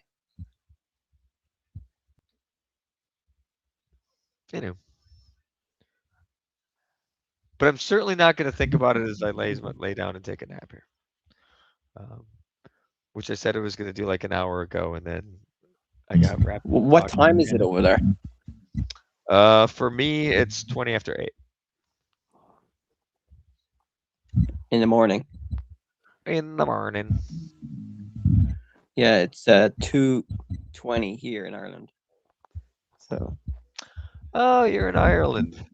You should have been up earlier. I was showing some footage from the Isle of Man TT. Oh yeah. I don't know There's if you're a always fan people of any that of die them. there every year. What's that? Do people die there every year in that race? Yeah, pretty much. There's been a couple of years where people haven't died. I think Wow. I think it was 23 and 24. I think no one died. Yeah, it was rare. On average, I think it's 4 people die a year at that one. Over the course of the 2 weeks. I mean, and that's just Wait, so how many competitors, how many racers are there? They do a lot of different events, right? So it depends on what you signed up for. So if you're running lightweight bikes, there can be they have limits on it now. They finally did set limits on how many people can enter, because they're there's no shortage of people that want to risk their life to do this thing. But I think it's 30 or 40 at this point that they allow like per class. So you'll have like the lightweight bikes, the middleweight bikes, the heavyweight bikes, and then they do like sidecar races as well. So there's that going on. They don't do cars anymore. But yeah, we have the rally, a West Cork rally here that passes through our house every year. You know, rally car driving. So we see rally cars. The Irish are pretty good. They like the driving, racing, and all that. Yeah, well, I mean, you had was Joey Dunlop from Ireland?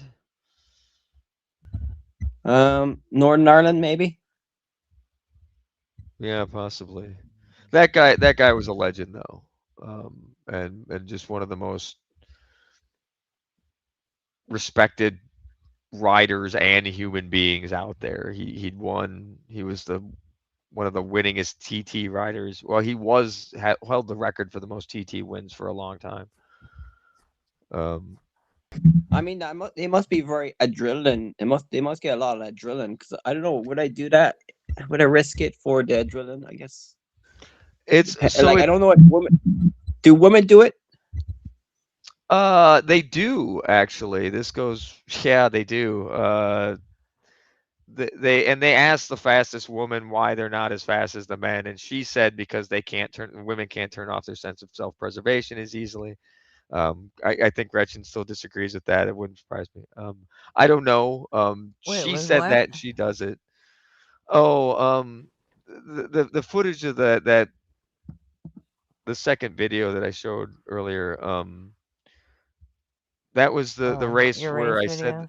yeah. That was the thing where I said that. Well, he just asked if women do it, and I remember telling you that like the fastest woman to run that race says that they're not as fast as the men because they can't turn off their sense of self-preservation as easily, which you have to be able to do that race. And like, I don't like, again, it's a broad generalization. I don't think it's all women. I'm sure there's some that could, but I'm sure they just haven't tried to do it at the TT course yet, because as of now, they're not even close, right? There's really a big difference in times because it's dead set dangerous around some of those corners. And you really have to be able to take that risk to say, if I want to win this, I might die. Yeah. You're flirting with the sexist bullshit, but Exactly. I get where you're coming from. So, well, and it's one of the things I've had to deconstruct from the sport, right? Is because it is one of those things that. Today's your birthday, so you have to be right today. So No. Again, I don't want to be right. I'm just gonna go ahead and let you have the misogyny for today. Again, I'm not trying. I've been trying to deconstruct that whole thing. I know you're not trying to, but but you're very succeeding dominant anyway. in that. I know. It's a result of having been exposed to that for so long. Oh, yeah, that's a nice coat. Happy birthday. Yeah, it is. Are you a race car driver? Do you race? Motorcycles. Yeah, I also, that's why I like the Isle of Man TT so much, is it's one of the races I want to run. I've spent some time trying to memorize that track. It's crazy hard to memorize, so just trying to memorize the really bad spots where you have to be careful. I've got a bike that's ready to go. Miler, so I live my life a quarter mile at a time. But do you get like a super high from rate? I mean, I the fastest I've gone to with a car was like 150. How fast can you go? I've done over 200 on a motorcycle, and it's terrifying, right? It's terrifying every single time, but it's different. Yeah, there's definitely an adrenaline rush. There's definitely like the moments of like, is it gonna slow down in time kind of thing when you're being aggressive. But no, a lot of it is just trying to stay as calm as you can, while your heart rate is sometimes trying to thump out of your chest. The hardest part isn't going fast. The hardest part is being aggressive. Once you figure out like how to have a fast pace and how to find a fast pace, that becomes fairly routine. There's things that you do, there's things that you need to feel for it to feel right for you to go fast. If you can't feel it, you can't. And then it's up to the bike itself to produce the power. The hard part comes in is when you try to overtake someone else who's also fast. That's where like it's more of an anger situation. They literally call it riding in anger, because you kind of got to not like the person for that time that you want to like get by them. You're confident that you're better than them at this thing, and you're going to show it to them one way or another, and it can get pretty aggro, and then you have to put that away after the checkered flag goes down, and it doesn't always happen. Some people take it personally. Some there's fights after this shit, right? Because it's dead set dangerous, and you could potentially kill someone, which is why a lot of the car guys who Oh, move the bikes, God. that's why they went to it, was because it does have that extra element. There is more danger to it, so it's harder. But Wait, do you race in racetracks or in like normal roads? Do you race in no, yeah, racetracks? no, yeah. Now I would only do closed circuit. I wouldn't do. I mean, unless it was like the Isle of Man where they close down the public roads. I used to do that shit as a kid, but no, that's way too dangerous. Like you just Yeah. can't throw it all out there on the street. You have to dial it back, or you're going to die. Yeah. So No.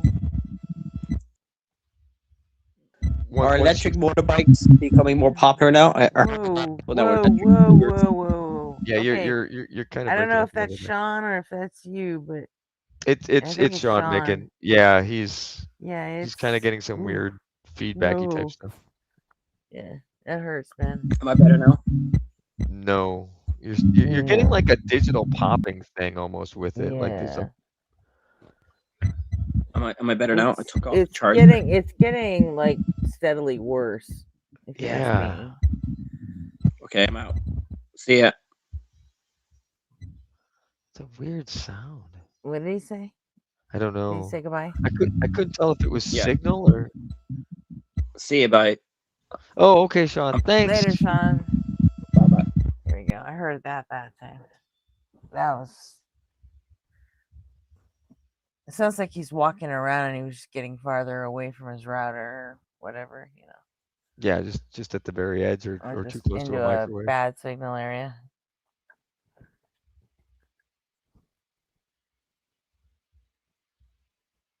Tried to let him know as it was happening, but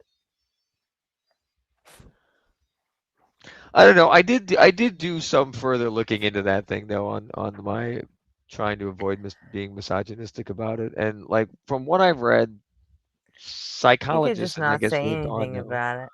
seem to think. Well, I mean, like, isn't it sort of a preservation of the species, and like it would make sense to have a lower No. threshold for danger? That doesn't make No. sense to have a lower threshold for danger. No. Oh, okay.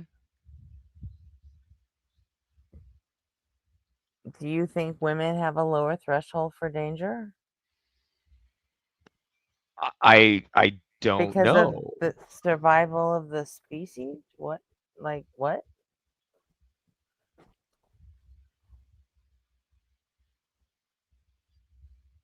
Well, that's as a motivator to have a lower threshold for danger. Like, isn't that kind of one of the biological things that we as animals have to kind of like do to get? I mean, it doesn't really apply so much anymore, but for a species to propagate. No, like you said, it doesn't really matter so much anymore.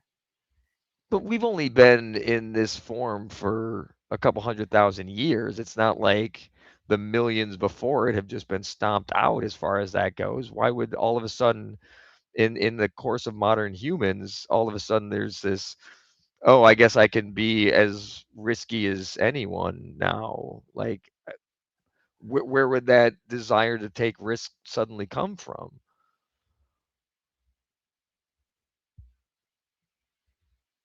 Well, who And then I'll says it just go came back to the from very anywhere? event. What exactly are you, I mean, you're trying to draw some sort of connection between biological sex and risk-taking behavior. Right?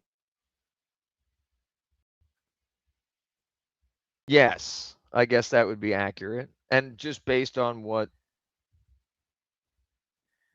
that woman who does the risky behavior said. You're So, like, I based don't on know. what one woman says? One woman who does the risky behavior, It yeah. doesn't matter. Why doesn't it matter? Because she races bikes. She knows more about psychology than Is it knowing psychology, or is it knowing what makes her not want to take the risk? it's making shit up about psychology.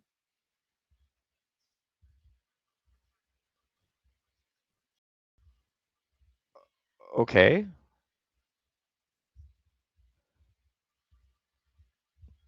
Because you know one woman who doesn't want to, she races bikes and says what now, that it's about survival of the species, that she can turn off her Cannot. Their threshold for risk is lower.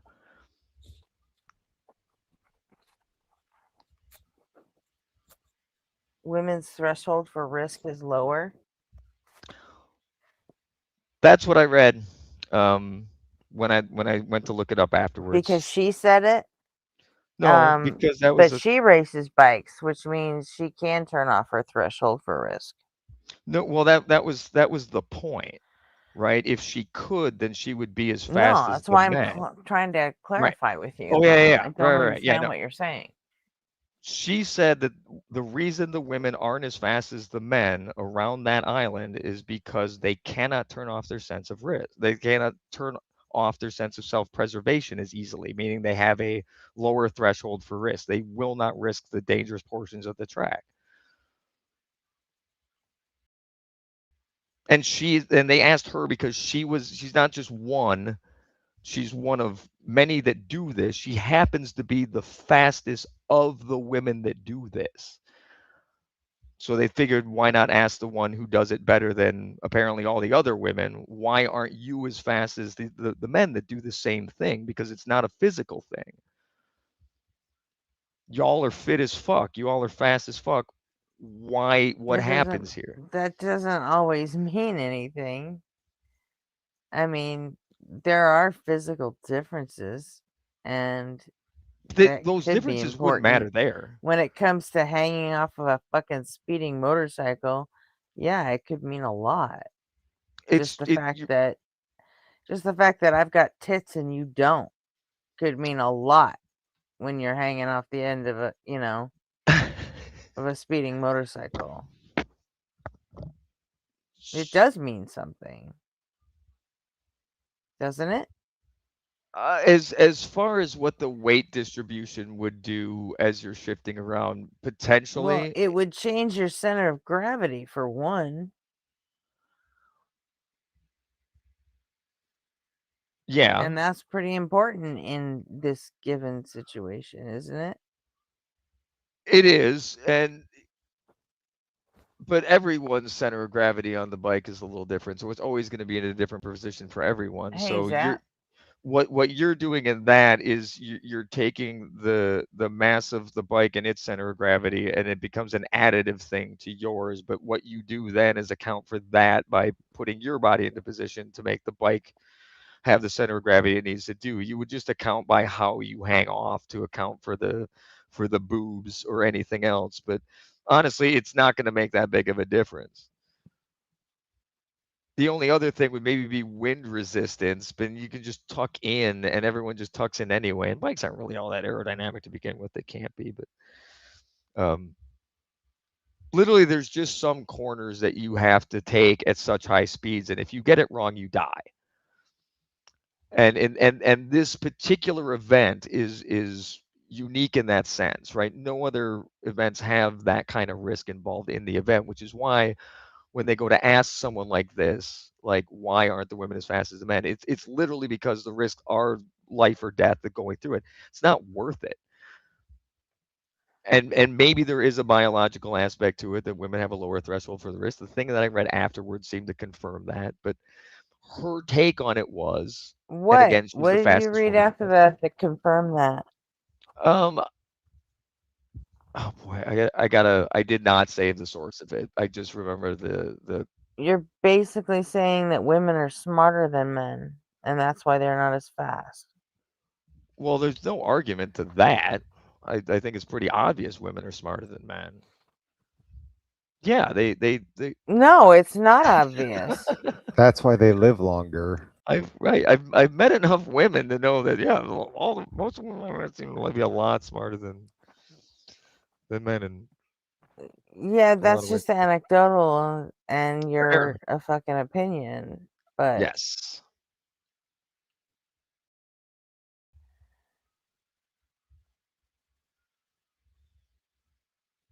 that's what I'm saying is all of this is just your opinion based on anecdotal information.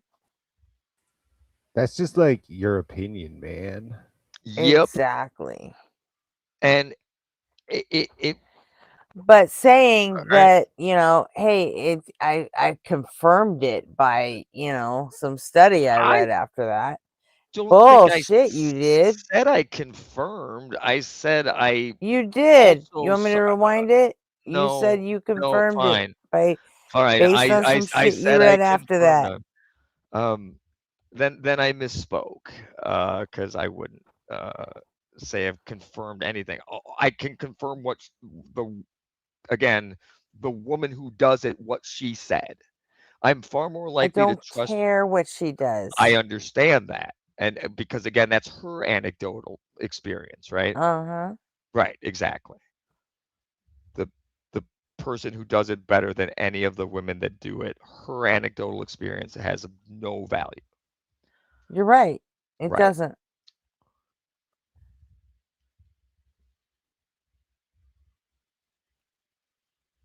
It absolutely doesn't. Unless she went and got a fucking psych degree based on her anecdotal experience. You're gonna run into a hard time of finding evidence, right? And this is one of those things where it's direct evidence of, oh, this is risky as shit. What part of this is direct evidence? The very fact that it's risky as shit. And the only people that time well in these things are the people that apparently How can is take that the risk. direct evidence? That is also just 100 that's years just of your this own event and running. personal. It's 100 years of data. It's your take, dude. How is it Maybe. evidence? How is 100 years of data not evidence? How couldn't you take that data and use it as evidence? What data? The results of the races for the last 100 years?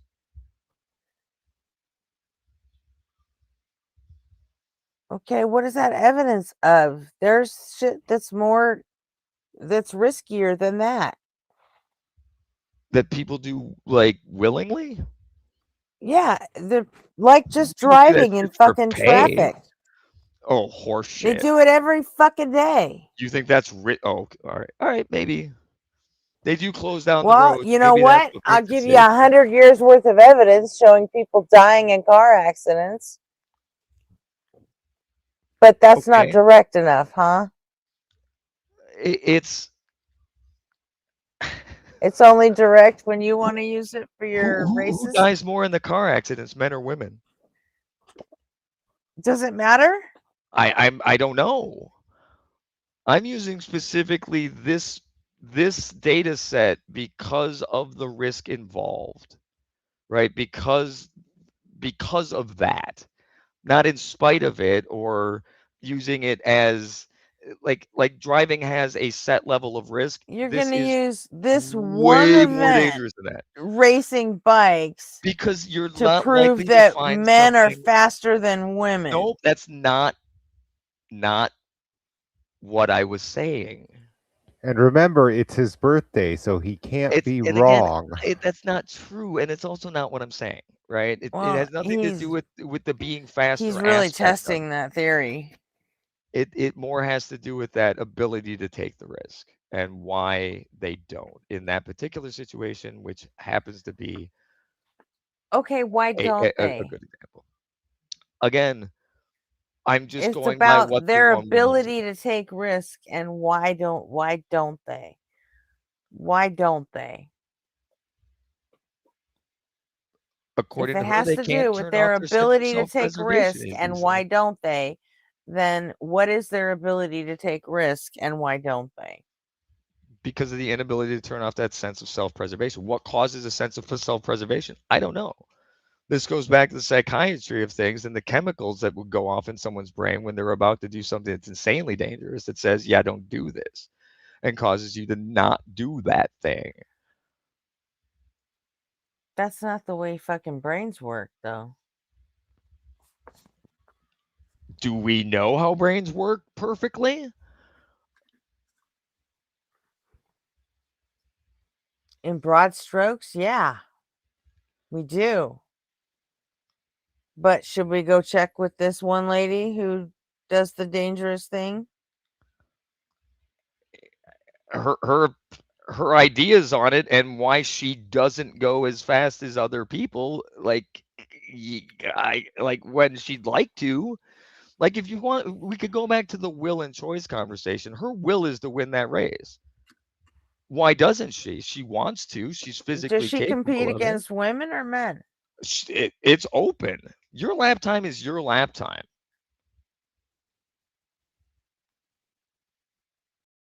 You compete So against there's no other way this could just competitors. be cope that she's not as fast as other people. Huh. But like that Danica Patrick lady, she did really good with NASCAR, didn't she? She's no. Right, for Yeah. sure. Yep. Absolutely. She was definitely a great car driver. You want to know the difference between racing cars and racing bikes? The fucking risk. The very thing that makes you slow down is the fact that if you get this wrong, you don't come back from it. Guys in cars are sitting around in roll cages protected by a bunch of safety. And yeah, they're taking risks and they can die, but fuck off. And you take it to the next level if you're doing it on a public road where, like, out of that corner is a house, a telephone pole that's wrapped in padding to protect the pole. Again, it's a different what level are you of getting at here? again, I'm just saying that it's simply her assertion that the reason the women aren't as fast as the men is because they can't turn off that sense of self-preservation as easily. I mean, anecdotally, you could look at it too. Like if you hang out, how often you hang out with a bunch of dude bros and you're hanging out, and how long before somebody does something stupid? Sure. Like think around a campfire. The guys are going to be setting themselves on fire in a matter of minutes, especially if there's alcohol involved. And in general, again, I'm stereotyping, of course, but in general, that's just not something that a group of women would do. Right, because they're smarter than that. Because they're smarter than us. No. It has nothing to do with smarter. You don't know what it is. You're just making fucking broad assertions and saying that. I absolutely am. Because it's an interesting thought topic when you think about it. Because I lost my train of thought. Because the risky behavior that men tend to do is because you're dumb and you're intimidated by my intelligence as a woman, obviously. And it's kind of also one of those things like when guys buy a fancy car, are they buying the fancy car to impress chicks? Or are they doing it to impress other men? To say, look at me, I am successful. they think they're doing it to impress chicks, but all it ever ends up doing is impressing men. Right? And again, this they're impressing themselves. Maybe. Look, seriously. Fulfilling their will, I mean, getting the thing they desire, but what's the motivation behind that? Just to impress themselves? Oh, I guess. Yeah, everything we do is to impress ourselves. Because men are only gene carriers, nothing more. They're expendable. Ooh, that's an interesting comment. That would reinforce my idea. You can't say that. I don't agree with that either, though. I don't think we're just gene carriers. I think we absolutely that was matter. in chat. Men are only expendable. That's insane. I can. Well, I mean, like, honestly, yeah, like we're not needed. Women would be a lot better off without us. It seems. But I mean, we are, sure, we're social creatures, we're biological creatures, but we are emotional creatures first. I'm emotional. It's kind of like the when we start talking about objective morality with nobody or with RP and I know they're really super good worth pilled, both of them, but a lot of that stuff doesn't take into account the fact that the decisions we make they get run through I don't know what you want to call it,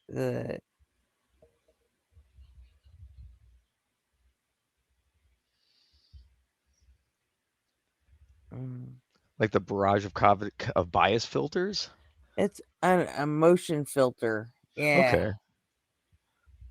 And we'll end up doing what pleases our brains, and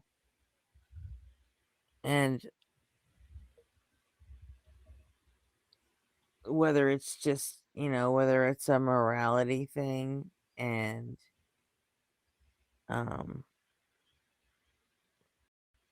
we're doing something that makes us feel moral, but we're gonna do something that makes us feel moral about ourselves.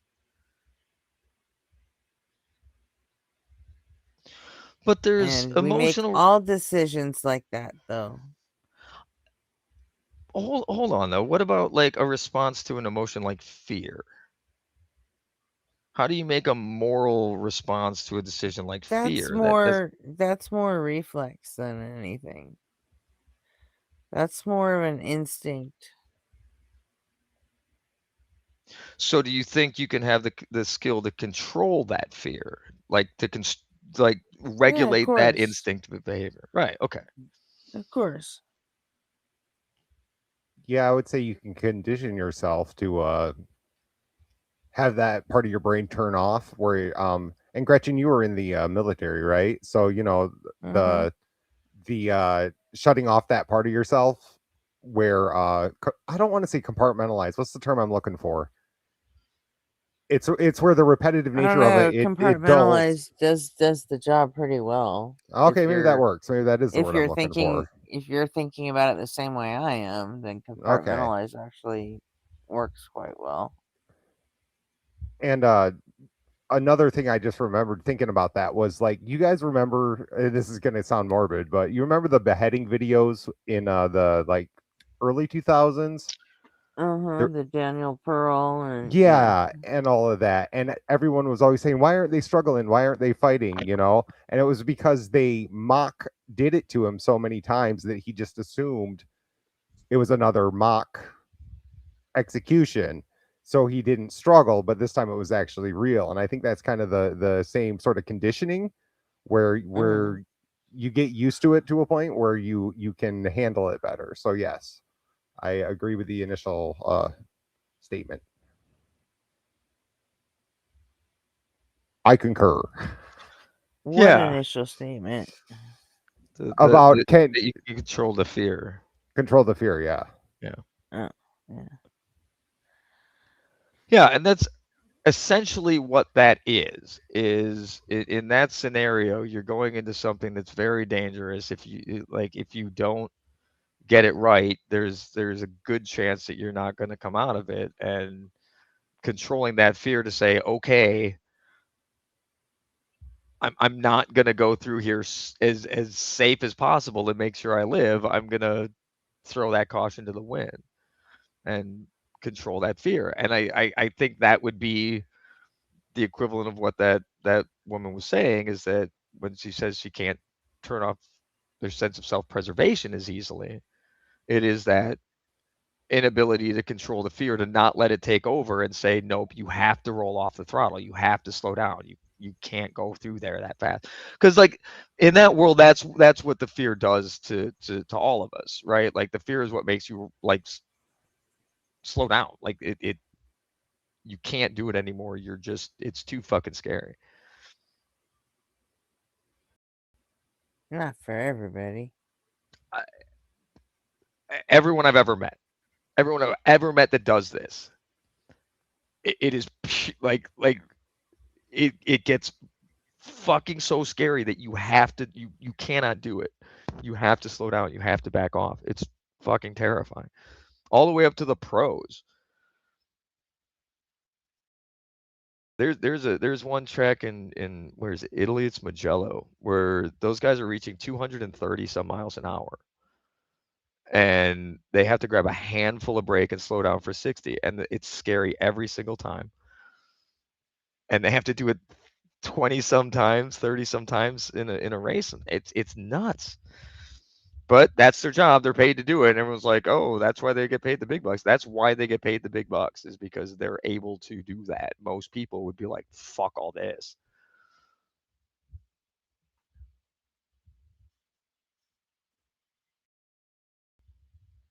Again, it's all psychology. It's all emotions I don't understand. But everyone that I've talked to that does this, it's always the fear that makes them slow down.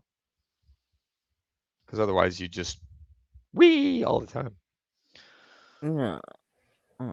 Have they done any studies? I'd be kind of curious to look if, like, you took a professional motorcycle racer guy and put him on a track in real life and like measured how he reacts versus if you put him on a like video game, a realistic, like let's set it up so it's really legit and put it on a video game and study his, brain patterns and everything in that and see if the reactions are similar and if he would slow the same amount on the game as he would in real life, or if there's less risk to be had in the video game and he knows that, so he's willing to take more risk in the video game because if he crashes there, he just, resets, whereas in real life it's, going to mess him up. Right. That would be an interesting thing to study. I don't know if because they do it professionally, they would automatically like go into that mode kind of thing if they were doing it no matter what. I wouldn't think so. I think they would know, like they would be willing to take greater risks than they would on an actual track. Because just like you say, there's no consequence for it. What I would like to see is if they hit the same level of focus, right? One example would be like at one event they had it was kind of cloudy, so they were wearing clear visors and they had the front facing camera looking at Valentino Rossi's eyes. Just a guy who does this stuff. He's pretty well known in the circle, but they looked at his eyes during the race and he blinked on average once every 9 minutes, with the longest period of him not blinking was 12 minutes that he went without blinking because of how intense the focus has to be. So like you talk about a psychological experiment just in that sense, to drive someone to that level of focus where like it stops your blinking, that's pretty intense. For sure.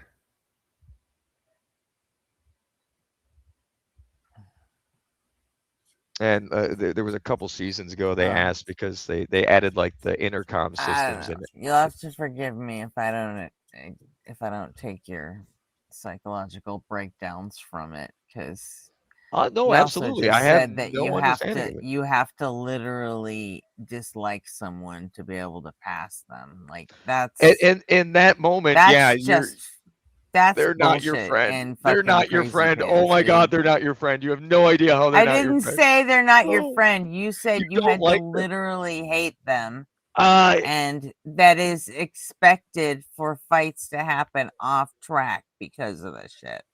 Then that is not psychologically healthy. That is fucking crazy.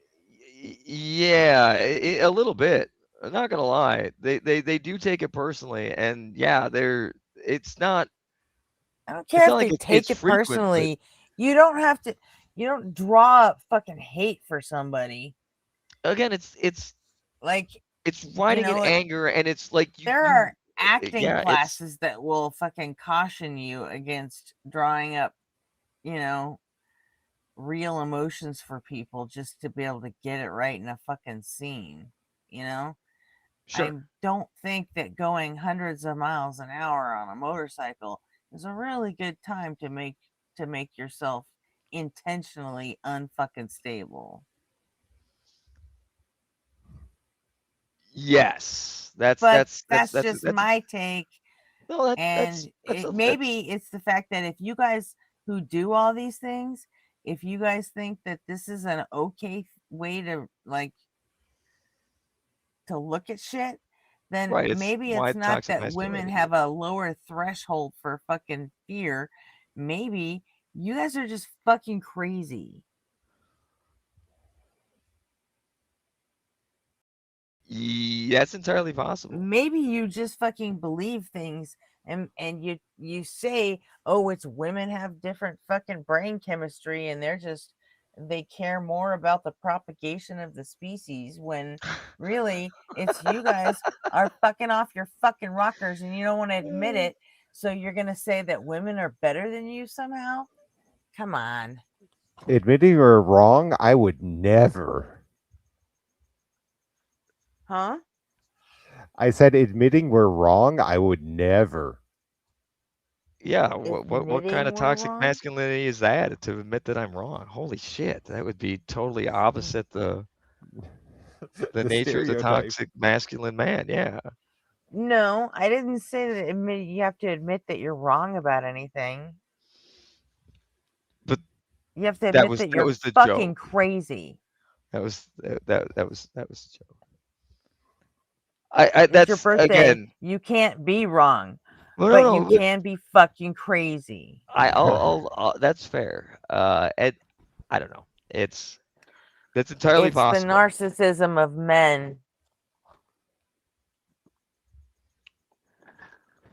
Sure. You can be narcissistic on your birthday. It's all about you. Yeah, that's why it's uncomfortable. There's definitely that element of narcissism to it. I mean, obviously, you don't go into a sport like racing because you think you're not good at it, right? That you're not faster than the other people What does you're that have to racing. do with anything about being good at it?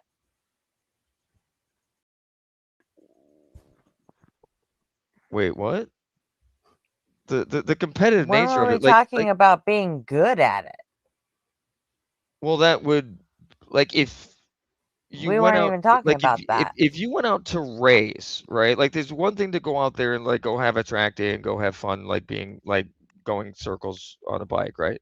Racing's not that, right? Like you don't get to go out there unless you're good at it, right? They have amateur like leagues and everything, and they have like different groupings for that. Okay, but that's not But what we were talking about. well, but again, this is going back into like the actual racing aspect of it versus just going out to go fast, right? Like there's the competitive aspect of that, right? Where you're going out to prove you're better than the people you're racing against. And if you don't believe that when you go out there, it'd be the same thing like going into like any competition like that. Where Hold like on a if you're going second. into a Hold boxing on a ring and second. you think you can't Shut up a win, second, Ray. Yeah. Heretic, if you want to come up and you get some shit off your chest, you can talk to me about it, but you're not gonna threaten people in chat with going to hell, because we don't really do that here. But you got 3 atheists up here on the panel that you can threaten all you like with I'm hell. here for you, baby. Come on up. Said I'm gonna go to hell when I die. But Rainbow Ash has made it clear to you that she don't want to hear that shit in chat. So yeah, come on up.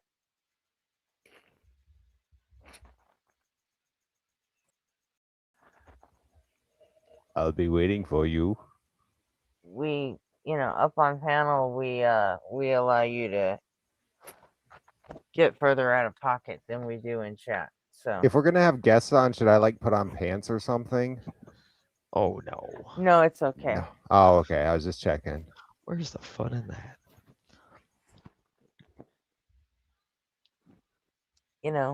You're in the Philippines. They eat dogs there. Why would pants be required? Good point. Although a couple weeks ago they arrested a guy for being outside without a shirt on because priorities. Well then. Oh, look at that.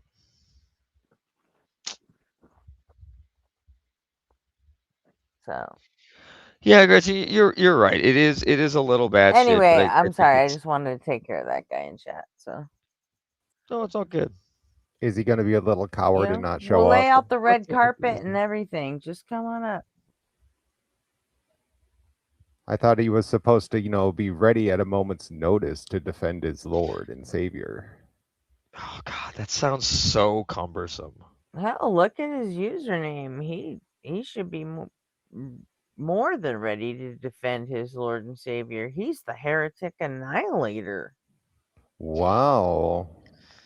With some confidence in one's ability to annihilate heretics.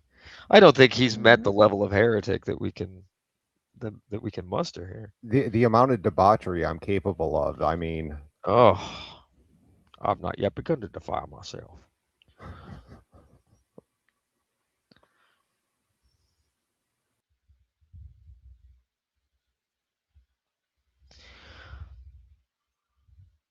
Yeah, honestly, Gretchen, I know it sounds misogynistic, and it's one of the things I've been trying to deconstruct as far as a lot of that shit goes.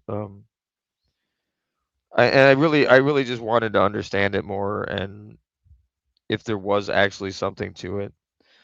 I don't know. I don't like the fact that yes, it seems that it becomes like a tool or way for somebody to elevate themselves over another. I'll bet you could find studies that actually talk about the real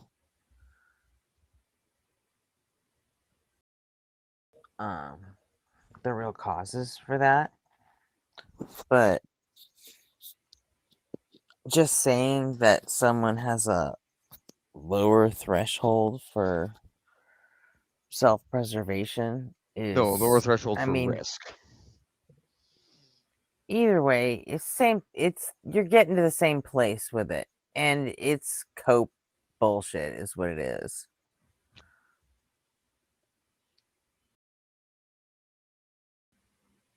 At least that's the way I see it. And Sorry, you might be right. That's just like my No. opinion, man. You have a little more informed opinion, at least from the psychological aspect of it, right? So I respect it. And like I said, I don't know. I'm trying to understand these things, and I can't do that unless I ask questions and try to get to the bottom of some up of it. participating in a sport that most girls didn't. Yes, skateboarding curling. And no, she was a skateboarder.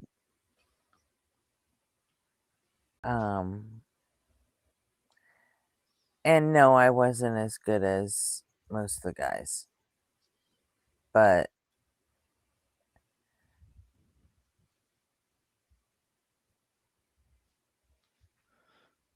He's not going to come up, is he? If anybody said that was just because I was a girl, well, now that would be wrong. Correct. And in this particular case, I don't think that that's what I'm saying. I don't think in this case it's not because it's a girl. Then I missed that because I thought that's all you were saying. Right. No, I get that, and that would make sense, right? But it's not just the being a girl factor. Vindication. Sorry. Well, then what was it? It was more nuanced than that. There's more elements than just the female portion of it. But it doesn't matter. It's you something mean it was also the male portion of it? Not really. Didn't What have are you so talking much about to do with then? that. Because right now you might as well be on a bike because you're backpedaling. Again, burn. It was the combination of the circumstances of which the person's in, right? Like, I don't think you're not being good as many as the guys you were skateboarding with, or a lot of them. I'm sure you were better than some of them, right? I don't think it had anything to do with your gender, right? Or anything probably other than just coordination and practice, right? I don't know your level of coordination. That is kind of a factor for a lot of things, though, when it comes to that. This isn't that, right? You weren't not good or as good as the other people because they were willing to take more risks, right? Had nothing to do with that. You'd throw yourself off a half pipe just like anyone would, right? Like dropping in. How hard is it to fucking drop in? It was always the hardest fucking thing. Hated that shit. I don't know. They always made it look so easy. So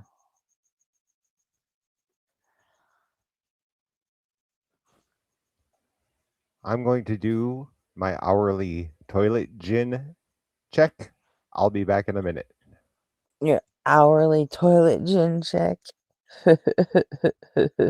They might be there this time. They might. I'll keep my Grandma's fingers drop them crossed in for you. Drop them in the bowl periodically. That's got to be nice. No, and again, I don't like. I just want to bury it. I don't want to talk about it anymore. It was just fleeting thoughts from things I'd found interesting in the past and been trying to work through.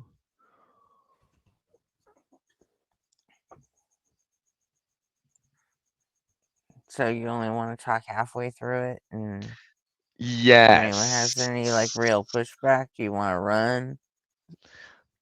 Well, I mean, I Is that guess, what you're yeah, doing? kind of. You're running, just like nobody on fire. Cowardly running away, putting my tails between my legs. Well, I mean, like, to argue something and not like from a point of inadequate information, right? Yeah, there's no point in having it because, like, if I'm a fool, then it's not going to help. But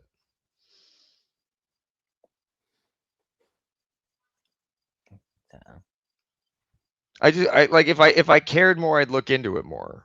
I don't know if I care more. There's more important things to worry about. Well, there definitely is, but I mean,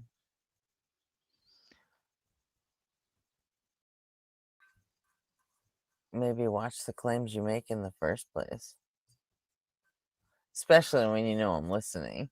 Wasn't my claim. I was Come on. repeating Yes, a it claim was. someone made in the first place. Yeah, and then you said how you used that to come to your conclusion.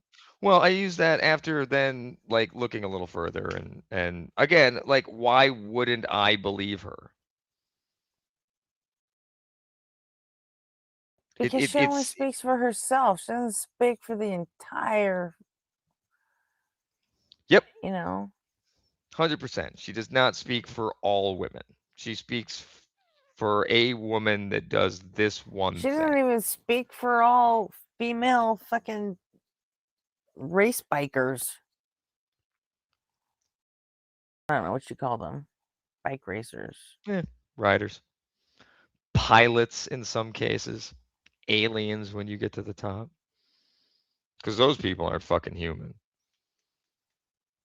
That was the whole category we were talking about last night with like Chase, right? Those alien physicists that like oh my god can do all that stuff. That happens in everything, right? Oh my god. What Things the that people fuck? enjoy, someone is taken to a freakish level. What That's the all. fuck? What are you talking about, dude? The aliens? No, not you. Oh. Read the screen.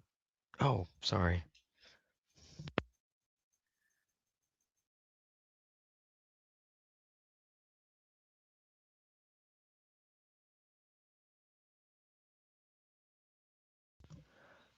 Oh. Yeah. Wow, what a tough life, man. I'm sure in the long run they'll appreciate that. I don't.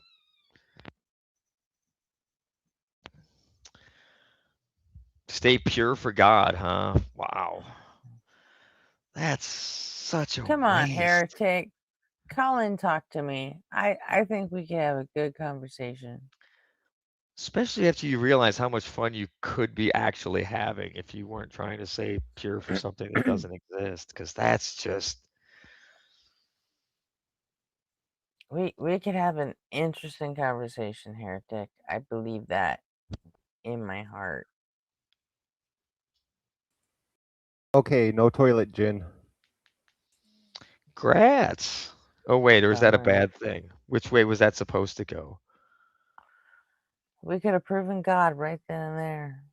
Now we'll never know. Damn it. So close. So close. Yeah, would have been nice. Now the opportunity is gone. It'll never be back. Water.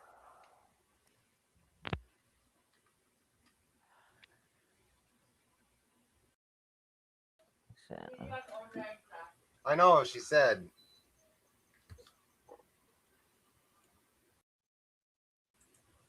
Sorry. Be right back.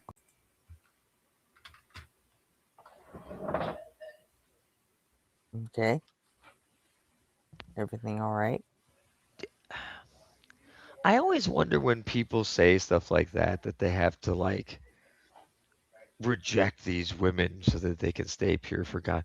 Are they misreading those possible advances as saying that anyone that likes like smiles is hitting on them or something, or like they need to like I've always wondered like where do they bring into the they needed to reject type of thing?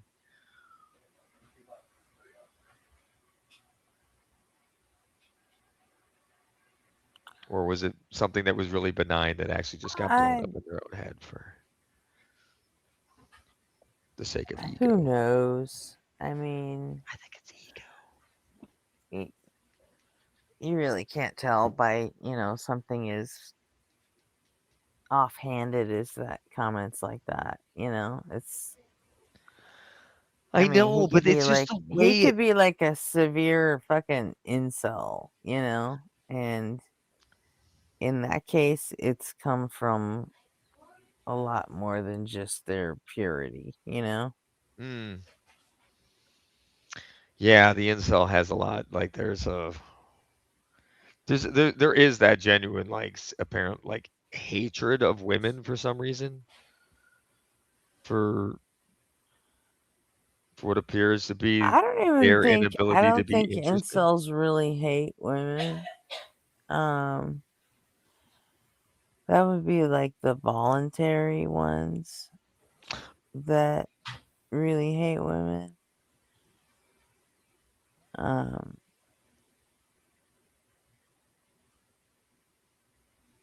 incels, I think they actually like women, and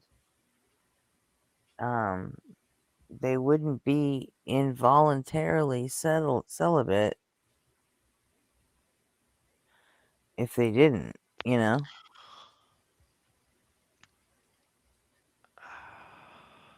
Because to truly hate women and not even want to go there, that's being voluntarily celibate. Isn't it?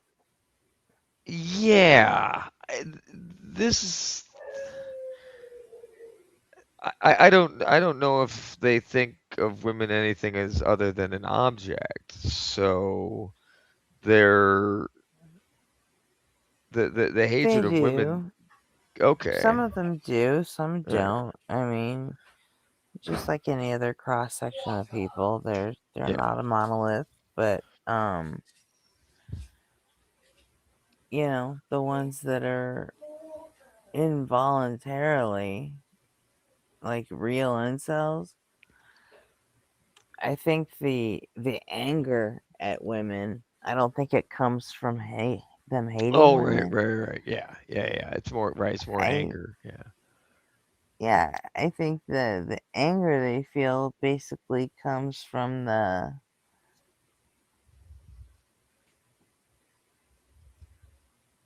lack of attention that they get from women, or at least not the kind of attention that they want.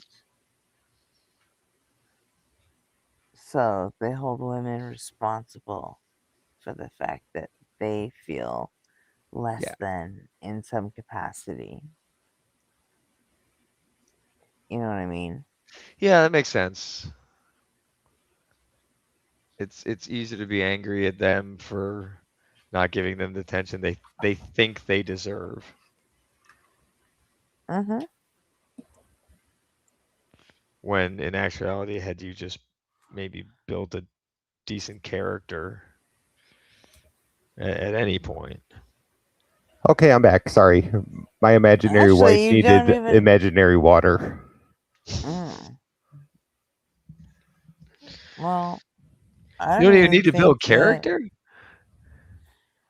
No, there are there are some women out there that don't even require you to have a good character, you know? There's some women out there that all they care is if you're a decent provider and you won't fuck around on them. Like, literally, that's all they care about. If they don't find you handsome, at least they should find you handy. You know? I think there's truly someone out there for everyone. But a lot of these incel types, they don't seem to.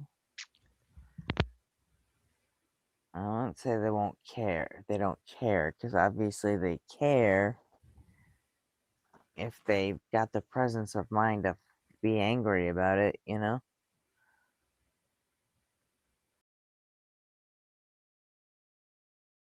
It's that old butterfly saying where if you chase it, it runs away, but if you just sit there and chill, it'll come and land on your shoulder.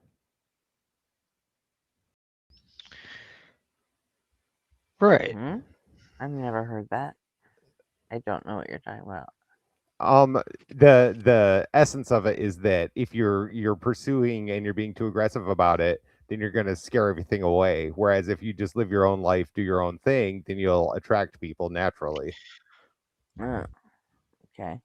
Yeah, like the whole building character thing, right? Going off and finding some interest that makes you interesting, and someone that people want to be around.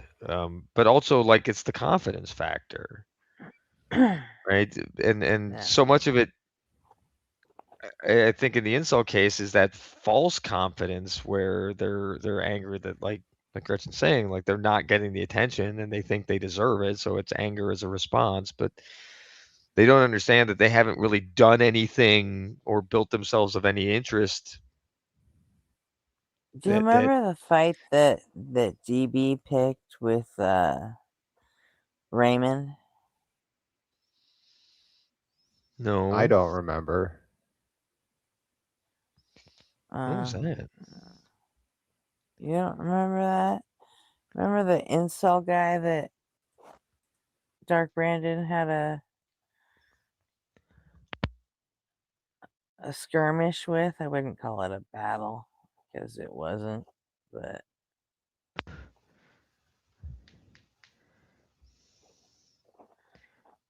nope. I interviewed a couple of those guys, and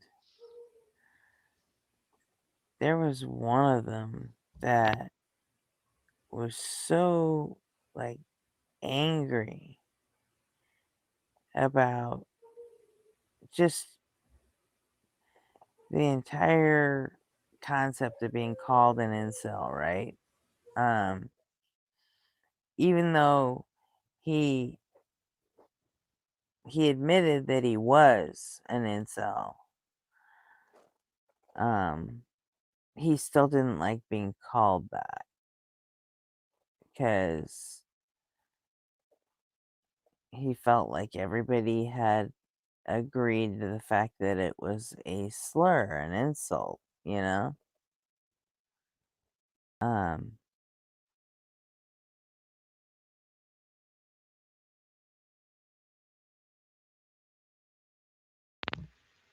Is He there found a another way. interpretation? Like, I don't know of that. Another interpretation of what? Of incel. Is there? Oh no, that's a great thing. Like yeah, it's not positive.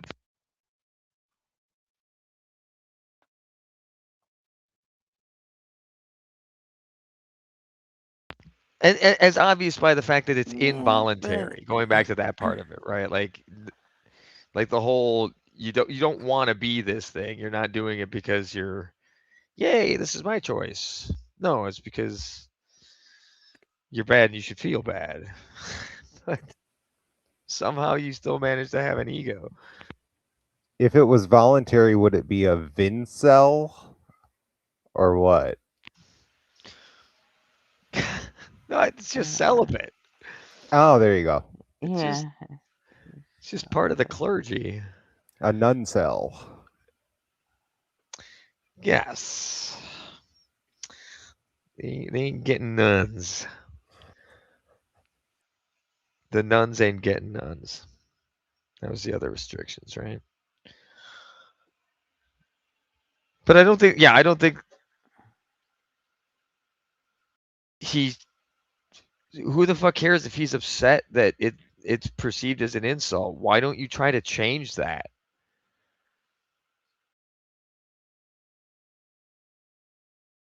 Maybe shower, change your clothes, read a book. Work on that personality. Work on that personality. Learn an instrument, right? Be interesting.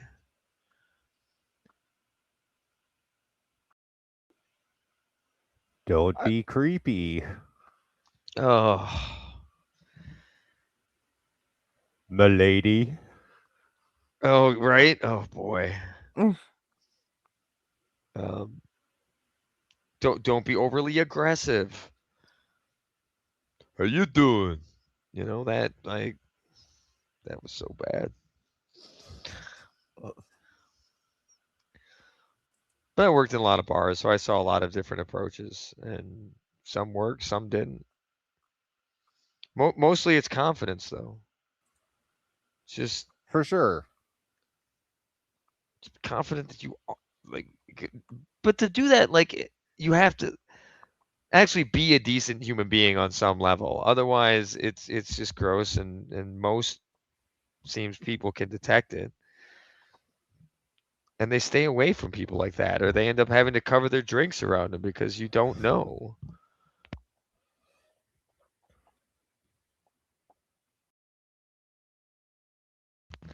No one should want to be that guy. Don't be that guy. Be that guy. Be right back again. Sorry. I actually do need to go this time though. Gretchen, thanks again. Been a great birthday. I'll try to see if I can actually find anything else. I don't know if I want to actually look any more into that. I think I should probably just Okay, let that I go. was gonna send a super chat into an apologetic, say happy birthday, but fuck off, would you? Yes, no need.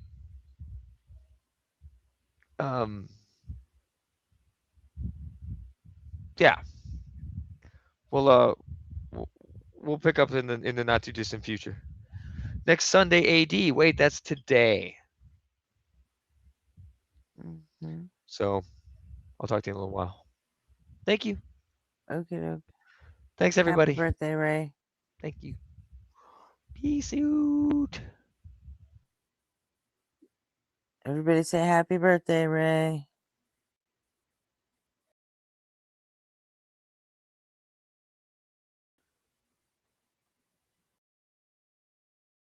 So there's that.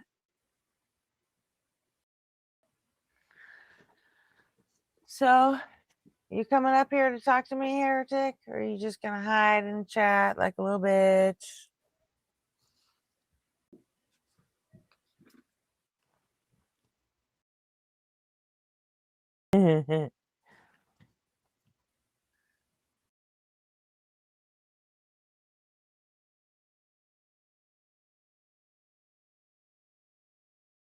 Mr. Ray, happy anniversary of emerging from a wet box. Absolutely.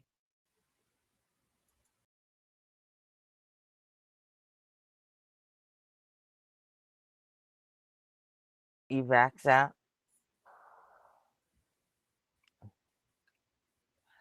Are you still not getting fake water for your fake wife?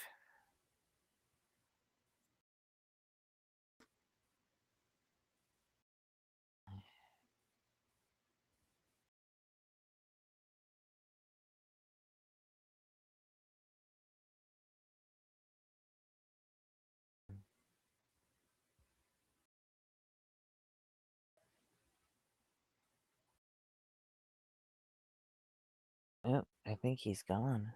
All right. Anybody else want to come up and talk to me?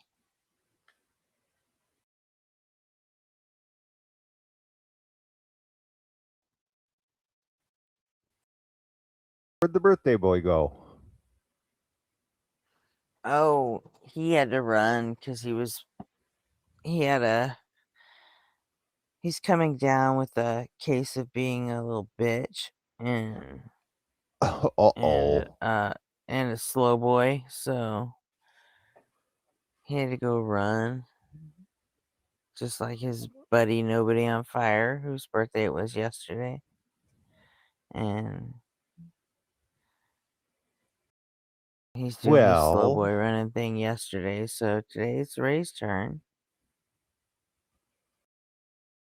They startle easily, but they'll be back in greater numbers. That was one of those Star Wars references. Hey, so Mr. Opposition there in the chat, you want to come up here and give us a chat? Have a little talk? The Reverend is here for you.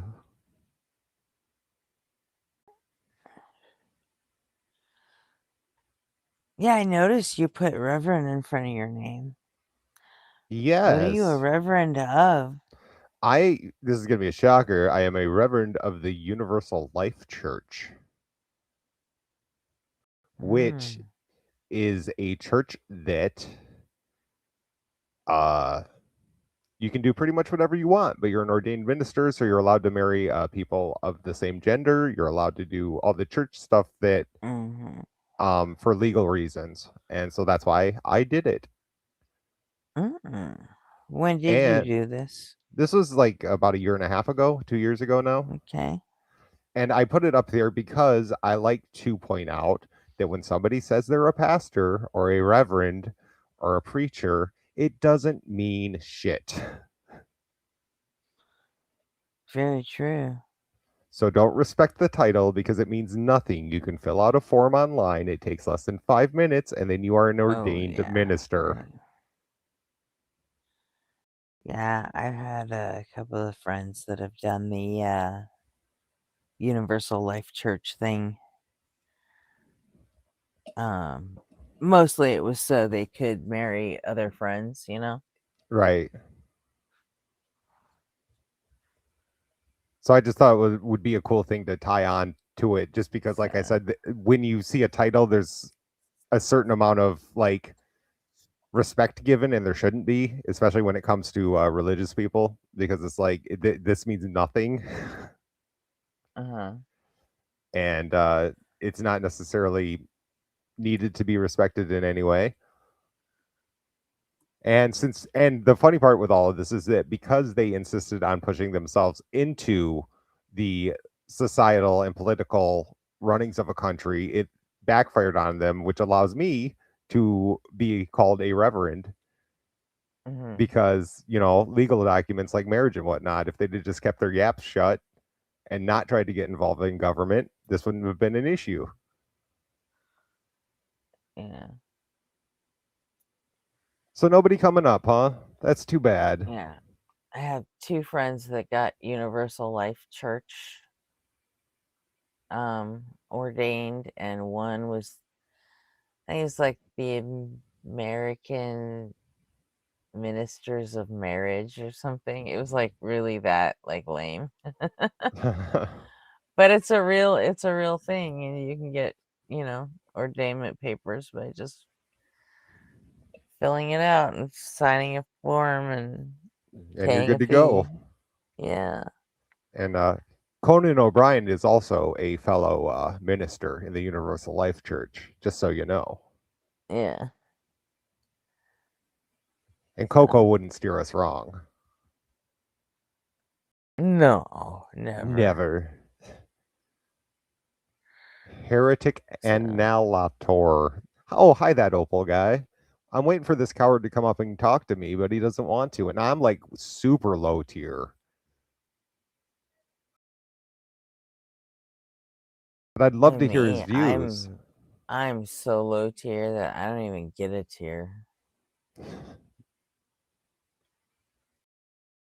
Just like to hear your views because you're shouting off a lot here in the chat, and it'd be great to have you come up and express them in an audio form. And I'd love to ask you some questions to see where these views come from, and why you think that your way of life is worthy of forcing on other people.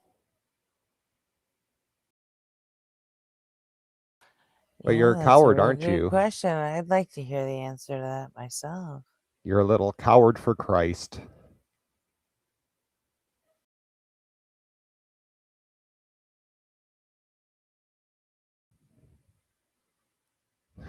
That Opal guy, he's that bad, huh? I haven't really been paying that much attention. I just see that he's still there, and I was like, hey, come on up.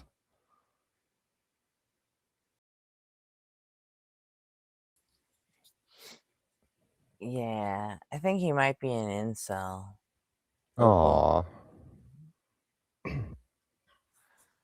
And we went over that a bit. You can fix yourself. anyone who says I've had to turn women down so I can maintain my purity for God, that just screams incel, doesn't it? Or one of those purity culture people with the rings and stuff, the promise rings and all that. Yeah. So, you ever see that episode of South Park with the Jonas Brothers? No, I missed that. Oh my god, it's so funny.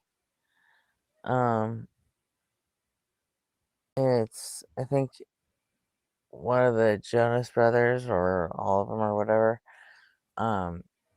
They had their purity rings on, and at one point in the episode, like, one of them wanted to take off their purity rings because they felt it was like fake or whatever, something like that. I remember, it was so long ago.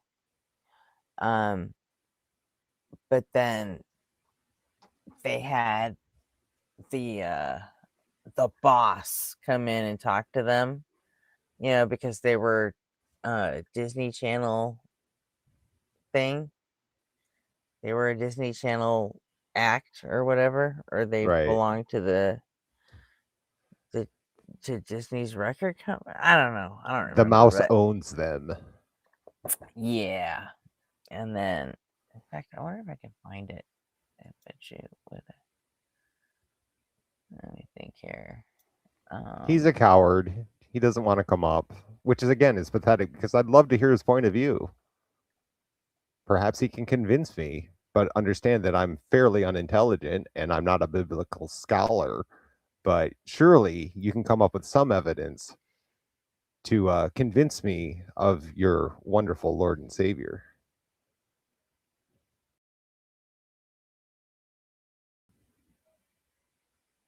No. Cowards for Christ. Get it on a t-shirt.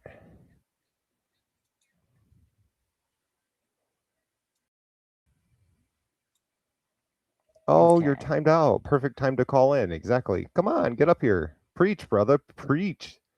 Testify. Give us the good word.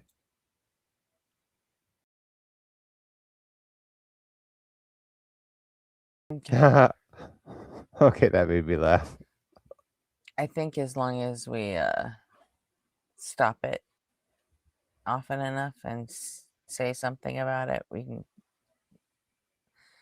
can make it a reaction and transformational content, which means it shouldn't get taken down. So,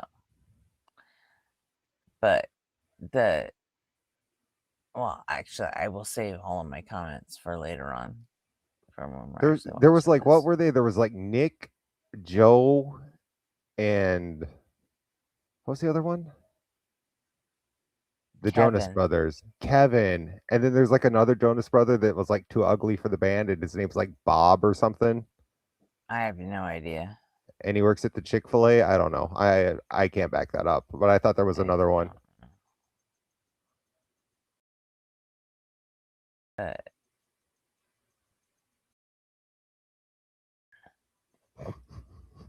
Okay.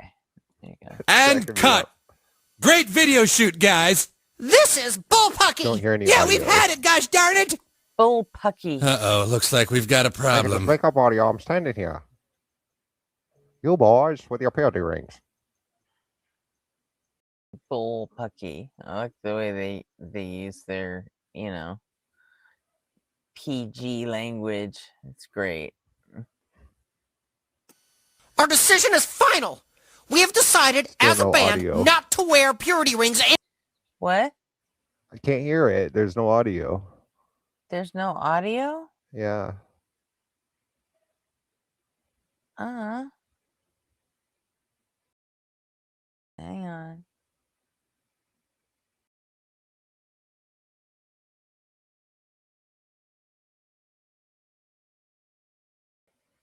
Yeah, actually, I did say talk, which would imply that it Also was share a vocal tab discussion. audio. I did actually mention over audio. If you rewind the tape, I said come up here so we can have a discussion. Can you hear A me? verbal discussion, You I can hear believe. me talking, right? Yes, I can hear you just fine. I just couldn't hear Okay. the audio. Oh, you can hear the South Park sound? Can you hear that? I can hear you, Gretchen. I can't hear anything else. Really? Yeah. Oh, weird. No, he said the generation standing before me. It doesn't mean multiple generations. Even I know that.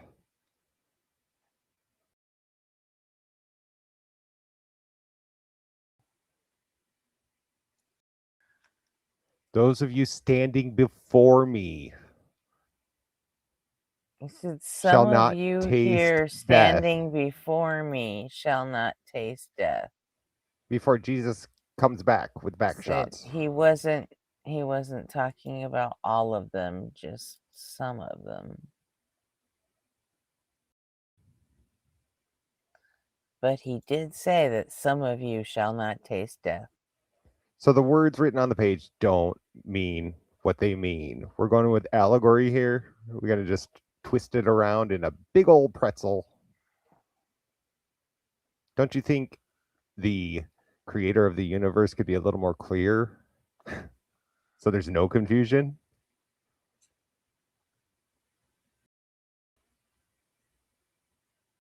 Words don't mean words.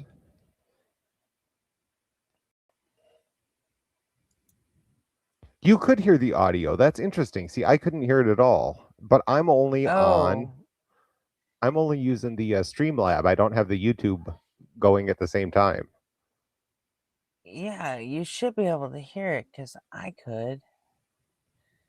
Oh, well, go ahead and play it then. If everybody else can hear it, I'll just make up voices in my head. Hang on. Let me try.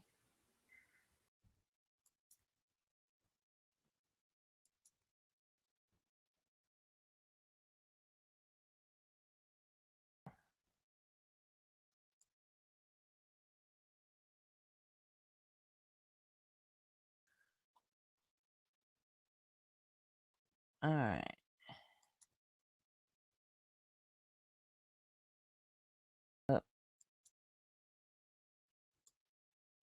Okay. Purity rings, huh? We'll just leave you alone. So, I guess we have some issues, huh? Oh, that's really low.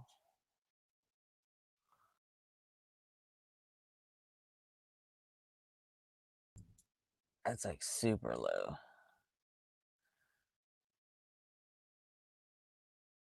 Let's see.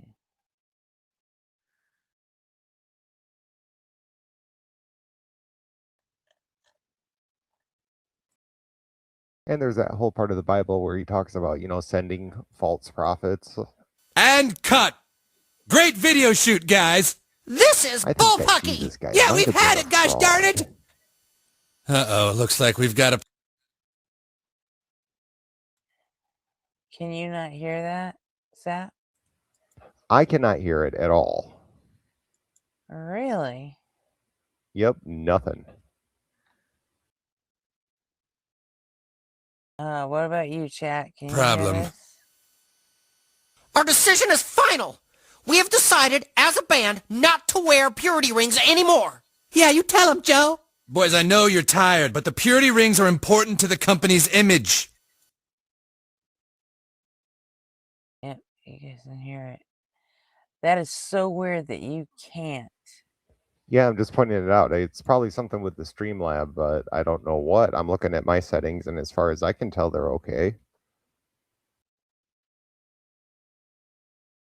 With the Talk Studio, you mean? Yeah, the Talk Studio thing.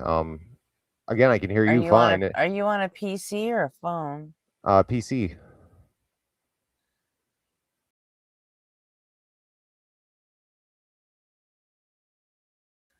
Can you turn the audio on your YouTube stream and listen to it that way?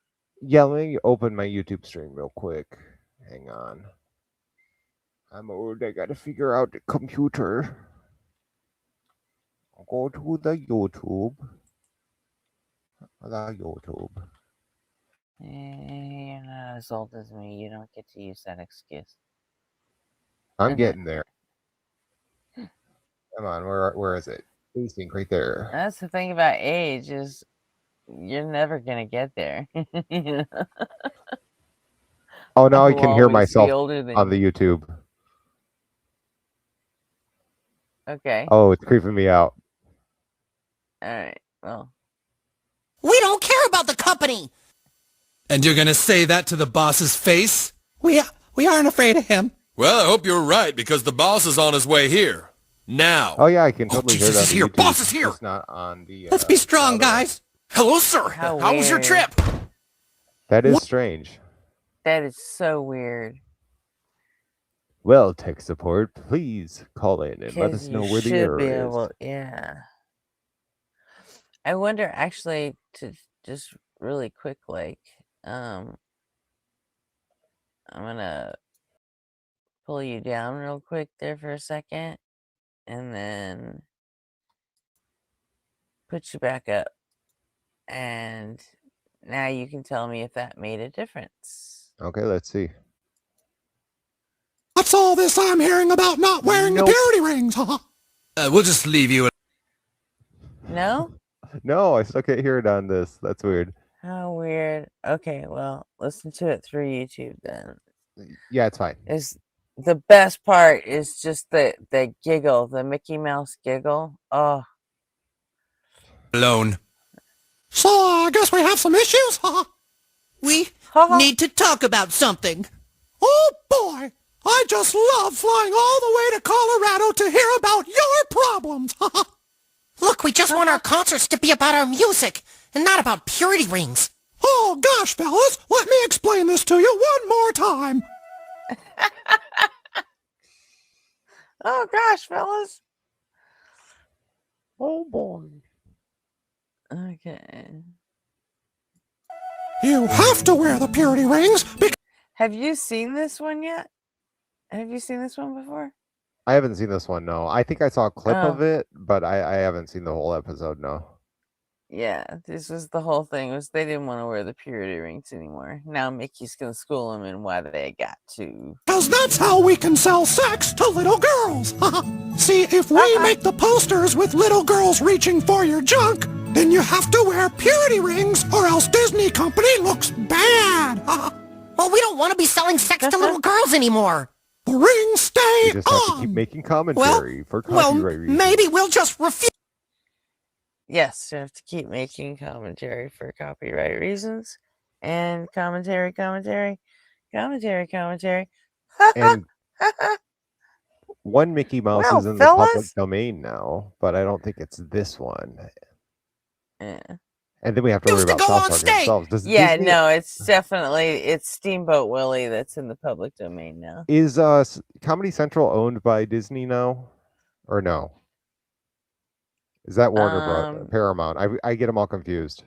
There's only like 3 Yeah. left, but They've all gone through. Like right now, Warner Brothers is in the process of. God, Paramount, who knows? or I don't even remember. Yeah, Paramount just bought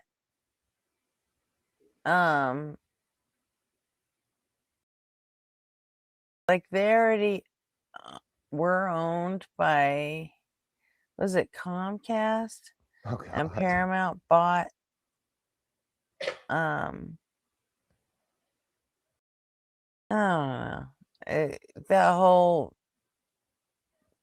That whole structure is so fucking incestuous and fucked up.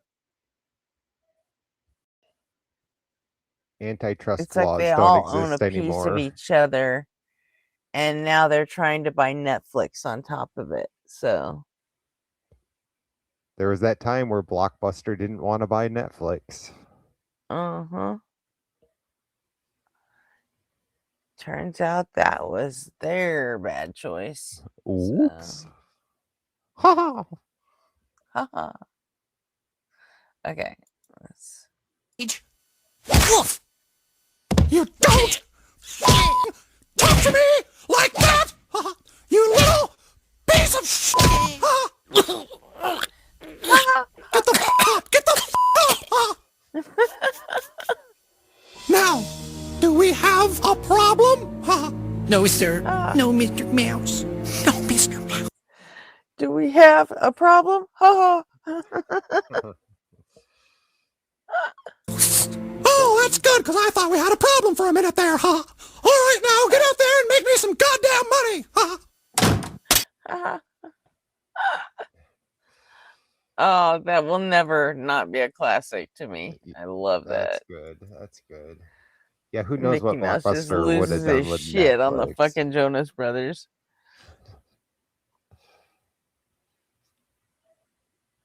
Stop saying toxic, horrible things. 5 minutes. to call in. You can get up here and say toxic, horrible things. Yeah, you can come up here and say horrible things, and I'll let you. Like I said, I'd love to listen. Maybe you'll convert me more or something.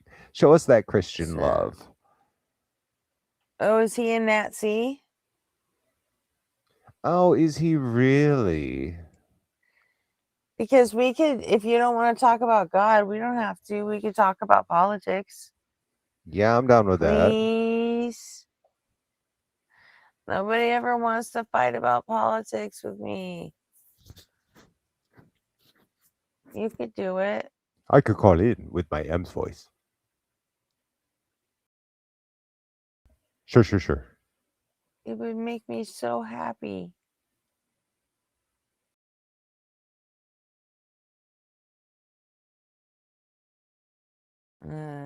I hate arguing politics. Yeah, it can get tedious. Coward.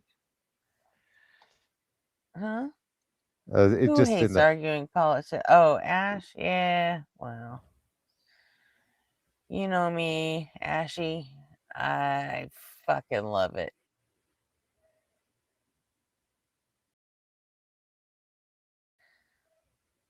It's literally my jam. So that is my lane. I mean, all the God stuff, that's just like a hobby. So personally, I kind of live in the politics lane, so that's just me though. I get why people don't want to fuck with it. And you know, I like to give people room to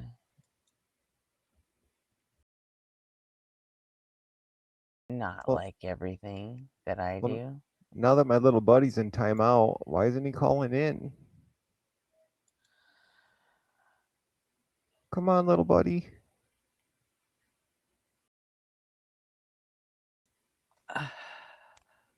Again, what a bad Christian. Jesus is going to be really ashamed.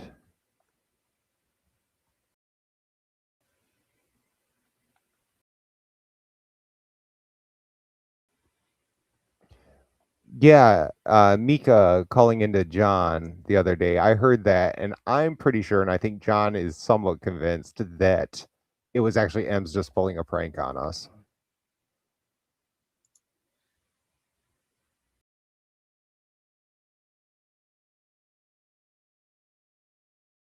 Okay. I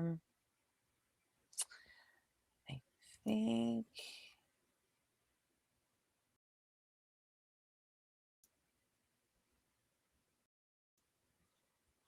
I'm going to, let's go with M's and welcome to Async.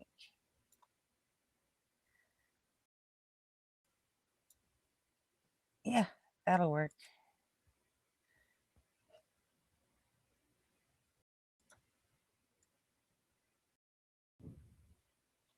Okay, share this tab instead. I don't know if you're going to be able to hear the music, Zap, but that's okay because I'm going to drop you down anyway.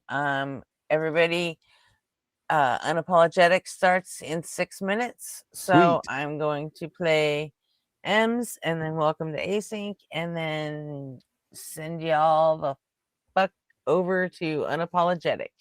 All right, thanks for having me up. All right, Zap. See you tonight. All right, bye. Bye.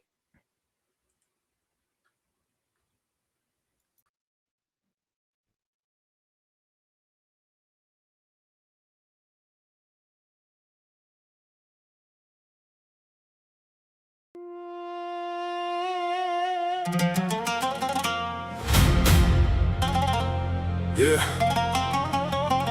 Somewhere on the internet again. Another apologist talking wild. Dr. M's. report to the scene.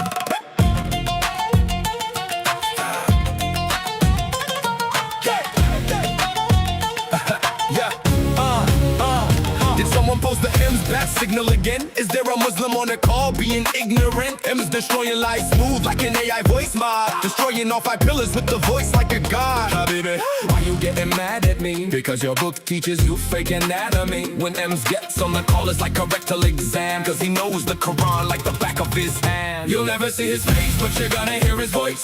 Getting surgical on the hadith of your choice. Muslims getting cooked in English and Arabic. Biomedically trained ex-Muslim heretic. Gonna diagnose that cognitive dissonance that keeps you believing the Quran's nonsense. Did you say between the ribs and the backbone, bro? Sure, but that's a cell phone, bro. Blood clot don't, and then into bones. You have no clue how an embryo grows. Just wait 1 beat, you're about to get owned. And M's cuts you down with the biology he knows. You think your prophet split the moon, are you stupid? You probably also think he never screwed a kid. Miss me with your Muhammad, police be upon him. Justice for Aisha. You'll never see his face, but you're gonna hear his voice. Getting surgical on the hadith of your choice. Muslims getting cooked in English and Arabic. Biomedically trained ex-Muslim heretic. Did someone post the M's bat signal again? Looks like another apologist needs attention. Dr. M's has entered the chat.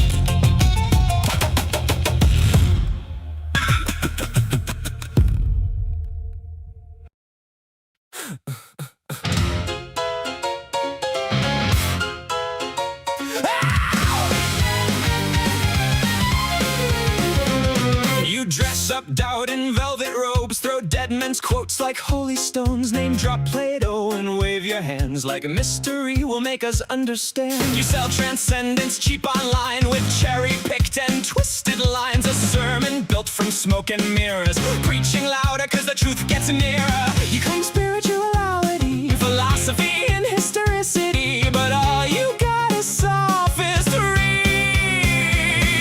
We don't believe your silly fairy tales, but we're ready to talk about it if you want to. We'll even fight about it if you need to. So light the match, strike up the choir, turn your doubt into wildfire. We're dancing on the altar rails tonight. You call it faith, we call it theater, cheap illusions dressed up deeper, but everybody loves a beautiful lie. Whoa, you want salvation with the spotlight glow. Whoa, but the house always wins the holy show. You wear gullibility like couture, but every answer sounds rehearsed. You quote the saints, ignore the science, then call your contradictions guidance. A martyr complex in high heels, selling wounds that never heal. You need an enemy to justify the glitter in your bloodshot eyes. You claim spirituality, philosophy, and historicity, but all you got is sophistry.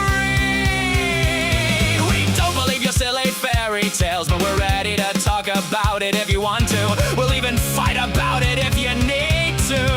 So light the match, strike up the choir, turn your doubt into wildfire. We're dancing on the altar rails tonight. You call it faith, we call it theater, cheap illusions dressed up deeper, but everybody loves a beautiful lie.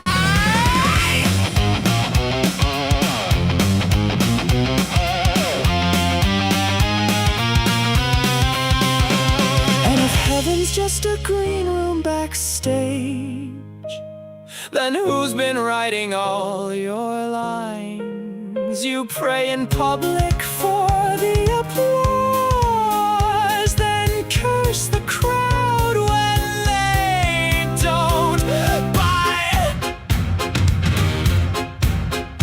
By the way, darling, not sure if you know this, but we absolutely noticed that your